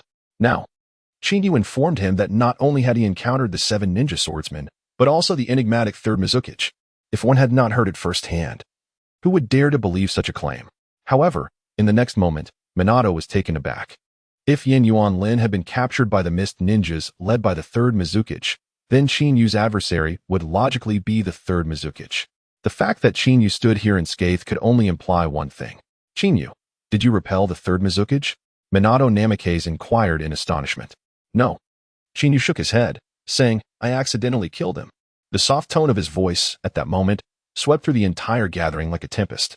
The first half of his statement had allowed Minato to breathe a sigh of relief, but the latter half had nearly crushed his heart. Yin Yuan Lin stood beside them, utterly bewildered, unable to comprehend the situation. As the strongest figures among the 5 great ninja villages, every Kaga-level warrior possessed extraordinary strength. Their presence on the battlefield could undoubtedly alter the tide of battle. Now, Chinyu claimed he had inadvertently killed the 3rd Mizukage. This was utterly shocking. Chinyu, this jest is not amusing, Minato said, forcing a smile despite his stiff expression. Why did the 3rd Mizukage withdraw? Looking at the disbelieving Minato, Chinyu rolled his eyes in exasperation, replying, Am I joking with you? The 3rd Mizukage is a Jinchuriki. I separated the 3 tails from him. and he was still over there fishing. Stupefied, both Yin Yuan Lin and Minato Namikaze were expressions of disbelief, observing the serious yet nonsensical Chinyu. Minato attempted to pat his shoulder. The next moment, a roar reverberated, causing Minato's expression to drastically change. Damn it! Who told you to look at me with such idiotic gazes? I am the Three Tails. The furious roar of Isabu was unmistakably that of a beast gone berserk. Even the way it spoke was laden with disdain. Minato hurriedly turned towards the source of the voice, his voice taut nearly to the point of snapping. He beheld Kakashi and Obito restraining a turtle with 3 tails, its mouth clutching 2 fish, causing his scalp to tingle with dread. As a high-ranking member of Konoha, poised to be the next Hokage, he had certainly seen images of the great-tailed beasts. What lay before him was nothing short of terrifying. Kakashi, Obito, shut your mouths. Minato shouted in urgency. In the instant he activated the Flying Thunder God technique, he appeared before Kakashi and Obito like a phantom. The suddenness of the scene left the two momentarily stunned. However, they soon witnessed the transformation being dispelled, revealing a massive, grotesque turtle the size of several meters. Their legs trembled uncontrollably. Damn it, we were just toying with a tailed beast. They had truly lived too long. Kid, you shall not disrespect the dignity of a tailed beast. Bear my endless wrath. The 3 tails roared to the heavens. The thunderous sound waves blew leaves from the trees and caused a sensation akin to tearing eardrums. Observing the rampaging tailed beast, both Kakashi and Obito, already exhausted, could barely maintain their footing. The wind that swept through became the final straw, sending them crashing to the ground. Minato, holding the kunai of the Flying Thunder God, lamented internally. His forte lay in the Flying Thunder God technique. Yet, without having sealed the 9 tails, he could not activate the 9 tails mode. There was no time to learn Sage mode, and without any devastating means, he was utterly helpless against such a colossal tailed beast. Hey, stop scaring them. You can use fire release, right? Make me a fire. I want to grill some fish, Chinyu said, utilizing the body flicker technique to appear beside the 3 tails. Giving it a light pat, the once ferocious and menacing beast instantly softened. Lord Qin, please wait. I will go gather some firewood. The 3 tails transformed back to a more manageable size, hopping away to collect sticks from the forest. They had not been mistaken. This was indeed the legendary and fearsome-tailed beast. It had taken on the demeanor of an overly friendly pet. Chinyu, can you tell me, is this your genjutsu? Minato asked, his expression rigid. Chinyu rolled his eyes and replied, if you want to try, I can let Little Sand slap you. After a long day of travel. Their stomachs grumbled, and Chinyu declared, today, we shall feast on grilled fish. With that, he turned to venture into the mountains in search of ingredients. Teacher Minato, do you have an extra pair of pants? I think I got splashed with the 3-tail saliva, Obito said, trembling in fear, still shaken by the encounter. Regaining his composure, Minato shot him a glare, saying, if Isabu finds out you said its saliva smells like urine, you might find yourself in a tight spot. Go wash yourself off properly. You don't want to embarrass yourself further. Kakashi, too, managed to come back to himself, commenting, coward. Kakashi, what did you say? Who fell over earlier? Whose legs were shaking? I'm not any worse than you. I just happened to wet my pants. Obito retorted, receiving a backpack tossed by Minato. If you're so brave, go find a tailed beast to cook with like Chinyu.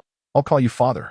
With that, Obito dashed off, feeling not just wet pants, but something else unpleasant sticking to him. Half an hour later, a fire was finally lit. 4 sizable fish, nearly half a meter long, were cleaned and placed over the flames to roast. Nearby, a large iron pot simmered with a tempting broth containing wild mushrooms, vegetables, and red peppers gathered by the 3 tails from the forest. Each boil released an enticing aroma.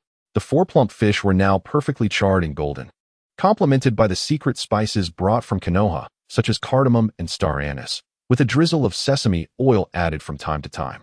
The fragrance was truly irresistible. Teacher Minato, does Chinyu intend to put all 4 fish into that spicy broth? We might not be able to eat it.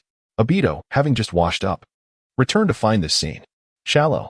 Wolfing Watergate cast a sidelong glance and remarked, had it not been for the ninja training that delayed Chinyu, there would be no more Ichiraku ramen in the Hidden Leaf Village.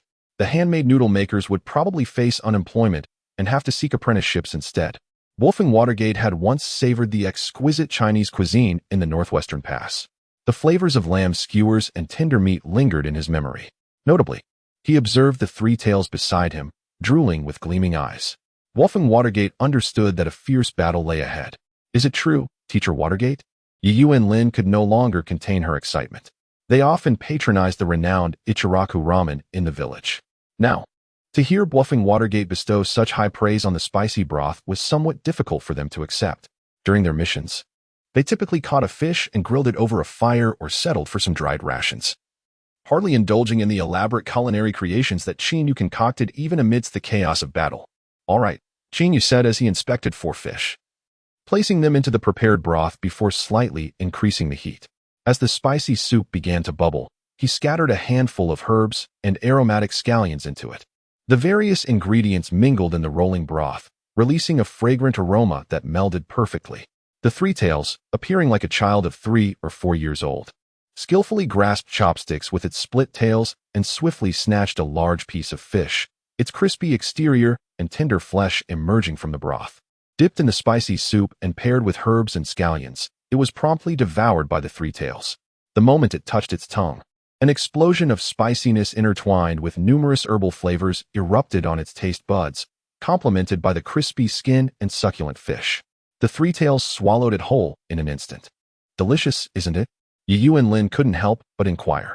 Witnessing a majestic-tailed beast dining alongside them was an experience beyond the ordinary, one that they could boast about for a lifetime upon returning to the village. "Grandpa, I once fought for a meal with a tailed beast. It's not good, really. It's not," the Three Tails exclaimed, tears of spiciness welling up in its eyes. However, its remaining 2 tails, clearly well-trained, adeptly wielded 3 pairs of chopsticks, an impressive feat. "You're misbehaving, tailed beast. I want to believe you." Bluffing Watergate suddenly snapped to attention. "Not good, yet you're still eating like that? Who would believe it?" Seizing a piece of fish and tasting it, Bluffing Watergate finally understood what it meant for something to be so delicious that even a tailed beast would indulge in it. This was a culinary delight of earthly proportions. The scene of Bluffing Watergate, a promising candidate for the position of Fourth Hokage, and the formidable tailed beast, disregarding all semblance of decorum as they fought for food, was utterly chaotic. Kakashi and Yu and Lin could no longer hold back either. Upon tasting the first bite, they realized that the tailed beast was not merely fierce, but also cunning. They understood why Bluffing Watergate had declared that Ichiraku ramen paled in comparison to Chinyu's culinary prowess. Before them, the 4 companions and 1 tailed beast were drenched in sweat, wiping their faces while desperately stuffing their mouths, an utterly unrefined sight. Chinyu finally grasped the essence of a relationship akin to online romances paired with hot pot. One misstep, and it all fell apart. The sight of ravenous eating and glistening sweat, coupled with the allure of the Southeast Asian art of makeup, was utterly irresistible. If they were to discover that this was merely the tip of the iceberg of Chinese cuisine, they might find themselves indebted to Chinyu for meals for the rest of their lives. After a hearty feast, the Three Tails and Uchiha Obito sneakily gathered a large haul of river fish, intending to replicate the dish. Unfortunately, after multiple attempts, they could only manage a semblance of the dish without capturing its essence. They gazed at Chinyu with longing, like a slighted lover. For fish for 5 people, plus a tailed beast, this was indeed insufficient. "All right, it's time to set off. We are at the border of the Land of Water, and the news of the 3rd Mizukage's assassination will soon reach them. If we linger here, we will become prime targets," Bluffing Watergate said, brushing off the dust from his clothes and rising to his feet. After a long night of rest, they had regained considerable strength and chakra. Moreover, Bluffing Watergate wished to avoid prematurely revealing to the outside world that Chinyu had captured the Three Tails. After all, aside from Chinyu, only the first Hokage could accomplish such a feat. However, the first Hokage subdued the tailed beasts, each of which was notoriously unruly. Yet here was Chinyu, transforming the Three Tails into something akin to a playful pup, an unfathomable comparison. "Boss, please get me something to eat. Make me some grilled fish, and I'll take down 10 people, every strike leaving blood," the Three Tails exclaimed, waving its 3 tails while perched on Chinyu's shoulder, thumping its chest. Chinyu shot at a glance and replied, "You're insatiable. With your size, how could I possibly feed you? If you keep talking, you'll have to eat raw fish from now on. We need to conserve our energy for the journey." "Oh," the Three Tails immediately cowered at the reprimand. Being a tailed beast, it thrived on chakra and did not truly require food. However, after experiencing the unique grilled fish, it had developed a newfound appetite. Observing the Three Tails lounging on Chinyu's shoulder, engaging in idle chatter, Bluffing Watergate could only smile wryly, tugging at his hair. Life was indeed challenging for him. Meanwhile, in the Hokage building of the Hidden Leaf Village, the once dim office was now illuminated. The sound of hurried footsteps echoed as they rushed into the office. Present were the third Hokage, Mito Kazan, and Tsunade, with even Shimura Danzo in attendance. "Sarutobi, why have you urgently summoned us at this hour?" Danzo grumbled, his tone laced with discontent. "It wouldn't be that you failed in your battlefield command, resulting in some unforeseen circumstances, would it? Such a failure could jeopardize your position as Hokage." Hearing Danzo's incessant mention of the Hokage position, the third Hokage cast him a helpless glance and replied, "Indeed, a significant event has occurred on the battlefield. However, it does not concern our Hidden Leaf Village. The third Mizukage has been slain." The gravity of his words struck like a thunderclap, leaving the three advisors in stunned silence. The death of a shadow-level figure represented the village's leader, the greatest support and strength on the battlefield. Now, the third Hokage revealed that the most enigmatic third Mizukage had been killed. This foreshadowed the cessation of hostilities between the Land of Water and the Land of Fire. "Sarutobi, your intelligence cannot be mistaken. How could I not have detected this?" Danzo pressed, his voice urgent. "Could this be a ruse by the Mist Village, a smokescreen to mislead us into a trap that would ultimately defeat our Hidden Leaf forces?" Mito Kazan and Tsunade nodded in agreement. "Sarutobi, Danzo raises a valid point. This situation lacks any substantial basis. Should we misjudge? It would spell disaster for our Hidden Leaf Village." Mito Kazan spoke gravely. "No, the third Mizukage was killed by our leaf's hands," the third Hokage asserted, his tone turning solemn. The expressions of Mito Kazan and Tsunade shifted dramatically. Danzo's impatience boiled over as he exclaimed, "Sarutobi, are you aware of what you're saying?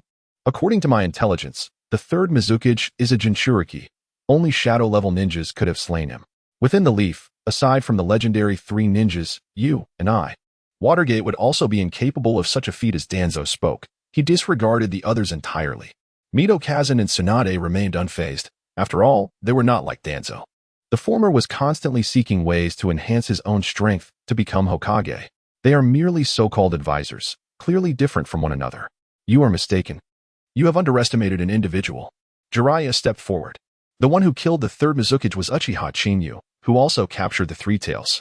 This revelation, though softly spoken, swept through the assembly like a hurricane. The expressions of Danzo and the others changed dramatically. Just moments ago, Danzo had boasted that killing the third Mizukage would require strength comparable to that of the third Hokage. Now, Jiraiya emerged to inform them that a mere 14 or 15-year-old boy had achieved what they had struggled to master for half their lives. This was simply too difficult to accept. "Jiraiya, is what you say truly the case?" Danzo could no longer maintain his composure. In his eyes, Chinyu hailed from the Uchiha clan. No, it should be said that anyone who posed a threat to his ambition of becoming Hokage was merely a stumbling block. This intelligence was relayed to me by Minato through the toad. Jiraiya produced 2 scrolls. Among them was one from the 3 great toads of Myaboka Mountain, detailing how Chinyu, during his battle with the third Mizukage, summoned the 3 great toads to subdue the Three Tails after it was rebuffed by the tailed beast, summoning all 3 great toads at once. The onlookers were stupefied, as this was simply unfathomable to them. To summon 3 powerful creatures simultaneously not only demanded immense chakra but also a profound comprehension of summoning techniques. In their minds, apart from the legendary first Hokage and Uchiha Madara, they could scarcely conceive of anyone else capable of such a feat, yet now, Jiraiya claimed that Chinyu had accomplished it. This was beyond their wildest expectations. "Jiraiya, you assert that Uchiha Chinyu has successfully captured a tailed beast. Has he perhaps mastered formidable sealing techniques?" Danzo inquired urgently.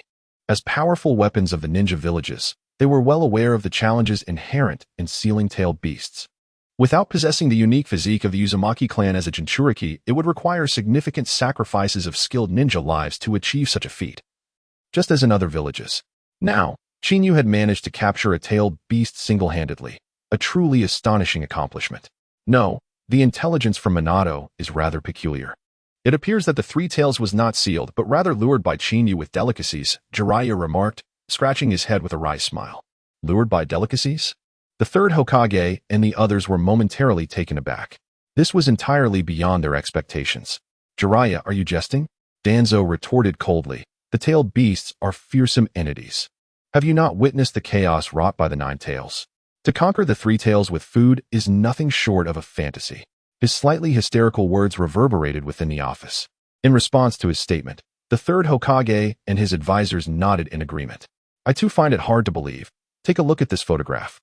Jiraiya produced a picture of a picnic, immediately capturing the attention of the third Hokage and the others. However, upon seeing the three tails, now resembling a large dog, using its tail to wield chopsticks while feasting alongside humans, their cheeks involuntarily twitched. This was utterly devoid of the dignity befitting a tailed beast. Do you now believe? Jiraiya chuckled. When I first received this intelligence, I too suspected that Minato was joking.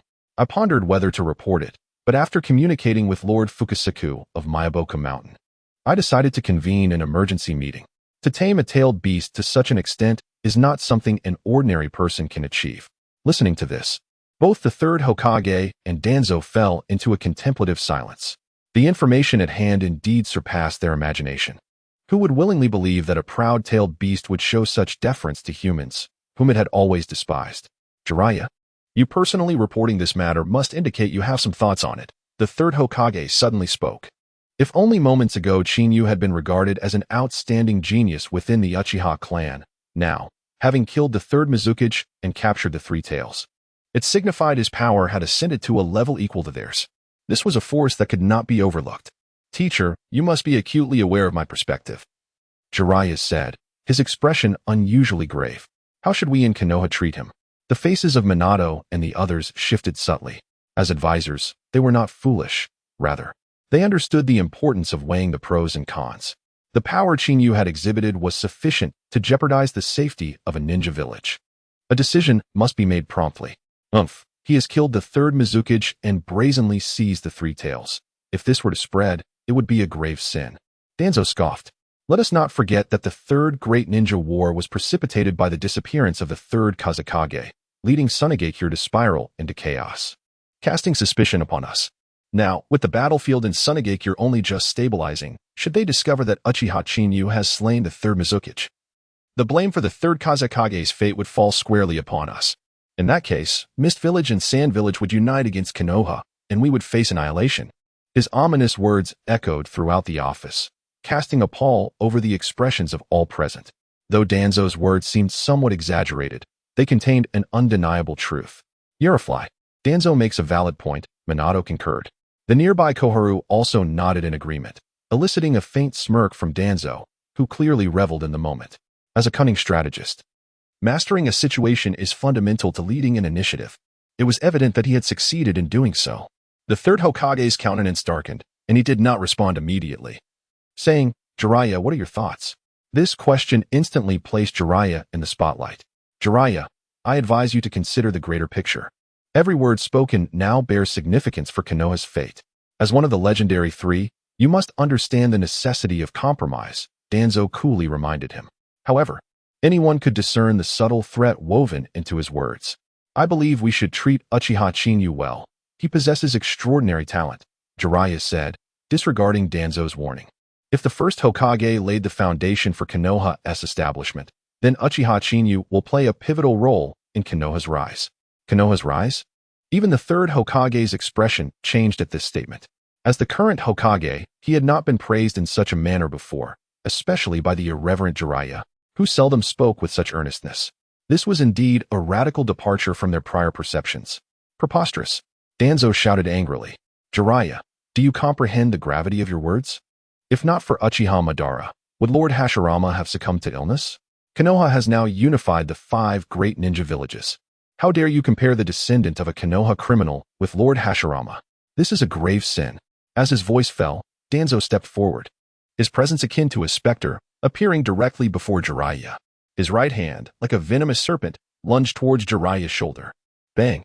A swirl of white mist enveloped the room as Jiraiya executed a substitution technique, vanishing into thin air. What Danzo seized was merely a branch. The failed strike left Danzo visibly flustered, and he quickly turned to look behind him. Jiraiya, you have defamed the honor of Lord Hashirama. Do you still not realize this? Danzo seethed. However, witnessing this scene, Jiraiya remained unfazed and remarked, Danzo, you have failed to see through my substitution technique. You have grown old. The future of Konoha will rest upon the younger generation, not on stubborn individuals like yourself. It is precisely your rigid mindset that has led to the continuous strife within the Hidden Leaf Village. At this juncture, a faint sound of air being sliced through emerged from behind Danzo. The wooden substitute he had grasped suddenly transformed with a loud crash into a second Jiraiya. With a swift formation of hand seals, silver hair, resembling a venomous serpent, rapidly coiled towards Danzo. Danzo's expression shifted abruptly. He had never anticipated that Jiraiya would resort to such a tactic. Caught off guard at such a close range, he found himself utterly defenseless. In an instant, he was ensnared by the needles released by Jiraiya. Danzo, if you cannot even defeat me, you are certainly unqualified to challenge him. Jiraiya swiftly dispelled the ninjutsu and coldly stated, "This is no longer your era." His words echoed within the office, causing the expressions of Mito Gate and TKSH Rin to change dramatically. The vast office was enveloped in a profound silence. The third Hokage interlocked his fingers and remained mute. However, to Danzo, this was nothing short of disgraceful, akin to a slap across the face. Just moments ago, he had boasted about controlling Chinyu's fate, only to be easily countered by Jiraiya. Most humiliating of all, Jiraiya had the audacity to assert that Chinyu surpassed him, branding him a relic of a bygone era. For Danzo, this was an immense indignity. "Very well, Jiraiya, you've truly become arrogant," he muttered, emphasizing his position as the advisor of Konoha while belittling Jiraiya's worth. "That boy is nothing," he continued, crushing his cane in frustration. "Everything I do is for the safety of Konoha. You should comprehend the ramifications if the matter regarding the third Mizukage is leaked.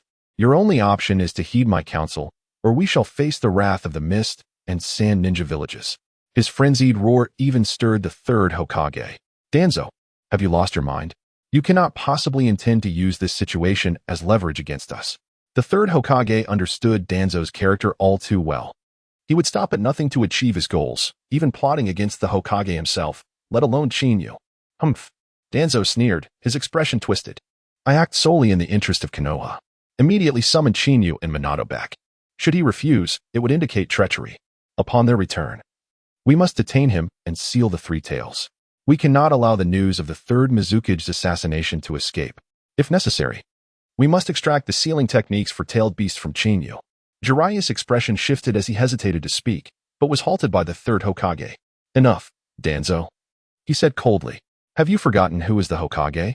Although Chinyu's actions regarding the third Mizukage exceeded our control, we cannot imprison him or treat him differently. Otherwise, do not blame me for resurrecting past grievances."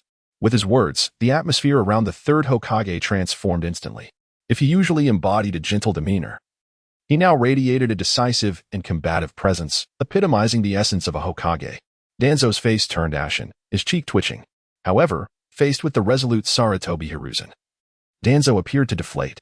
He had too many vulnerabilities that the third Hokage could exploit, such as his failed assassination attempt on the Hokage during the visit to the daimyo's mansion or the clandestine operations against Konoha's rivals.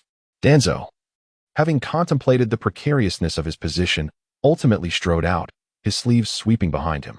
"I can acquiesce to your approach, but I will dispatch the surveillance personnel," he declared, disappearing swiftly down the corridor. The third Hokage released a sigh of relief and turned to Jiraiya. "You acted impulsively. You have offended Danzo, who is quite vengeful." Mito Gate In and T-Sun-K Haru exchanged glances, their faces twitching. In their eyes, it was customary for the two masters to speak ill of others behind closed doors.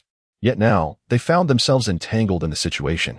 Realizing the implications of the third Hokage's comments about Danzo, they cleared their throats, and Mito Gate In spoke up. "Since there is a conclusion, it would be best for us to take our leave."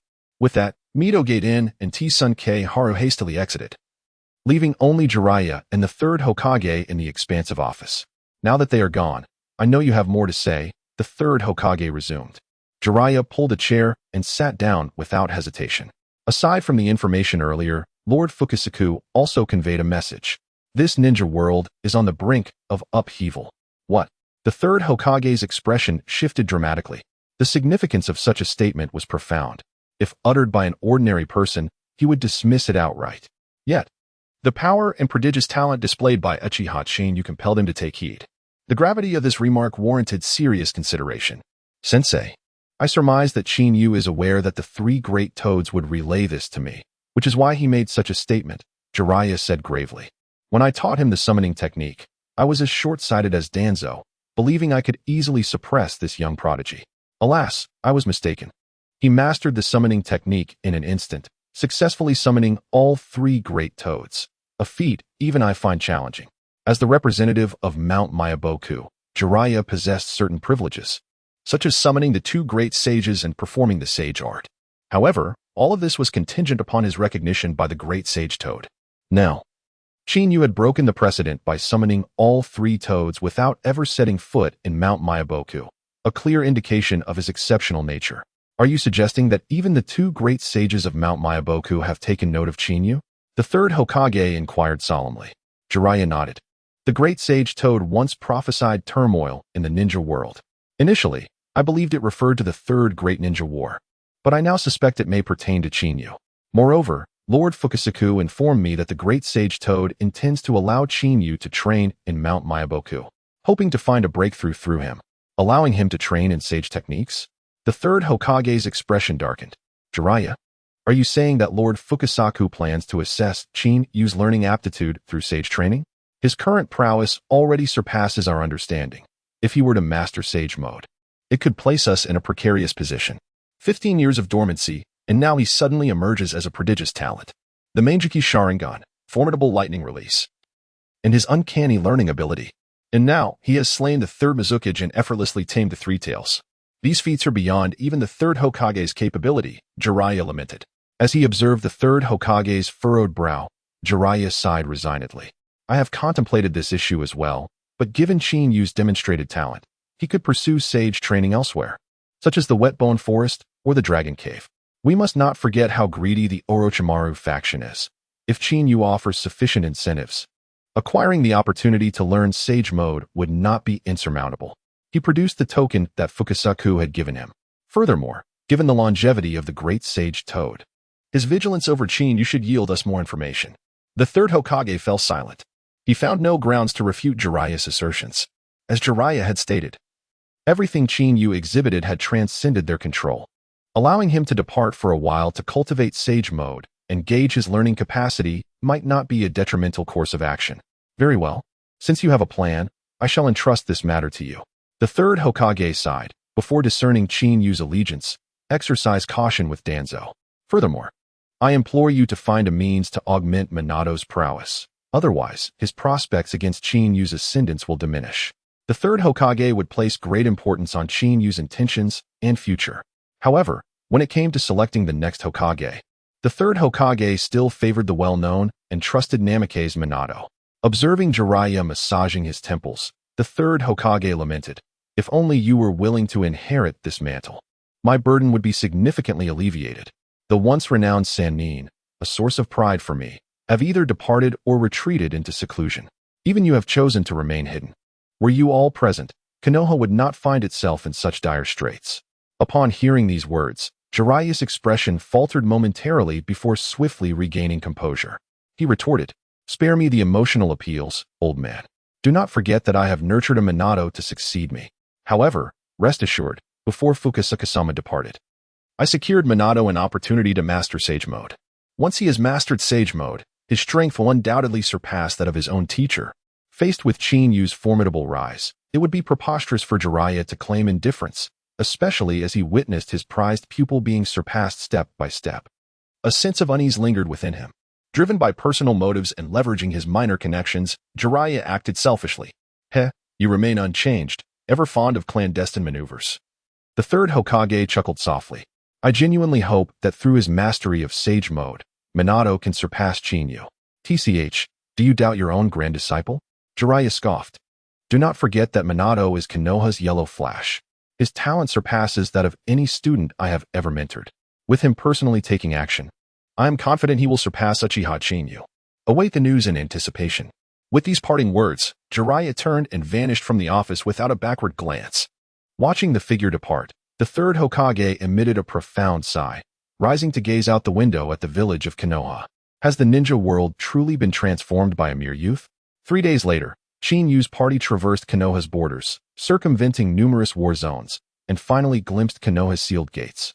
During these days, Shinyu also learned from Namake's Minato that after the Canopy Bridge was destroyed, Iwagakure lost its supply of provisions. The vanguard was annihilated by Chinyu and Namikaze Minato, resulting in low morale. Simultaneously, a most significant event transpired. The Yondaime Reikage of Kumogakure personally led troops in a surprise attack on Iwagakure's Jinchuriki, igniting an even larger-scale conflict. Although the final outcome remained unknown, Kumogakure's actions provided Konoha with a respite. The frontline war with Iwagakure had come to a standstill. It could be said that among the four great nations, Iwagakure's combat strength and numbers were second only to Konoha, and even slightly surpassed Kumogakure. Kumogakure was clearly retaliating for their losses against Chinyu. Seeing Iwagakure suffering on the front lines, the Yondaime Reikage risked attacking Iwagakure to suppress them. However, upon learning that the Yondaime Reikage target was a tailed beast, Chinyu surmised that his objective was to exploit Killer Bee's ability to perfectly synchronize with his tailed beast. Seizing the opportunity to acquire a tailed beast and bolster Kumogakure's strength. Chinyu, you have finally returned. Uchiha Fugaku's voice suddenly echoed. Three figures materialized before the group like phantoms. Brother. Uchiha Itachi glanced at Chinyu, his expression conveying unspoken thoughts. As for the young boy standing beside Uchiha Itachi, 4 or 5 years his senior and carrying a short sword, Chinyu instantly recognized him. All right, save your words for your uncle, Chinyu said, ruffling Uchiha Itachi's hair. Shursui, it has been a long time. In the memories of the previous Uchiha Chinyu, there were recollections of Uchiha Shursui. Moreover, Uchiha Shursui possessed a gentle nature. And in the village, he cared for Chinyu, the underdog. In those hazy memories, Uchiha Shursui had even guided the previous Chinyu in the art of shuriken jutsu. Chinyu, it has been a long time. I never imagined you were concealing so much. Last time, I even presumptuously instructed you in shuriken jutsu. Uchiha Shursui said with a wry smile. Witnessing this scene, Chinyu helplessly rubbed the bridge of his nose. He could not possibly reveal that the previous underdog had been supplanted by a genius. He could only allow this beautiful misunderstanding to persist. All right, leave the reminiscing for later. The three of you personally coming here suggests that something has transpired, Uchiha Chinyu stated. Upon hearing these words, even Namikaze Minato's expression stiffened. He had already relayed information about Chinyu to Jiraiya. However, Jiraiya had avoided discussing subsequent events and decisions. Now, with Uchiha Fugaku personally awaiting them, it was evident that the situation was grave. It took considerable effort to use Itachi and Shursui as pretext to evade surveillance and come here on a whim. I never expected to actually encounter you. Uchiha Fugaku activated his Sharingan, surveying the surroundings before continuing. Recently, the clan's residential area has been under surveillance by numerous Umbu, particularly those affiliated with Danzo's route. This development immediately made me think of you. I wish to know what has transpired. Uchiha Fugaku paid no heed to Namikaze Minato's presence. In Uchiha Fugaku's eyes, Namikaze Minato was the only Konoha high-ranking official he trusted and the only one he hoped would become Hokage. However, with Chinyu's emergence as a variable, he could no longer remain composed. They have already taken action? Their efficiency is impressive, Chinyu mused, rubbing the bridge of his nose. It is nothing significant. I merely assassinated the Yondaime Mizukage and abducted the Sanbai. It seems Danzo is growing senile. He cannot even handle such trivial matters. These understated words left Uchiha Fugaku and the others dumbfounded. Their gazes towards Chinyu became incredulous. Assassinated the Yondaime Mizukage and abducted the Sanbai? And you call that trivial? Uchiha Fugaku seized Chinyu's shoulders, urgently demanding, Chinyu, you are not jesting about assassinating the Yondaime Mizukage, are you? Fugaku-sama, it is true. We can vouch for it, Namikaze Minato said, smiling wryly as he gestured towards Chinyu's open backpack. The Sanbai was resting inside. Uchiha Fugaku and the others immediately grew anxious and crowded around the backpack. Who dares disturb my slumber? The Sanbai stretched languidly, emerging from the backpack. Is that a tailed beast? Uchiha Itachi visibly startled, instinctively taking a step back and nearly stumbling. Fortunately, Chinyu swiftly grabbed his shoulder. It truly is the Sanbai Isabu, Uchiha Fugaku, as the clan head, had seen depictions of the tailed beasts. The scene before him still seemed surreal. Hey, you youngsters, I have heard that Konoha has a Chiraka ramen. How about taking me for a taste? I will not treat you shabbily, the Sanbai suddenly proposed. Me? Uchiha Itachi pointed at himself, asking, is that truly all right? Rest assured. As long as I am fed, I will not rampage. Otherwise, the Sanbai chuckled ominously, I may just have to pummel you. You little brat. You need a good scolding every day. Chinyu smacked the Sanbai on the back of the head. The formidable tailed beast has been rendered utterly docile. Indeed. Uchiha Fugaku and the others did not misjudge the situation. The once mighty-tailed beast now appeared to be as playful as a husky in the hands of Chinyu. Is this truly the same entity they had known, capable of annihilating mountains and forests with a mere flicker of anger? Brother, may I take it to enjoy some Ichiraku ramen? Uchiha Itachi hesitated for a moment before speaking. However, as soon as these words left his lips, four figures emerged from the shadows, encircling Chinyu and his companions. Uchiha Chinyu, Third Hokage requests your presence at the Hokage residence, the leading Umbu stated coldly. Yet, they were acutely aware of the mission's intent. Upon seeing the three tails, their pupils constricted in alarm. Chinyu, Uchiha Fugaku's expression darkened. He was quickly restrained by Minato Namikaze, who reassured him, do not worry, with Jiraiya-sensei here, nothing grave will occur. Chinyu, do not take this to heart. Fear not, if I wish to depart. They will not be able to stop me, Chinyu replied with a smile. However, this jest caused the four Umbu members present to tense up suddenly. They had been thoroughly cautioned by the three advisors before their departure. After a brief exchange of glances, they found that Chinyu had vanished into thin air. Alert! The leading Umbu called out urgently. The four Umbu ninjas immediately assumed a defensive stance. I am right here. Do not dawdle.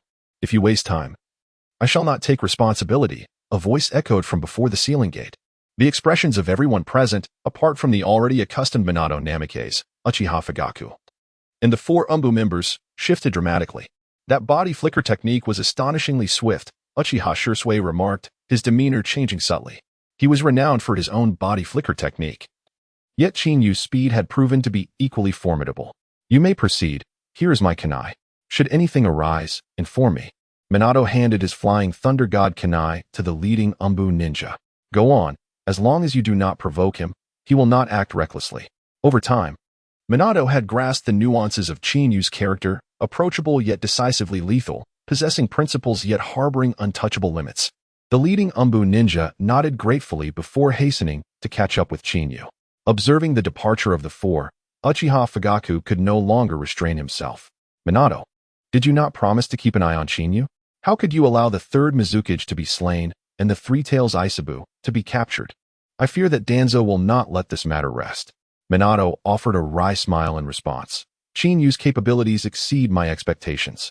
However, if we trace the root of the matter, the third Mizukage was killed by the tailed beast's backlash. Chinyu merely subdued the Three Tails, and the responsibility does not lie with him. My concern is that Danzo may not perceive it this way. If this matter is mishandled, it could complicate things further. Uchiha Fugaku's expression grew grave. The Uchiha clan standing within the Hidden Leaf Village was already precarious. If further turmoil were to arise, it would exacerbate their plight. Uncle, I shall go and investigate, Uchiha Shursui replied, his expression serious, before vanishing in a flicker. Before the Hokage's residence, the atmosphere appeared deceptively tranquil. However, it was already teeming with hidden sentinels, over 100 in total. Jiraiya leaned against the entrance, eagerly awaiting Chinyu's arrival. Herbie Sage, did you forego your usual peeping today? Chinyu greeted him with a smile, eliciting involuntary twitches from the Umbu present. Jiraiya, snapping back to reality, felt a twitch at the corner of his eye. Had it been an ordinary individual making such a jest, they would have received a swift punch. You rascal, you truly cannot remain still. Jiraiya suppressed his exasperation. Let us go. They are all waiting for you. Rest assured, I shall assist you in this matter. Moreover, Lord Fukasaku has already consented to grant you the opportunity to learn sage techniques. Once this affair concludes, you may head to Mount Myaboku. Having thoroughly discussed Chinyu's character with Minato, Jiraiya had thrown out this enticing offer from the outset, hoping to ensure a smoother resolution to the impending issues. Very well. We shall discuss the benefits afterward. For now, let us address the pressing matters at hand. Chinyu chuckled, patting Jiraiya on the shoulder. If they were to botch the main issue, the allure of the offer would be rendered moot. Watching Chinyu stride toward the Hokage Tower, Jiraiya found himself increasingly perplexed by him. He could not fathom why, amidst the high-ranking officials of the Hidden Leaf and the myriad Umbu on guard, Chinyu maintained such unyielding confidence. Teacher, we have arrived, Jiraiya announced, knocking on the door. After receiving a response, he pushed it open. All eyes immediately fell upon Chinyu. No, more accurately, the majority were fixated on the Three Tails Isabu. They were eager to confirm the veracity of the intelligence. Indeed, everything was as it seemed. The third Hokage spoke gravely. In the vast office, an eerie silence enveloped the space.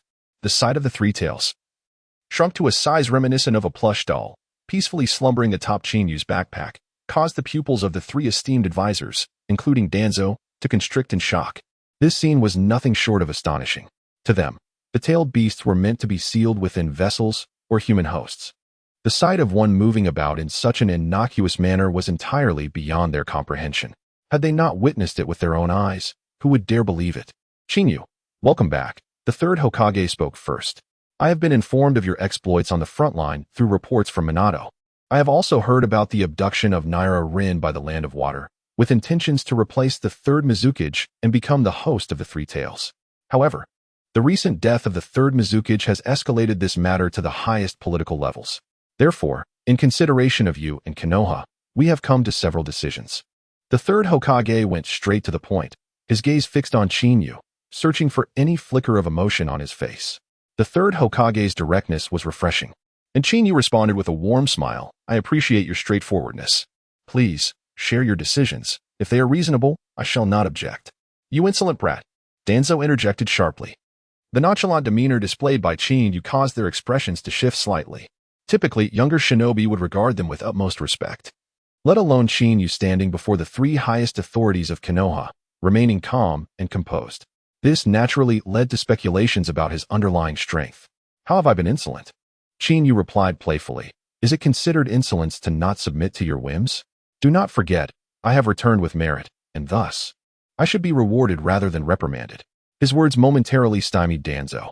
Before Danzo could retort, the third Hokage raised a hand to intervene. Enough, Chinyu speaks the truth. This incident only indirectly relates to the death of the third Mizukage. He has also achieved considerable merit on the battlefield. However, due to the gravity of this situation, I hope you will remain in Konoha during the war's conclusion. I will arrange for the Umbu to protect you.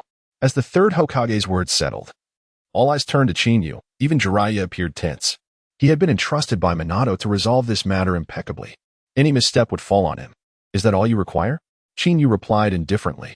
As long as I am free to indulge in my pleasures, I see no issue with your request. I am quite content with the arrangement, and it seems I am doing you a favor. Hearing this light-hearted retort, Jiraiya secretly exhaled in relief. As long as Chinyu agreed to this condition, the subsequent matters would be easier to handle, allowing him to report back to Minato without trouble. Very well. Since Chinyu has agreed to this condition, the following affair shall be handled by Minato, the third Hokage said, a smile gracing his face. Chinyu, if you have no further matters, you may take your leave. In his contemplation, the third Hokage had considered several candidates for monitoring Chinyu. Ultimately, he decided upon Minato.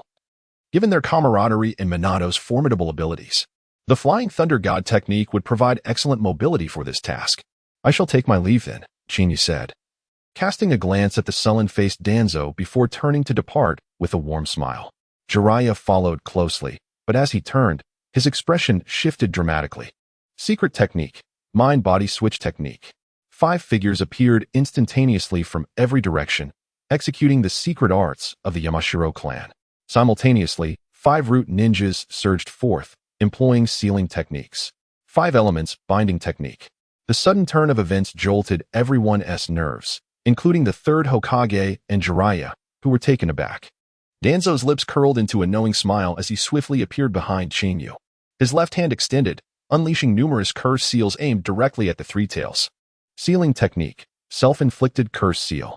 In an instant, the 5 members of the Yamashiro clan, led by Yamashiro Fu, executed the mind-body switch technique, while the oil user Taka Na initiated the sealing technique to restrict Chinyu's movements, ultimately allowing Danzo to target the Three Tails. From the perspective of the third Hokage and his associates, this plan seemed impeccably crafted. However, they were dealing with someone as unfathomable as Chinyu, who had remained concealed for 15 years, only to reveal his true prowess now. Danzo, your methods are truly disappointing, Chinyu remarked with a gentle smile. In a fleeting moment, he activated his Sharingan.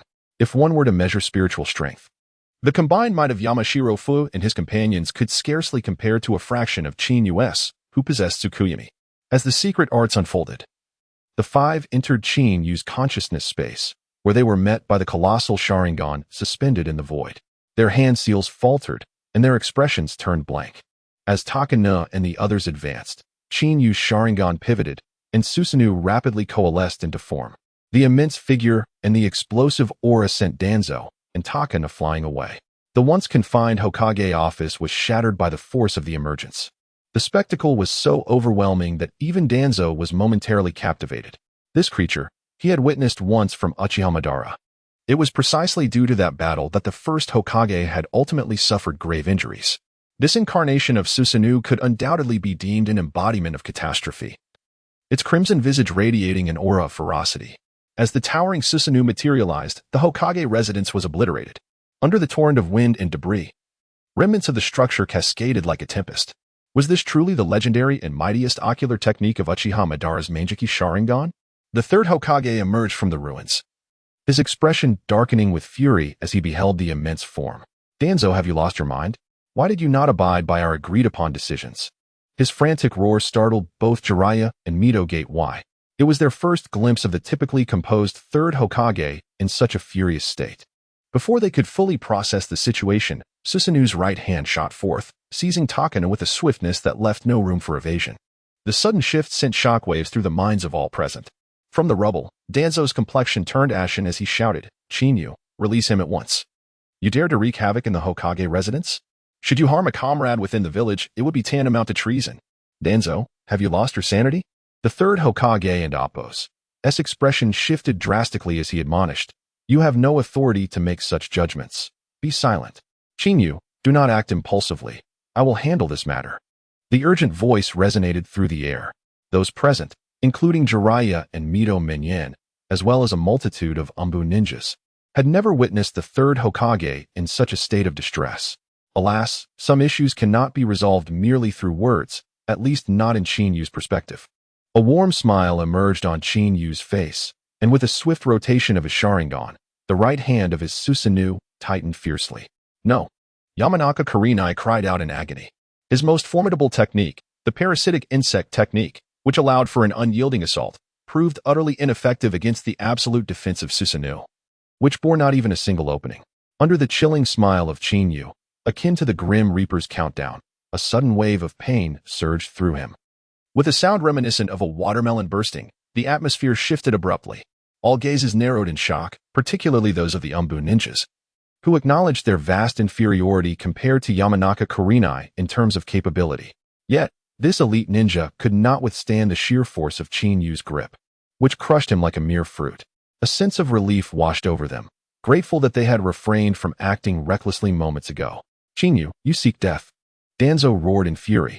Yamanaka Kurenai was a loyal subordinate he had painstakingly nurtured, a pillar within his roots. With his warning ignored, Yu had audaciously ended Kurenai's life, the greatest affront to Danzo. Controlling this Susanoo is still somewhat clumsy for me. It was merely an accident that he was crushed. I trust you understand, Danzo, Yu replied with a playful smile. However, at that moment, his expression transformed into a blatant provocation. "Someone eliminate him." Danzo's countenance twisted with rage. As a high-ranking advisor of Konoha and leader of the Root, he had never been so openly disrespected. Yet, before he could act, two figures, like phantoms, encircled him from behind. "Enough, Danzo." Jiraiya firmly grasped Danzo's left shoulder, while Minato held his right.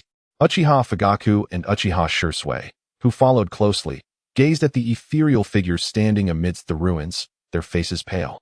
Their worst fears had come to fruition. "Minato, Jiraiya, Yu is recklessly slaughtering comrades in the village. This is treason." Danzo barked. "Do not obstruct me. I will make this brat understand that Konoha is not a place where he can run rampant." "Enough. We are not stopping you, Danzo," Jiraiya replied gravely. "We are concerned for your safety." His voice, though soft, swept across the gathering like a tempest. The formidable leader of the Root, alongside the three great powers of Konoha, was indeed a force to be reckoned with. Danzo's strength could undeniably be deemed as that of a Kage, and it was this very power that fueled his ambitions of becoming Hokage. However, the fact that Jiraiya, one of the legendary Sannin, expressed such concerns was a slap in the face to all present.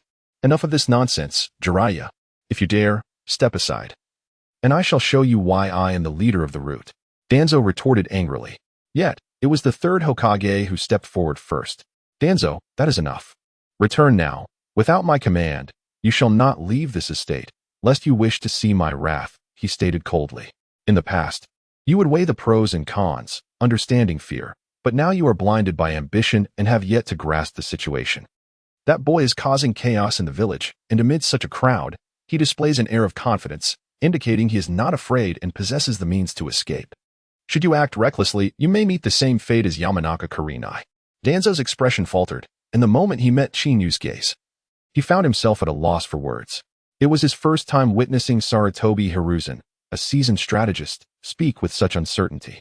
Furthermore, this was Konoha, their stronghold. Given the fortuitous circumstances, the third Hokage's assessment was unexpected for Danzo. Chinyu, you have taken a life. Your anger should have subsided. Let us conclude this matter here. Uchiha Fugaku interjected, his patience waning. As the head of the Uchiha clan, he felt compelled to act, fearing the situation could deteriorate further. He also held a responsibility to set an example in such dire times. Observing the smiling face of Chinyu, Uchiha Fugaku felt his nerves tauten. He had only heard rumors of Chinyu's prowess, but after witnessing it firsthand, he comprehended the extent of his strength far beyond his expectations. Should Chinyu persist in his defiance, his hidden cards would be revealed, placing the Uchiha clan in an even more precarious situation. You are correct, Chinyu. This matter ends here. We will provide you with an explanation moving forward, the third Hokage affirmed. This time, it was Danzo who had acted too rashly. Witnessing the third Hokage intervene, the expressions of those present shifted, their gazes towards Chinyu tinged with urgency. Moments ago, Jiraiya and the others' high praise made it clear that if the youth chose defiance, a fierce battle awaited them. Since my uncle and the third Hokage have spoken, it would be ungracious of me to deny their request. Chinyu chuckled lightly. However, I do enjoy the challenge. Danzo, do send more people my way for practice. You insolent brat. Danzo's face contorted with fury. As a high-ranking official of Konoha, the leader of the root, he had never been treated with such disdain. Yet, the true extent of Chinyu's strength was beyond his control, though he still held some cards close to his chest. Danzo, be silent, the third Hokage commanded coldly. Mito, escort Danzo back. Without my order, he is not to leave the root. You, Sarutobi. Danzo was incensed. However, under the undeniable gaze of the third Hokage, the retort he had prepared vanished into silence. With a swift motion, he turned away, muttering, "Humph, I shall return on my own. But mark my words, I will not let this go easily, regardless of who supports you." As Danzo departed, Uchiha Fugaku's apprehension only deepened. A rift had been formed. Sensei? Jiraiya couldn't help but glance over. The third Hokage sighed heavily, saying, Minato, please escort Chinyu home. I will handle the ensuing matters. Minato did not hesitate. From the outset, he had felt a sense of unease. Unfortunately, he had not anticipated the situation escalating so dramatically, far beyond his control. Had he foreseen this, he would have never allowed Chinyu to venture alone to the Hokage's residence. Now, his only course of action was to mend the rift between them. A whirlwind of thoughts flashed through Minato's mind as he swiftly approached Chinyu's side. Uchiha Fugaku, equally unsettled, hurried after him. Chinyu, let us go? Minato initiated the conversation. Apologies for the inconvenience. Chinyu chuckled awkwardly, prompting a grimace from Minato Namikaze, who replied, Fortunately, you know how to hold back. Had you killed them all, I would have struggled to bear the consequences. I am uncertain whether to commend your restraint or appreciate the face you've given me. But do not forget, I expect a delightful meal from you. And as for me, I did not cause any trouble earlier. The Sambai, Isabu, emerged from Chinyu's backpack. Observing the duo, Uchiha Fugaku felt a heavy weight in his heart. Even at such a critical juncture, they had not forgotten about food. As Chinyu and his companions departed, only Jiraiya and the third Hokage remained amidst the vast ruins. The other Umbu members had evidently gone to assist the frightened villagers and shinobi. Jiraiya, if you were to employ your trump card, do you believe you could defeat Chinyu? The third Hokage suddenly inquired. As a mentor, he was acutely aware of Jiraiya's capabilities. Among the legendary Sannin, while Orochimaru devoted himself entirely to the development of forbidden techniques, and Tsunade focused on medical ninjutsu, Jiraiya was the greatest combatant. It could be said that in terms of raw power, Jiraiya was the strongest of the three. A 50% chance of victory. Assuming Chinyu does not conceal any secrets, Jiraiya responded, his expression grave. If he possesses any hidden cards, my confidence diminishes significantly. Had anyone present heard Jiraiya's assessment, they would have gasped in disbelief. The legendary Sannin were akin to those of the Kage level. If he were to enter Sage mode, Achieving a level beyond the Kage would not be particularly challenging. Yet, to offer such high praise to a junior was indeed astonishing. The third Hokage remained silent, and after several seconds, he spoke. In your eyes, perhaps what terrifies you most is not his current self, but his formidable aptitude for learning. Indeed, Jiraiya nodded solemnly. That is why I consented to Lord Danzo's request to allow him to study Sage Mode and assess its potential dangers. Upon Jiraiya's return after mastering Sage techniques, the third Hokage had been regaled with tales of his prowess. He understood well the challenges of mastering Sage Mode, where out of hundreds, if not thousands, of testers throughout the ages, only one might succeed, if any at all. Furthermore, failure could result in transformation into a frog or a stone statue. Thus, the path to Sage Mode was indeed a double-edged sword. After witnessing Qin Yu's terrifying capabilities firsthand, a ludicrous thought crossed the third Hokage's mind. What if Qin Yu were to fail? Would that not be preferable for the situation? However, this notion was swiftly suppressed by his sense of justice. When do you intend to send him? The third Hokage sighed deeply. This time, Danzo has disrupted the original agreement and clashed with Qin Yu, creating a considerable rift. Although he did not kill the third Mizukage, he is indirectly implicated. So I hope you can address this matter swiftly. Jiraiya nodded in agreement. Rest assured, I will arrange for him to accompany Minato to train in Sage Mode tomorrow. It will take at least several months to master, and by then, the third great ninja war will likely be concluded. Meanwhile, Qin Yu, escorted by Uchiha Fugaku and Minato Namikaze, returned to the Uchiha clan's residence. Due to the previous Uchiha's tragic childhood, having lost his parents at a young age, his lodging was situated adjacent to Fugaku's home. Following closely behind were Uchiha Shisui and Uchiha Itachi. You have finally returned, Uchiha Mikoto exclaimed, opening the door as she detected their footsteps. A gentle smile graced her face upon seeing Qin Yu. Qin Yu, welcome home safely. Auntie, you remain as sweet as ever. I have no gifts for you, but perhaps this will suffice, Qin Yu said, revealing the sambai. The sudden gesture left everyone momentarily stunned, including Uchiha Mikoto. Boss, this is unethical. You just made me your subordinate, and now you're handing me off? If word gets out, the other-tailed beasts won't be so easily fooled. Sambai protested anxiously. What is this creature? Uchiha Mikoto inquired, momentarily taken aback. The sambai, much like the nine tails, is a tailed beast weapon, Fugaku explained first. Qin Yu, this is no laughing matter. Do you intend to meddle with other tailed beast weapons as well? Fugaku, do not be so stern. What if you frighten the child? Uchiha Mikoto shot him a glare, and then turned to Qin Yu. I have prepared a delicious meal for you. I also have an important announcement to make. An important announcement? Fugaku and the others were taken aback. Qin Yu, too, was surprised but soon glanced at Uchiha Mikoto's slightly protruding belly. Auntie, you are pregnant, aren't you? The unexpected remark caused Fugaku's expression to freeze, and he exclaimed, Mikoto, is what Qin Yu said true? Uchiha Mikoto was bewildered. Qin Yu, I just returned from the doctor and found out. How did you know? At that moment, even Fugaku and the others sensed something amiss. Could it be the power of the Sharingan? Fugaku furrowed his brow and said, Mikoto, be cautious in the coming days. Itachi, Shisui, go help with the meal. Minato, stay as well. It has been over a year since we shared a drink. Haha, Fugaku, you are too polite. It has been ages since I savored your wife's cooking. Minato remarked, quickly discerning Fugaku's intention to have a private discussion with Qin Yu. If it were anyone else, Minato would not allow Qin Yu to stray from sight. Yet, as a good friend, he understood that Fugaku would not recklessly gamble with the clan's fate. Thank you, Minato. Fugaku expressed his gratitude before turning to Qin Yu. Come with me. I wish to speak to you privately. All right.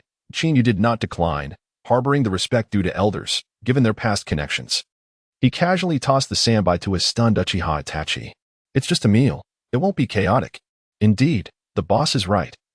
Just feed me until I am half full, Sambai remarked, unfazed by Qin Yu's apparent disrespect. Witnessing the once mighty tailed beast reduced to a mere meal was a striking contrast that left Minato feeling helpless yet astonished at Qin Yu's prowess. If he were to encounter other tailed beasts, would they also succumb to taming like the sambai? Should such a scenario unfold, the entire ninja world would surely tremble. Following Fugaku, Qin Yu descended into the basement, observing the intricate sealing techniques being deftly undone by Fugaku. Qin Yu realized their destination was likely a forbidden area of the Uchiha clan. After traversing the final corridor, they finally arrived before a great sealed door. This door forged from a special chakra-infused metal, possessed the ability to absorb chakra and could withstand considerable attacks. Only with the application of specific sealing techniques could even high-level S-rank ninjutsu breach it. Chinyu, you should have guessed that this is the forbidden ground of our Uchiha clan. Only the clan leader of each generation and those who have awakened the Manjiki Sharingan may enter. Uchiha Fugaku spoke in a low voice. This time, it is your turn to awaken it. Chinyu did not hesitate but stepped forward, his nine-tomo Sharingan suddenly spinning, causing the profound sealing technique inscribed on the door to whirl rapidly. In the next moment, it transformed into a blood-red eye. A tremendous surge of mental power surged into Chinyu's mind. Humph, Uchiha Madara, get out of my way. Chinyu snorted coldly, unleashing a torrent of immense spiritual energy like a raging tide. This was the sealing technique left behind by Uchiha Madara when activated through the Manjiki Sharingan. It would trigger the illusionary impact he had left behind to test the air's strength. Seeing Chinyu awaken in an instant, Uchiha Fugaku's expression changed. When he had first entered, although he too had activated his Manjiki Sharingan, he could not achieve the same level as Chinyu. At that time, he took a full minute to regain his senses and was already praised as a genius by the previous clan leader, his father. Now, Chinyu had merely taken a breath's time, and the stark contrast left Uchiha Fugaku, who had already prepared himself mentally, astonished. If he was a genius, then before him, Chinyu was a veritable prodigy. Let us proceed, Chinyu said as he entered the secret chamber first. Inside were numerous scrolls and a rough stone tablet engraved with a Manjiki Sharingan. Uchiha Fugaku snapped back to reality and quickly followed. This is where our Uchiha clan stores ninjutsu scrolls and family heirlooms. However, many were taken when Madara left, and only a few ninjutsu remain. You may browse through them, Uchiha Fugaku stated as he looked around. As for that stone tablet, you can use your Manjiki to activate it. Perhaps it holds some special inheritance for you. However, before that, I wish to know your thoughts. Do you intend to follow the path of Uchiha Madara? At this, Uchiha Fugaku's gaze sharpened, searching for any change in Chinyu's expression.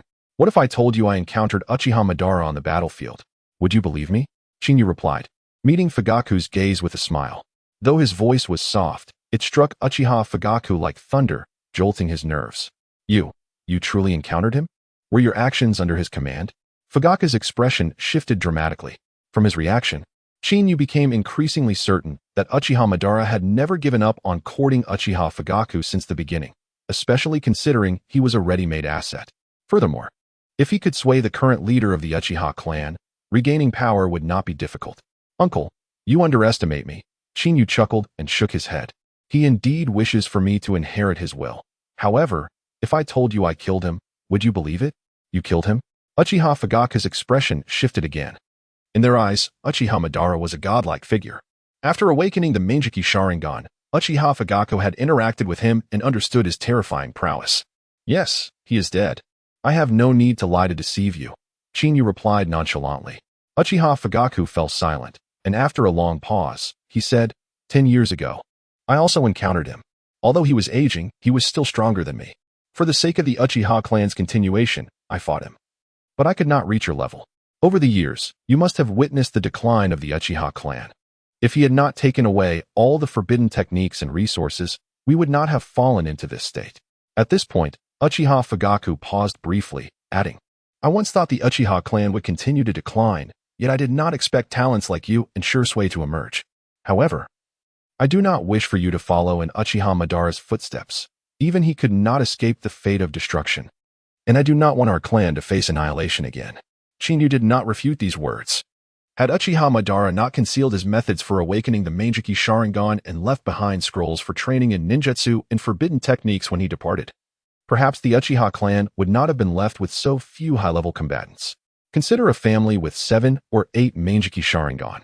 Who in the entire ninja world could rival them? Chinyu, I hope you will provide me with an answer, Uchiha Fugaku repeated. Uncle, rest assured. My dream is to be a carefree individual. As long as they do not go too far, I will remain compliant, Chinyu said with a faint smile. As his words faded, the room fell into a deep silence. Uchiha Fugaku's eyes flickered before he finally sighed softly. Since you say so, I will not pry further.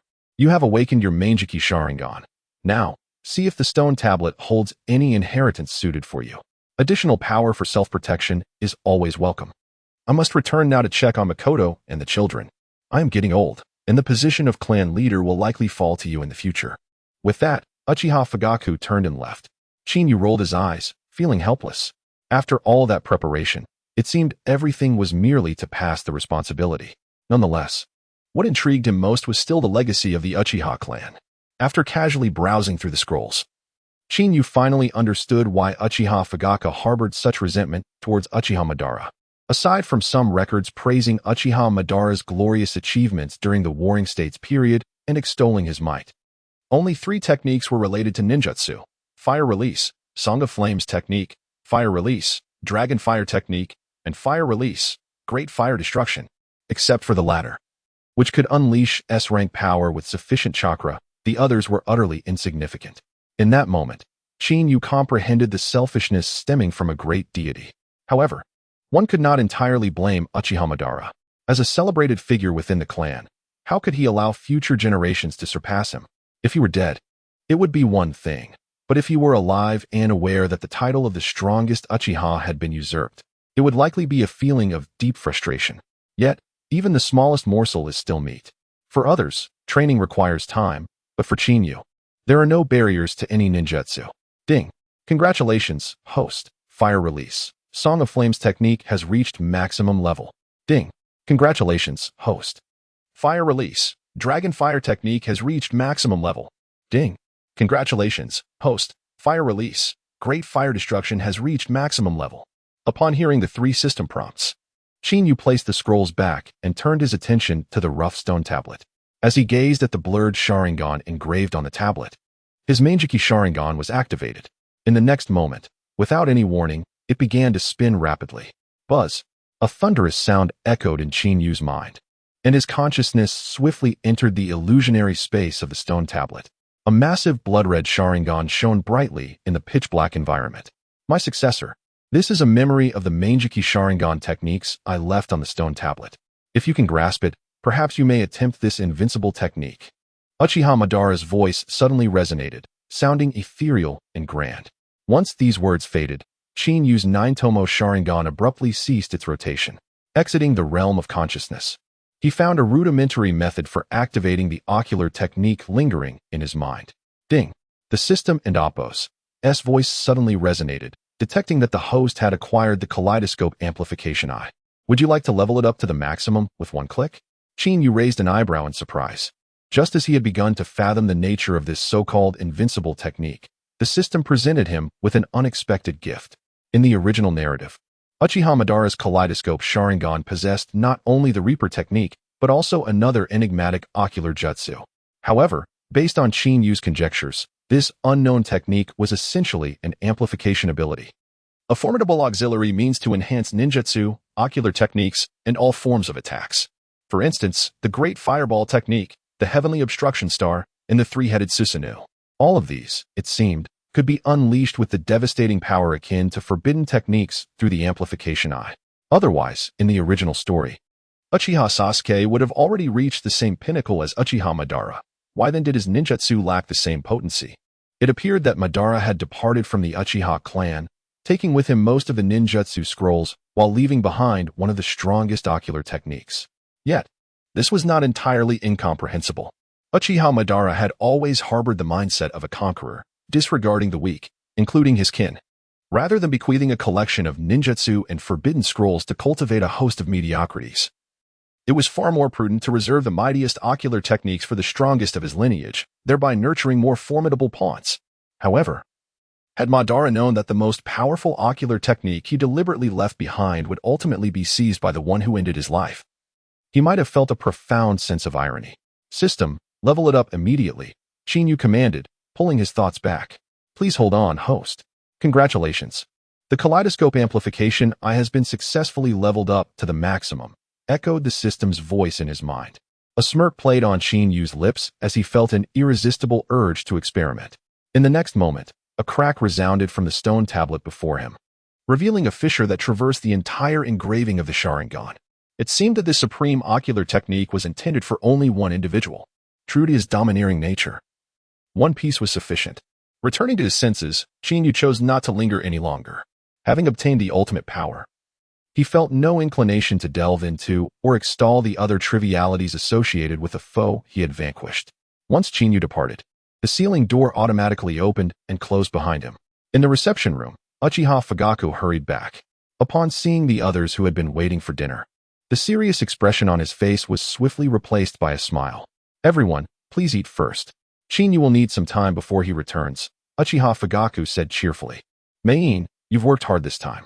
In the future, you must dote on the younger siblings," he added. "Don't worry, Dad. I'll take good care of my younger brothers and sisters," Uchiha Itachi replied casually. However, in the next moment, his gaze shifted towards the corridor, and his pupils suddenly constricted. "Brother, you returned so soon? Dad said you would need more time." Uchiha Fugaku was momentarily stunned, quickly turning to ask, "Did you not gain anything?" As the clan leader, Uchiha Fugaku had been orally entrusted with the secrets of the stone tablet. Unfortunately, although he had activated his kaleidoscope Sharingan, he was clearly outmatched by Chinyu, who possessed the system and the formidable mental fortitude of 2 lifetimes. "I made some progress, and my strength has surged," Chinyu remarked with a playful smile. Glancing at Minato Namikaze, "How about we spar a little?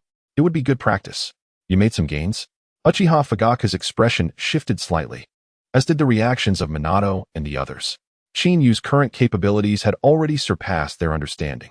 If he had gained further strength, it implied an even greater leap in power. "Just a bit of progress," Chinyu replied with a grin. "All right, you all should eat first. If we delay any longer, the food will get cold," Uchiha Mein interjected. Despite their eagerness, Minato and the others suppressed their excitement and focused on their meals. In the blink of an eye, the dinner came to an end. As Uchiha Mein finished clearing the table, everyone except Chinyu stood up in unison. "Chinyu, I want to spar with you," the 3 exclaimed in unison. Uchiha Fugaku, Uchiha Shursui, and Minato exchanged glances, clearly harboring a sense of urgency regarding Chinyu's unknown advancements. "Dad, my brother has indeed made progress, but given the short time frame, he likely hasn't fully assimilated it yet. Are you all being too hasty?" Uchiha Itachi suddenly spoke up. Uchiha Fugaku and Uchiha Shursui paused, clearly agreeing with Itachi's perspective. In their view, whether it was a ninjutsu or an ocular technique, mastering and fully integrating it would require a process. "No, Chinyu, I believe you have already grasped it," Minato asserted with determination. "Your Uchiha clan is renowned for its ocular techniques. If your gains pertain to ocular techniques, your learning speed must be exceptional." Uchiha Fugaku and Shursui's expressions faltered as they observed Chinyu nodding with a smile. It was evident that the time gap between Fugaku and Chinyu's return to the reception room was merely a minute or two. Such a brief interval seemed insufficient for even ocular techniques to be fully absorbed. "You all have interacted with Chinyu for too short a period. His learning ability is nothing short of monstrous," Minato remarked lightly, though a hint of seriousness crept into his expression. "So, shall we engage in battle then?" "In the village?" Chinyu mused with a smile. "There are at least 30 to 40 guards outside. If we accidentally break something, Danzo will surely latch onto us." Fugaku and Shursui's expressions mirrored his concern. Just recently, Chinyu had destroyed the Hokage building and killed oil woman Tsunade. Although the primary blame lay with Danzo, Chinyu was still under surveillance. If any further disturbances arose, it would indeed attract Danzo's scrutiny. "Fear not. We will leave clones here and practice outside the village," Minato said with a knowing smile. In an instant, he produced a kunai imbued with the Flying Thunder God technique. The next moment, Chinyu and the others vanished from the estate, leaving only a clone behind to mislead any onlookers. Bang! 30 kilometers from the Hidden Leaf Village, in a vast basin, 5 figures descended upon the earth like phantoms. "Minato, your mastery of the Flying Thunder God technique has grown ever more refined," Uchiha Fugaku remarked, surveying his surroundings. "If you truly wish to escape in the future, I doubt anyone will be able to catch you." Minato, unsure whether to take this as praise or reproach, helplessly rubbed his nose and replied, "All right, let us settle this quickly. All 3 of us want to spar with Chinyu. Who will take the first shot?" The simultaneous actions of the 3 in the hall had laid bare their intentions. After all, the power Chinyu had demonstrated had instilled a sense of trepidation within them. If he had gained even further strength, it would indeed spell a nightmare for them. "Let the 3 of you come at me together," Chinyu said with a smile. His voice, though soft, swept across the arena like a tempest. Minato and Appo's expression shifted. "Chinyu, are you jesting?" "Jesting?" Chinyu shook his head with a smile. "I am always serious. Just a reminder, be fully alert." My attacks pack an overwhelming punch. Observing Qin Yu's unwavering confidence, Minato's expression darkened as he exchanged glances with Fugaku and Shursui, reaching a silent consensus. Let us get started. Uchiha Fugaku shouted. With a swift motion of his hands, a dozen shurikens were instantly released, hurtling towards Qin Yu at varying angles. Simultaneously, his hands danced rapidly, forming a series of seals as intense chakra gathered in his mouth, which he expelled with a forceful breath. Fire release, great fireball technique. A massive fireball, 7 to 8 meters in diameter, rapidly condensed and surged towards Qin Yu. At the same moment, two figures appeared behind him. Spiral sphere, water blade. The overwhelming chakra surged to its peak. One executed the flying thunder god technique, while the other utilized a powerful body flicker technique. Undoubtedly, as the golden flash of Konoha and the renowned name of Shursui in the ninja world, their speed was pushed to the extreme. However, Qin Yu had already prepared himself.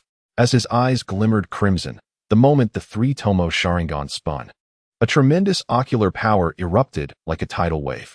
The scarlet hue transformed into a furious torrent, manifesting into a colossal Susanoo, towering at dozens of meters. Upon impact, the trio's attacks collided with the Susanoo, akin to striking an invisible wall. The great fireball was instantly detonated, while the spiral sphere and water blade were utterly obliterated. Yet, what truly made their pupils constrict was the sight of Qin Yu's Susanoo, taking on the fearsome form of a three-headed, six-armed Ajura. Its fierce gaze, compassionate smile, and solemn majesty were profoundly unsettling. His ocular technique had transformed, emanating an aura multiplied several times over. Uchiha Fugaku's expression changed drastically. Minato Namikaze and Shursui hastily retreated. Faced with the imposing figure resembling a small mountain, their expressions grew grave. Are you merely here to tickle me? Qin Yu remarked with a warm smile. If you cannot even breach my defenses, then perhaps this battle need not continue. His softly spoken words left the three momentarily stunned. They were all exceptional figures in the ninja world. When had they ever been so underestimated? Exchanging glances, a spark of resolve flickered in their eyes. Let us give it our all, no holding back. Uchiha Fugaku barked. His eyes suddenly spun, and the kaleidoscope of the three-tomo Sharingan unfolded. A surge of purple ocular power erupted, forming a Susanoo towering at 10 meters. Uchiha Shursui also sprang into action, his blood-red eyes transforming into scythe-like crescents, with green chakra surging forth like a tempest, forming a Susanoo rivaling that of Uchiha Fugaku.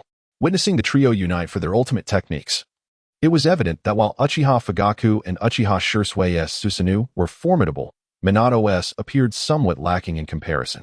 In a moment of desperation, Minato bit his finger, and as blood oozed, he swiftly performed a summoning technique. Boom! Smoke billowed into the sky, revealing a massive figure alongside him. Minato, you summoned me? Well, it's better than that troublesome Sharingan brat.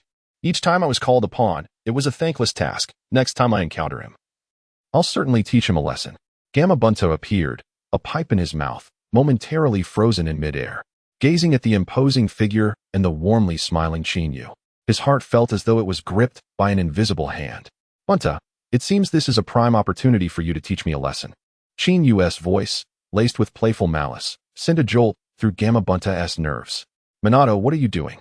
Why did you engage him without informing me in advance? I could have prepared, Gamma Bunta exclaimed, unable to restrain himself. Minato sighed as he patted Gamma Bunta's head, saying, Chief, we're just sparring. But I must warn you. Do not judge Qin Yu with the perspective from 5 days ago. Otherwise, you may find yourself at a disadvantage. Just sparring? Gamma Bunta felt a wave of relief wash over him. However, as he beheld the blood-red Susanoo exuding an aura reminiscent of calamity, his expression turned serious. This kid, did he conceal his strength 5 days ago, or has he truly grown stronger? His aura has surged several-fold. I don't know, perhaps there was concealment, along with genuine growth, Minato remarked after glancing at Qin Yu. But one thing is certain, if we do not take this seriously, we might not survive. As those words fell, even Uchiha Fugaku and Shursui's expressions tightened. Let us strike. The trio swiftly reached a consensus. Blazing Flame Long Spear. Uchiha Fugaku's Susanoo unleashed its power, fingers grasping the air, flames swirling as it transformed into a long spear. Without any flamboyance, it shot directly towards Qin Yu. As the spear was thrust, the air along its path seemed to shred like fabric. Flames coiled around it, morphing into a massive fire dragon, roaring with unstoppable force. "Uncle, I'll assist you," Uchiha Shursui shouted. His Susanoo, towering at 99 meters, summoned a spiraling vortex in his right hand, instantly transforming into a spiraling drill. Accompanied by the sharp sound of the wind tearing through the air, a dark green whirlwind surged into Uchiha Fugaku's fire dragon. Fire, fueled by wind, intensified as the two forces combined, causing the fire dragon to swell to a kilometer in size, with the tempest giving rise to a thunderous roar. "Minato, you unleash the fire release. I'll use the toad oil, and together we'll shatter Chinyu's defenses, forcing him to see our seriousness," Gamabunta urged urgently. "All right," Minato readily agreed, his hands moving rapidly as Gamabunta's abdomen swelled. In the next moment, their attacks shot forth in perfect synchrony. Fire release, toad oil bomb. As their combined assault erupted, flames soared into the sky, illuminating the entire expanse. Standing amidst the onslaught, Chinyu's smile widened, with the three-tomo Sharingan spinning wildly. His ocular powers surged forth like a tidal wave. Boom! The searing flames engulfed Chinyu in a cataclysmic blaze. The rolling waves of heat scorched the surrounding rocky basin, crackling with intensity. Having struck their target, the three quickly distanced themselves, their eyes fixed on the battlefield, expressions filled with urgency. "Do not be too anxious. Being struck by such a powerful fire release, even with Susanoo, one will still be consumed," Gamabunta urged anxiously. Yet, he tightened his grip on the pipe. Gaze fixed on the figure emerging from the flames, his expression changing drastically. "It's the beast of the Uchiha clan's Iron Scroll," Uchiha Fugaku exclaimed in shock. As they beheld the three-headed, six-armed Susanoo amidst the inferno, cloaked in an armor reminiscent of a warrior, their eyes nearly bulged from their sockets. "Fugaku, what technique is this? Chinyu's Susanoo seems to have grown even more powerful," Minato pressed urgently. Even Uchiha Shursui, typically composed, could no longer contain his anxiety. He had just unleashed what he considered his ultimate technique, combined with Uchiha Fugaku's fire release, which should have amplified their power several-fold. Yet, against Chinyu's formidable defense, it felt utterly powerless. "It's the amplification eye," Uchiha Fugaku replied gravely. "I've seen it mentioned in Uchiha Madara's scrolls." Upon activating the kaleidoscopic Sharingan, one of its formidable ocular techniques allows for a significant amplification of ninjutsu and other abilities. Currently, Chinyu is employing this amplification eye to enhance the defensive capabilities of Susanoo, transforming it into an impenetrable armor. At this moment, Chinyu's defensive prowess has increased by at least 3 to 5 times. What? The expression on Namake's Minato's face suddenly darkened. The previous defense had already left them at a standstill, and now with an enhancement of 3 to 5 times, it could undoubtedly be deemed absolute defense. A sense of helplessness swiftly took root in Minato's heart. In the next instant, an absurd thought flashed through his mind. "Fugaku, what would happen if the amplification eye were used for offensive purposes?" Minato exclaimed urgently. Simultaneously, a resounding roar echoed in Chinyu's mind. Under the rapid operation of the amplification eye, the legacy from Uchiha Madara resurfaced in his consciousness. Techniques for utilizing ninjutsu flooded Chinyu and Appo's mind like a tidal wave. Ding! The system has detected that the host has learned the heavenly obstruction tremor star. Would you like to level it up to maximum with one click? The ethereal voice of the system reverberated in Chinyu's mind, momentarily stalling his thoughts. In the original narrative, what left Chinyu most astounded was not when Uchiha Madara unleashed the Six Paths mode or the Wheel Tomb of Hell, but rather when he demonstrated the heavenly obstruction tremor star against the Ninja Coalition and the Five Kage. It descended like a meteor with a diameter of 10,000 meters, evoking an inexplicable feeling of suffocation akin to an apocalypse. Initially, upon acquiring the amplification eye and techniques such as the Great Fire Destruction in the Uchiha clan's Forbidden Grounds, Chinyu felt quite satisfied. Yet, compared to the heavenly obstruction tremor star, a slight discontent lingered in his heart. The sudden inheritance now undoubtedly filled him with joy. System. Level it up immediately. Ding. Please hold on, host. Congratulations. The heavenly obstruction tremor star has been successfully leveled up to maximum. The system's voice gradually faded from his mind as Chinyu exited his conscious space. In that moment, the blood-red, 9-tomo Sharingan spun wildly, and the three-headed, six-armed Susanoo moved its hands. Are you suggesting that the amplification eye could be used for offensive purposes? Uchiha Fugaku was momentarily taken aback. Memories of the tales regarding Uchiha Madara flooded his mind, and his expression suddenly changed dramatically. He glanced hurriedly toward Chinyu, who was engulfed in flames. Upon witnessing the 6 hands of Susanoo moving rapidly, his pupils constricted, and he roared in urgency, "Hurry!" According to the records, if the amplification eye is applied to offense, it could instantly obliterate a ninja village. His frantic roar echoed through the heavens and earth. However, before they could react, a colossal shadow descended from the sky. An inexplicable sense of pressure emerged, causing everyone's nerves to tense as they hurriedly looked up. The sight that met their eyes left them in a state of shock.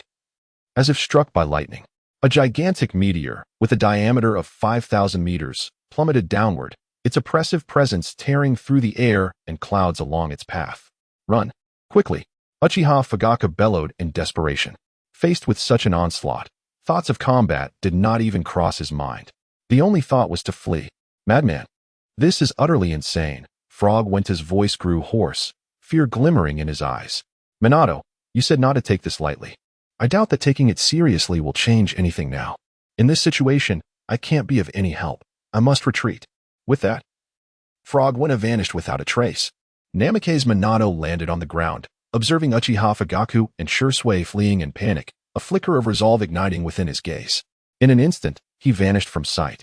"Shursui, Fugaku, infuse your chakra into me. We've gone too far this time. If that meteor strikes, the surrounding kilometers will face devastation. I must divert it." Minato appeared before the two in a flash. Uchiha Fugaku and Shursui, still shaken, exchanged glances. "Minato, do you have confidence?"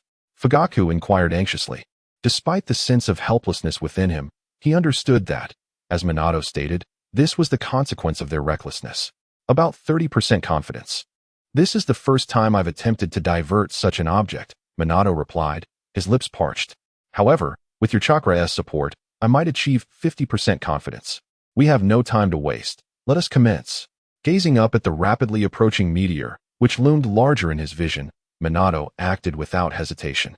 He threw 3 kunai imbued with Flying Thunder God technique into the air. Simultaneously, Uchiha Fugaku and Uchiha Shursui pressed their hands firmly on Minato's shoulders. Their chakra surged forth like a tidal wave, pouring into Minato without restraint. With a resounding crash, the 3 kunai collided with the meteor. Sparks flew as they embedded themselves into the massive rock. In the next moment, under the immense pressure of the shockwave, Minato's hands moved swiftly. A series of hand seals were executed, and as beads of sweat formed on his brow, a glimmer of determination shone in his eyes. Flying Thunder God Barrier. A hum reverberated through the air as Fugaku and Shursui felt their chakra being drawn from them, as if grasped by an invisible hand. Minato was well acquainted with this location, having laid down seals for the Flying Thunder God technique over a wide area. At the moment the final hand seal was completed, a barrier encompassed the sky for miles. The dark, gaping fissure clashed with the descending meteor. The immense shockwaves and force caused the fissure to crack, echoing the sound of space fracturing. Cracks spread like a spider's web at an observable rate. "Minato, will it be impossible to divert it?" Fugaku questioned anxiously, his composure wavering. The meteor was perilously close, hovering just hundreds of meters above them, exuding an ominous aura of impending doom. If Minato failed, they would be left with no escape. "Have faith, it will work." Minato's veins bulged as he clasped his hands together. The last remnants of his chakra were instantly drained. The barrier, which had reached its limit, expanded slightly. In the next moment, the meteor was engulfed by the dark fissure in space. In a mere 10 seconds, the 5,000-meter-wide meteor was completely diverted. As the sky cleared and the fissure began to fade, Minato collapsed to the ground, gasping for breath. Sweat dripped from his brow, and the exhaustion weighed heavily upon him, rendering him unable to rise. His veins throbbed painfully from the relentless extraction of chakra. Yet, before they could rejoice, Chinyu's voice pierced through the air like a final straw that broke the camel's back.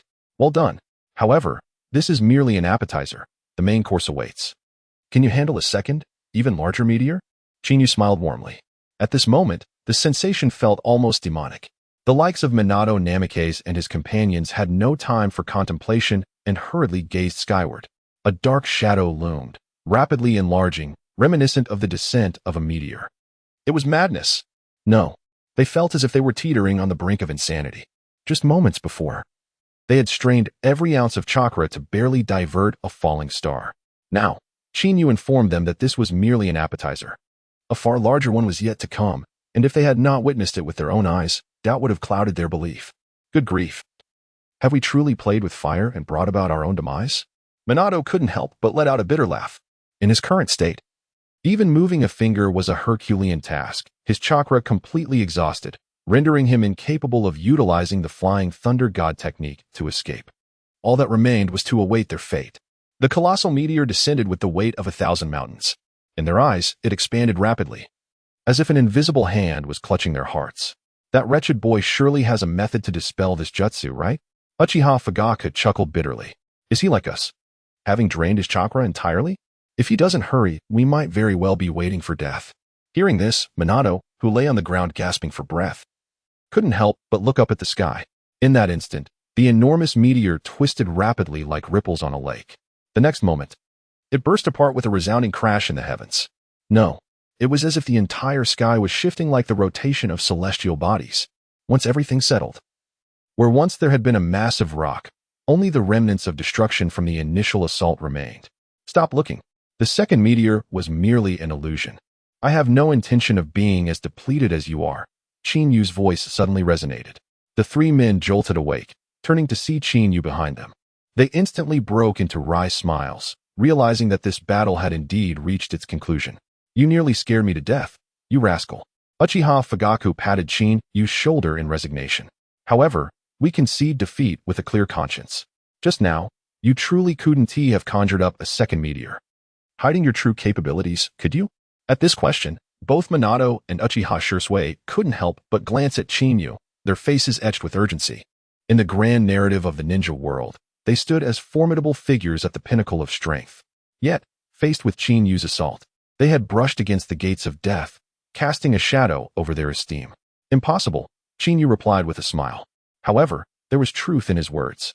Given Qin Yu's current chakra reserves, without the support of the three tails, executing the first falling star had already been a considerable challenge, let alone the second.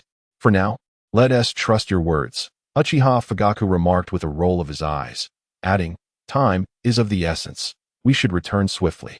If we linger, we might find ourselves in a precarious position. Meanwhile, within the depths of the hidden leaf village, Danzo's expression was as dark as a stormy sky. His grip on his cane tightening, veins bulging. Haha, Danzo, I did not expect you would seek me out so urgently, Orochimaru's voice echoed suddenly. Shortly after, an Umbu ninja clad in dark attire stepped through the door. Upon removing his painted mask, a pallid visage was revealed. It was no easy feat to come see you this time. I encountered quite a few Umbu on the way. You haven't been eliminated by my teacher, have you? Orochimaru flicked his crimson tongue, speaking with a hint of amusement. In Orochimaru's eyes, only the third Hokage held the authority to contend with a cunning fox like Danzo. It is Uchiha Qin Yu. Danzo turned with a grim expression. I prepared 10 elite shinobi at the Hokage residence, and even I had to intervene personally. Yet we could not subdue him.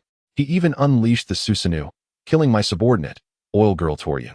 His words, though quiet, resonated as if imbued with sinister magic. Danzo, are you speaking the truth? Orochimaru's expression faltered.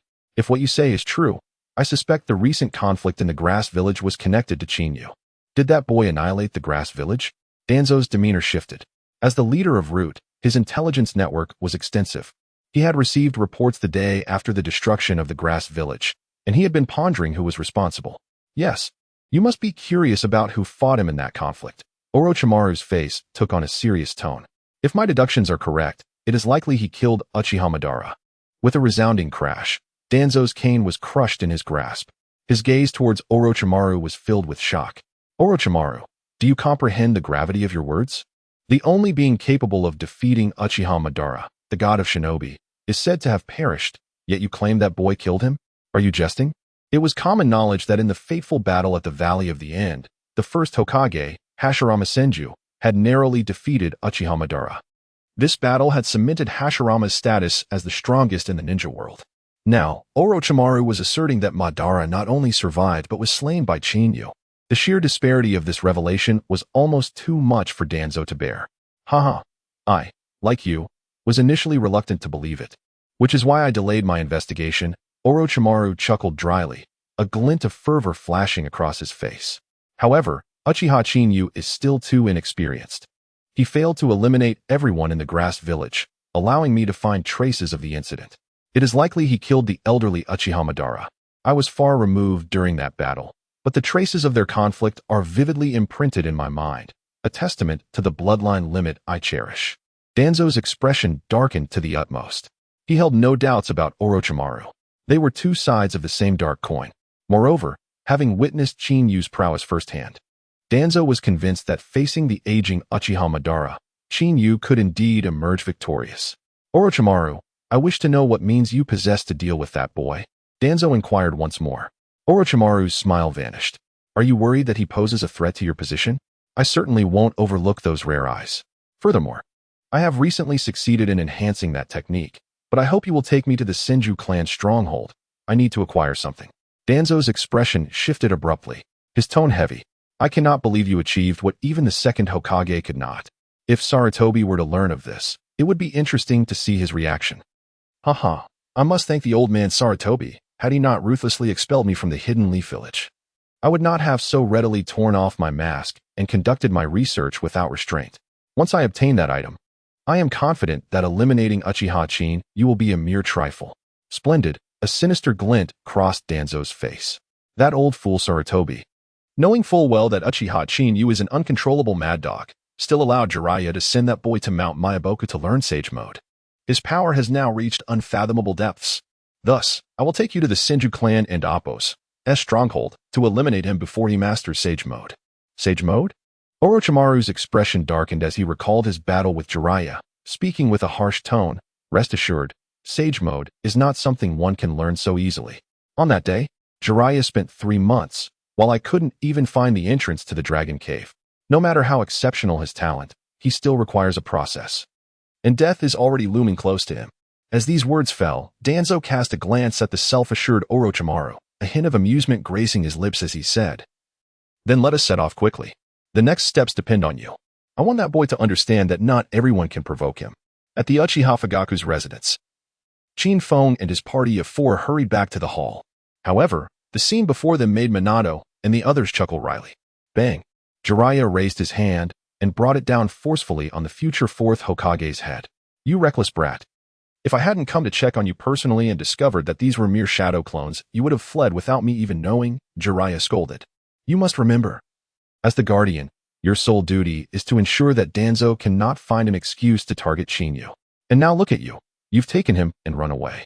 Observing Jiraiya, who surprisingly did not sneak a glance at the bathroom, Chinyu sat down with a grin and said, "Lord Jiraiya, rest assured, Danzo would love nothing more than for me to perish. However, he will surely choose to act in the shadows. If I'm not mistaken, he may already be conspiring with someone to take my head. And your visit today is likely due to some clues you've uncovered, intending to send us to Miyaboku Mountain in advance." His slightly prolonged speech shifted the atmosphere in the room. Jiraiya's expression froze momentarily, and he shot a knowing glance, saying, "It seems I cannot hide anything from you. I indeed have urgent matters to attend to.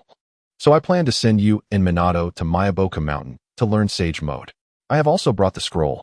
As he spoke, Jiraiya unfastened the scroll from his waist and spread it open.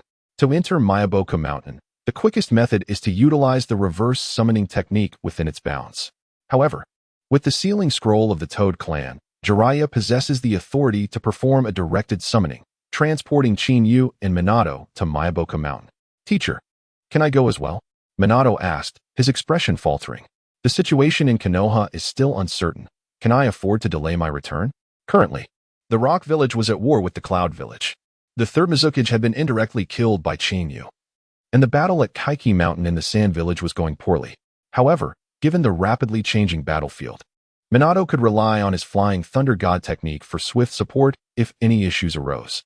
"By the looks of you, I assume you weren't overly tormented just now?" Jiraiya quipped. "Is it that your lack of strength leaves you feeling helpless? This opportunity is rare. The battlefield is ever-changing, and only by enhancing one's strength can one adapt to unforeseen events." Minato hesitated, glancing at Chinyu, recalling the moment he had just been overwhelmed, and he nodded with a wry smile. "All right, to avoid being overwhelmed again, I do indeed need to improve my strength." "Haha, now you're sounding like my student. But I hope you won't be discouraged," Jiraiya said, patting Minato on the shoulder before adding, "Farewell." Reverse summoning technique. The peculiar incantation left Minato momentarily stunned. But before he could fully comprehend, Jiraiya had already cast the summoning jutsu, transporting them away. Within Mayaboku Mountain, in the vast plaza, aside from Shinsaku and Jigen, the toads Wanta, Kin, and Hiro, along with a host of small toads, were present. Well, I didn't expect Wanta to be summoned away by Minato so suddenly. Do you all agree with the proposal? Shinsaku inquired, leaning on his cane. Since the boss suggested it, I am in favor. Kin nodded in agreement. Hiro chimed in.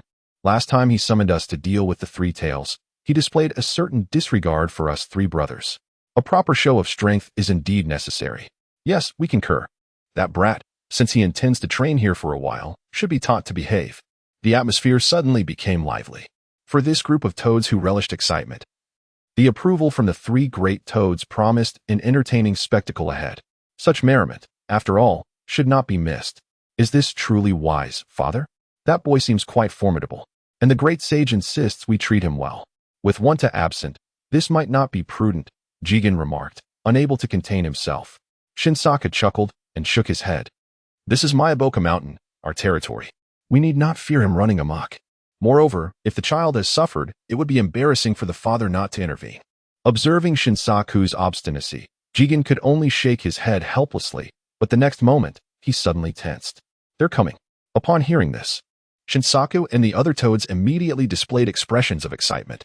Prepare yourselves. Execute the water bullet technique in unison. Do not worry about that boy's safety. We will go all out, Shinsaku commanded loudly. Bang! In the vast open space of the plaza, as the intricate seals appeared, white mist swirled, and two figures swiftly emerged. Facing such a long-distance spatial leap, even Minato, who had been prepared, experienced a brief moment of dizziness. Once he regained his senses and attempted to assess the situation in Mayaboka Mountain, the sounds of slicing air from all directions caused his pupils to constrict sharply. Water bullet technique. Countless water bullets surged forth like cannonballs, numbering in the hundreds. However, what left Minato most incredulous was that the water bullets expanded in size in tandem with the movements of the toads. Particularly, the ones launched by Ken and Hiro were at least 10 meters in diameter.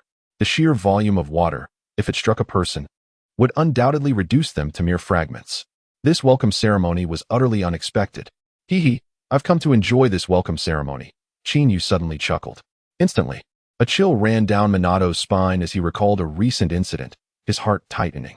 Susanoo. The crimson hue in Chinyu's eyes surged forth like a tide. The nine-tail spinning wildly as an overwhelming power erupted. The colossal Susanoo rose swiftly in a three-headed, six-armed form, matching the height of Kin and the others. Boom. Over 100 water bullets rained down upon Chinyu. The immense impact caused Susanoo to sway slightly, and the splashing water poured down like a torrential downpour, drenching the entire area. This is the Susanoo of the Uchiha clan. Its form differs from what you described. Shinsaku's expression shifted slightly. However, this was merely their first wave of assault, as they had long anticipated the appearance of Susanoo. Kin and Hiro sprang into action, launching themselves toward the ground with a force akin to a mountain, barreling towards Susanoo. Their dual blades and long forks came crashing down, producing a series of sonic booms through the air. Observing this explosive scene, the onlooking toads brightened with anticipation, their pupils reflecting a sense of urgency. Stop! Two urgent cries rang out simultaneously, one from Minato and the other from the hastily returning Wanta. The sudden turn of events caused the attacks from the two great toads to momentarily falter, leaving even the observing Shinsaku momentarily stunned. After all, this welcome ceremony had been proposed by Wanta, primarily to suppress Chinyu's arrogance. Yet now, Wanta was calling for restraint. Wanta, what is going on? The sage of Jiken was the first to lose his composure. It was the first time she had witnessed her fearless son displaying such a panicked expression. However, before the toad Wanta could respond, Chinyu's voice, laced with amusement, echoed through the air. All right, your gift has arrived. Please come out to collect it. Chinyu was enveloped within the Susanoo. The three-headed, six-armed Susanoo sprang into action, swiftly forming a series of hand seals. As his hands came together in a sudden clap, Wanta was left bewildered, roaring in a frenzy. Run! Quickly escape this place.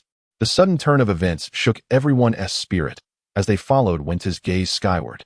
The sight that met their eyes left even the two giant toads that had just attacked in a state of shock. This was an escalation beyond their expectations. A meteor with a diameter of 5,000 meters descended, its overwhelming presence incomparable to anything ordinary. If one were to encapsulate this in words, it could only be described as a calamity. You lunatic. We were merely joking. There was no need for you to unleash such a formidable attack. The sage of Shinsaku could no longer maintain his composure. Though he possessed sage techniques, he felt utterly helpless against the celestial calamity, faced with such large-scale assaults. Unless one had extensive defensive measures akin to Gaara in the original work, they would be left with no choice but to confront the grim specter of death. Chinyu, can this attack be retracted? Wenda could hardly contain his anxiety, having just fled the battlefield. The time dilation and spatial leap had caused him to return home without a specific technique to anchor him.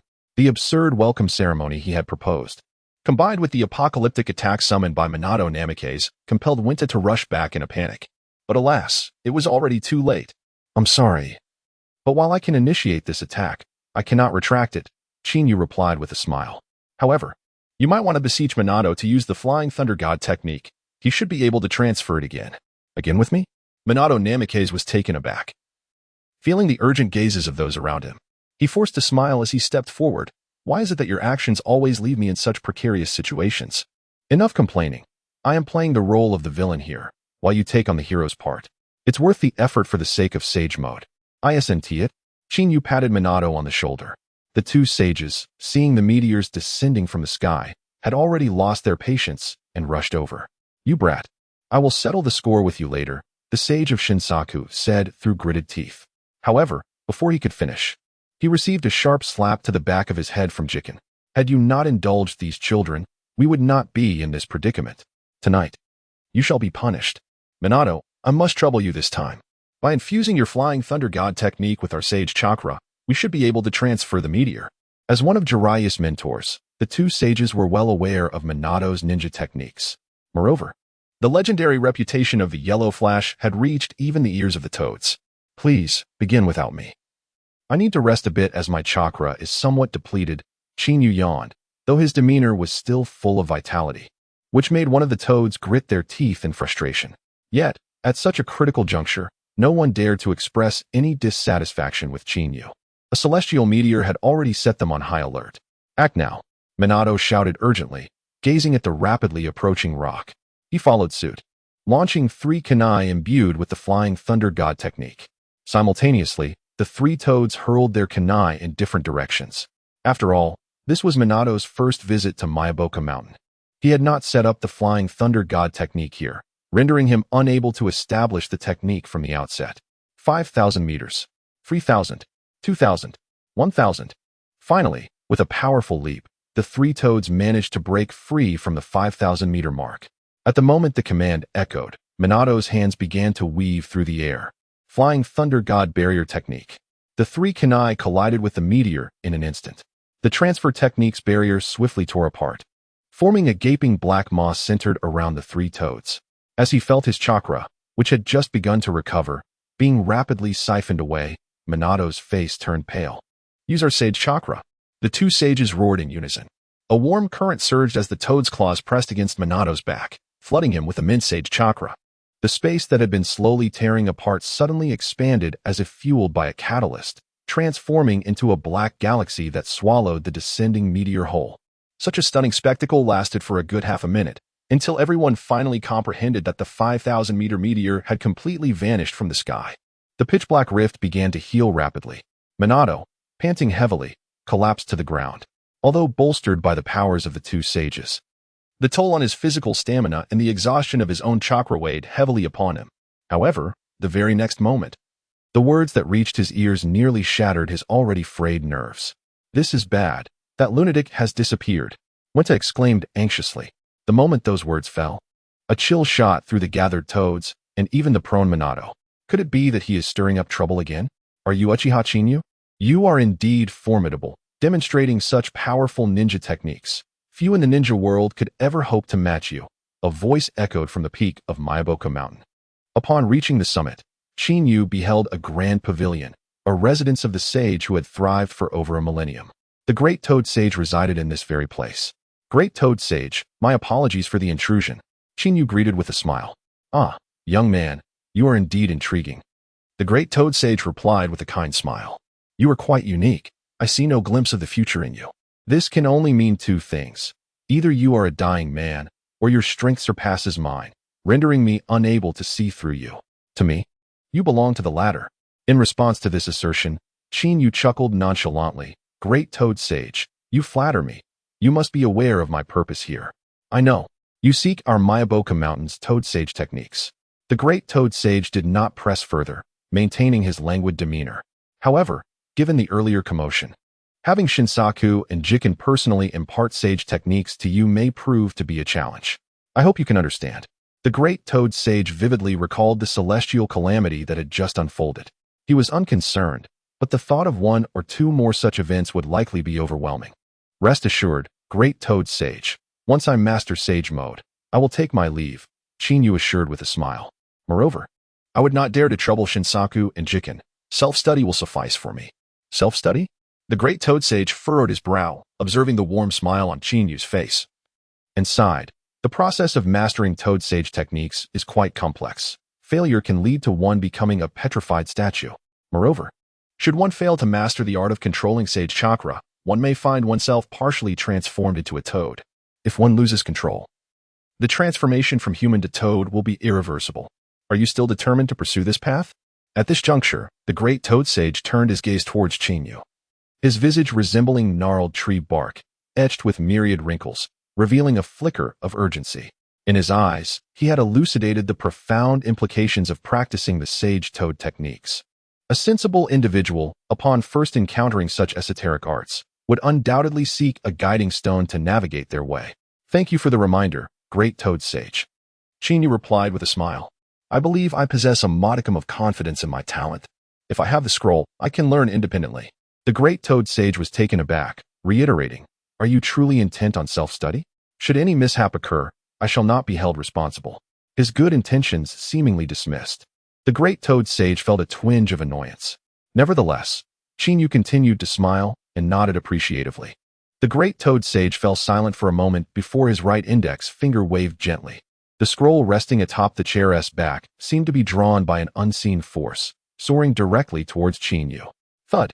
Yu reached out to catch it, the immense weight causing him to stagger momentarily. Observing the Great Toad Sage, who remained with eyes closed, it was clear that he had no intention of further discourse. It appeared that even this ancient toad possessed a temper. However, Yu did not dwell on it.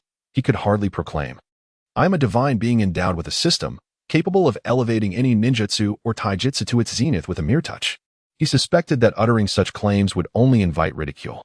Disregarding such thoughts, Yu unfurled the scroll, which depicted a meditating toad, alongside instructions on how to activate Sage Mode and absorb natural energy for personal use. At first glance, the content appeared rather obscure. Ding! Detected host has acquired Sage Mode. Would you like to instantly elevate to maximum level? The crisp voice of the system echoed in his mind. Yu raised an eyebrow, a smile gracing his lips as he issued the command. The Great Toad Sage, who had remained silent thus far, was momentarily taken aback by the smile on Yu's face. Initially, he had anticipated that upon witnessing the intricacies of the scroll, Yu would be perplexed and seek further guidance. Yet, once again, this exceeded his expectations. Was he truly grinning foolishly? The Great Toad Sage found himself at a loss for words. However, before he could voice his thoughts, he saw Yu stow away the scroll. Ding! Congratulations. Host has successfully attained maximum level in Sage Mode. The ethereal voice of the system resonated once more. A hint of delight flickered across Yu's face as he returned the scroll to the Great Toad Sage. Thank you for your assistance, Great Toad Sage. I have now mastered sage techniques, and I shall not linger here any longer. You have already mastered it? The Great Toad Sage took the scroll, bewildered. In his memory, even the most gifted individuals took 7 days to grasp Sage Mode. Now, Yu claimed mastery after merely glancing at it. This seemed absurd. Grandfather, are you alright? That boy hasn't disrespected you, has he? Sage Shinzua leaped down, followed closely by Ji Jian, Wave Wind Minato, and a host of toads. After Minato had redirected the meteor, he noticed Yu had vanished. Sage Shinzua and Ji Jian quickly combined their sage senses to locate Yu, ultimately tracking him to this spot. Yu, are you unharmed? I heard this is a forbidden area of Mayaboka Mountain. If you wander in carelessly, it may hinder your learning of Sage Mode, Minato urged in a hushed tone as he landed beside Yu. Humph, at least you, Minato, are perceptive, Sage Shinzua scoffed. Young man, I can overlook what happened earlier, but you have intruded upon the sacred grounds of Mayaboka Mountain. If you do not offer an apology, even if we consent to teach you Sage Mode, we shall not guide you properly. In truth, Sage Shinzua's decision to instruct Qin Yu in Sage Mode stemmed from the Great Toad Sage's foresight. However, as the Great Toad Sage had indicated, this foresight was rather vague concerning Qin Yu. The earlier display of the heavenly obstruction star had nearly startled him, and now Sage Shinzua sought to assert his authority, clearly intending to temper Qin Yu's arrogance. Yet, the next words uttered left everyone present in utter disbelief. He claims he has already mastered it. The aged voice resonated like a tempest throughout the gathering, causing every toad's nerves to tense. This proclamation did not originate from Qin Yu, but rather from the Great Toad Sage himself. Grandfather, did you say he has mastered it?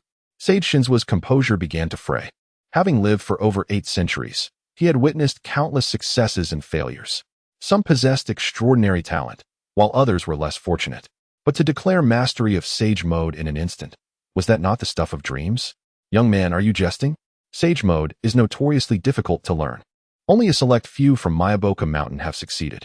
Are you suggesting you have mastered it already? Is this a slight against our abilities? Sage Shinzua's patience waned. Indeed, Mayaboka Mountain, the Wetbone Forest, and the Dragon Cave were revered as the 3 great sanctuaries precisely because Sage Mode could not be replicated.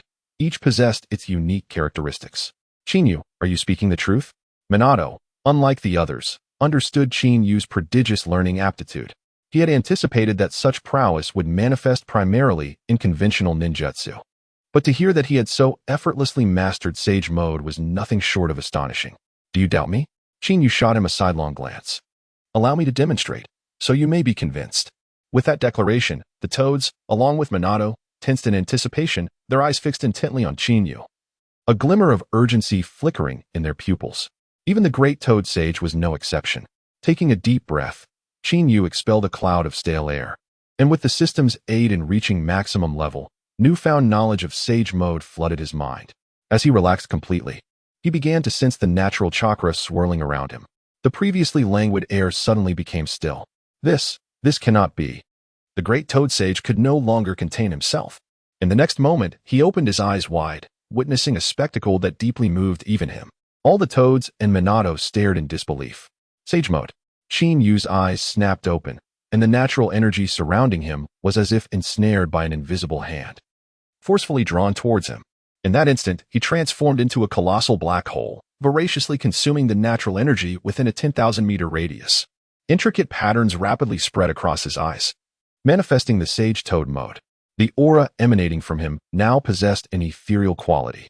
If it weren't for the visible manifestation, one could hardly perceive Qin Yu's existence solely through chakra sensing.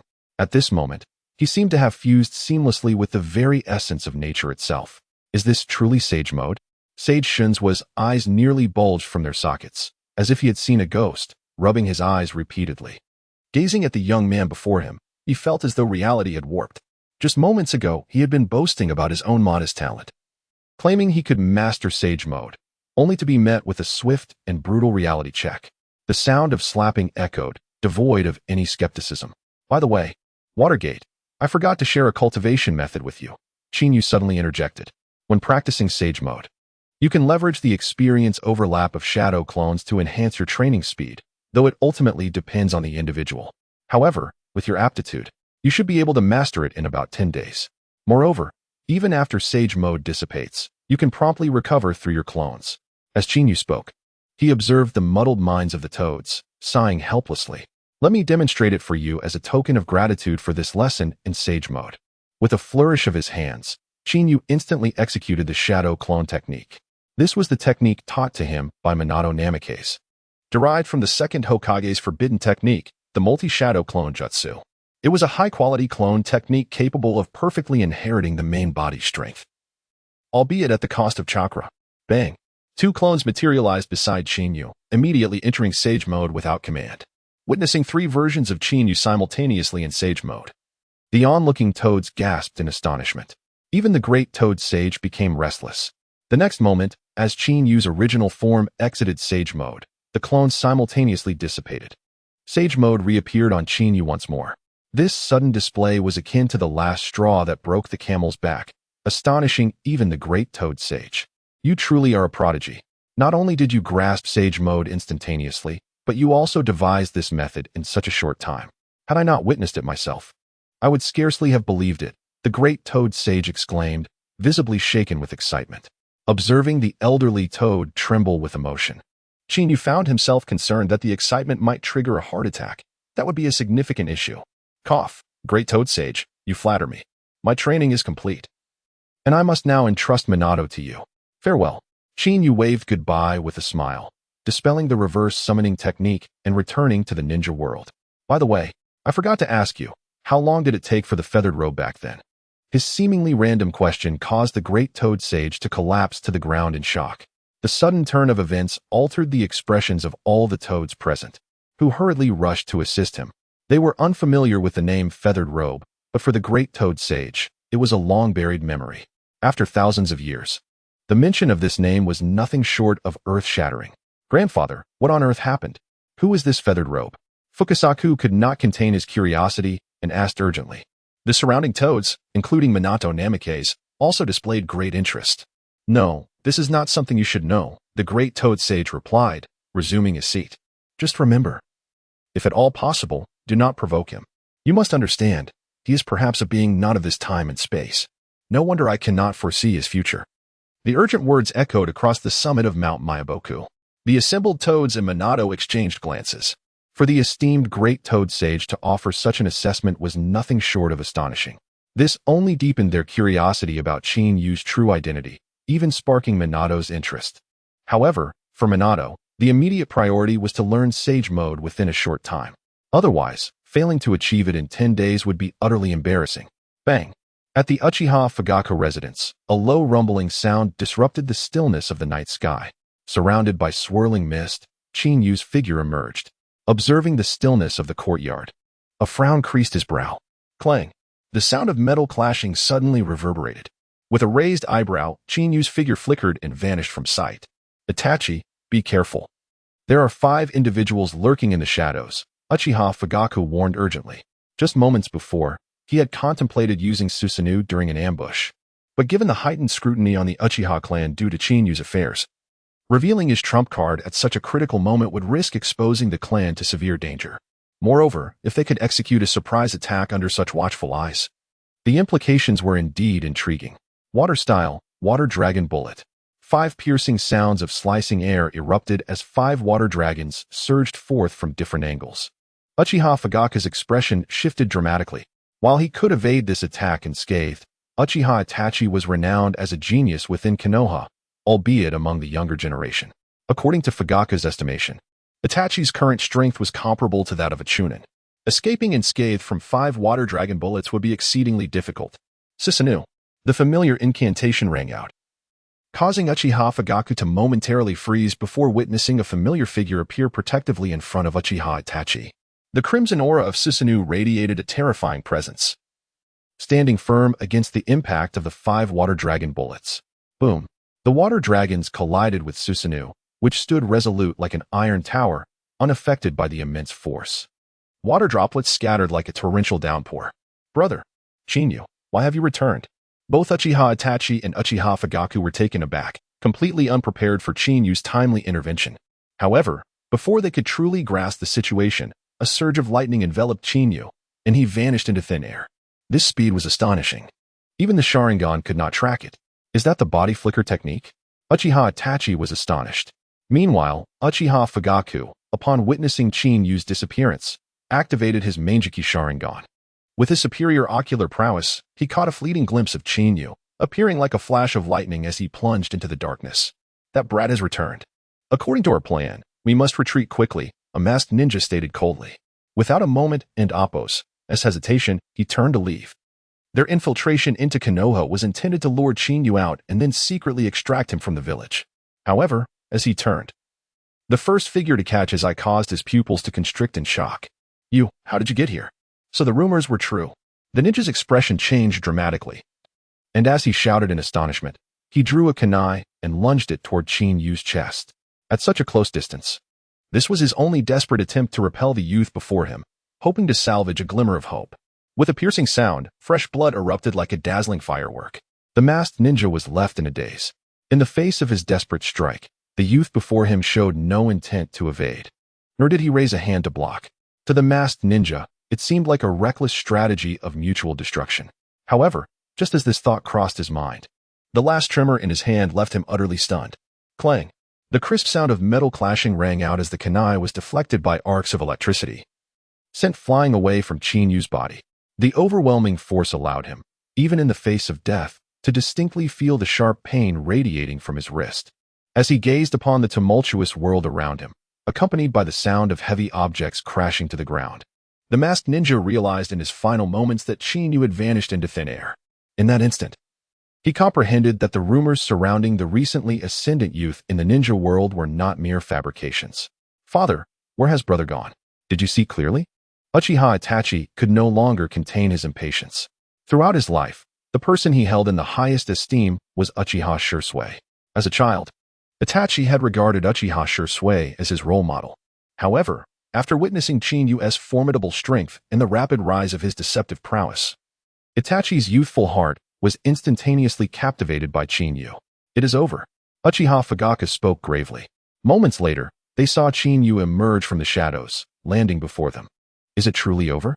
Uchiha Itachi's expression shifted abruptly. In his eyes, the span of time had been merely 5 or 6 fleeting seconds. In such a brief interval, Qin Yu had eliminated all 5 ambushing ninjas. This speed was astonishing beyond belief. In Itachi's perspective, had he taken action, he too would have met the same fate. They are dead. Qin Yu patted Itachi's head and said, "You all should return to rest. I will handle what comes next." Observing Qin Yu's nonchalant demeanor, Uchiha Fugaku's expression changed dramatically. "You aren't planning to let one escape to pursue the one responsible, are you? Qin Yu, do not forget that the Uchiha clan is currently in perilous waters. Their recent successful ambush likely has the shadow of others behind it. I hope you will exercise caution and think twice. Do not recklessly place the Uchiha clan in jeopardy." In the face of others, Uchiha Fugaku would have already intervened. Yet, having witnessed Qin Yu's immense power firsthand, he dared not invite humiliation upon himself. "Uncle, rest assured, if they have come to our doorstep, retreating will only embolden them. We cannot allow Aunt and the child she carries to be implicated. Leave this matter to me. I am not someone who can be easily dealt with." Qin Yu chuckled lightly. With arcs of lightning crackling around him, he vanished from sight like a specter. Seeing Qin Yu completely disappear, Uchiha Itachi anxiously asked, "Father, should we notify Shisui?" Although Uchiha Fugaku had informed Itachi of the battle after Qin Yu and Minato Namikaze had gone to Miyaboka Mountain, revealing even Shisui's hidden strength, Itachi's reverence for Shisui had waned. After hearing of Qin Yu's triumph over their combined efforts, while his respect remained, it was no longer steeped in the same awe as before. There is no need. If he insists on intervening, I doubt there are many in the ninja world capable of stopping him. However, why has Qin Yu returned suddenly instead of studying sage arts at Miyaboka Mountain?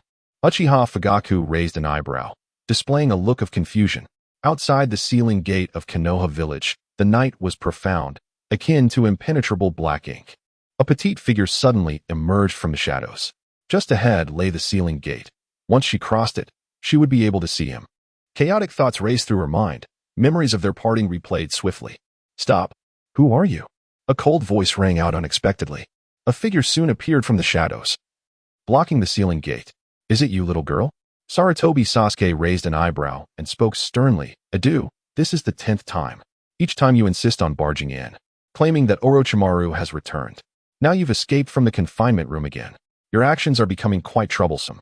Seeing the stubborn girl before him, Sarutobi Sasuke felt a sense of helplessness.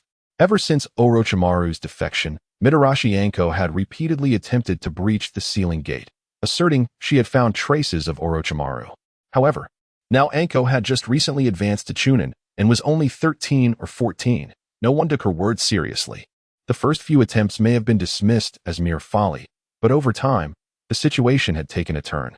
Each time Orochimaru secretly returned, Anko would cause a commotion, leading to her being confined in the room for reflection. Indeed, Orochimaru has returned. This time he has lingered for a long while. "I just sensed his presence before he left the village," Anko exclaimed urgently. It must be noted that in the world of Hokage, due to the ravages of war, the younger generation matured quickly. In this accelerated environment, Anko had already reached a height of 160 centimeters. wearing a netted top that exuded a youthful charm. Anko, stop this nonsense. Otherwise, do not blame me for sending you back to the reflection room, Sarutobi Sasuke said displeased. Considering your last breach of the sealing gate, this time you will be confined for 30 days. Anyone subjected to this perceived nonsense repeatedly would inevitably lose their patience. If you do not believe me, then so be it. This time, I must confront Orochimaru. Mitarashi Anko shouted fervently. Shadow Snake Hand. A white snake suddenly emerged from the ground, moving with such speed that it swiftly coiled around Sarutobi Sasuke's right leg. The sudden turn of events caused Sarutobi Sasuke's expression to change. In previous encounters, Anko had merely charged without utilizing ninjutsu. After all, in Konoha, there was a rule that any ninja who attacked the guards of the sealing gate with jutsu would be considered a rogue ninja. Thus, Sarutobi Sasuke had never taken Anko seriously, nor did he believe that a mere child would betray the village. However, this current action exceeded his comprehension. By the time he reacted, the white snake had already sunk its fangs into his neck. A wave of dizziness surged through his mind, and facing Orochimaru's specially crafted neurotoxin, Sarutobi Sasuke held on for only 2 or 3 seconds before losing consciousness. Finally, I've done it. This time I must get answers from him. Mitarashi Anko's face flashed with resentment as she stepped towards the gate. However, just as she took a step, a gleaming kunai suddenly appeared at her throat. You seem to have forgotten, the sealing gate is not guarded by just one person. A chilling voice emerged. The assailant was undoubtedly a masked Umbu ninja. As he stated, for the safety of Konoha, the sealing gate was typically guarded by 2 ninjas, one overt and one covert. Seeing the sudden attack, Mitarashi Anko's face paled. Yet, at such a close distance, there was no escape. Was she to fail once more? A surge of unwillingness blossomed in her heart. Just then, a voice cut through the tension. I am sorry, but she is not alone. A figure entwined in lightning appeared before Mitarashi Anko. The sudden appearance sent shockwaves through the Umbu ninja's expression. It's you. Facing a figure like Chinyu, who dared to wreak havoc in the Hokage building, the Umbu knew exactly who he was. As Chinyu suddenly made his move, the ninjas from the Umbu were left in shock before being struck forcefully on the back of their necks. The sound of their heavy bodies hitting the ground echoed. Witnessing the swift defeat of the Umbu ninjas, Uchiha Hondo was momentarily stunned. She hurriedly looked at the figure blocking her path, her expression shifting abruptly. This was the Uchiha clan's emblem. Are you a member of the Uchiha clan? Uchiha Hondo could not help but inquire. You should leave quickly. Attacking the guarding ninjas at the sealing gate is tantamount to treason. Ever since Orochimaru's defection, Uchiha Hondo had been confined in the room of reflection, rarely stepping outside. She was largely unaware of the recent events in the ninja world. Thus, facing the recently ascendant Chinyu, she was completely in the dark. Hee. I initially had no intention of meddling, but upon hearing you mention finding Orochimaru's whereabouts, I decided to involve myself in this troublesome matter. I hope you do not disappoint me, Chinyu chuckled dryly, reaching out to ruffle Uchiha Hondo's hair. Uchiha Hondo was taken aback. Quickly pulling away from his hand, her face turning cold as she stepped back hastily. How dare you casually ruffle someone else's hair? Moreover, you claim you can sneak out of the village undetected. That is simply ludicrous. Outside the sealing gate, the entire Konoha village is constantly monitored by sensing ninjas through barriers. Even the smallest insect's leap can be easily detected. Furthermore, why are you searching for Orochimaru? Do you intend to become his lackey? A barrage of questions echoed in the air, and Chinyu could only helplessly touch his nose. It seems you, foolish girl, have yet to hear of my notorious reputation. Withdrawing his hand, Chinyu said, let us go, they will awaken soon, and if you wish to pursue Orochimaru, you must converse with me properly, or else you shall face consequences. You scoundrel, how dare you tease me with your words? Uchiha Hondo had always been a headstrong girl. However, glancing at Chinyu's playful smile, she eventually felt deflated. After witnessing the lightning-wreathed figure moments ago, she realized that this young man was no ordinary person, at least stronger than her by a hair's breadth. Yes, just a hair's breadth. Uchiha Hondo clenched her fists, trying to comfort herself. If we leave now, we will become traitorous ninjas. Do you truly have no regrets? Regrets? Chinyu grasped Uchiha Hondo's delicate hand, turning swiftly to leave. Hurry, I am from the Uchiha clan, and my specialty lies in hypnosis. They will awaken shortly and forget what just transpired. So you must complete your tasks swiftly and return as a Konoha ninja. Initially, Uchiha Hondo intended to break free from Chinyu's grip, but upon hearing his words, she paused. She was indeed pursuing Orochimaru's trail. However, that did not mean she would follow him away. Her previous actions had been driven by a singular obsession. But now that she calmed down, she realized the consequences of such a reckless intrusion were beyond her bearing. As the two departed, a few seconds later, the bodies of Sarutobi Sasuke and the Umbu ninjas began to move involuntarily. This was a profound hypnosis technique, allowing for subconscious activities akin to sleepwalking. Chinyu had arrived before Uchiha Hondo appeared. He had initially planned to use hypnosis to put the two guards into a deep slumber unnoticed. But he did not expect Uchiha Hondo to encounter him at such a critical moment. Had she not claimed to be able to track down Orochimaru, Chinyu would not have involved himself in this troublesome affair, regardless of her being a well-developed young girl. All right, your cursed seal should allow you to sense Orochimaru's presence. And now it is time for you to put it to use, Chinyu suddenly spoke. Uchiha Hondo's expression changed dramatically, and her footsteps involuntarily halted as she looked at Chinyu with disbelief.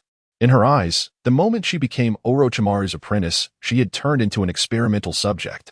When Orochimaru fled, Uchiha Hondo had attempted to stop him, but unfortunately, the outcome was her being bestowed with an immature cursed seal.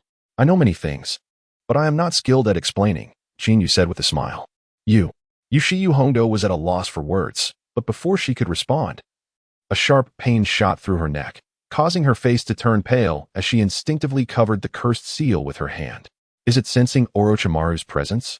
Chinyu raised an eyebrow. Remove your hand.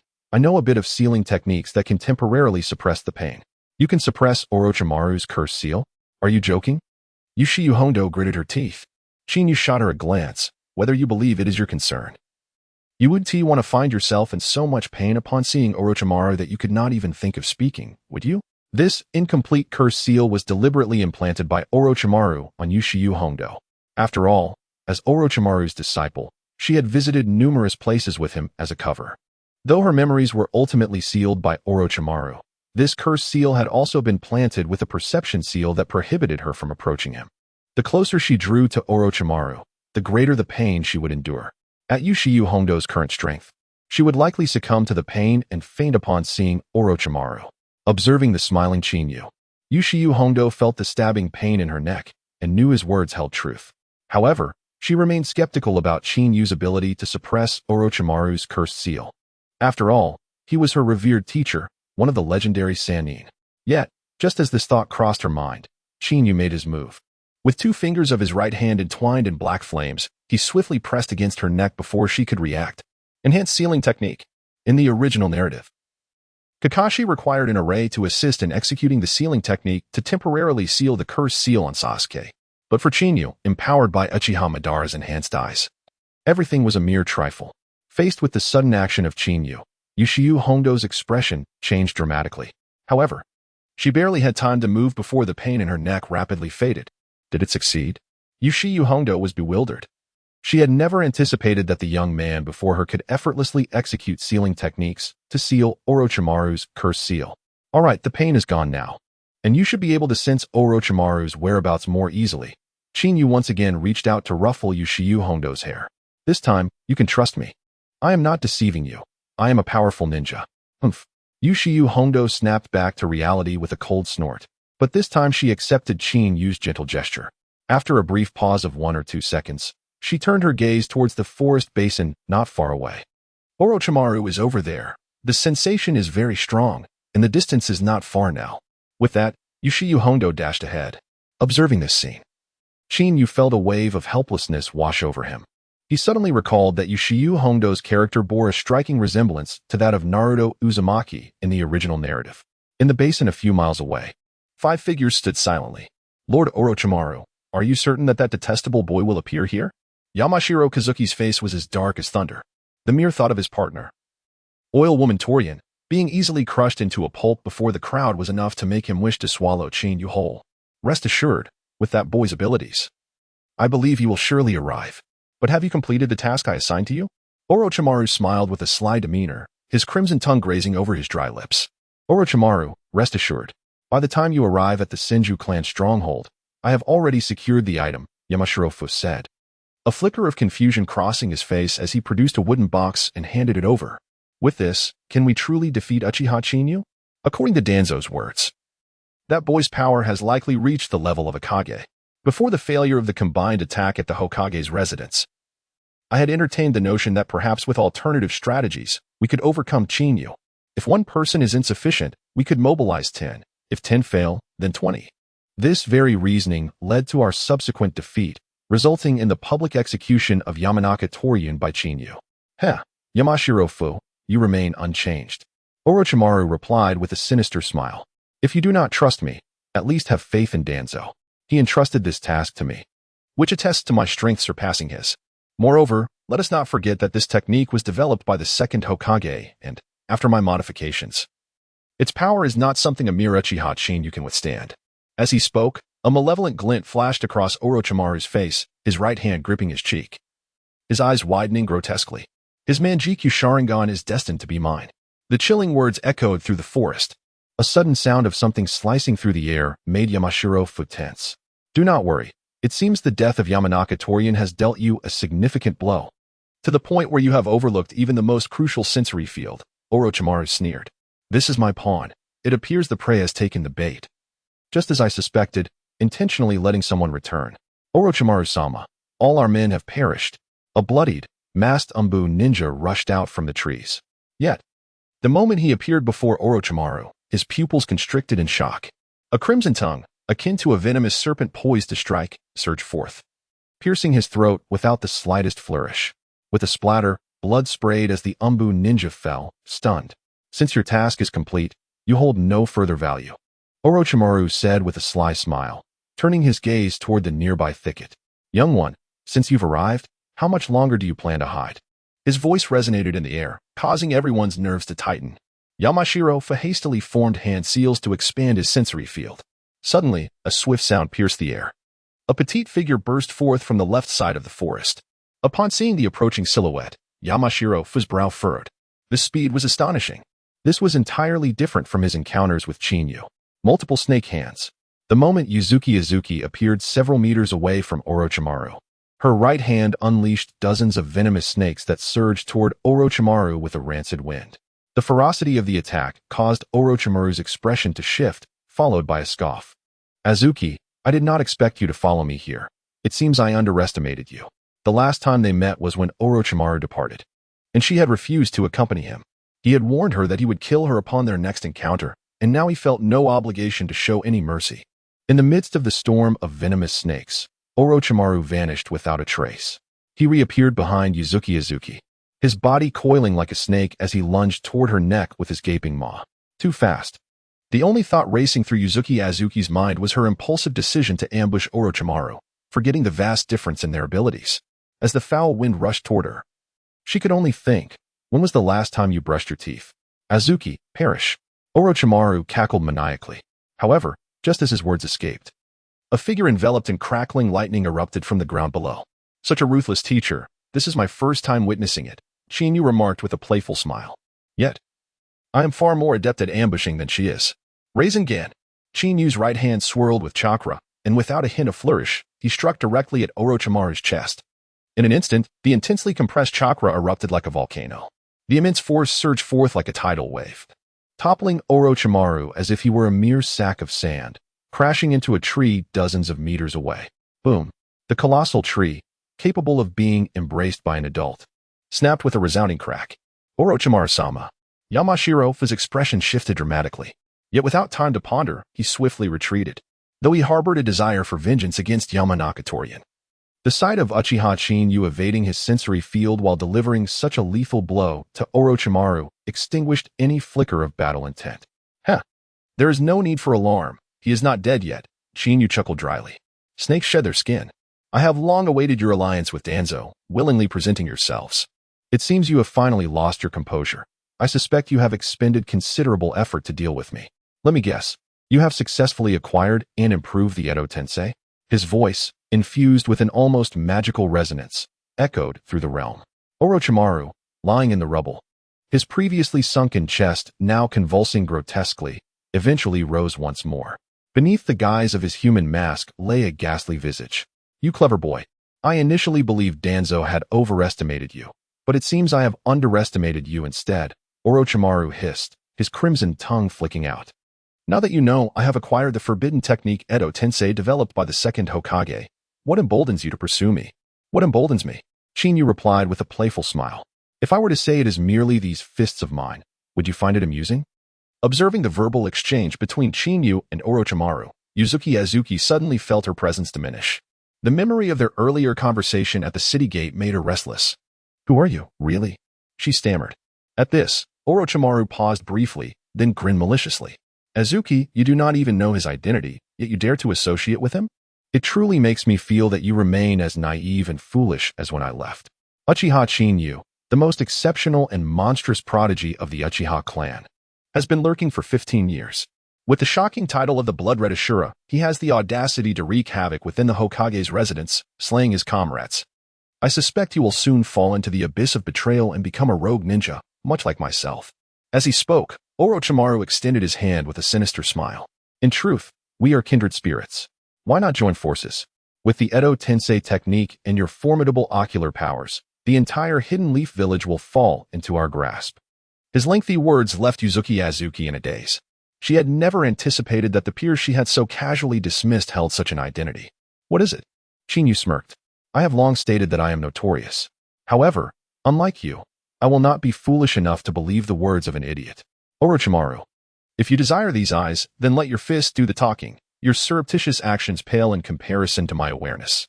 Orochimaru's expression shifted abruptly. Did you discover it? Indeed. I certainly did. Beneath my feet, such a commotion, along with those three statuesque figures in black robes, remained utterly still even as you were sent flying. Do you truly believe me to be a fool?